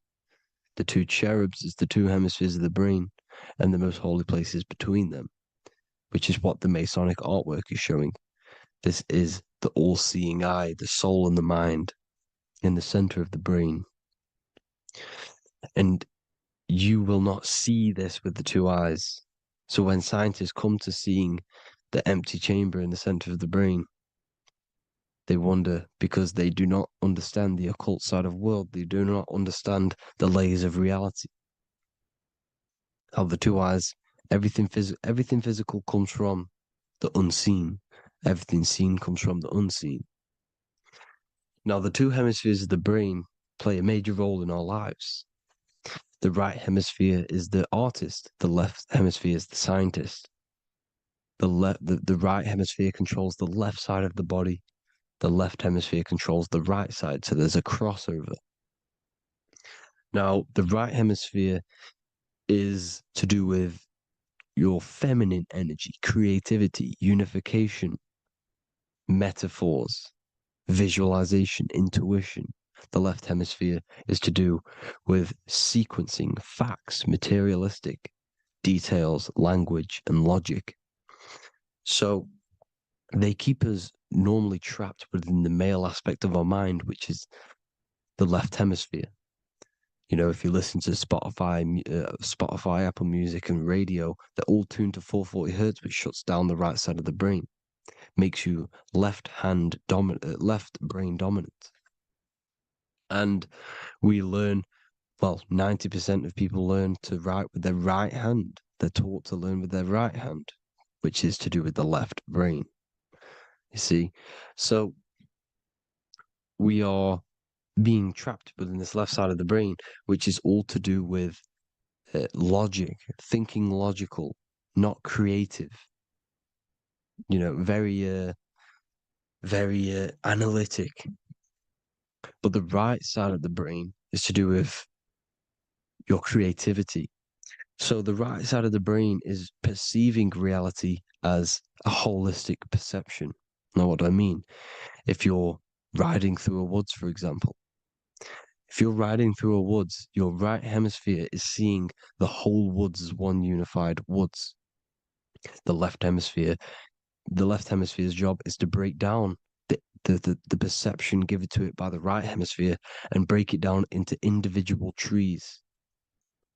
So what am I saying? The right hemisphere is seeing humans and everything in creation as one unified consciousness. The left hemisphere is seeing individual egos. This is why the left hemisphere is the place of the ego, the right hemisphere is to do with the higher self. They're both needed, though. I'm not saying one's better than the other. It's balance. Now, they don't want you to see the unified picture, perception of creation. They want you to think everything is individual, everything doesn't come from the one, because all things come from the one. And we experience the two in this reality, dualism. In order to understand the one, we have to experience the two to advance. So, anyways, let's get away from the two hemispheres.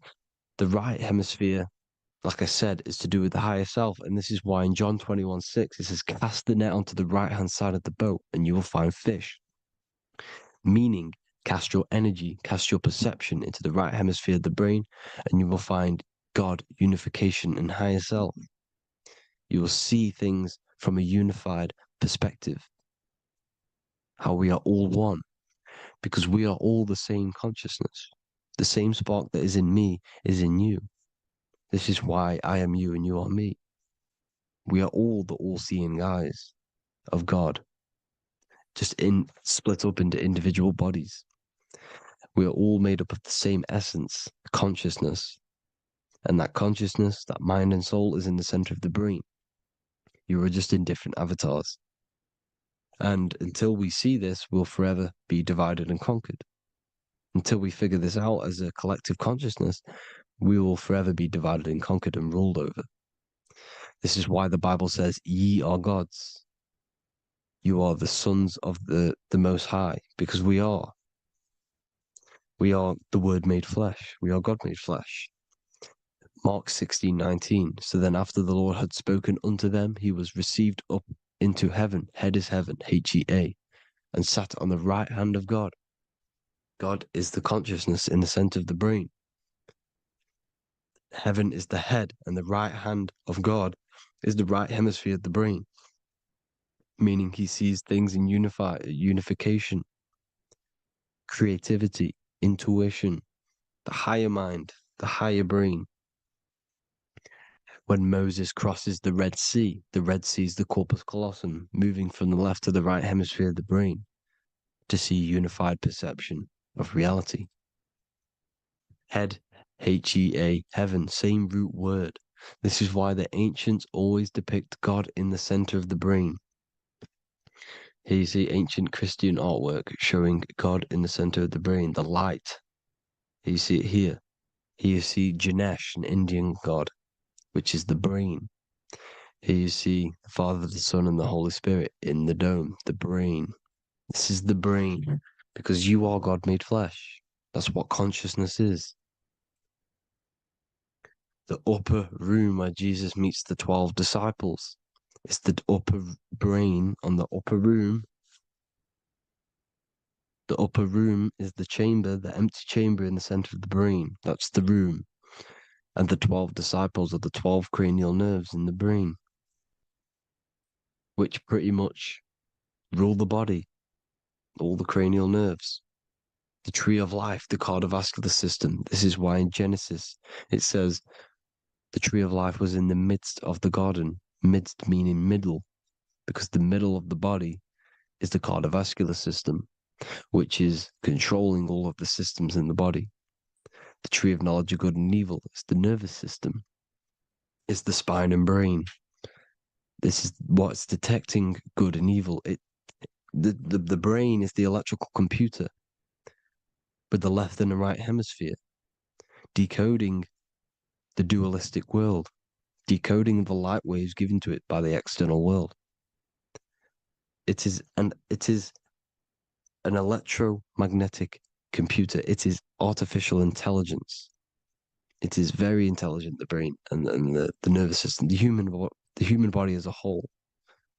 But the tree of knowledge of good and evil is the nervous system, because it is the tree that detects good and evil, makes you learn good and evil in this dualistic reality. Here you see Adam and Eve around the tree of knowledge of good and evil.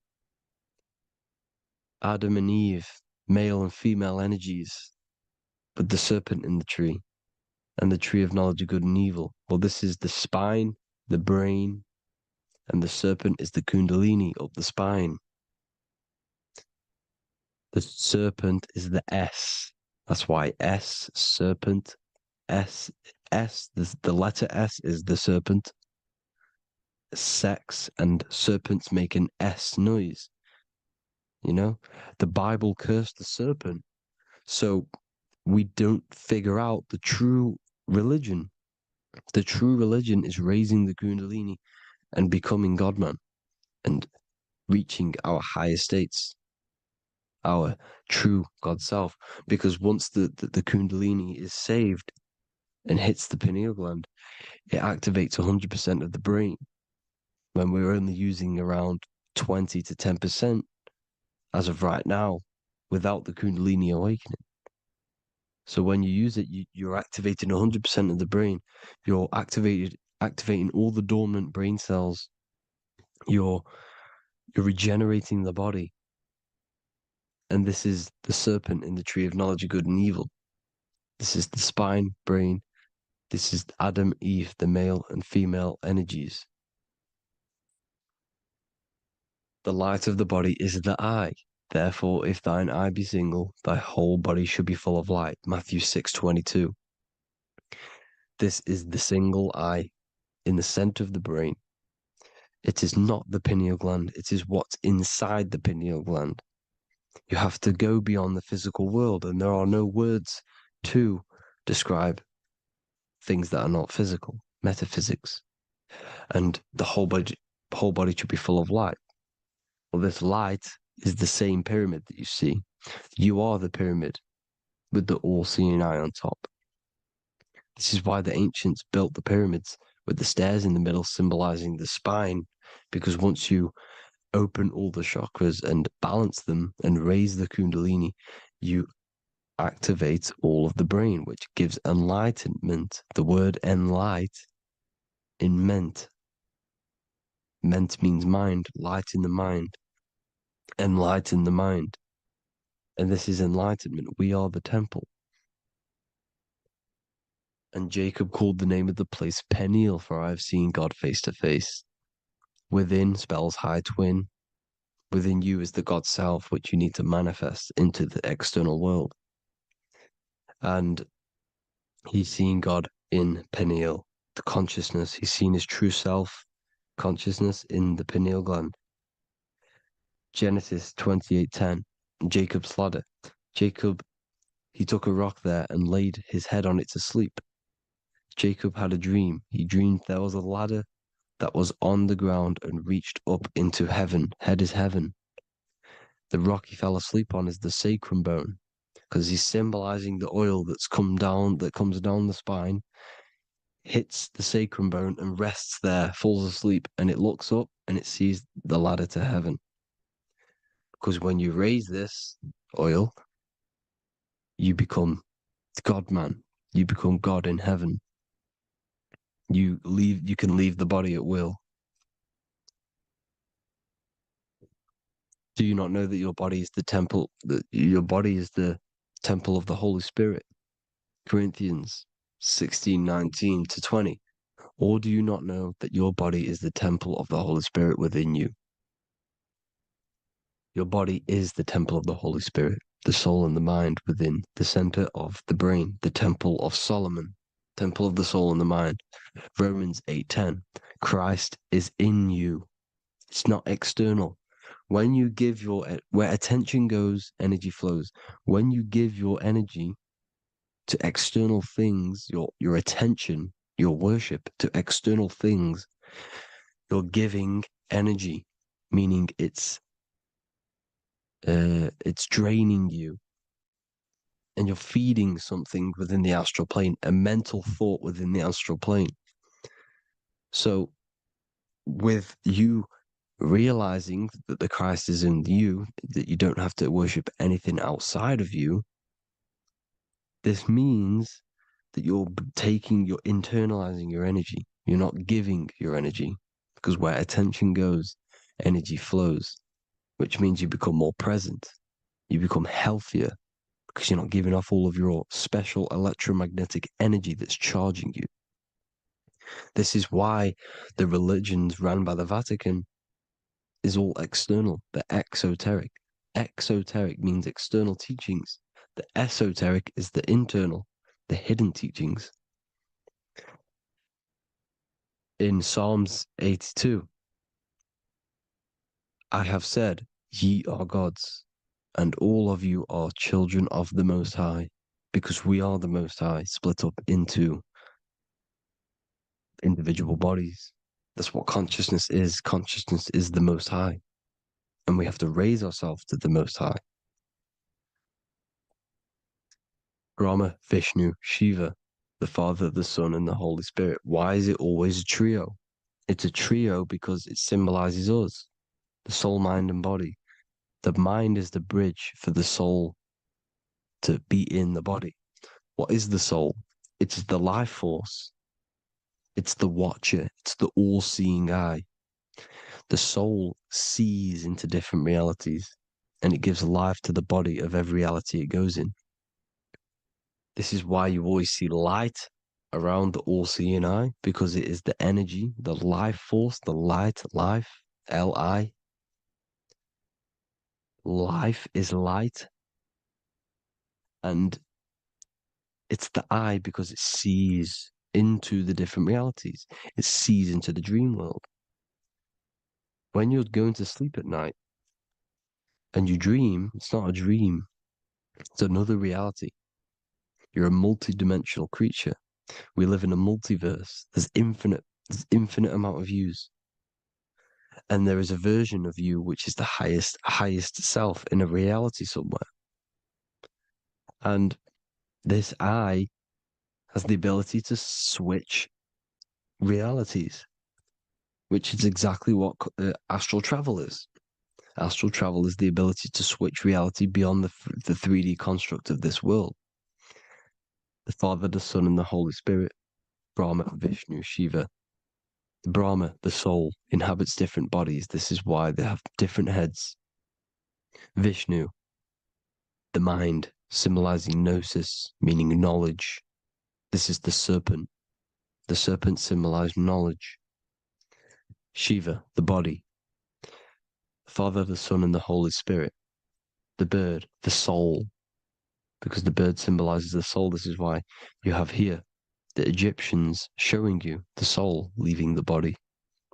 Here you see here with the twin head, the same head, and it's a bird. This is the soul self. This is the ego self. The Egyptians knew this. They knew all of this. Of course they did. Now, the whole story of Jesus is all metaphorical for the process which goes on within your body. Your neck and head is the holy grail which the sun and the moon creates. Sorry, the sun and the moon creates the fluid within the holy grail, the brain, the skull. And the moon creates the milk. Sorry, the moon makes the milk. The sun makes the honey, the land flowing with milk and honey in the Bible.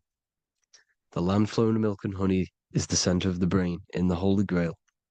Here you see the Masonic artwork showing you the sun and the moon creating the fluid in the spine. Here's the serpent. Serpent symbolizing the two Kundalini channels, the Ida Pingala up the spine.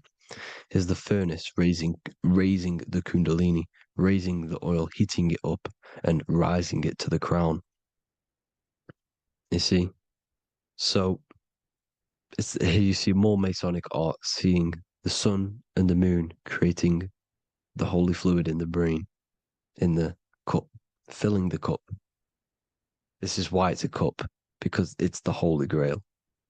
This is the holy oil in the center of the brain that gets released down the spine, which is Jesus coming down from heaven. It comes down the spine, down the River Jordan in the Bible. This is when Jesus goes from Nazareth to Jerusalem. He comes down the River Jordan, and Joseph and Mary are in Nazareth waiting for Jesus' return. Joseph and Mary symbolize the pineal and pituitary gland, which produce the two oils created by the sun and the moon. And he returns. When he returns, he gets crucified at 33, because there's 33 vertebrae at the back of the spine, and it crosses the vagus nerve. The crucifixion of the oil past 33 vertebrae creates God-man, and it creates your higher self, and it activates 100% of the brain. And you turn into spirit, you turn to your spirit self. This is why Jesus dies. He didn't physically die, it metaphorically dies, and becomes his higher self. The ego self is left behind. It's the same with the whole story of Jesus. Jesus comes down from heaven, which is the oil. He dies in a cave for 3 days, which is the oil hitting the cave. Here's the cave, and resurrects after 3 days. If you resurrect the oil, comes up and gets crucified at 33 in Golgotha. Golgotha translates to a place in the skull. The three wise men from the east. Well, if you look at the Masonic artwork, they'll always show you a ladder up to the east. Okay? Here you see north, south, west. This would be east. Here you see east here. East here. The ladder up to the east. The east is the top, up. Three wise men from the east, the thalamus, pituitary, and pineal gland in the center of the brain. The most important glands in the body. Here you see the Egyptians with the spine, the sun, and the two hemispheres of the brain. What did I say at the beginning? The sun is the soul. The sun is its own source of energy. It's the life force, which gives life to anything it inhabits. The soul is the same thing. That's why sun and soul mean the same thing. So, what I'm saying is consciousness is God. And this is why when it refers to as God in the Bible, means your higher self, pretty much. And returning back to this higher self, because God is something that you need to manifest. Consciousness is God, and your body is a reflection of the creation by God. This is why everything in the body corresponds with the stars. The stars rule the body. We are an image of the stars. This body is an image of the whole of creation. Aries rules the head. This is the cerebrum, the ram in the brain. Here's the ram, Aries. And we have something called the cerebrum, Aries, the ram. This is the Lamb of God moving to the higher mind. Taurus, which is the lower brain and neck, the cerebellum, the bull Taurus, the lower mind. And the cerebrum and the cerebellum, the ram and the bull, is what makes you ramble on. Ramble meaning walking. The higher mind and the lower mind working together makes the body ramble. Ramble is what makes you walk along. Thank you to Santos Bonacci. Gemini, the two twins, rules the two arms, the hands, and the lungs. These are the two twins of the body. Sagittarius, the horse, which rules the hips. Hips means hippo. Hippo means horse. Hippopotamus means water horse. Hippo means horse, and this is why we call them hips, because horses have massive hips. Capricorn, the kneecaps. Pisces, the two fish, the 2 feet. Then they make us swim. We are an image of the stars, people. Well, the body is anyway. Consciousness is God, and the body is the image of the whole of creation. It's a reflection of the whole creation, as above, so below. 12 systems in the body, 12 cranial nerves for the 12 constellations, 12 cell salts. The body's made out of 12 cell salts. So, this is where it gets kind of deep. You know, this is where we get deep. And he said, Jesus was known as the fisher of man. And fisher of man, meaning man does not mean man as in the male. Man means mind. He's the fisher of minds. So the Bible is not patriarchal. It's not patriarchal. Man just means mind, pretty much. So the fisher of mind, man, because he was fishing minds out of this reality into the higher realities. He was teaching people how to leave the body when he walks on water. Walking on water is the physical, etheric, astral, and mental. These are the different planes of reality. The ether is the either, because the ether is the substance that's on either side, astral and physical. It's the 5th element, is ether. And the 5th element is the water. The same water at the beginning of the Bible when it says, let the firmament divide from the waters above from below. The water symbolizes the ether. It's the base of all physical matter. And the ether symbolized is known as the water. So when you're walking on water, you're walking on the ether, meaning you're leaving the physical body.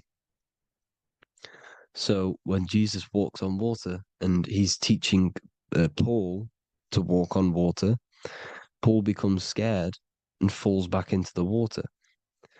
Well, when you astral travel and you become scared when you're projecting, you'll fall back into your body. So he's pretty much saying walking on water is leaving the body, and walking on the ether, because the ether is the veil between the astral, and that's what devil means. Devil has the word veil in it, because the devil is trapping you between one veil, which is this world. They're trapping you in this world, this thin layer of reality. Your dreams are different veils. The ether, the astral, the mental are different veils. Devil is deveil. Deveil. You need to escape being stuck in one reality and live in between realities. And this is when you truly become a multi-dimensional being, because your soul is just the eye. That's what you are. You're just an eye, and you see into different worlds. And it also, when Jesus means the fisher of man, the fisher of minds, he is. I truly believe, because of my research, that there is other worlds. It's not just this one. There's higher worlds. There's an infinite amount of you, and you've been in them dreams you call dreams. Them dreams are other realities that you are in. That's why when you're there, you don't feel like you're in a dream. You feel like it's 100% real, because it is real. So this is why the ancients always depicted the many different heads, because there's many different versions of you. And this I, the soul, the watcher, is switching itself into different bodies at all times. Well, when you sleep, when you astral project. And this is what the ancients were doing. They understood the multiverse, and they could switch bodies at will. And this is what the 7 seals are in the Bible, also known as the 7 chakras. These are literally portals within us to these different worlds. We're in the heart at the moment. Earth rearranged spells heart, meaning middle. This is where good and evil exist. It's the middle point, the midpoint of realities. So I hope you all enjoyed the video. All of this knowledge that I've give you in this video is inside of my book, the Book of Wisdom. The Book of Wisdom gets updated every single month with new pages. It's a one-time payment for a lifetime worth of research and knowledge by me. So if you do want to get it, the link will be in the description. But I hope you will gain some amazing insight. Please like, comment, and share to help the algorithm, and drop a subscription. And for more lectures, every 2 days, I drop lectures and knowledge within the Patreon. If you want to support the channel, join the Patreon. Everything's in the description, because we are not monetized on YouTube. Thank you all. Have an amazing day.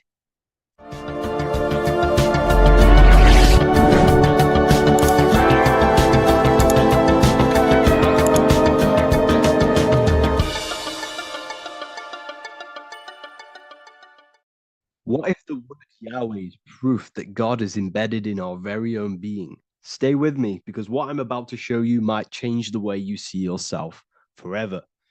Today's topic is decoding the mystery name of Yahweh, the sacred name of God from the Hebrews. By the end of this video, you'll uncover the true meaning of the word Yahweh and how your connection to it unlocks your own personal power. When we look at the word Yahweh in Hebrew, we flip it on its side. We're actually looking at the human body. These are the legs, this is the torso, here are the arms, and here's the head. So if we actually switch this on its side, we see the human body. The Hebrew name Yahweh often translates to I am, the I am. Now, what is the I am? The I am, when you say I, you're referring to your highest self. Everything with the letter I in the beginning, most of them words are referring to our inner self, inside, intelligence, internal, in.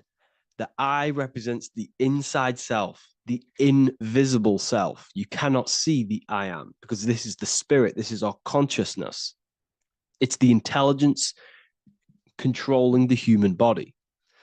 When you say I, you're not referring to your name, your job, your reputation, your ego, or your thoughts. You're referring to the observer who is beyond the thoughts, the one who's observing the thoughts. That's the soul.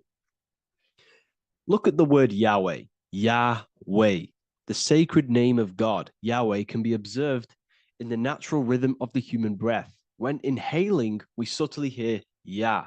When exhaling, we hear Wei.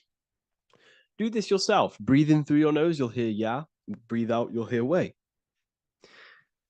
And in fact, the letter H, H, when it's pronounced, it carries the soft sound of wind or breath, a gentle exhale that mirrors the very essence of life, giving air. Breath is the spirit of life. It's what connects us with consciousness. If we stop breathing, we lose consciousness. The body shuts down. We're breathing the spirit of breath. We're breathing in the spirit of life. It's the very essence that gives us physical existence, and we're constantly staying connected to this breath at all times. Now let's look at Yahweh. 1, 2, 3, 4. There are 4 letters. The tetragrammaton is the 4-letter Hebrew name for God. Okay? Tetra meaning 4. We have 4 gospels of Jesus. Jesus is depicted with a cross with 4 sections.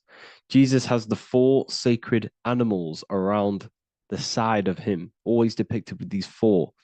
A bull or an ox, an eagle, a man, and a lion. These are the 4 fixed signs of the zodiac. Aquarius, the man; Scorpio, the eagle; Leo, the lion; Taurus, the bull or the ox, which are related to the elements. Leo is a fire sign. Aquarius is an air sign. Taurus is an earth sign. Scorpio is a water sign. These are the 4 elements. And the 4 elements correspond to the 4 bodies of consciousness, as we see here. This is fire. This is air. This is water. This is earth. So we are made out of the 4 elements, which represent the 4 bodies of consciousness: mind, emotion, spirit, and body. The soul is incarnated into 4 sections. Hence why Jesus has 4 gospels. Hence why Yahweh is a 4 named word, because we are tetraform. We have 4 bodies of consciousness. There are 4 pillars to reality: the mind, emotion, spirit, and the body. So what we're actually looking at here is the name of the very essence of the self. Yahweh represents the universal consciousness that we're all tapped into, because the body is like a radio. The body is basically a radio antenna, which is picking up the stream of consciousness, and we're all the same consciousness, just experiencing it in a different body. And Yahweh is the name for this intelligence that we're all acting out, that we're all manifestations of. So now let's look at the word Yahweh, where we read it this way in Hebrew, which is 10565. 10565 in the Hebrew letters and the numerical values. And the DNA is made up of 4 bases. These 4 things which create the DNA. This basis is the genetic code for all living things. Each DNA strand is held together by sulfur bridges that appear in a repeating pattern of 10565. This pattern matches the numerical value of the Hebrew letters of Yahweh, Yod, He, Vah, He, which are 10565.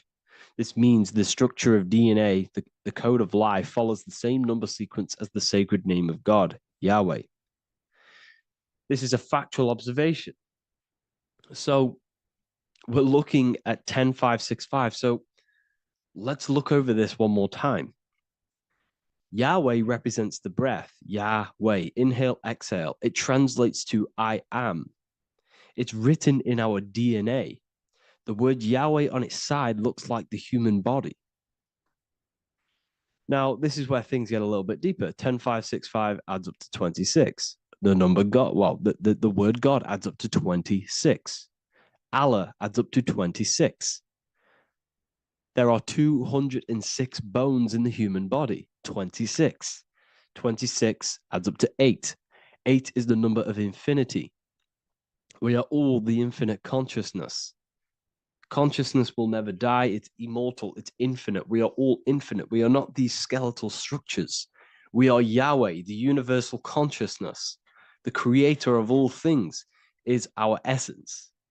We're all God with individual identities, but the highest versions of ourselves is God.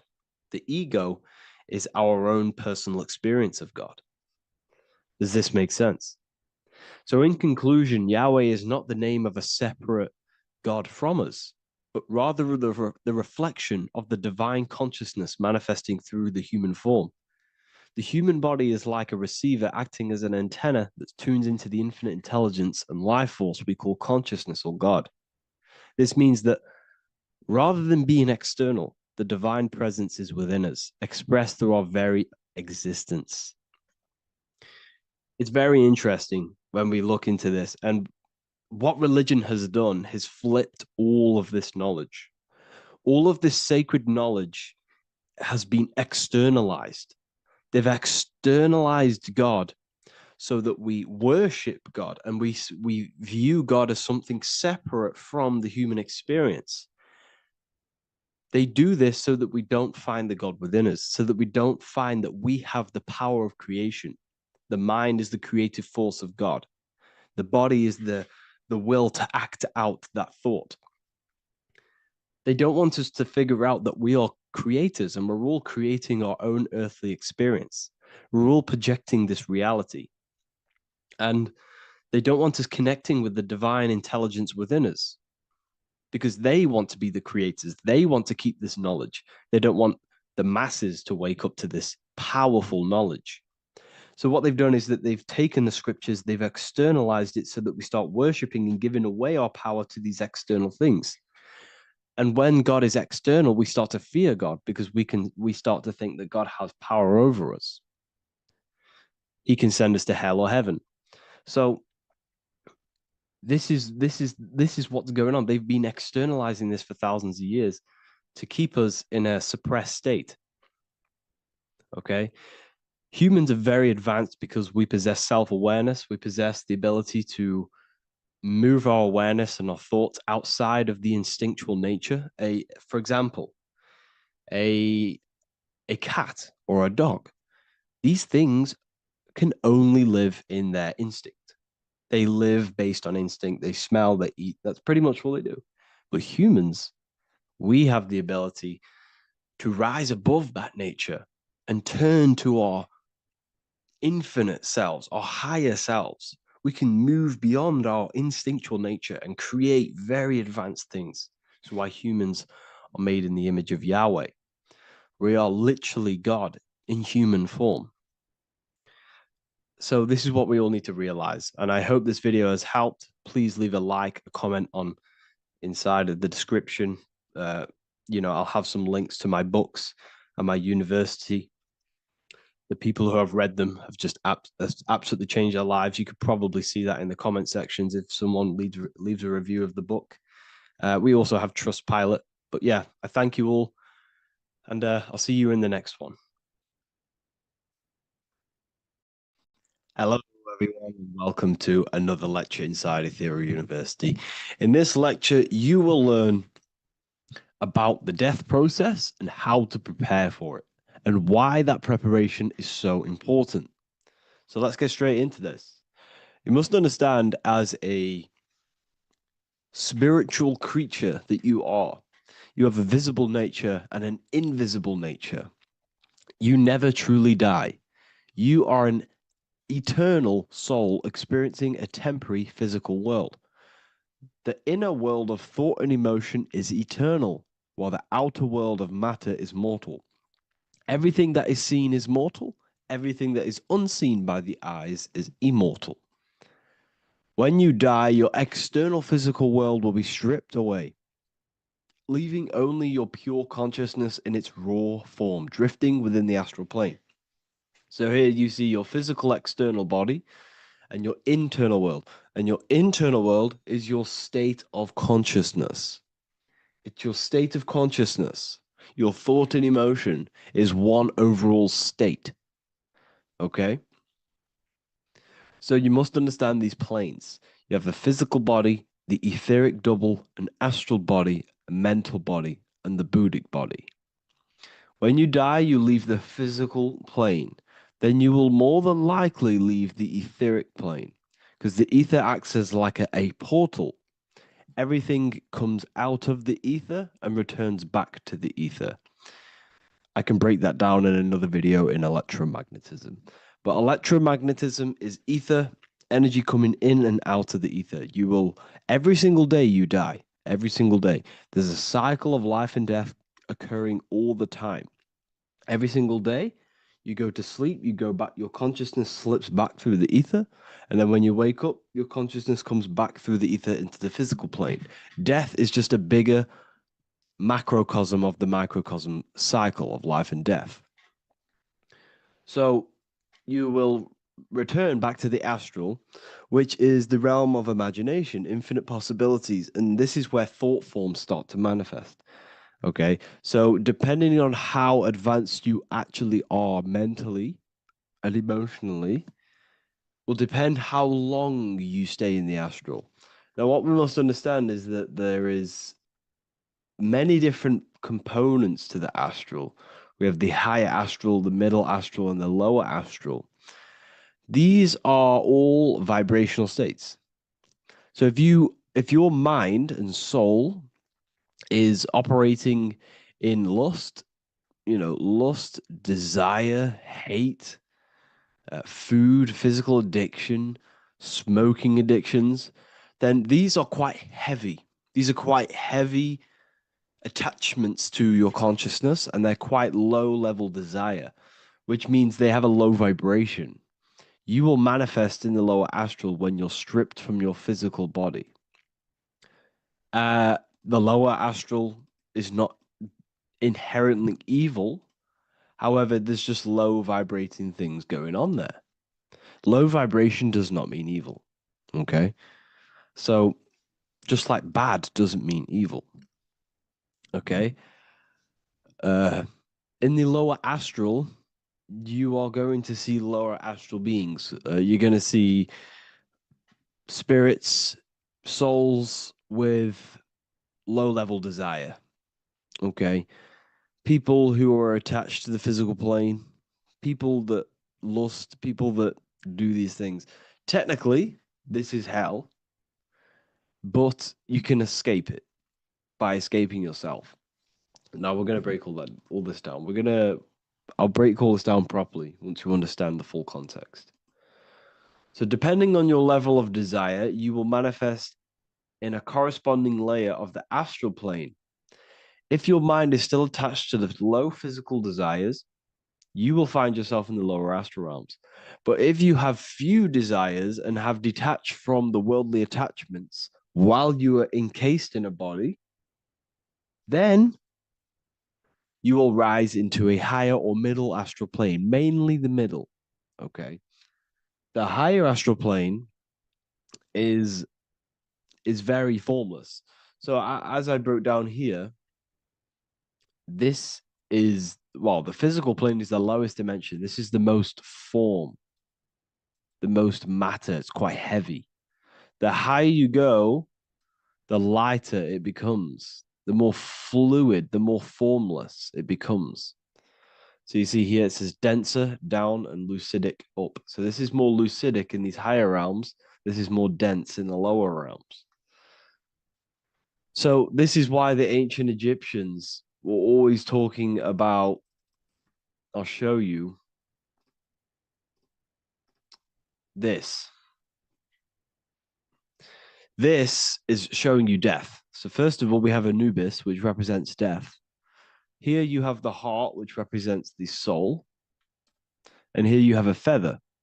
And this is a scale. You see how this is a balanced scale?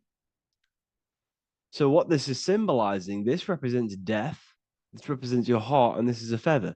So when you die, your heart must be as light as a feather, which means your emotions, your soul, should have no attachments to the world. It should be light. It should be detached. This is why the word light and light are the same. Light is in heavy and light is in very bright. Because when you're less attached to the things, your soul shines. You're authentic. You're light. You're very bright soul. And you have no attachments. Your light is in not heavy. So you must detach from the worldly desires. We have to detach from the smoking, the food. This is why we should fast. Smoking, this is why we should detox. We should also meditate. We should also be able to sit with ourselves for long periods of times. Okay, I'm going to break all this down properly. But that's why the Egyptians show you the symbolism here. Okay. So you're stripped of your material body. So that state of consciousness you're in right now, your inside will, if you shut your eyes, that state you're in, that is what you're going to experience when you die. Okay. And you're going to be manifested into the astral. In the physical plane, you can mask or hide almost anything. But in the spiritual realm, you cannot. The astral body, your thoughts and emotions directly shape your spiritual body, your astral body, revealing your true inner state. So your desires that you can hide in the physical plane. Your emotions, your thoughts, you can't hide any of that in the physical, in the spiritual plane, in the astral plane. That will directly shape who you are, your color of your astral body, and your astral body as a whole. So here we have Kim Kardashian.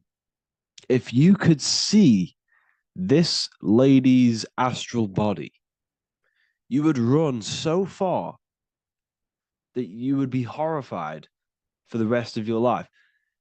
If you could see their spirit, their astral form, it would be horrific, because their mind is so attached to, physical things, so attached to desire, money, fame, worship, power.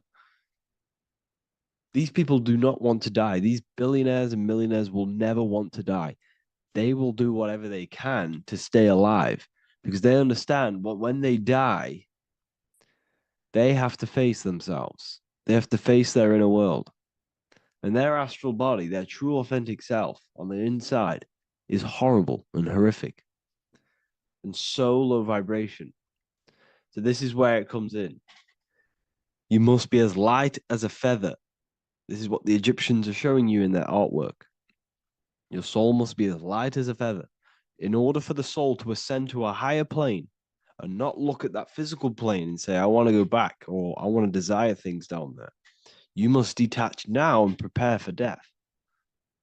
Hell is not a place, it's your own personal suffering born from within. If your mind and soul are deeply attached to mental fixations, emotional wounds, and physical addictions tied to the material world, that pain will follow you into the astral. This is your true judgment day. You judge yourself when you die. You see your authentic self. There's no hiding. Right. Imagine right now that you that everything you cling to was stripped away. No matrix, no electricity, no food, no TikTok, no phone, no possessions, no distractions, no one else. Could you sit alone with yourself for just 1 hour? Could you sit alone with your thought and emotion? That moment of truth is what you must begin to prepare for. Could you sit alone with yourself? Can you sit alone for long periods of time and just think? And if you cannot, then you're running from your internal world. You're running from your thoughts. You're distracting yourself from your thoughts. This is what we must address. Now, don't feel bad if this is you. We've all have problems. We all have internal problems. But this is what we have to face directly in order to prepare for life after death. We must meditate for long periods of time. Not even meditation. We should be able to sit with ourselves with no distractions and just think. This is what the people of the past used to do when we had no technology. People would sit and think for hours. This is what we need. Because if you cannot sit with yourself, imagine sitting with yourself with no physical body. That's the level that's going to happen. And we need to prepare for that. The soul and mind must become as light, as weightless, as radiant as a feather to ascend to a higher plane and move beyond the physical life. To rise, they must release heaviness, attachments, burdens, fears, and desires. The lighter and brighter your inner being becomes, the more freely it can rise into a higher state of existence. Ascension is not about going somewhere, it's about becoming something pure, clear, and luminous. Okay, this is very important. Very, very important. We must detach from the worldly things. So enough of that. How do we do it? How do we attach? How do we prepare? Number one, you must detach from the material things. Start loosening your grip on things, possessions, titles, even identities. They are temporary. Appreciate them, but don't let them define you. Let nothing outside of you define you. Nothing. Your name is not you. Your job is not you. Your reputation is not you. Your bad past is not you. Your good past is not you. Your business is not you. Everything outside of you is not you. Now, what I'm saying is, I'm not saying go full right-hand path and never care about anything physical, never care about your family, don't love your family. I'm not saying that. What I am saying, love these things, love these outside things, but do not become attached and do not let them define you. You must be okay with losing anything that is outside of you. You must be okay with that, because you must understand the physical plane is, it's promised that everything is temporary. Everything is temporary in this plane. So don't ever think it's going to be there forever, because it's not. And you must remind yourself, not remind yourself, but I think about this sometimes when I start becoming a bit attached to work and stressed. I just remind myself that I'm going to, this is temporary. I'm going to leave this world one day and I'm not going to care. So you must have the balance. Okay. The balance is key. You can go down that right hand path and just fully cut off from the world like a monk and shave off your hair, disconnect from the physical world. You can do that. That's not wrong. There's different paths in life. You have the left hand path, purely physical. You have the middle path, which is balance between the physical and spiritual. Then you have the right hand path, which is monk mode, where you fully disconnect from the world. They shave their hair off to disconnect from the physicality. They meditate for long periods of time. This is what they're doing. They're preparing for death. Monks prepare for death. They understand this. They understand that you don't die. Your inner world is the true world. The inner world is the only world that exists. Everything outside of you is an extension of you.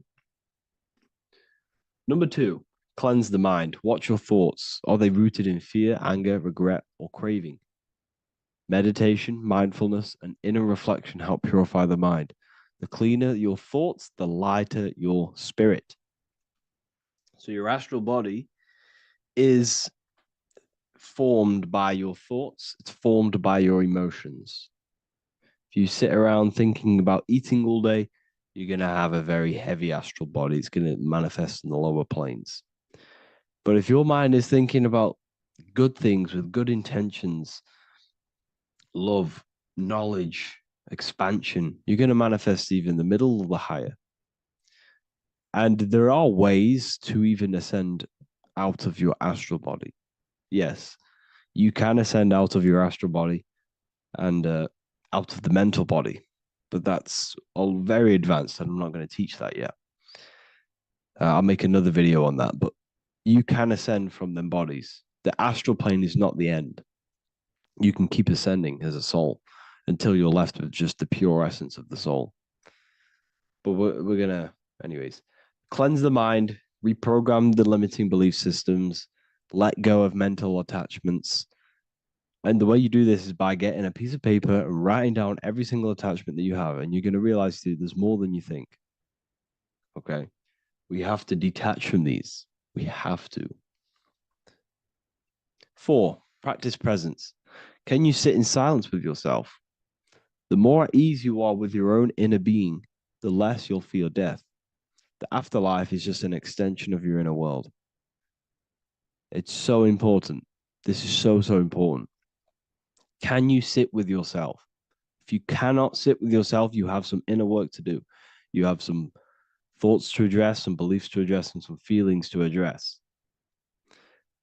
Okay, so practice sitting in the present, meditation, or just literally sit there and try and be okay with yourself. And if you can't be okay with yourself, then there's something you need to address, whether it's a belief system, whether it's an emotional trauma, or something. This is what we must reshape, refine, and let go of. Live truthfully, speak and act from your soul, not from fear or ego. The more authentic you are, the more aligned you become with your true self, which carries beyond this life.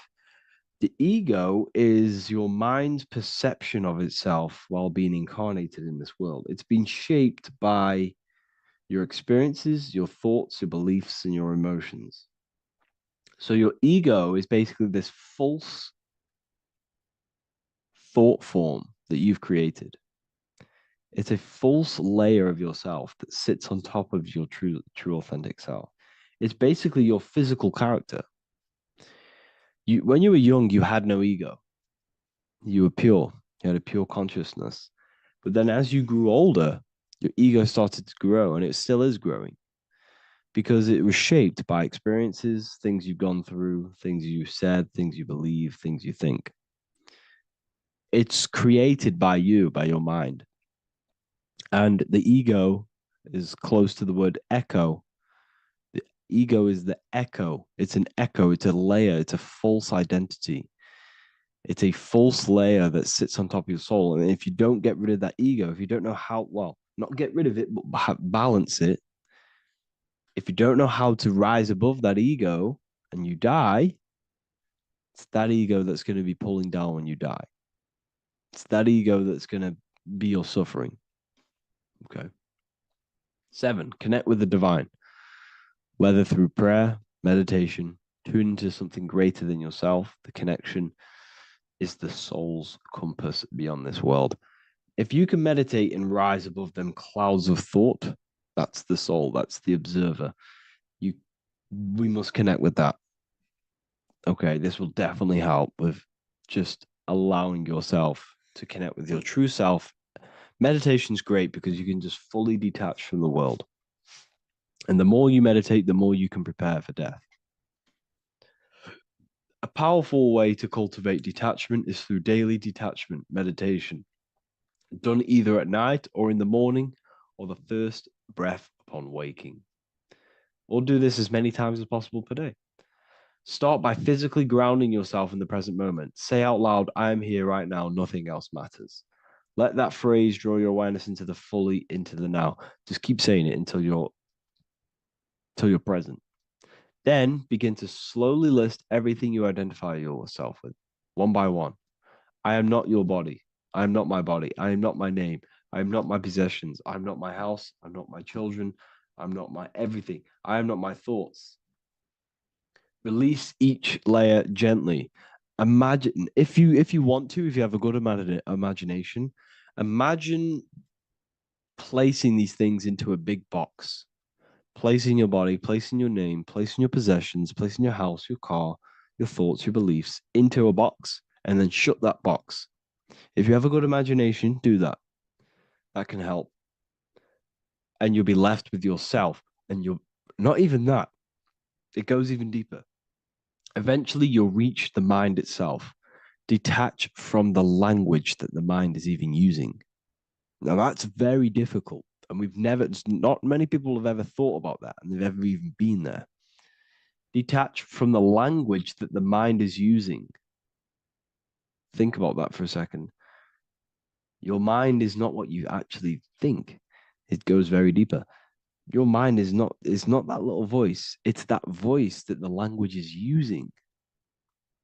So even the language is a spell on your mind. Okay, it's an attachment. Eventually, you'll reach the mind itself, detached from the language it uses, the voice in your head, the need to define. What remains is something beyond thought and beyond words. I can't even describe what's left because words, once the language is gone, it's purely metaphysical. All I can say it is pure awareness, and it's symbolized. This is why symbols are so amazing, because they can symbolize things that are beyond words. A flame, it's just a flame, and you won't be able to understand that until you've been there. It's just a flame. It's pure cause. Words can't describe it. You'd have to experience it. Connect with this essence daily. This is truly who you are.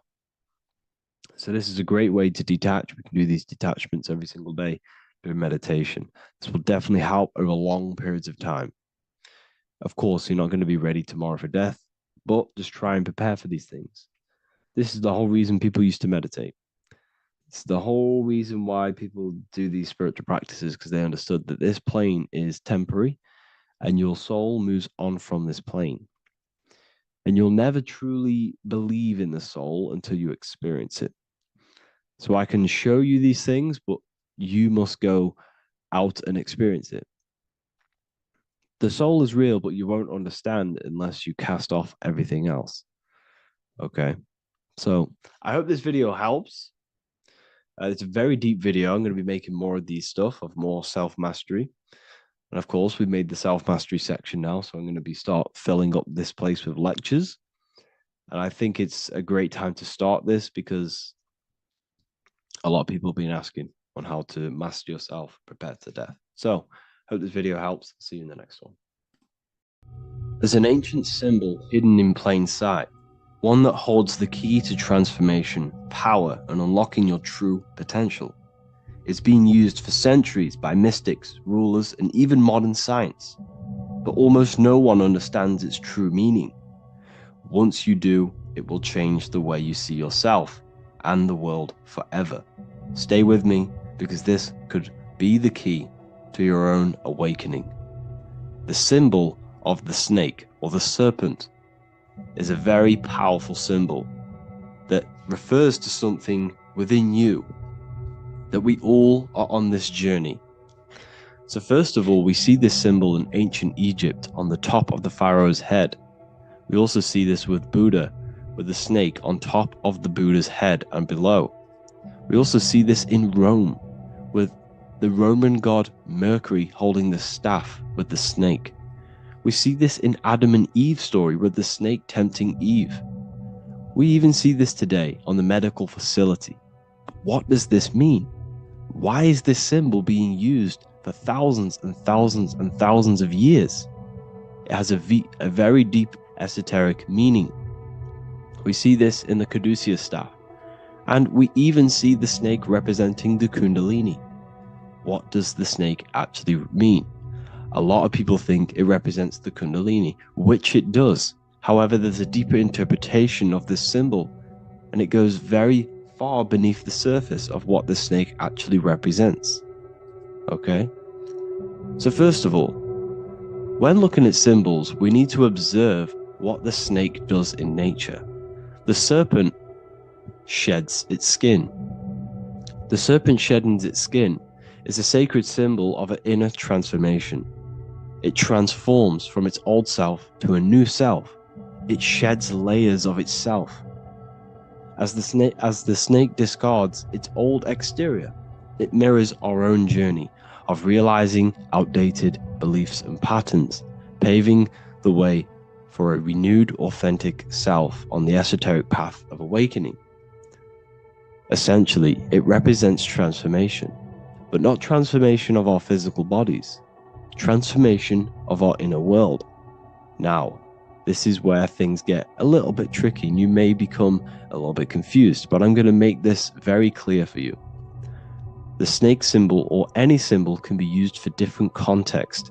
For example, the kundalini. We see the snake representing the kundalini. We all know that energy can't be destroyed, only transferred. Like I said, this is a transferring of energy. It's a changing, a transforming, shedding its skin. It represents transformation. Sexual energy is energy, and we can transform the sexual energy into a kundalini awakening to activate dormant brain cells in our brain and to activate the human light body, which is the spirit. We can cultivate, save, and retain our sexual energy, transmute it up the spine to activate the brain. This is a symbol of transformation of energy in this context. However, when we go to the emergency services, this does not mean the same thing as the kundalini. The snake in this context represents transformation of health. When we are picked up by the emergency services, we are looking for a transformation. We are unwell and now we need to transform to well-being. This is why they use this symbol. It represents transformation, especially with the pole and the snake climbing. It's climbing, it's transforming from the bottom to the top, shedding its skin, shedding old layers, transformation. We see this in the Bible with the snake tempting Eve to eat the apple of the tree of knowledge of good and evil. Well, what does this mean? Where's the transformation in this? Well, this is a very hidden one. The transformation takes place in Adam and Eve's consciousness and their mind. They go from a pure, whole state of consciousness, from being tempted by the snake, and they eat it and they transform into knowing the good and evil, into the dualistic ways of thinking and the dualistic meaning of this world. Let me rephrase that. They understand the dualism of this world, and they now understand the two good and bad ways of thinking. They know the knowledge of good and evil, of duality. They shifted from a whole state of consciousness into their consciousness being split into good and evil. This represents the journey of every single soul that incarnates into this world, including yourself. When you were a child, you were whole. You had no understanding of good and evil. But as you grew older, you eaten the fruit. You grew to understand the knowledge of good and evil. Your consciousness split from a whole into a separate and divided way of thinking and divided understanding of the world. We suppressed aspects of ourselves to fit in with society norms. And we just limited ourselves with limiting belief systems. We knew the knowledge of good and evil. Our consciousness split from a whole state. This is what Adam and Eve is symbolic of. We see this with the Roman god Mercury, with the snake. Mercury represents intellect, communication. He's always flying in the air, which represents the air, the mind, the intellect. He's holding the snake to represent transformation of the mind. This is what we call mental alchemy. Turning base metals into gold, turning the unenlightened aspects of our mind into enlightened ones, turning our negativity into power and control. We see this with Buddha, and Buddha is all to do with transformation of the inner world, transformation of the mind and the soul and the emotions. And it also represents the Kundalini.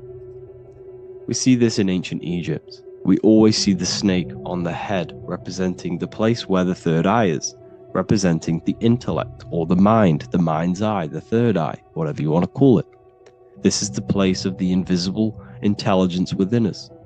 This is our mind or intellect. And this is the transmutation of the mind. This is why the snake is on the head, representing the transformation of the mind, going from the unenlightened into the enlightened, going from the uncontrolled to the controlled mind, so that we can control the very fabric of reality. I've kind of just given that away. Why is this important? Humans are creators. We're the architects of creation, endowed with the divine power to channel the fourth dimension, which is the imagination, into reality. Each thought and intention is a seed. When nurtured with focus and clarity, transforms the unseen into the tangible experience. This creative process bridges the gap between the ethereal and the material. Humans are creators. It's impossible for you not to create. Whether you're doing this consciously or subconsciously, you've been creating your whole life, turning non-physical thought into physical reality. We are creators. However, the mind cannot create in a state of chaos. The mind cannot create with limiting beliefs. The mind cannot create with thoughts that come and destruct our minds. The mind cannot create consciously and effectively if there are impulses within our mind and we have no control over the mind. So this is where self-transformation comes from within. This is where the snake comes in. The snake represents the transmutation of our mind from the uncontrolled to the controlled. In this context of the Egyptians with the snake on their head. It's all to do with mental alchemy. In the occult tradition, the mind is seen as a delicate instrument that demands constant vigilance. Left unchecked, it reverts to archaic and destructive thinking patterns. Like a finely honed blade, it must be continually sharpened through discipline and self-refinement. In this unending process of unveiling and mastery, we learn to shape reality, harnessing the power of our thoughts to manifest the highest potential. It's all to do with mental alchemy, and this is how the snake is connected to you.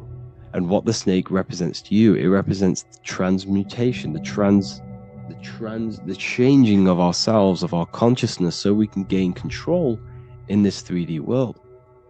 If we lack control, then we'll constantly be manifesting chaos. Now, there are 3 ways that we can transform our world, and we can slowly transform our mind. Now, this is not an overnight process. It takes periods of time of purification. And number 1 is affirmation. Let's say we have this dirty cup of water and we have a tap of water. And in this tap, it's pouring in more water, clear water. Over time, if I keep pouring clear water into this cup, it's going to slowly purify this cup. And then in the end, it will look like the cup on the right. It's the same with your mind. The cup represents the limiting beliefs, the negative thoughts, the negative mind, the uncontrolled mind. But if we keep repeating affirmations over and over and over again, such as I am disciplined, I am powerful, I am limitless, over time this can purify our subconscious and we can gain control over the mind, and we will become conscious of the thoughts that we are giving attention to. The second way is meditation. Meditation allows one to develop an off switch for the mind, providing a sense of control over it. Over time, we gain the ability to filter our thoughts and become more conscious of the ones we choose to engage with. Meditation, over a period of time, will give you this button that allows you to filter out negative thoughts. If you have a negative thought in your mind, you'll be able to become conscious of this and redirect your mind's attention. This is all about self-control, because remember, we become what we think about. The snake represents the transmutation of the self. And another way is visualization. Visualization allows your subconscious mind to experience the reality you desire, accepting it as truth. As the subconscious becomes more immersed in this imagined reality, it works to manifest it into your conscious experience. Your visual eye, visual eye. You're using the mind's eye to see and mold your future. That's what imagination is for, to create in your future. You can become your future now in your imagination. And this can slowly purify your consciousness, slowly purify your mind, which will then, if you do all 3 of these over periods of time, you will see great transformation from the inside out. And your outer world will start to mirror your inner transformation, because it's as within, so without. You change your inner world of consciousness, of thought and emotion, you'll change your external reality and your circumstances. So I hope this lesson has gave you a great understanding of what the snake actually represents. And now that you see it, you will see this everywhere. Every time you see a snake, you know it represents the transformation. So please, if you can, leave a like, comment, and subscribe, and turn on the alerts to make sure you never miss a video. And if you have any video suggestions, feel free to make a comment and I can make a lecture on it. I appreciate you all watching this video today, and I'll see you all inside my university if you're inside, and I'll see you all in my Telegram if you join, and I'll see you in the next video, of course. Thank you and take care.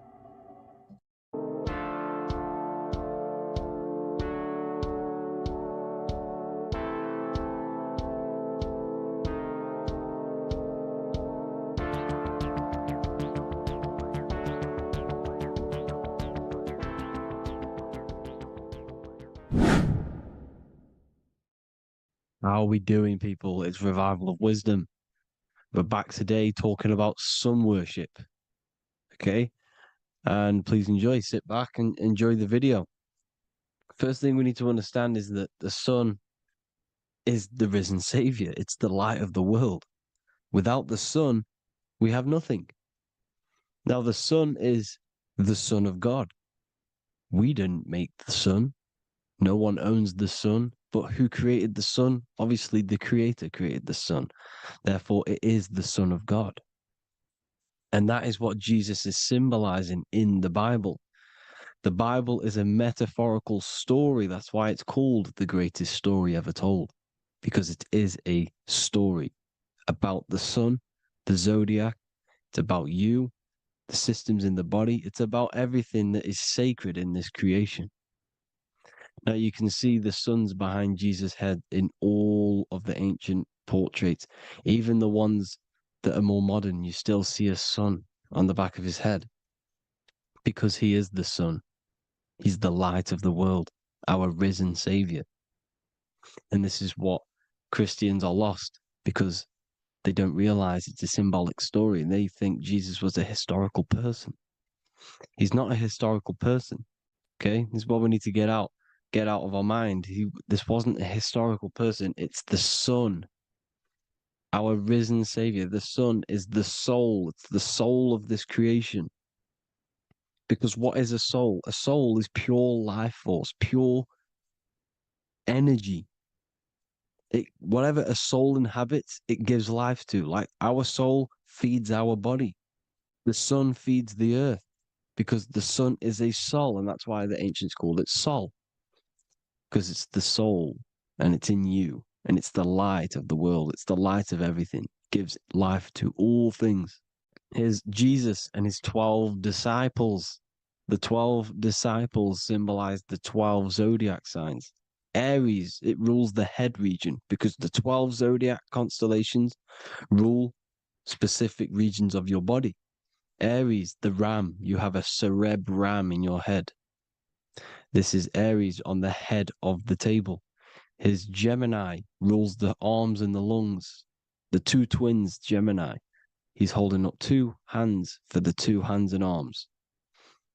The twins. Cancer has a knife in his hand. It's not so clear, but he has a knife in his hand. Cancer is the crab. Crabs have claws. And he's pointing at Virgo's Adam's apple, saying there's no Adam's apple there. It's a woman.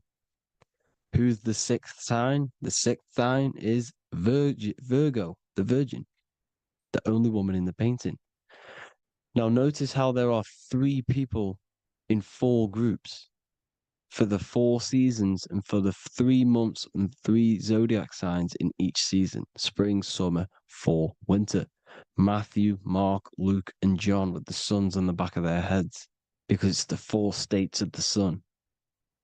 The 4 states of the sun. Now, 6th sign, Virgo, the Virgin, the only woman in the painting with no Adam's apple. Then we have the sun, Jesus, red and blue, red shift, blue shift, electromagnetism. The ancients knew this.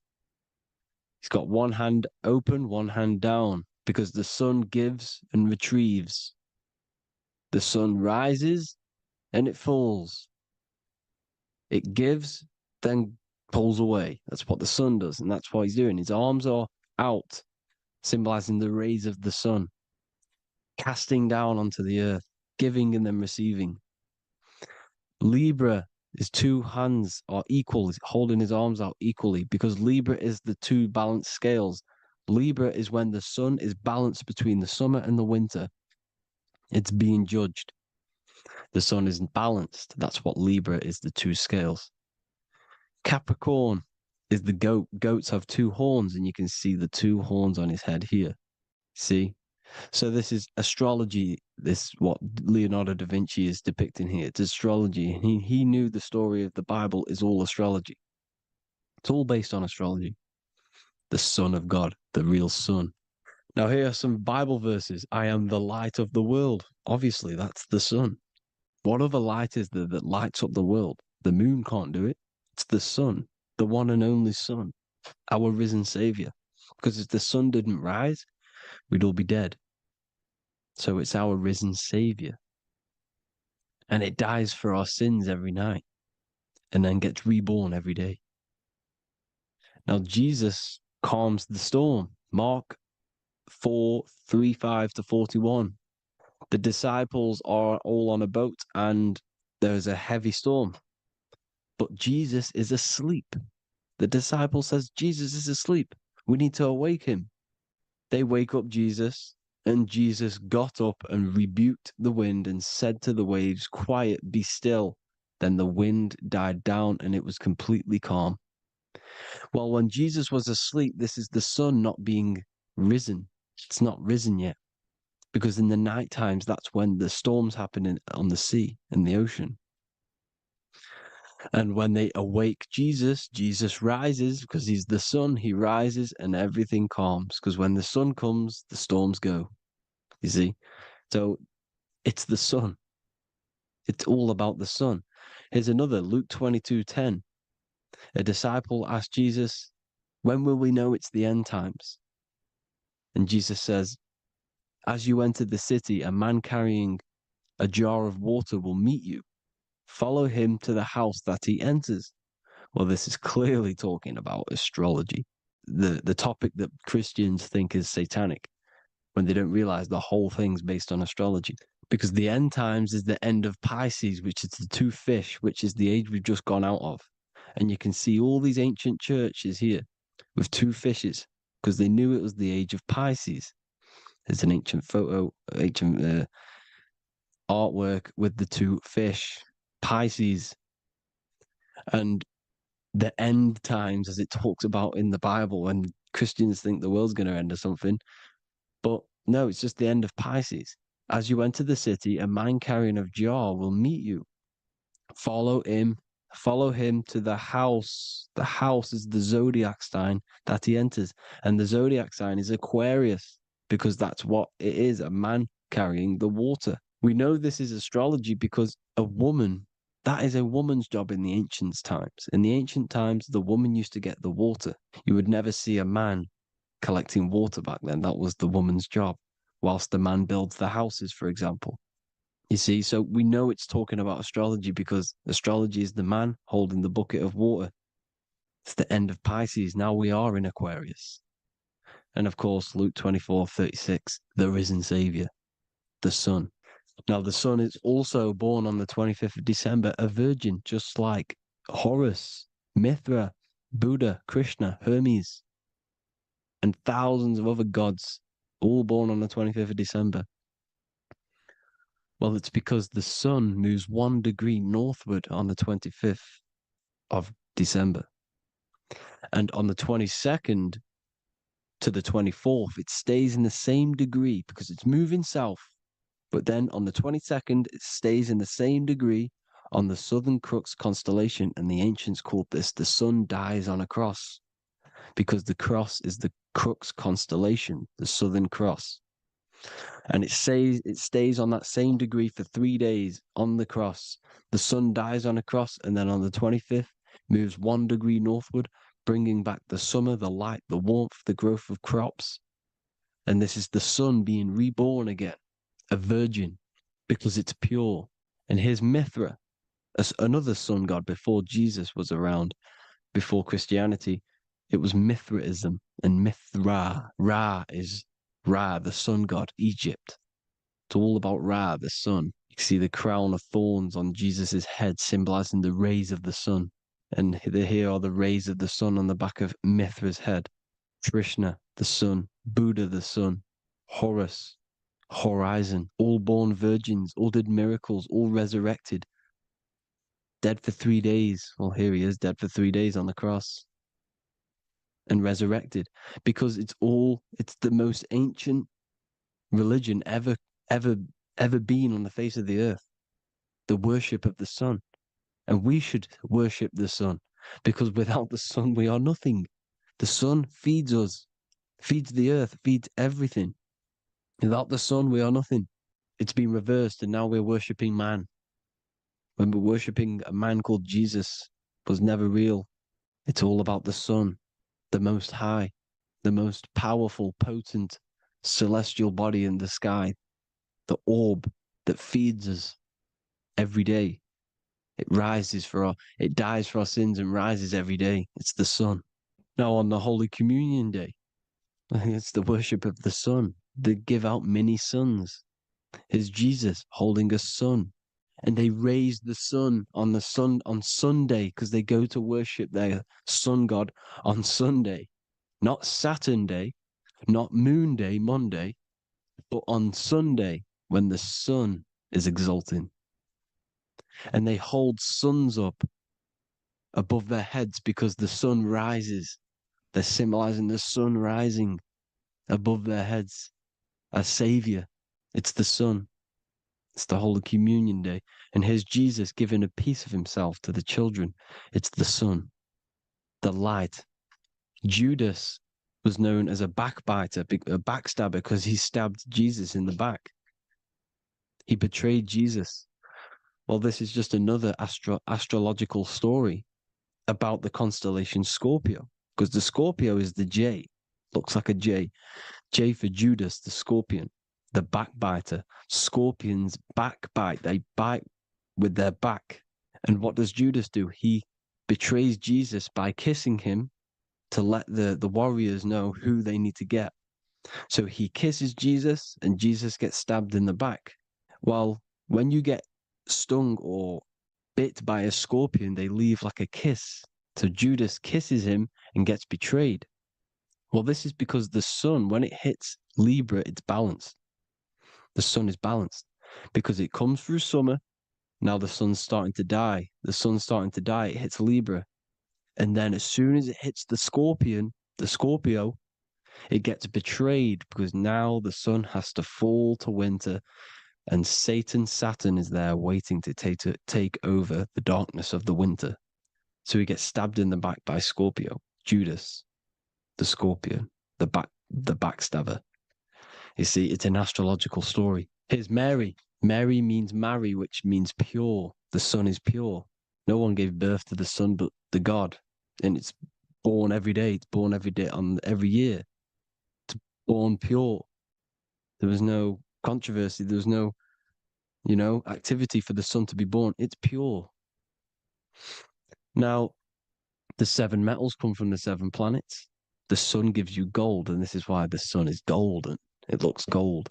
And this is why the banks are backed by gold, because gold is the most valuable metal, because it's the sun, the most valuable celestial orb in the sky, in the heavens. Well, here's Jesus, another ancient symbol of him being crucified on the cross with the big sun, the Southern Crux constellation. The sun dies on the cross constellation. And if you go to the old etymology dictionaries, you will see sun and son is the same word. They come from the same etymology roots. You can use them for no matter what, but they've been confused today. But if you go back to the old dictionaries of etymology, they are interchangeable. You can use them. Son, sun, sol, it's all the same thing. The 12 disciples, 12 brothers of Joseph, 12 tribes of Israel, 12 breastplates on the stones, because it's all the 12 astrological signs. They could have used any other number, but there's 12. Because 12 is the mind, which is God. 7 is the number of matter, which is man. 7 energy centers in the body. 12 cranial nerves in the brain, because it's the mind.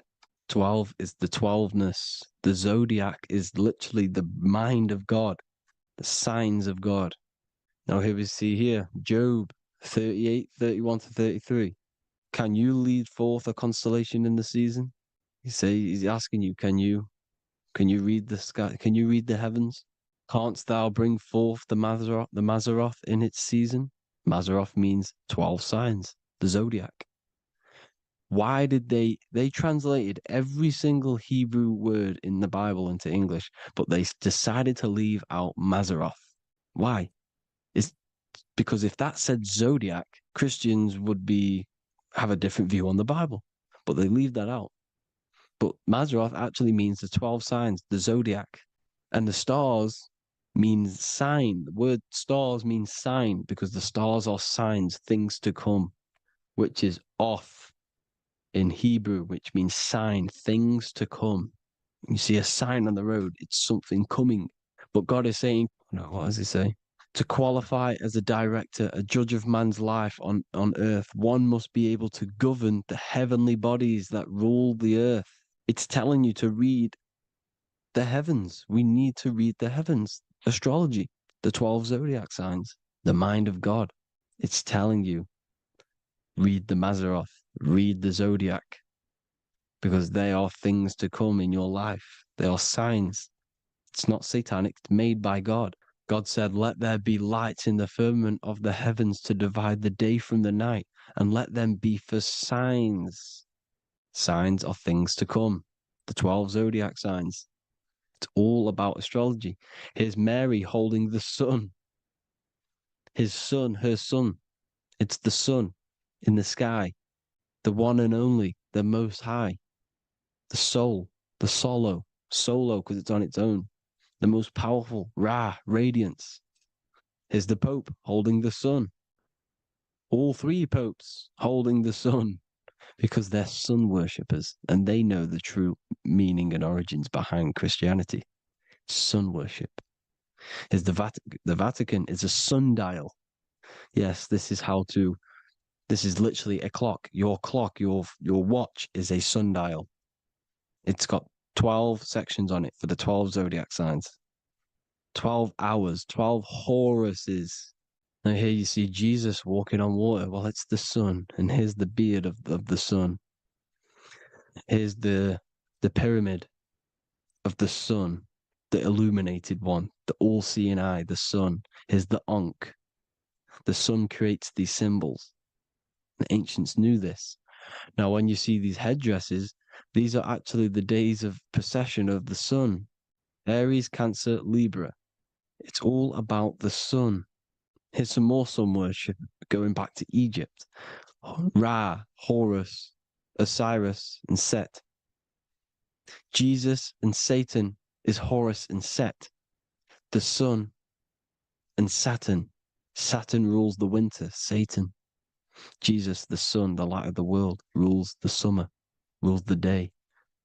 Satan's the night, Saturn's the night, the sun is the day. The evil brother, Satan.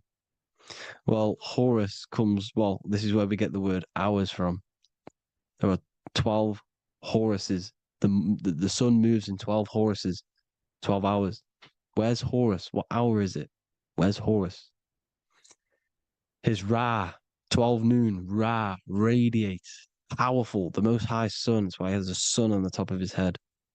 These are the 4 states of the sun. Set, sunset. This is why we say sunset, because the sun is setting. His sunset, his Horus, horizon, the Horus is rising, Ra radiating, and the sunset. Then midnight is Osiris. Here's another ancient symbol for the sun, the scarab. Ra, the sun, scarab. It's got the word Ra in it because it's the sun. And here's the sun on top of the scarab with the wings. Because scarabs roll dung up hills and then they'll let it fall down the hill to gain more matter. To gain more bigger, like a snowball effect. And the ancients saw this as a process of the sun because the sun climbs up the hill and then it falls. So they used the scarab to symbolize the process of the sun. The sun climbs and falls. Here's an ancient Egyptian cat cutting off the head of the serpent. Well, the cat is cutting off the head of the serpent, symbolizes the sun cutting off the nighttime. When the sun rises, it cuts off the nighttime. It cuts off the serpent. The serpents represent darkness or evil. Oh, there's some more symbology of the sun and the heavens, the arch, the royal arch, the firmament, the sun inside the firmament. These are all ancient churches, and they all depict the firmament with the sun inside. Is the ancient cosmology, you see, because it's all about the sun. Everything's about the sun because the sun is our orb made for us to sustain life in this, inside of this creation, inside of this firmament, the royal arch of heaven. Here's the Freemasons depicting it. Here's the Masonic royal arch, but you can even see the zodiac signs. Here's Cancer, the checkered board. It's the royal arch of the firmament. Obviously, they don't want to tell you that. You live in space, apparently. Some more sun worship. Here's the beard of the sun on the water. They all have this long beard. And why do they say amen? Amen at the end of every prayer. Amen is a sun god, a creator god. It's all about the sun. So thank you all, people. Hope you all enjoyed. Hope you all gained some knowledge and insight. Please give me a follow, drop a comment, drop a like. Have a good day. Love you all.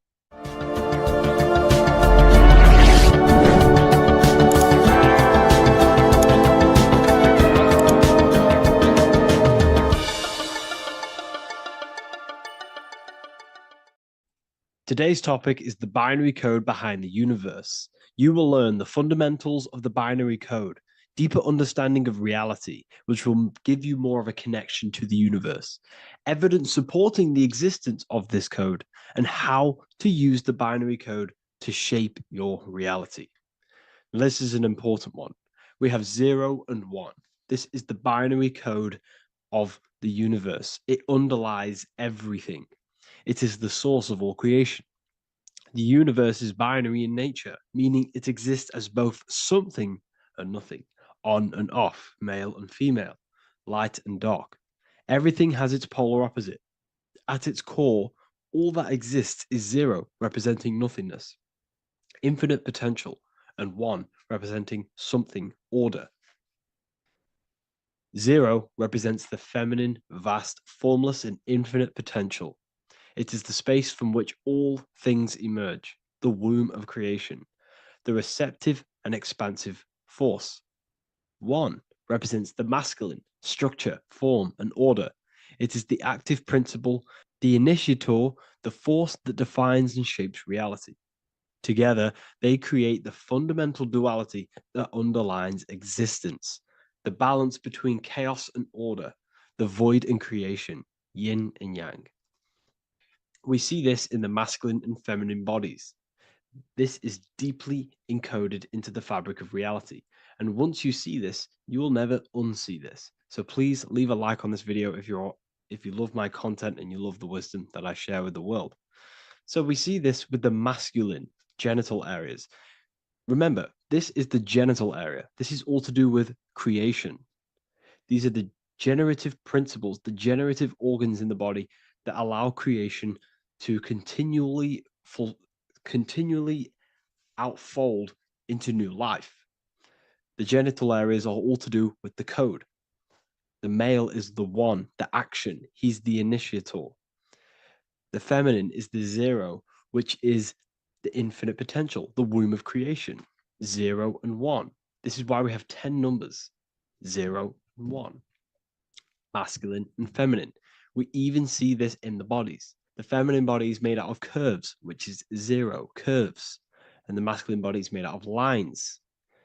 So please leave a like and comment if you love this. And if you have any lecture ideas, feel free and I can make a lecture on any suggestions that you have. So look at the word masculine. Masculine, line. Line is just one line, which represents order. 1. Feminine. 9. 1 and 9 equals 10. 0 and 1. The binary code of all creation. Why is feminine? Why the number 9 for feminine? Because the moon has to go around 9 times to create a human in the feminine's womb. And look at this image of nature. All nature is zeros and ones. Now you can tell the stick is a 1. It's a line, and here we have curves. It's curves and lines. Curves and lines create reality, creates matter. Everything is 0 and 1. We even see this with the sky. The sky represents zeros. They represent curves, the heavens, the heavenly bodies, the sun. These are circles, the moon, circles, the planets, circles. Down here is matter, representing the square. We have the Freemasonic square and compass, representing lines and circles, masculine and feminine. We see this with Leonardo da Vinci, with the circle representing the spirit, the void, the womb of creation, and matter, which is the body. This is the soul in matter, infinite potential in matter. This represents spirit over matter. This represents the architect of reality, zeros and ones, spirit and matter. This is all the same thing. Understanding this binary nature of the universe, where 0, feminine, represents the infinite potential and 1, masculine, symbolizes order and structure, can benefit you in several ways. Manifestation and creation is the first way it can benefit you.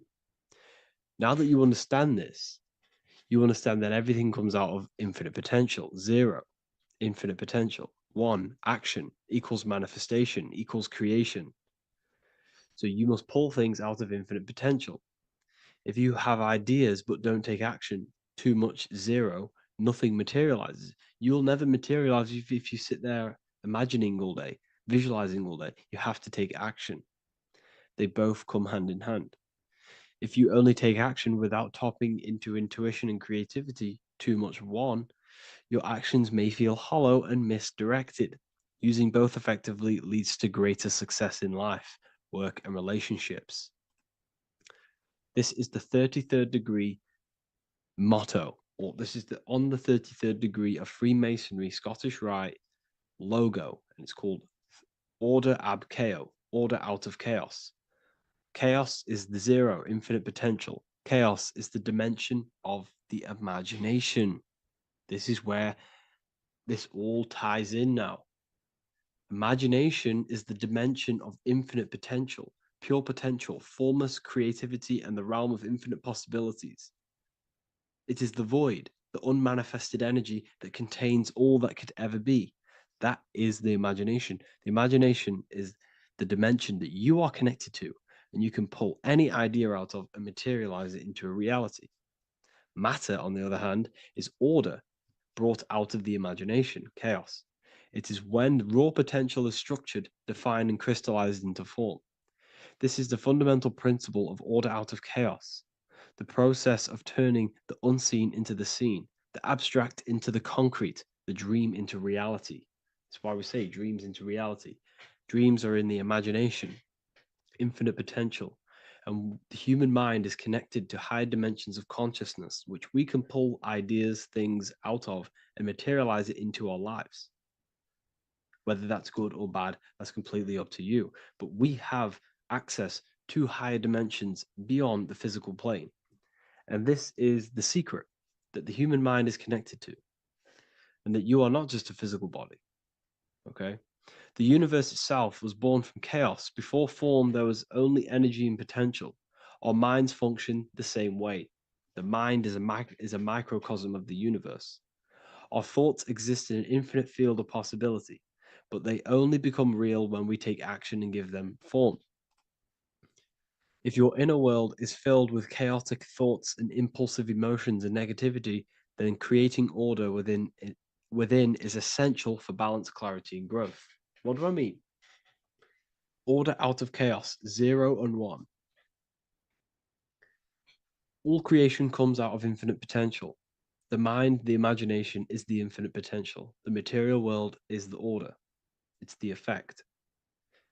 Therefore, if your material world has chaos, if your room is messy, if your body is out of shape, if you do not look after yourself, everything in the physical world is just a reflection of what's going on inside of you, what's going on inside of you.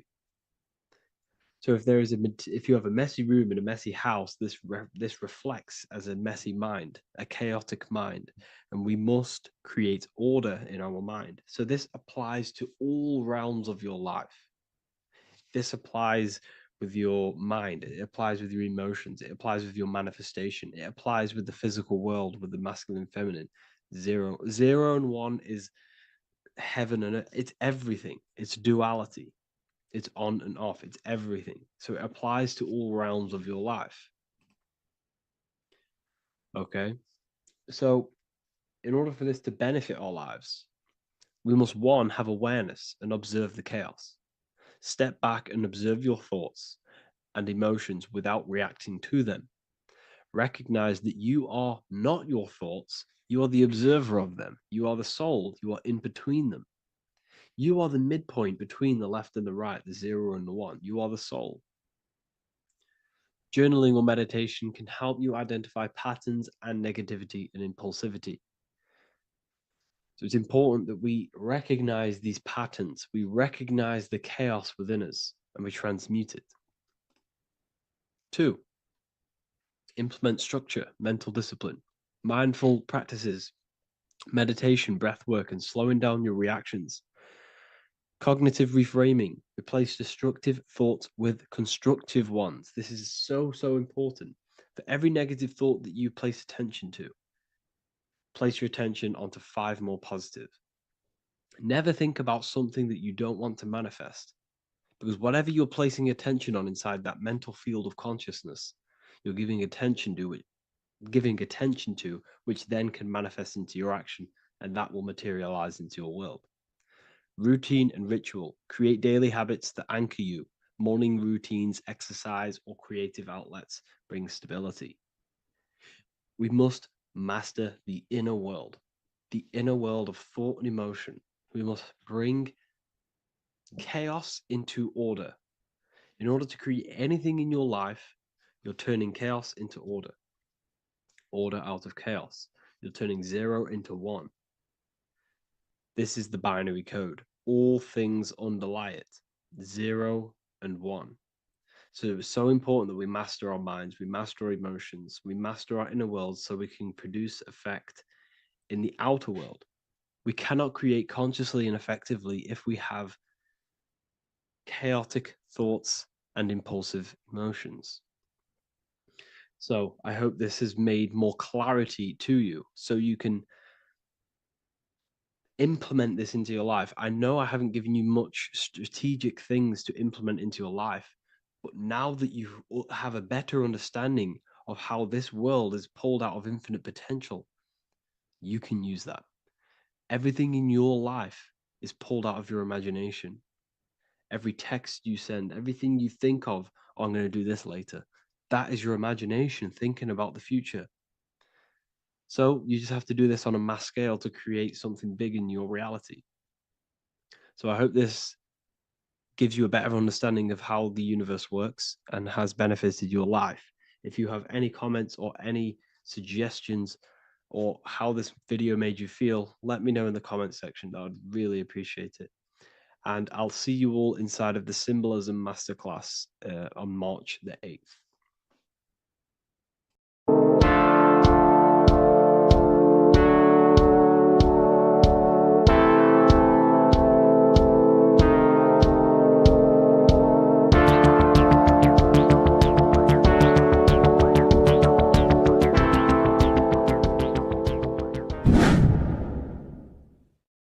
What is good, people? It's Revival of Wisdom. I hope you're all doing well. And this video is how to raise your holy oil or your kundalini. Let's get straight into this.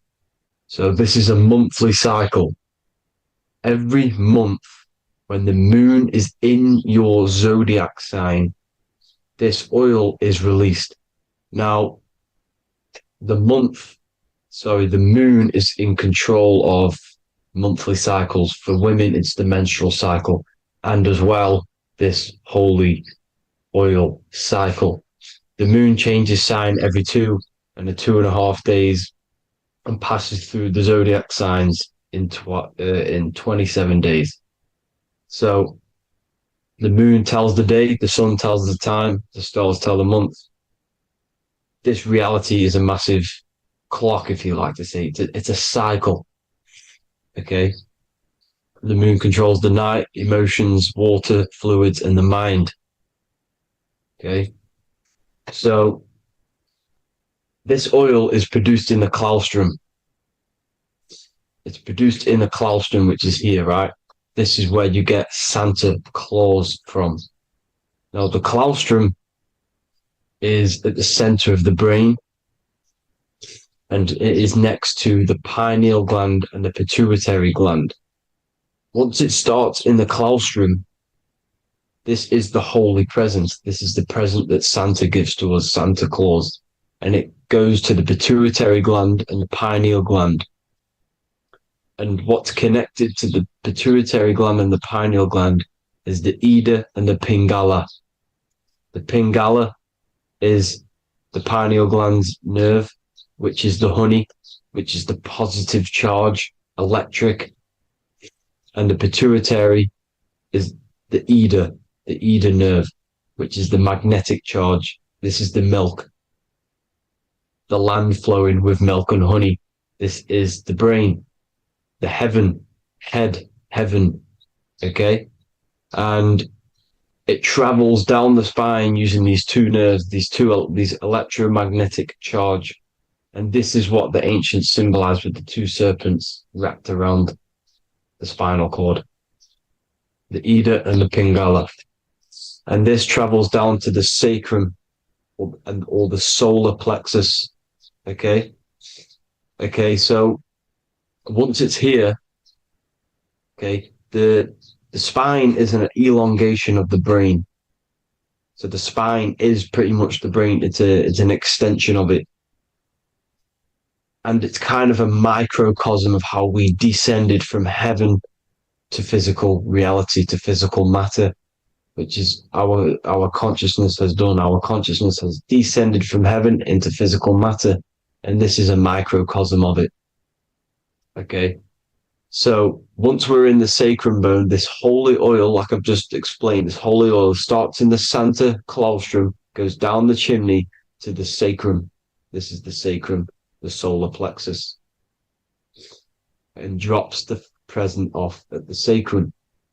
Now, once we're at the sacrum, we need to raise our vibration to take this oil back up the spine. Okay. And the River Jordan symbolizes this in the Bible. King Herod wants to kill Jesus in Nazareth, which is here, this is the River Jordan, is Nazareth.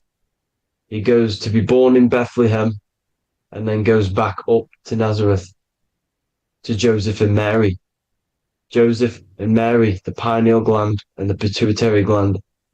The Bible is huge symbolism. It's all metaphors for this sacred process which goes on inside of your body. You are the Temple of Solomon. You are the Holy Land. The Holy Land is your brain. Once this oil is at the sacrum, you need to raise your vibration in order to take it back up. Once this oil has gone back up to the pineal gland, it activates the crystals which are wrapped around your pineal gland. Your pineal gland is this tiny little beam here. This is the claustrum. This is the pineal gland. And it's wrapped in crystals. And when this oil travels back up the spine by raising your vibration, back to the upper room where Jesus met the 12 disciples, or the 12 cranial nerves in the brain, and it activates and it turns on this pineal gland. And once it's turned on, it illuminates all the cells and the nerves in your brain and turns them all on and activates the higher God man, the God consciousness, Christ consciousness. And it regenerates the whole body. This is the secret to regeneration. It regenerates all the cells in the body. And this is how the ancients lived for thousands and thousands of years, as talked about in ancient texts. They lived for hundreds and thousands of years because they knew this secret.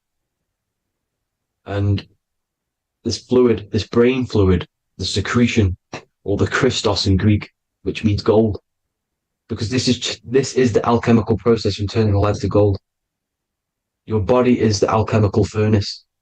Now, the ancients knew about this center of the brain because they symboled it. This is the eye of Ra, and it's the brain.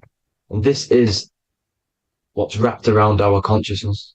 Our consciousness isn't wrapped around the brain. The brain is built around the consciousness. We are the consciousness. You don't have a soul, you are the soul. Okay? Now, the head, heaven, hell, heel at the bottom of your foot, that's hell. Head is heaven and hell. Simple. Now, the pineal gland produces DMT, which is dimethyltryptamine, which is known as the spirit molecule. So, let's move on. Now, when this oil travels up, back, the spine, the chimney, it crucifies at the top, which is called the vagus nerve. So when it reaches here, the optic thalamus, it crosses and crucifies once it's raised back up. And this is why Jesus dies at 33. He was crucified at 33. Because you have 33 vertebrae on the back of your spine. And then it's crucified by the cross of the vagus nerve. When this oil crosses the vagus nerve, this is the crucifixion at 33. And it symbolizes the death of the physical consciousness. You then become spirit. You then become God consciousness, activating the Kundalini, regenerating the body and the mind. Okay. The Garden of Eden. You are the Garden of Eden. The land of milk and honey is upstairs. The pituitary, which is the milk, the pineal gland, which is the honey, which is DMT. It even says this in the Bible. As he brought us into the place, and he has given us this land, a land flowing with milk and honey, which is also symbolized as the sun and the moon. The Bible also says, the light of the body is the eye, not the eyes, the eye. If therefore thine eye be single, thy whole body shall be full of light. This is the activation of the pineal gland by raising this oil back up to the pineal gland, to the center of the brain. Neither shall they say, see that here, or see there, for behold, the kingdom of God is within you. So he's saying, don't look out there. Nothing is out there. It's all inside of you. Everything's inside of you. You're the universe. Now, how to raise this oil back up to the pineal gland? Every month, like I said, the moon controls the cycle. The moon controls monthly cycles. When the moon is going into your zodiac sign every month, this oil goes down the spine and you must raise your frequency to get it back up. You must retain your seed. This is the most important. Your fluid, your secret, your holy fluid, your life force. You can't let that go.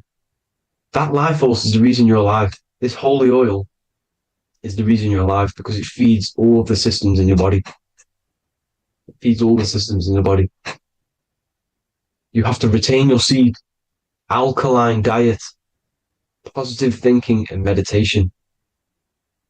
Okay? When you retain your seed, you will live longer. The moment you release it, you're killing yourself. You're killing a piece of yourself every time you release your seed. Every single time. You're killing a part of yourself. Okay? Now, this could be why this could be the illumination, the single eye on the Illuminati's symbol, the Freemasonic symbol, the illuminated eye, the triangle, which could symbolize the body, mind, and spirit, but the eye illuminated. Now, in the Bible, it talks about the two trees, the tree of knowledge and the tree of life. The tree of knowledge is the tree of good and evil, which is the most important system in your body, which is the nervous system. The nervous system, the most important. The tree of good and evil. And the tree of life, which is the cardiovascular system. Now, this oil, when it's released every month, feeds these two systems, and these two systems feed everything. Now, it's important you understand that.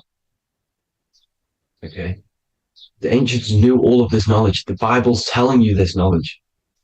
But it's in a metaphorical way. You have to understand the context behind it so you can read it properly. Now, eating of the tree of life, which is when it talks about in the Bible, eating from the tree of life is actually symbolizing a bad diet, ejaculation. Because you're eating from these two systems. You're killing yourself with a bad diet. You're killing yourself with an ejaculation. Okay, so that's important to understand. Now, this is Jacob's ladder in the Freemasons. Jacob's ladder, which is the spinal cord, it's the stairway to heaven. And this is Jack and the Beanstalk when he goes up the beanstalk, and finds the golden egg in the grey clouds. The grey clouds symbolize the grey matter in your brain. Now, the Garden of Eden talks about the 4 different rivers in Garden of Eden. As we see here, the North Pole map, the ancient North Pole map, because the center of the earth is the center of the torus field. Everything's the torus field. Atoms are torus fields. Everything's torus fields. You are the universe. Everything is within you. The North Pole is your spinal cord. This is why they say Santa Claustrum comes from the North Pole. This is the North Pole. And the Santa Claustrum is the center of your brain. Now, there's 4 rivers which come from the Garden of Eden. There's the blood, the Christ oil, which is the oil we're talking about, urine, and saliva. These are the 4 sacred oil, 4 sacred fluids in your body. And these are constantly abused in today's society. These secret societies are targeting these fluids. Okay? This is why porn is free. They sexualize society through Disney. Go and look at some of the Disney movies. There's so many subliminal messages which sexualize these children because they want you sexualized. So you release your seed, which is one of the holy fluids in your body, especially your semen, your sexual energy. So important you retain this. So important because it's your life force. It keeps you alive. Okay. Now, let's recap on this. If you want to raise your oil every month, you can't just retain your seed for the month. You have to retain your seed forever. Don't just do it for a couple of days. You have to do it. It's a lifestyle. You want to become God consciousness, you got to do what it takes. It's hard in this society because this society is made around, it's designed to kill you pretty much. It's designed to keep you in these lower states of consciousness with all the bad food, the chemicals in the food, the chemicals in the water, the sexualized TV programs, sexualized adverts, sexualized TikTok and apps, videos, subliminally stimulating you because that is your weakness, sex. It's your weakness. Now, you have to retain your seed, meditation, and an alkaline diet. Why alkaline? Because acidic is low vibrational. This is the color spectrum. And what's the highest vibrational color? Violet. It's the lowest, red. You have to have an alkaline body in order to raise this oil. When you drink, when you have a bad diet, when you drink alcohol, when you smoke, this destroys the oil. It destroys the oil in your sacrum and it can't be raised again, can't be raised up. This is why it's so important. Without that oil, you don't live. That oil makes you live. It feeds everything in your body. It's crazy how we're not taught this. It's insane. But that is how you raise the oil, people. I hope you all gain some knowledge out of this video. And I hope this assists you on your journey, your spiritual journey. And please like and share this video. We need this knowledge out to the public to wake up humanity. Thank you all, people. God bless.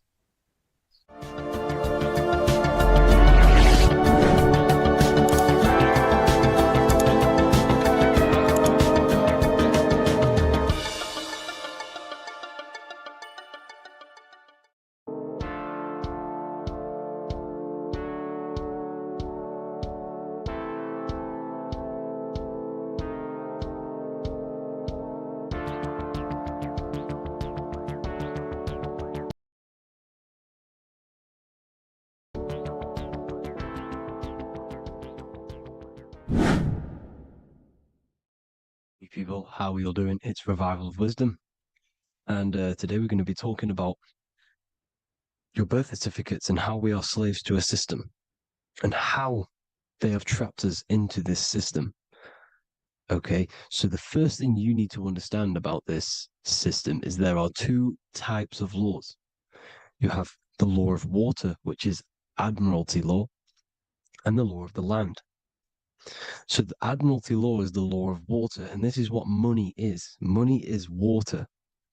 This is why we say liquidity, currency, the current. A current is water, something moving through something. Cash flow. And this is why banks are called banks, because a river bank is on either side of the water and it directs the currency. You see? So money is water.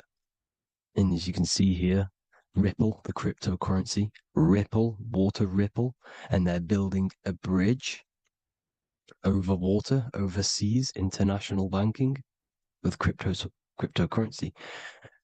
So money is water. And this has specific laws about water, but water is the same everywhere, you see. What the difference is with the law of the land is that you can have different laws in different lands. I can't do certain things in the UK that people can do in America, for example. You see, that's the law of the land, but the law of water is the same because water is everywhere. Now, this is very important to understand when it comes to, you know, these birth certificates. So, Pope Gregory, this is where we're going to start off. Pope Gregory in 1582 took the Orthodox Eastern sunrise calendar and changed it to his own Gregorian timeline, not a calendar, a timeline. This timeline was copyrighted by Pope Gregory under the name of the Vatican. So the Vatican owns the timeline that we are using today, 2023. They own it. They own the title of this Gregorian calendar. Okay. Therefore, anyone who is born under this copyrighted timeline, not calendar, they are subjected to Rome because Rome owns the timeline. They have a patent, a copyright for that timeline. What is on our birth certificates? That timeline. We are born underneath, we are subjected to the Vatican. This is why all birth certificates go to the Vatican. They own every single birth certificate. Okay? So when we use this timeline, we are subjecting ourselves to this timeline. Okay? Which the Vatican has a claim over. This calendar or timeline is set to sunset, not the sunrise, which is associated with death, darkness, and the moon, lunatics. You see, so this is a sunset calendar timeline. Okay, this is now, they've changed a couple things, right? They say that the new year is January the 1st. Okay, when we know this is in winter. January is winter, which is associated with darkness, death, the death of nature. So this is a death cult, people. These people are evil. They're so evil. The Vatican. And this is why we use April Fool's Day, because April is in Aries, and Aries is always the start of the zodiac. This is why Aries rules the head region. 12 zodiacs, 12 systems of the body. Each zodiac is associated with each part of the body, and this is why Aries is the head, cerebrum. But we're not going to talk about it in this video. But yes, that is what April Fool's Day is. They're putting it in your face. April Fool's Day is the real start of the year, when the sun starts to rise again, when the risen Savior is resurrected, when it's born again. This is when the Jews celebrate the Passover. This is when the Christians celebrate the resurrection of Jesus, and they eat lamb. The Jews eat lamb because we're in Aries, the new year. The sun is now born again, our risen Savior, the light of the world. So yes, this is what April Fool's Day is. It's the first day of the year, which they changed. Pope Gregory changed. So you need to understand is that you are in the womb. You are inside of a ship, because every ship, literally a ship, every ship is female. This is why they say she delivers the product, because she does deliver the product, you, the baby. Same thing with a ship, they deliver products. They are a she. And when they pull up to the bay, like you can see on this picture, this pulling up to the bay. This is now called the birth canal. The ship is now in birth on paper. Okay, this is law. And when they pull up, they tie up to the bay, and now they get a certificate of manifest certifying all of the products which are on the ship and what they are bringing into that nation.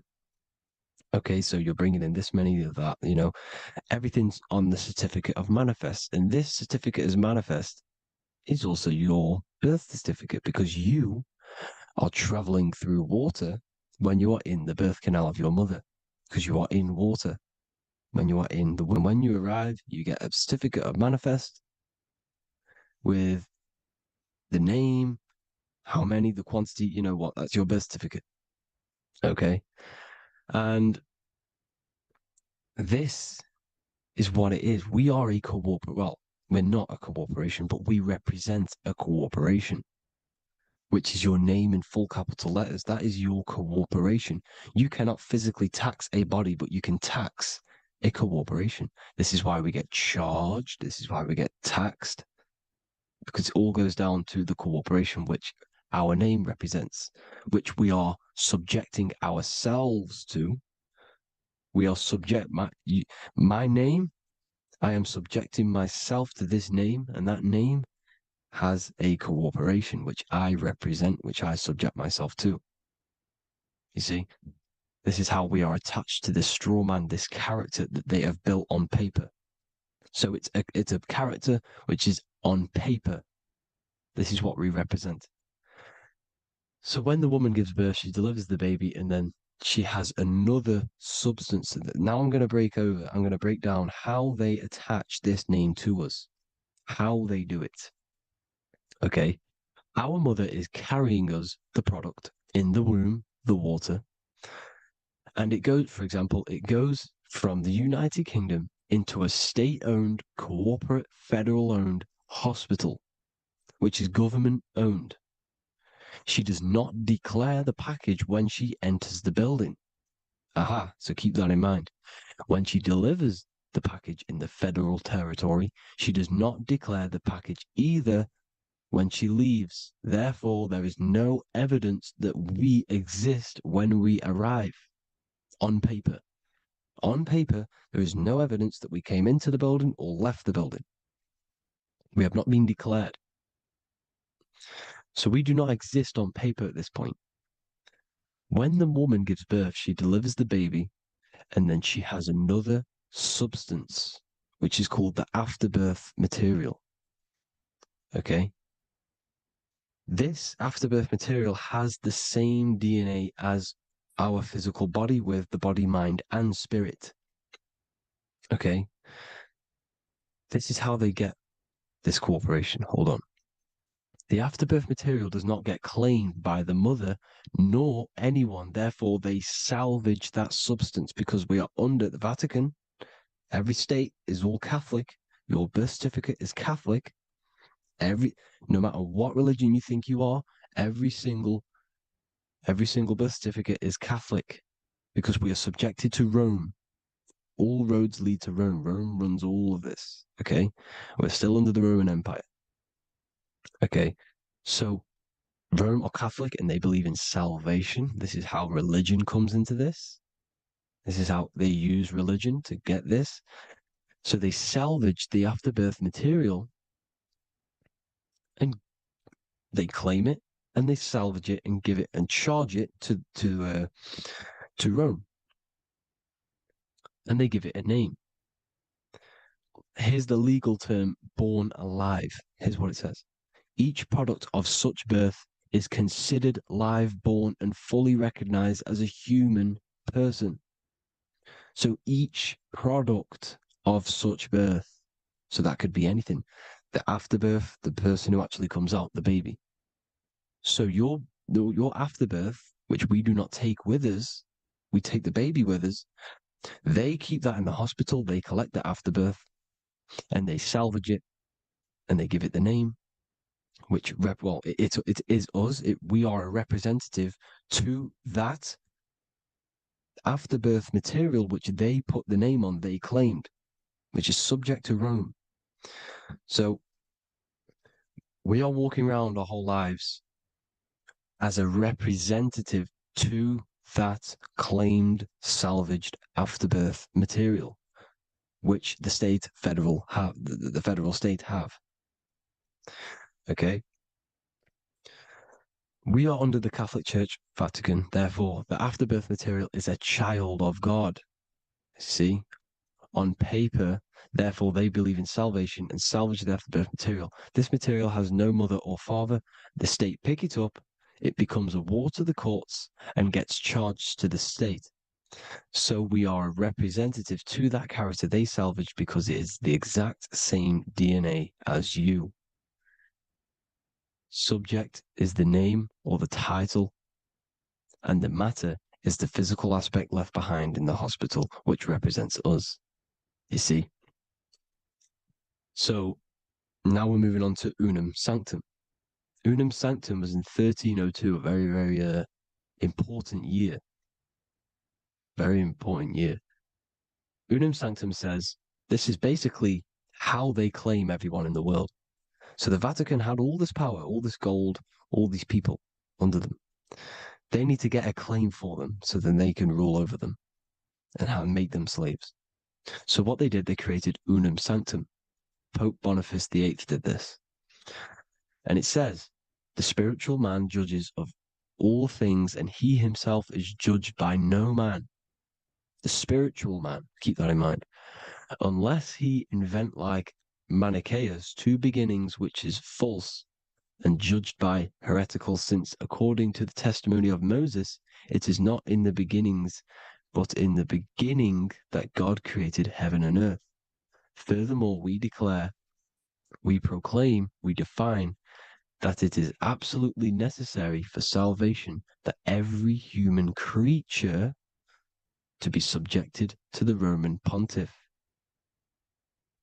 So they are claiming us in Unum Sanctum, and it's in the vaults in the Vatican. They will put a spell on it because they are sorcerers, they are magicians. They put a spell on it, they lock it up, and whatever goes on that piece of paper goes. And this Unum Sanctum is claiming all of us. So what does it say in the beginning? The spiritual man judges of all things, and he himself is judged by no man. The spiritual man, the man with the body, mind, and soul, the first baby that comes out the birth canal. That's you, your body, body, mind, and soul. You have the Christ, which is I am, which is grace. Grace means here now, in the present. You have the Christ, which means I am. Therefore, you have a soul. If you can say I am, you have the Christ. You have a soul. But a creature can be anything with no soul. You see? So no man can judge the man with the soul. However, as it says in the second part, we proclaim, we define that it's absolutely necessary for salvation that every human creature to be subject to the Roman pontiff. So they are subjecting the afterbirth, not the man with the body, mind, and soul, but the afterbirth to the Roman pontiff, to the Roman Catholic Church. We are the ones who are claiming to be the afterbirth material, which is our birth certificate, which is our representative. We represent that because it is our DNA. This is how we are stuck. We are stuck because we represent this DNA, which is on paper, recorded. You see? So we, being untaught, uneducated in these subjects, we are subjecting ourselves to this system, to this slavery, because we just want to live. We just want to live happily, just peaceful. Think about it. Where's all this coming from? Where's all this war, all this killing, deaths coming from? We just want to live. It's coming from the Catholic Church, these evil death cult, which has subjected us, which has used us as slaves, and we are still slaves, and it's just going to get worse and worse and worse. So this is how we have subjected ourselves to be the slaves to this system. It's a lot to take in, but And there's a lot more deeper stuff which goes into this. I'm just going over the surface. I'm going quite deep, but there is little details that I still need to learn myself. But this is the general how that we've been stuck to this slave system. So we are batteries, okay? This is why we get charged. When you go in a court, you get charged, okay? Because you're a biological battery. This is why cities look like motherboards, because we are feeding energy to this matrix. Okay, when we look outside of ourselves, when we give power to so-called Jesus Christ, worshipping idols outside of ourselves, where attention goes, energy flows. We are feeding the matrix with energy. By looking within, placing your attention within yourself, you are taking back your power. Because the I am is Christ. The you, the soul, is Christ. It's God. The awareness is God. Okay? However, we are subjecting ourselves to this system. We're subjecting ourselves to this system and the feeding of our energy. So what we need to look for the future is that, think about it, with the end goal is to change our DNA, is to literally make us robots, transhumanism, slaves. This is why we have smart cars, smartphones, smart watches, smart meters, smart cities. And all of this is going to be connected by the smart grid, which is 5G. This is why 5G is rolling out. 5G is going to connect all of these technologies to one. It's like a big net system. And you know why they're doing this? It's because all of this is going to be connected through AI, through this 5G, and that 5G is going to be controlled by the elites. So you say anything wrong, you do something wrong, you say the wrong thing online, they'll turn off your car, they'll turn off your phone, they'll turn off your smartwatch, they'll turn off your TV, because it's all going to be connected and controlled by the smart grid. And this is what the Great Reset is, people. But they're going to trap us inside of these 15-minute smart cities so we can't leave the area, because they're going to use climate change as a tool to enslave us to not travel because of so-called climate change and the fumes that we are putting into the air, which is all BS. They're doing this to push these new cities, to push all of it. But listen, they're trying to get inside of your body. The only way they can do that is to get you addicted and using this technology. First, they got on the body with the smartphone. Well, first of all, we use the technology. We get used to it with it in our hand. The next step for them was to get on the body, which is the Apple Watch, as you see down here. They have now successfully got onto the body. The next thing is to get inside of the body. This is the brain chip.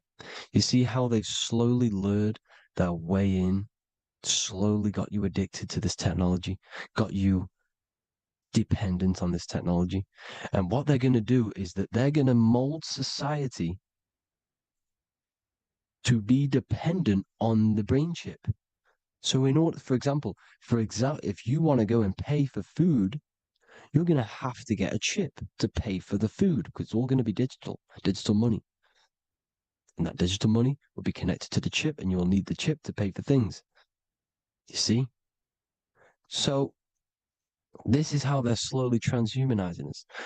These phones, these apps, these things which are all which are all using was created by Freemasons. Mason means traveler, because they travel the depths of the mind. They understand human consciousness. They understand the brain. They understand the mind. By the deepest root cause, they understand it. This is what Masonry is. It's the occult. So these technologies, is designed by these people. This is why they're so addictive, because they understand how it works. They understand how to get people addicted because they understand human consciousness, the brain, the body, and the mind. So this is the advantage Freemasons have over us. And these secret societies, which have gone through the orders of Freemasonry and progressed onto these secret societies, which are the evil side, because I'm not saying Freemasonry is evil, okay? But the societies which they go beyond Freemasonry, because you can go beyond the 33rd degree into these secret societies, and they use this knowledge for the bad, to enslave people. And this is what's going to happen. Transhumanism. So I hope you all learned some insight for today. Please do a bit more research on, the birth certificate and stuff like that, the straw man. And have an amazing day, people. Please like, comment, and subscribe. Peace.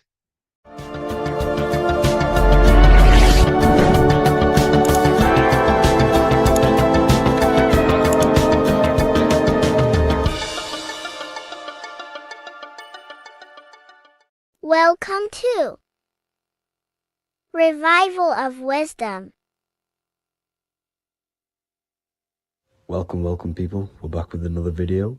Please make sure to hit that like button, subscribe, and turn on notifications to never miss a video. The Earth is a giant torus field consisting of a positive and a negative pole. The Sun being the cathode with a positive charge and the Moon being the anode with a negative charge. This is why the Sun rules over the day, giving you lots of energy, and the Moon taking your energy from you, making you go to sleep. Now, the plane that we live on is called the plane of inertia, and at the center of this plane of inertia is the North Pole. This is where the two electromagnetical energies meet. Now, this is where the most electromagnetic energy is stored. This is why all compasses will point north, because it's the most magnetic place in this reality.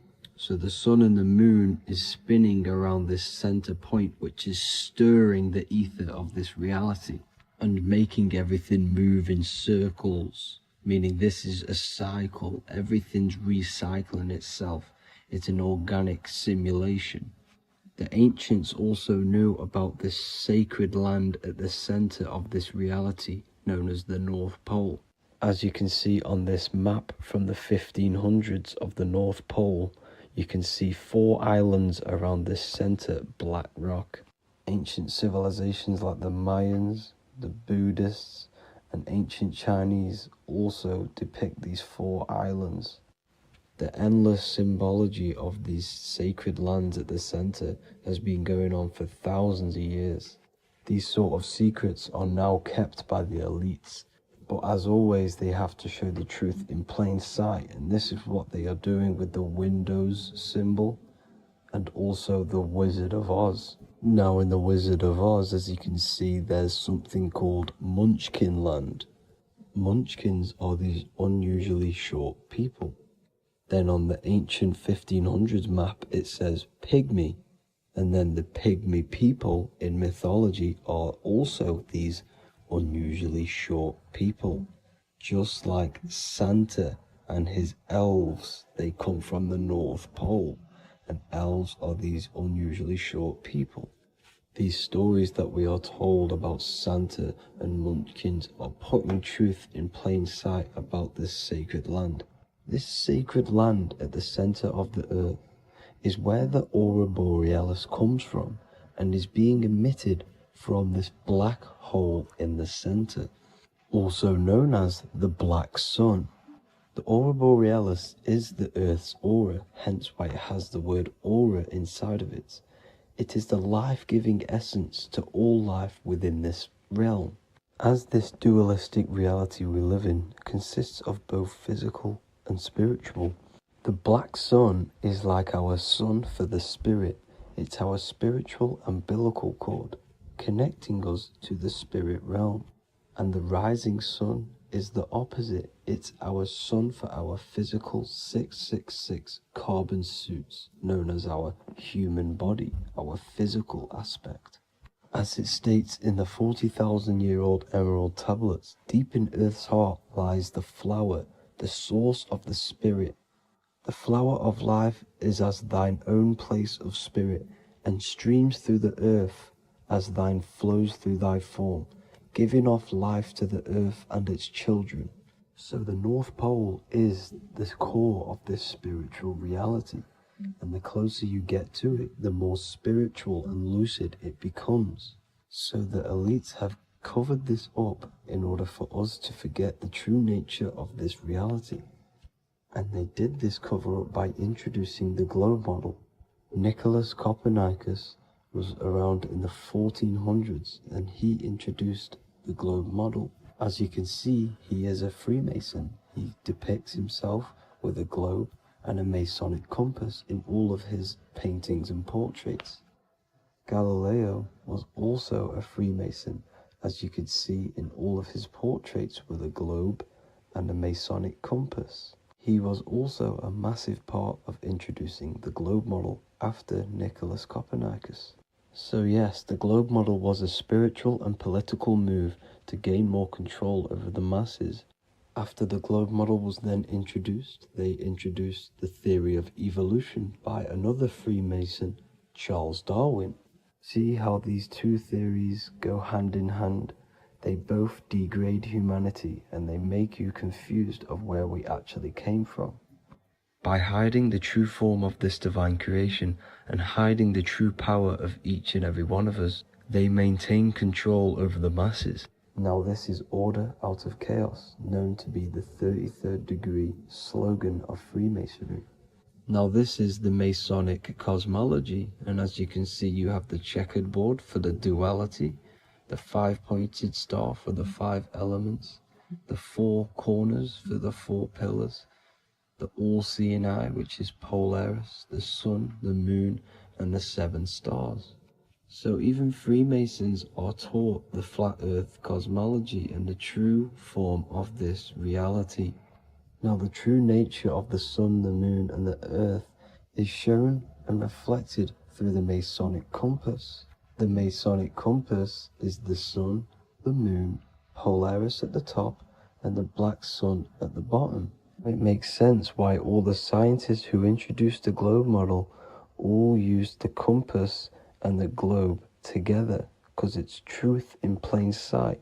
As I explained in my other video, all Freemasons have to take the oath, so it goes to show, why are we all learning these theories from Freemasons who can't talk about certain topics that they learn about? Why should we believe their theories when they're holding back the real truth about this reality? Now going on to NASA. NASA means to deceive in Hebrew, and they are also funded by the government. They are not a private company. The old owner of NASA, Werner von Braun, on his grave has the Bible verse Psalms 91. The heavens declare the glory of God, and the firmament showeth his handiwork. Now why would the owner of NASA put this on his grave? Seems a bit suspicious to me, alongside with the NASA astronauts are all Freemasons. And not to mention the countless mistakes they've made on their live videos in space stations, the moon landing, and the CGI footage of the Earth, which is obviously photoshopped. Just by tricking the masses that they live on a spinning ball, the elites gain the perception of the masses. Not only does it hide the divine creation we're inside of, it hides the divine spark within you. It hides the creator, the source. And by believing in space and we live on a spinning ball, it makes people come to the interpretation of that we are a coincidence and we do not have any purpose. And of course this is false. When you come to realization that we are all a divine creation and we can create our own divine life in this reality, life becomes more sacred and you start to enjoy little things. The elites want you to believe everything exists only in the 5 senses. They want you constantly looking outside of yourself because they know that will keep you on lower states of consciousness. Now this brings me to our next point. By tricking the masses into the heliocentric model, the elites started to advertise aliens in the movies, in cartoons and magazines in the late 1940s. Now this is subconsciously programming us about aliens and extraterrestrial threats, which then they can use to their advantage. And this is something called Project Bluebeam. They are more than likely going to fake an alien invasion to push this 2040 agenda, which is for one government and one ruling currency. That's it for this video, guys and girls. Hope you all enjoyed. Please make sure to leave a like and a comment. God bless you all. So this is known as the bag of the gods. This symbolism is widely known, but no one knows what it truly symbolizes. We see this in ancient Sumerian artwork. We see this in the Mayans' artwork. We always see this bag with the gods. What does this actually represent? Okay, so the bag itself represents carrying. Carrying what? It represents information. It represents knowledge. Your mind is the carrier of the information. So this is why in his left hand, he carries the bag. And the right hand has the pine cone. This represents carrying of information. Why is it a bag? A bag can be passed on to someone else. The information can be taught to someone else. This is the information of activation of the pineal gland or higher consciousness of humans. Because as humans, we all possess an animal nature, the nature that tells us to eat, to steal, to gain material wealth, to survive, to hate. This is our animal self. This is our animal behavior.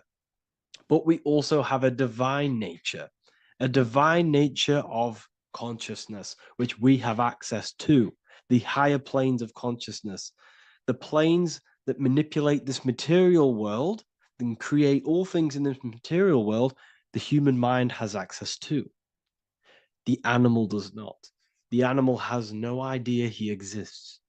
The animal has no inner dialogue, but humans have the inner dialogue. Humans can create infinitely. We can expand our minds infinitely into new realms of thought. So we have this higher divine nature and a lower nature. This bag of the gods is basically just representing the knowledge they possess of higher consciousness, of the higher aspect of life, okay, which is the activation of the pineal. The pine cone. The pine cone is in his right hand. The right represents wisdom. The left represents intellect, knowledge. Knowledge and wisdom are two separate things. Wisdom is applied knowledge. It's a feminine aspect. Knowledge is just gained information that you know, which is masculine. So in his right hand, he holds the pine cone. The pine cone can be opened and shut. The shut pine cone represents the asleep human being, the human being that exists in his lower nature, that just basically survives, lives on eating, consumption, material lust, living in chaos with his emotions, living in a place of hell. This is the animal nature. Then we have the awakened human, the one who has consciousness of himself, the one who looks within himself, the one who knows there is more to him when he looks in the mirror. He is far more than just the physical body. He is a divine spiritual being, a divine being who has limitless potential of creation into the material plane. So this represents the awakened. This represents the asleep. This is why he carries the pine cone in his right hand. It represents applied knowledge. This is the information. This is the intellect he possesses. And this is the applied knowledge of the awakening, of activation of the pineal gland. Because remember, The pineal gland is not your consciousness. The pineals, the same root word. Pine cones were always symbolizing the state of consciousness one was living in, whether he was asleep or awake. We see this at the Vatican. We see the pine cone over the two pillars. This is the two pillars of Freemasonry, and the dome. This is the Royal Arch of Freemasonry. This represents your head. This is the two pillars, the two hemispheres, and the pine cone in the middle, which is the pineal gland. What is the pineal gland? The pineal gland is not your consciousness. It is not the third eye, and it is not the mind. It's not the mind's eye. The pineal gland is a radio receiver. This is your body. Your body is an antenna. Most people think they are this body. This body is nothing but a receiver and a downloader of consciousness. Your brain does not produce consciousness. You are not this brain in your head. This brain is a downloader of consciousness.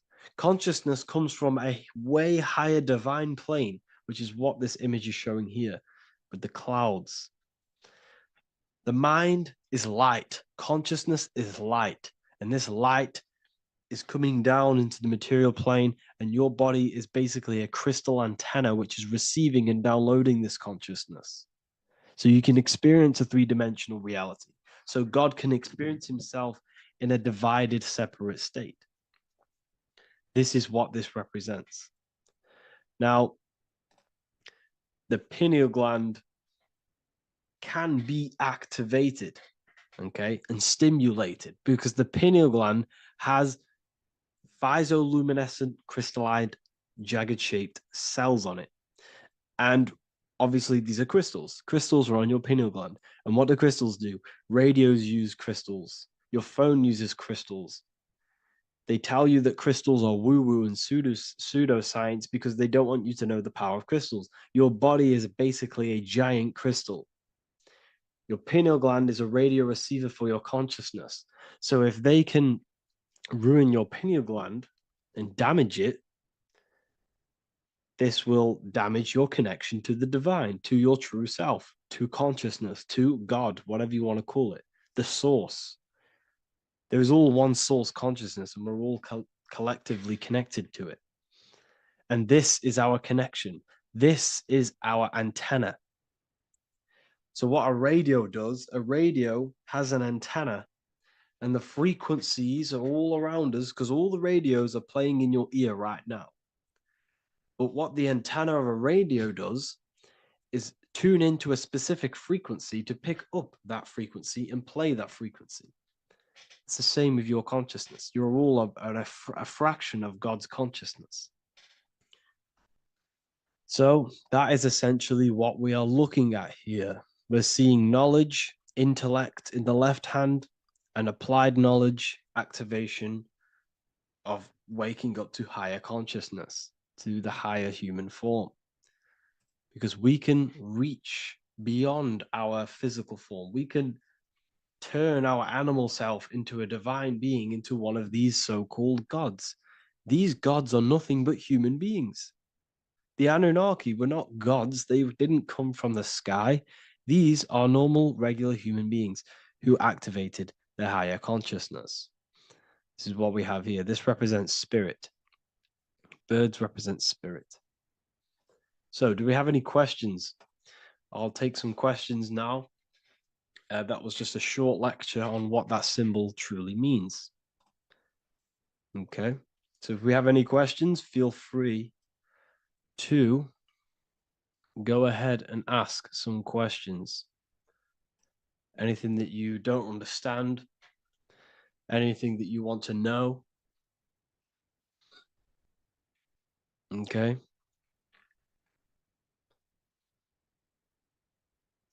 So base reality would be where source resides. Yes, the base reality is your consciousness. Are these lectures available in the university?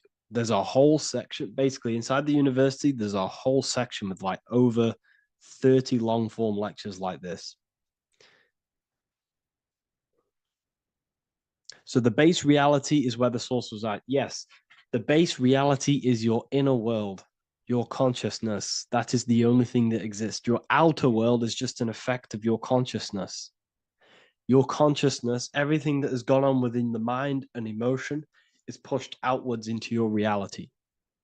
You have thought and felt your way into your external circumstances. Your life is a direct correlation of every thought you thought in the past.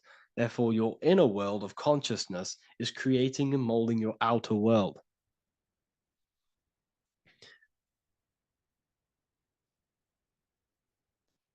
The best way to keep connection consistent, the best way to keep your connection to the divine or the higher planes of consciousness is through meditation and through imagination. Imagination is the fourth dimension. It is the astral plane. That screen that you have in your mind is not a physical screen. That is the divine plane of the astral. And this is essentially where all objects of this material world comes from. The phone that you are holding, the laptop you're watching this on, whatever you're doing, every single object you see in your room that you are in right now began inside of the plane of imagination. This is not a physical plane. This is a metaphysical plane that you have access to. And you have the ability to bring down this plane into physical form. That's what we call manifestation. That's what the ancients called magic. This is what we now call in science metaphysics. It's all the same thing. So yes, you all have access to the divine planes. Unlike animals, this is why humans are so advanced.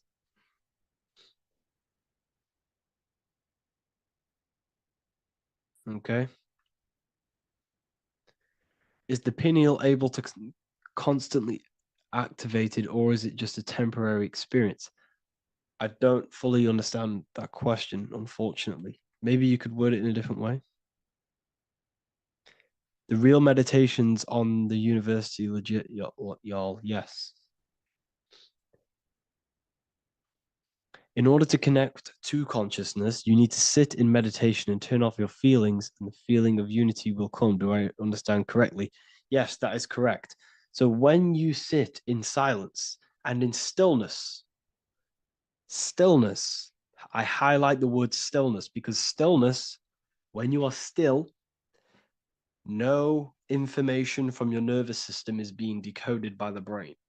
So when your body is still and does not move, your nervous system starts to relax and comes to a balanced state. Your brain starts to relax, it comes to a balanced state. The left and the right brain stop working, the nervous system stops working. Then, once the body, the material body is shut down, you then have access to consciousness. You can't access consciousness if the body's in such a busy state. If electricity is being fired every 2 seconds, your whole body's electrical. When you move your foot, that's electricity being fired from the brain to the foot instantly through the nervous system. Your brain, your whole body is a technological machine. So you must shut down the technological machine to access the divine that exists beyond the technological machine. Do you understand that? Did we create ourselves from the higher plane? When you say yes, you created yourself, you manifested yourself in this material form for a reason in this specific time and place. Wisdom books, are these available inside the university? Yes, they are. So anyone who joins the university, they all gain 50% off the store. So you can get anything off, anything you want inside the store for 50% off. Plus, you get the Book of Wisdom Volume 1 PDF for free. You get the Human Health Guide. Plus, you get all of the library books. There's a loads of different books on occultism, symbolism, esotericism. Do you need to place your attention somewhere specific during meditation? You can do. Okay, you can do. So if you struggle, when you first start to meditate and you struggle to turn off the thoughts, think of the back of the brain, the back of your head. Don't think of it, place your attention on it. Okay, so when you place your attention on the back of the brain, this now shuts off thought because the back of the brain doesn't have any activation to do with thought. The front brain does, the neocortex. That's all to do with activation of thinking. So place your attention on either the back of the brain or your breath. What's more important, creating yourself or finding yourself? It's balance of both. So in order for you to create fully, you must have awareness of self and awareness of thought and control over the mental dialogue, the inner voice inside of you. Okay. When you control that inner voice, that is when you gain power. That inner voice is what brings commands into physical reality. Before you kick a football, there is a change in consciousness. There's a decision made in consciousness before the body takes the action. Therefore, every physical manifestation is a change of inner consciousness before it's a physical reality. You can have the reality you want through consciousness before physically having it. That's the secret to creating. But you must believe it like you know the sun is going to rise in the morning. That's how much you should know that you have that reality in consciousness through feeling and thought and imagination. And that's how you can truly create in your reality. Shrooms help with consciousness or ego. I can't really talk about that because I'm maybe uploading this to YouTube, unfortunately. But we need to clean our pineal gland first from calcification. Yes, definitely. You should go on a detox the body. Because you can't really connect with consciousness if your body is in such a dirty state. Because the brain is, your nervous system is in a state of fight or flight, trying to fight off all these toxins. So when you meditate, you're probably going to be having thoughts all the time because your brain's firing, your nervous system's being attacked through toxins. So you must detox to have a true connection with the divine. Your diet plays a big role in your spirituality and mentality. What is the most optimal food for pure consciousness? Fruits and vegetables. They possess consciousness. So when you place them inside of you, they're syncing with your consciousness. How to check the cleanliness of your body, your skin, your teeth, your tongue, your mouth. If your skin has spots, different colors on it, you're not clean because your skin is a reflection of your inner organs. Coffee's not the best for you. Coffee gives you fake energy. Okay. So what coffee does, that buzz you get off coffee is actually the toxic effect of the chemicals reacting with your body. If I'm inside the university and wanted to buy your book, you said it would be 50% off because we are your student. Is that automatic or we need to have a code? You will have a code. Yes, I'm going to releasing a code for all the students after this. Caffeine equals neurotoxin. Yes, it fries your brain. It fries your nervous system. It fries your dopamine receptors. Will the Q&A last week about money symbolism be posted? Oh, I didn't post that. That's my bad. I totally forgot. I will post that after this. Thank you for reminding me. How to detox the body. The best way to detox the body is going through a week cleanse of fruit. So only consume fruit, sea moss, and cayenne pepper, and lots of freshly pressed juice. Do that for a week or 2 weeks, depending on how you feel, and then start to fast. You will lose weight, but you're not losing weight. You're losing impurities. It's good to do this every couple months, to just go on a raw fruit diet, cleanse the body, push everything out, and then start to fast while consuming sea moss and having lots of freshly squeezed juices. What is an alternative for coffee? Something with high energy levels. Okay. We're not taught the most simplest thing about the human body. It is an electromagnetic machine. It's electrical. It runs off electricity.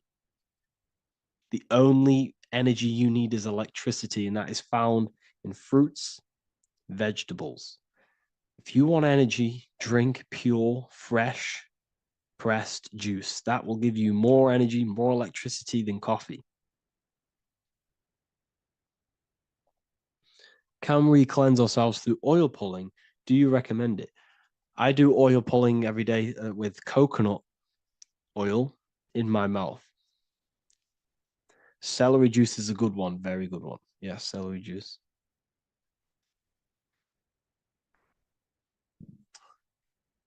Any more questions?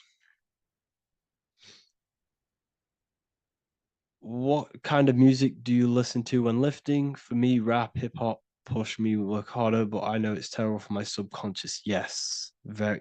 At least you're aware of it. You know, you should be definitely try and stay away from the hip hop music. Try and stay away from anything that's talking about anything negative because it's all programming your subconscious. And your belief system is your reality, people. Your belief system is your reality. Okay? So look after your subconscious. That's what's controlling your actions. 90% of your actions on a daily basis are controlled through your subconscious beliefs. Okay? I listen to a lot of Pastel Ghost. I listen to a lot of let me get my playlist up. It's all like background music for TikTok. Do you know what I mean? Like Pastel Ghost. That's mainly what I listen to. That sort of music. I don't know what it's kind of called. I don't know what that genre is called. Does anyone know what that genre is actually called? Because there's not much words in it. The reason I listen to it is because there's not much words in it. And, you know, it helps the subconscious. And I just love that music.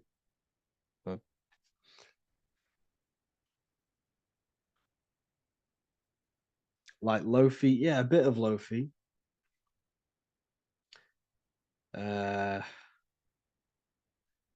Most people won't even know this type of music.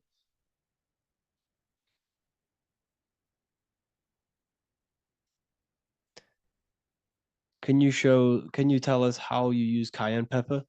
So I mix it with freshly squeezed orange juice every morning. So the first thing I have, empty stomach, I have a teaspoon of cayenne pepper, mix it in and just down it every morning. And sometimes at night. The feeling you get in your stomach after putting cayenne pepper on an empty stomach is absolutely amazing. It tingles in your stomach. It kills parasites. It kills all horrible organisms.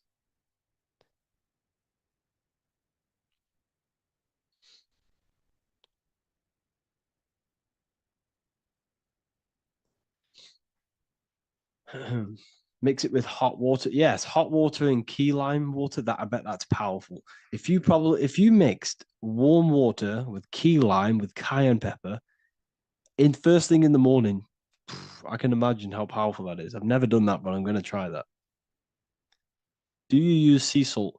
I don't know what to think about sea salt, to be honest. I try and stay away from it. I don't know whether it's good, don't know whether it's bad. I'm kind of mixed on it. Mixed information. You know, I've heard people have benefits. I've heard other people say stay away from it. So I don't know. I just stay away from it. Just I'm not too sure on it.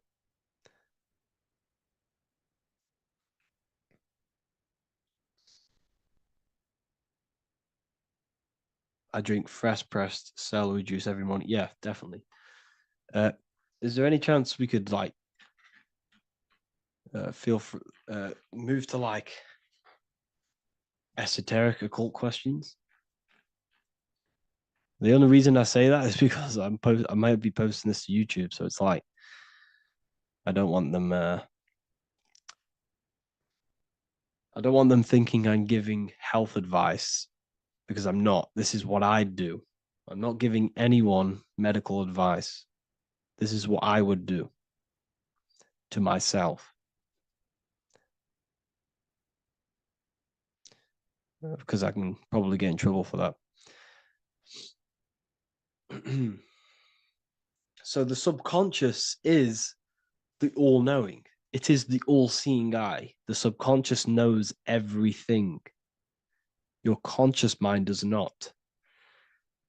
Your subconscious knows every single cell in your body. Your subconscious is making your heart beat. It's talking to your heart. It's talking to every organ, every cell in your body is being connected and spoken to by your subconscious mind. It is the all-knowing. The subconscious has access to the astral plane, imagination, the fourth dimension. It has access to the mental plane, thoughts.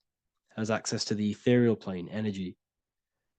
And has access to your physical body. It's the door. It's the portal. The subconscious is the portal to the divine. You must go through the subconscious in order to access the divine. Any coupon codes for book 2? Yes, inside the university, there will be a 50% off coupon code.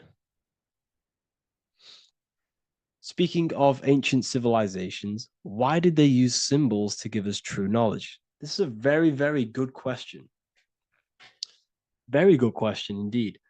The reason they use symbols is because symbols are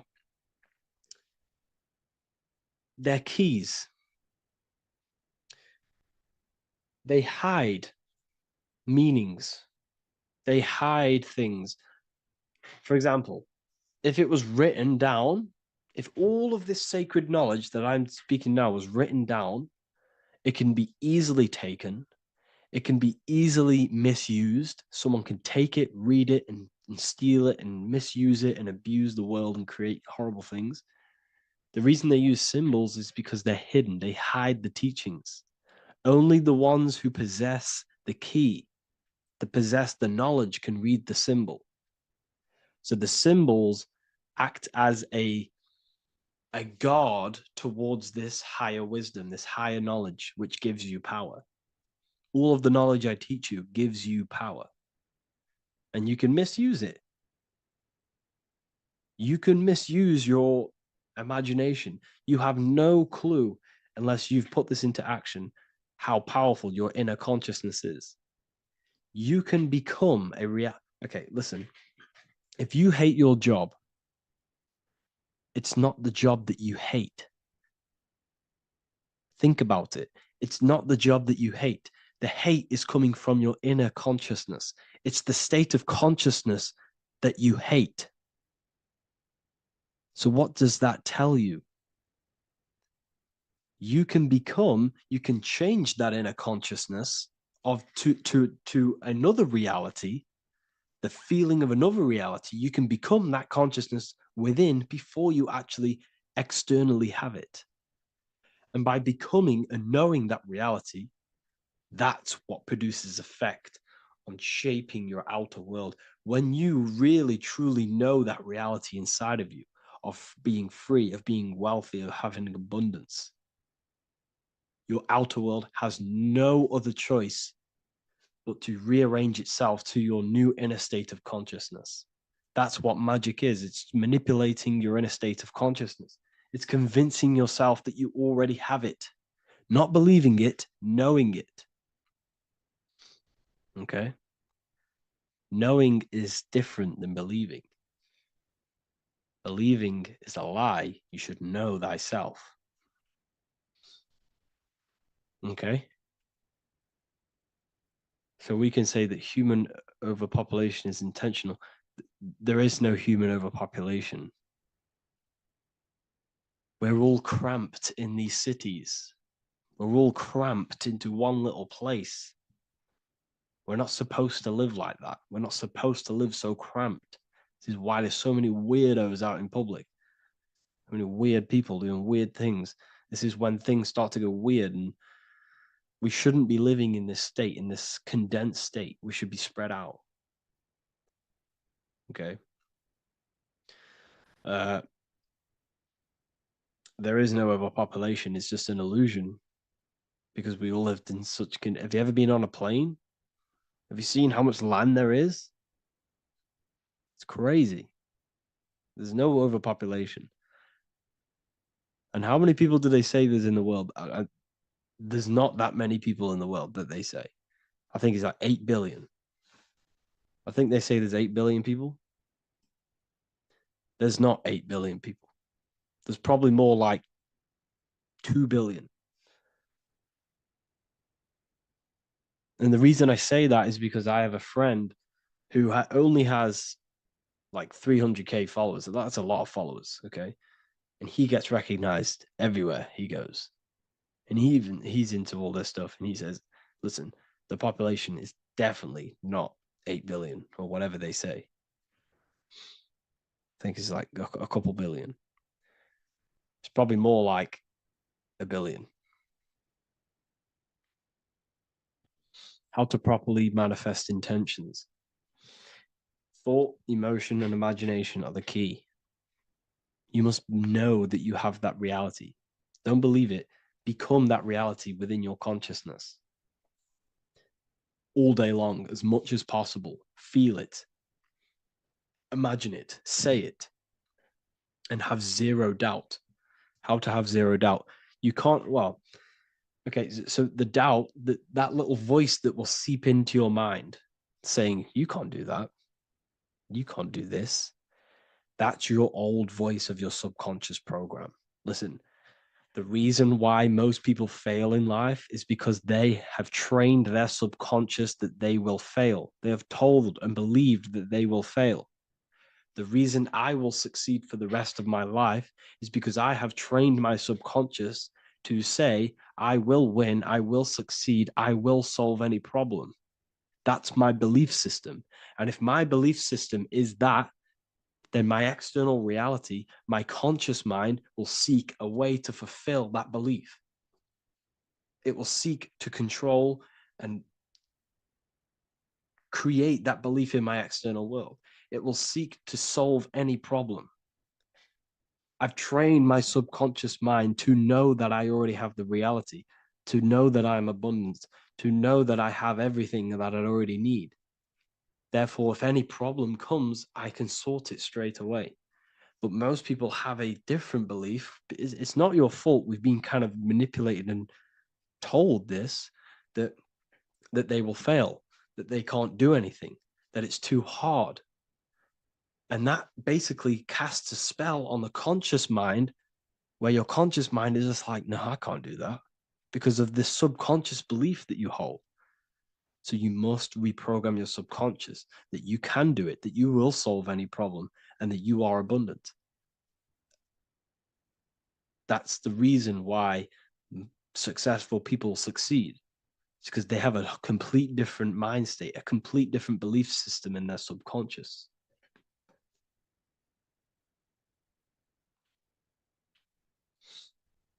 Do you offer mentoring? Yes, I do offer mentoring, but it's mainly for people who want to grow their online presence, and for the amount of value and transformation that I can place into your life, and the time that, well, the price of my time, it will be a higher price tag, but your life will completely change if you join my mentoring, because I will transmute your life. I will transmute your mind, and I will transmute your whole reality, because I could tell you exactly what you need to do. How to have super genius power pulling information from the source. Okay, so you can do this. I talked about this in Book of Wisdom, Volume 2, if you've read it. This is a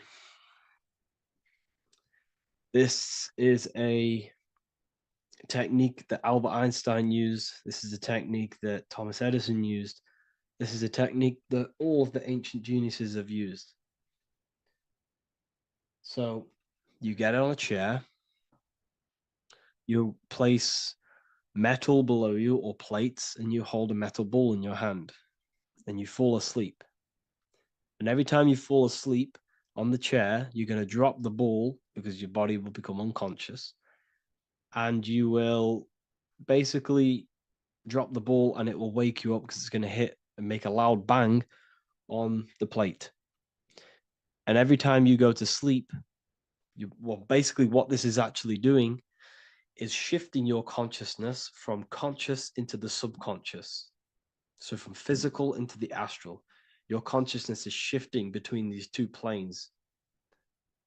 And as you do this, you can bring down great ideas from these higher planes. So when you fall asleep, have an intention, and when you fall asleep, you'll drop the ball. And when you wake back up, you'll have an idea, and you just got to write it down.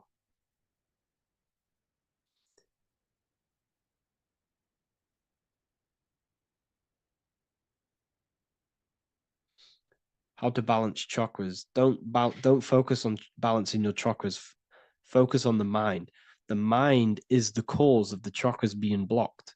If you have a blocked throat chakra, this is a problem in your mind, not the chakra.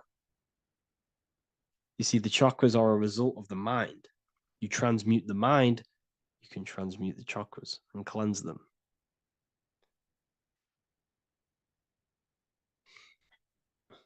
So was Jesus a real man that walked? Okay, so I'm going to tell you something. Like, some of the things that I say in my reels, they are to catch attention. So if I say the first thing on the reel, Jesus never existed, straight away, you see that, it's going to trigger you. It's going to trigger Christians. It's going to trigger people. So yes, I do say things to catch attention. The reason I do that is because I have to in order to catch attention.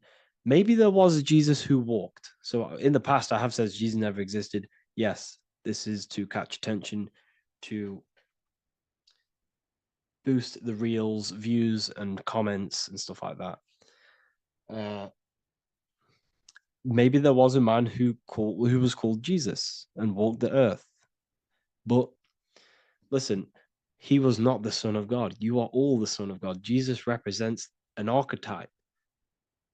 He represents morals. He represents a way of living that you should embody in your life, not to worship. We shouldn't be worshiping this man. We should be embodying his qualities into our lives so we can become Christ consciousness, so we can live in harmony with our mind, emotions, body, and spirit. Okay? He was not the Son of God. You are all the Son of God. We are all God experiencing himself in a three-dimensional divided form. God is oneness, and he created a divided world so he can experience himself. Why do you quote from the Freemasons oft times? I don't recall me looking at Freemason quotes and quote them. I just simply, when I post a quote, I literally just, whatever comes to my head, I just whack it into Telegram or Twitter. Are dreams tied to your subconscious, and how do you understand them? Okay. Dreams and astral projection are two different things. Astral projection is your soul leaving this plane into the collective consciousness, into the collective mind, the collective astral plane. But dreams are basically the astral plane, but it's your personal astral plane in your personal subconscious. So when you dream, you're entering your own consciousness, you're entering your own subconscious. Every character, every event that happens to you, everything that is said to you, everything that happens to you in your dream is yourself pushed outwards, and you're basically experiencing your own mind. If something scary comes up in your dream, this is your belief, this is something in the back of your mind materializing and coming to you and showing itself to you. So in order to understand your dreams, it's basically suppressed emotions, suppressed thoughts, all lingering in your subconscious materialized. Okay. A few months ago, I'd have concurrent dreams of getting in a car crash that lasted for months. Then one day out of nowhere, I got into a really bad accident, and that low-key bugged me out. I didn't know if my mind was trying to warn me or what. You can explain that. Okay. If you are having dreams about having a car crash, this is a belief. Okay, so let me tell you something. Let's say you're a drug dealer, okay? And you live in fear every single day of the police coming to you. This dealer every day is worried, he's scared, and he lives in fear of the police getting him. He was believing it. This fear, this emotion he was feeling on a regular basis, repetition, and the emotion is basically impressing your subconscious. It's impressed his subconscious that deeply that he now believes it. It's now become a belief. So one day the dealer gets caught and he goes to prison. Let me tell you something. He placed himself there because he created a program, a belief in his subconscious of the police. And his external reality is now in a prison cell. But that prison cell is just an external manifestation of the prison cell of fear he installed in his subconscious mind. The four walls he's now trapped in is just basically an externalization of his own belief system that he created through consciousness, through the subconscious. If you embedded your belief that you will be in a car crash, you will be in a car crash. He placed himself there. He materialized that reality through the thought, through the emotion, through the belief. He put himself there. You see? So if you were having dreams, this was maybe, it could have been anything. You could have watched a program when you were a child about a car crash and that maybe scared you. Or you saw a car crash when you were very young and that scared you and that impressed your subconscious. Then you had a dream about it. Then you started to believe it. And then one day, bang, it happens. That's the power of the subconscious mind. It holds control over you. It holds control over every aspect of your reality, of your being. So, I hope you all enjoyed this live. I'll see you all inside Ethereal University. I'll be posting another lecture this week. And yeah, let me hold on.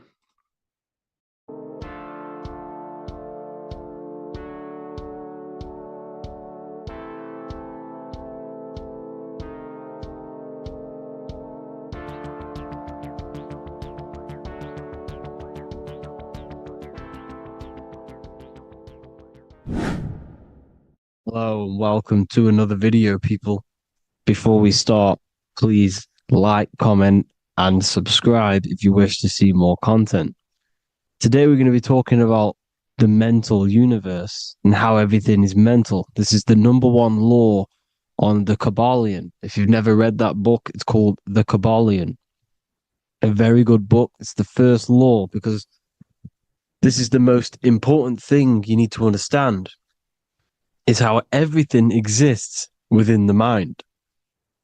Behind every single one of these eyes is the same consciousness expressed in different bodies. The mind is what gives perception to what you're experiencing. Behind every single one of these eyes is the exact same consciousness, but the brain that they inhabit is giving them a different perception, a different being, a different body. Now, this is the difference between humans and animals. Humans possess a advanced consciousness, an advanced mind that gives us the ability to be aware of ourselves mentally, physically, and spiritually. We can reflect on ourselves. When a dog looks in the mirror or an animal looks in the mirror, it doesn't know what it's looking at. It doesn't realize it has a consciousness. It can't reflect on itself. It can't say, I want to improve in this area. It doesn't have that consciousness. We have a divine consciousness. Take away the N for divine, and you get with a D, put it with a D, you get divide, because we have a divided two-way consciousness. An animal only has one. However, it's still the same mind.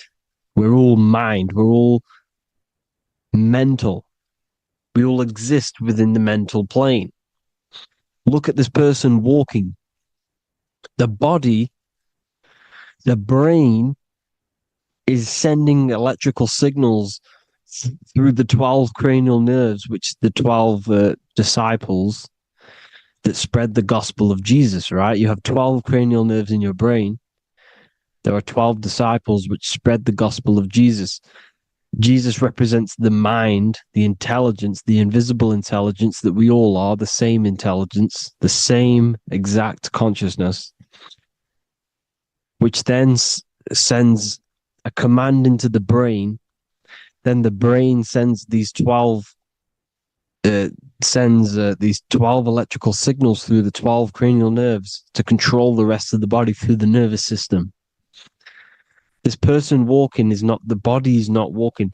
The mind is telling it to walk. And the brain is it's a supercomputer which is decoding these demands given to it by the mind. Because the pineal gland will have something to do with the ether, because the ether is physical and non-physical. The mind is sending the commands through the ether to the pineal gland, which is then getting broken down into electrical codes within the brain and sent throughout the nervous system to control the body. And this is why in the simulation, because the body's the simulation, it's a false reality. It's the fake reality. It's not the real you.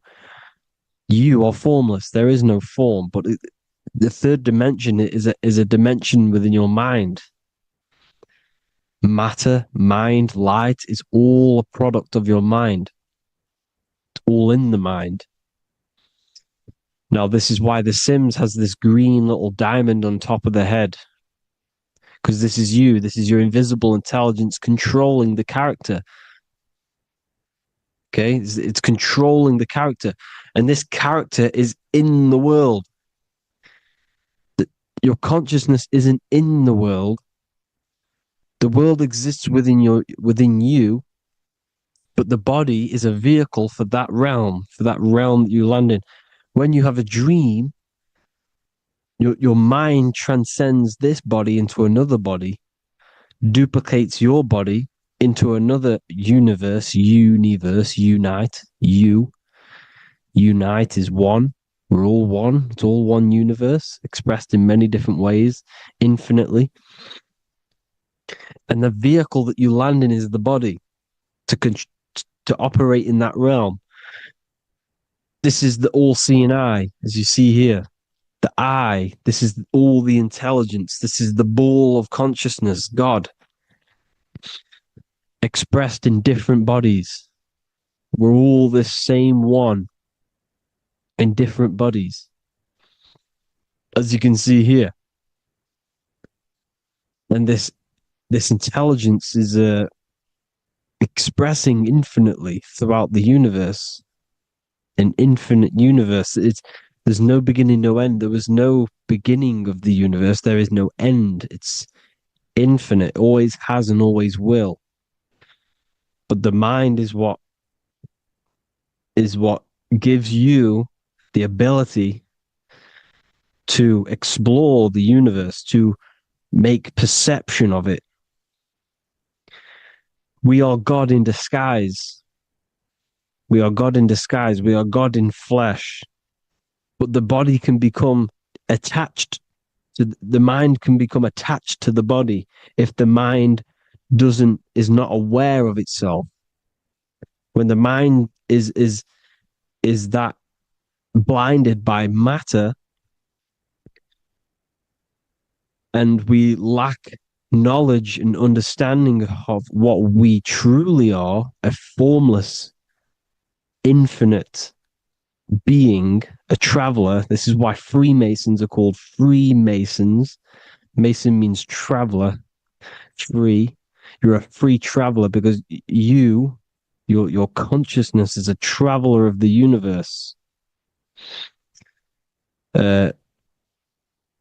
When we lack understanding, our mind bounds to the body because we don't separate the body with our different layers of consciousness.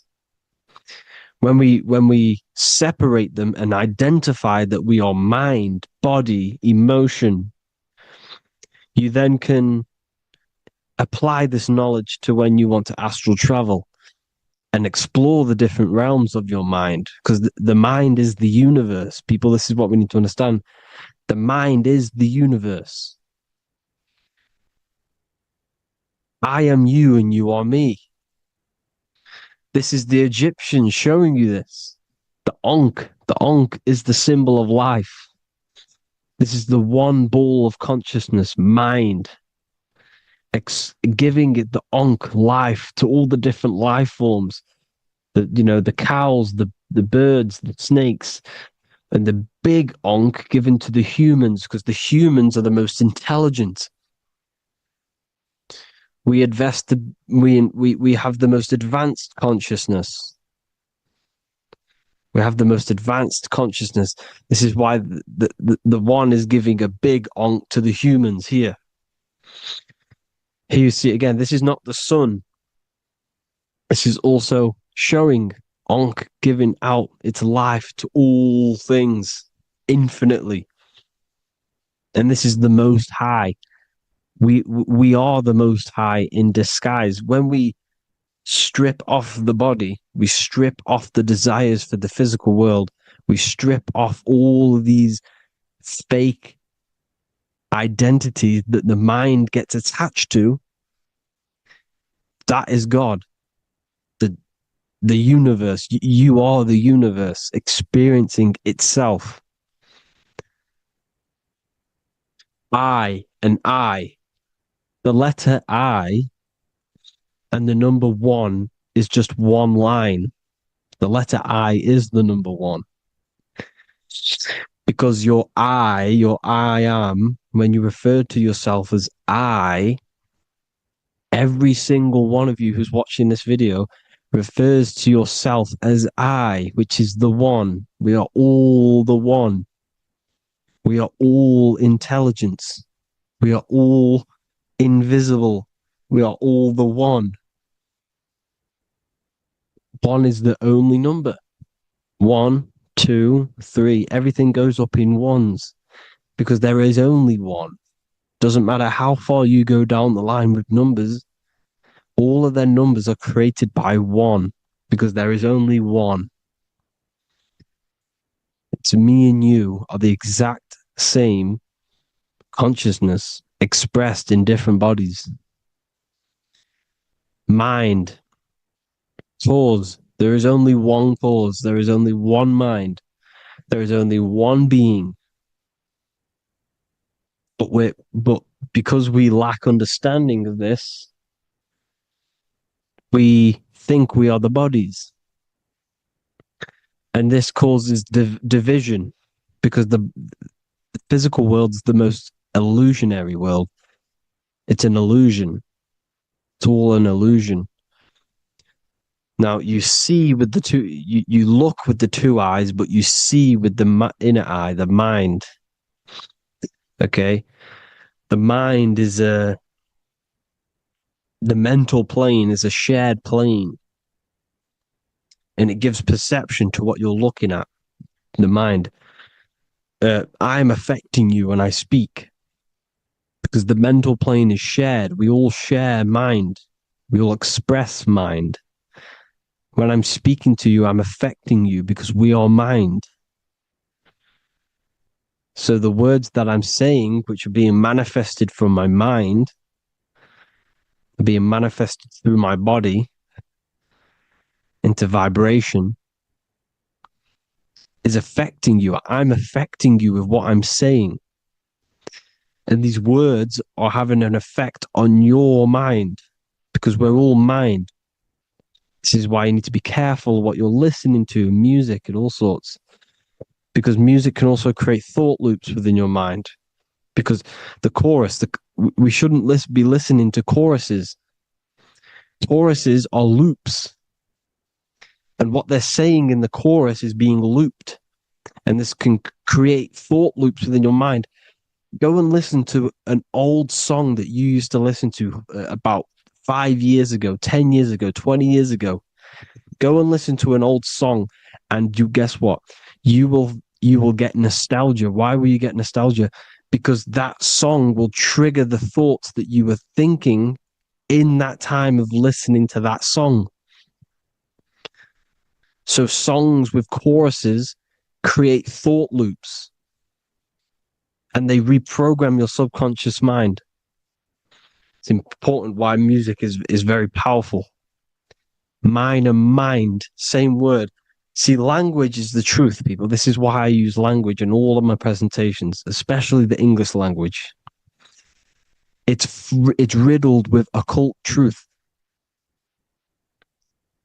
I is my me, I, you, and me, or I, one.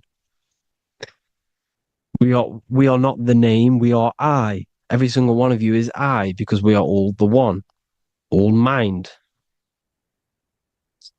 Now, the only thing that is truly mine is my mind. When you say something is mine, it's an illusion. It's not yours.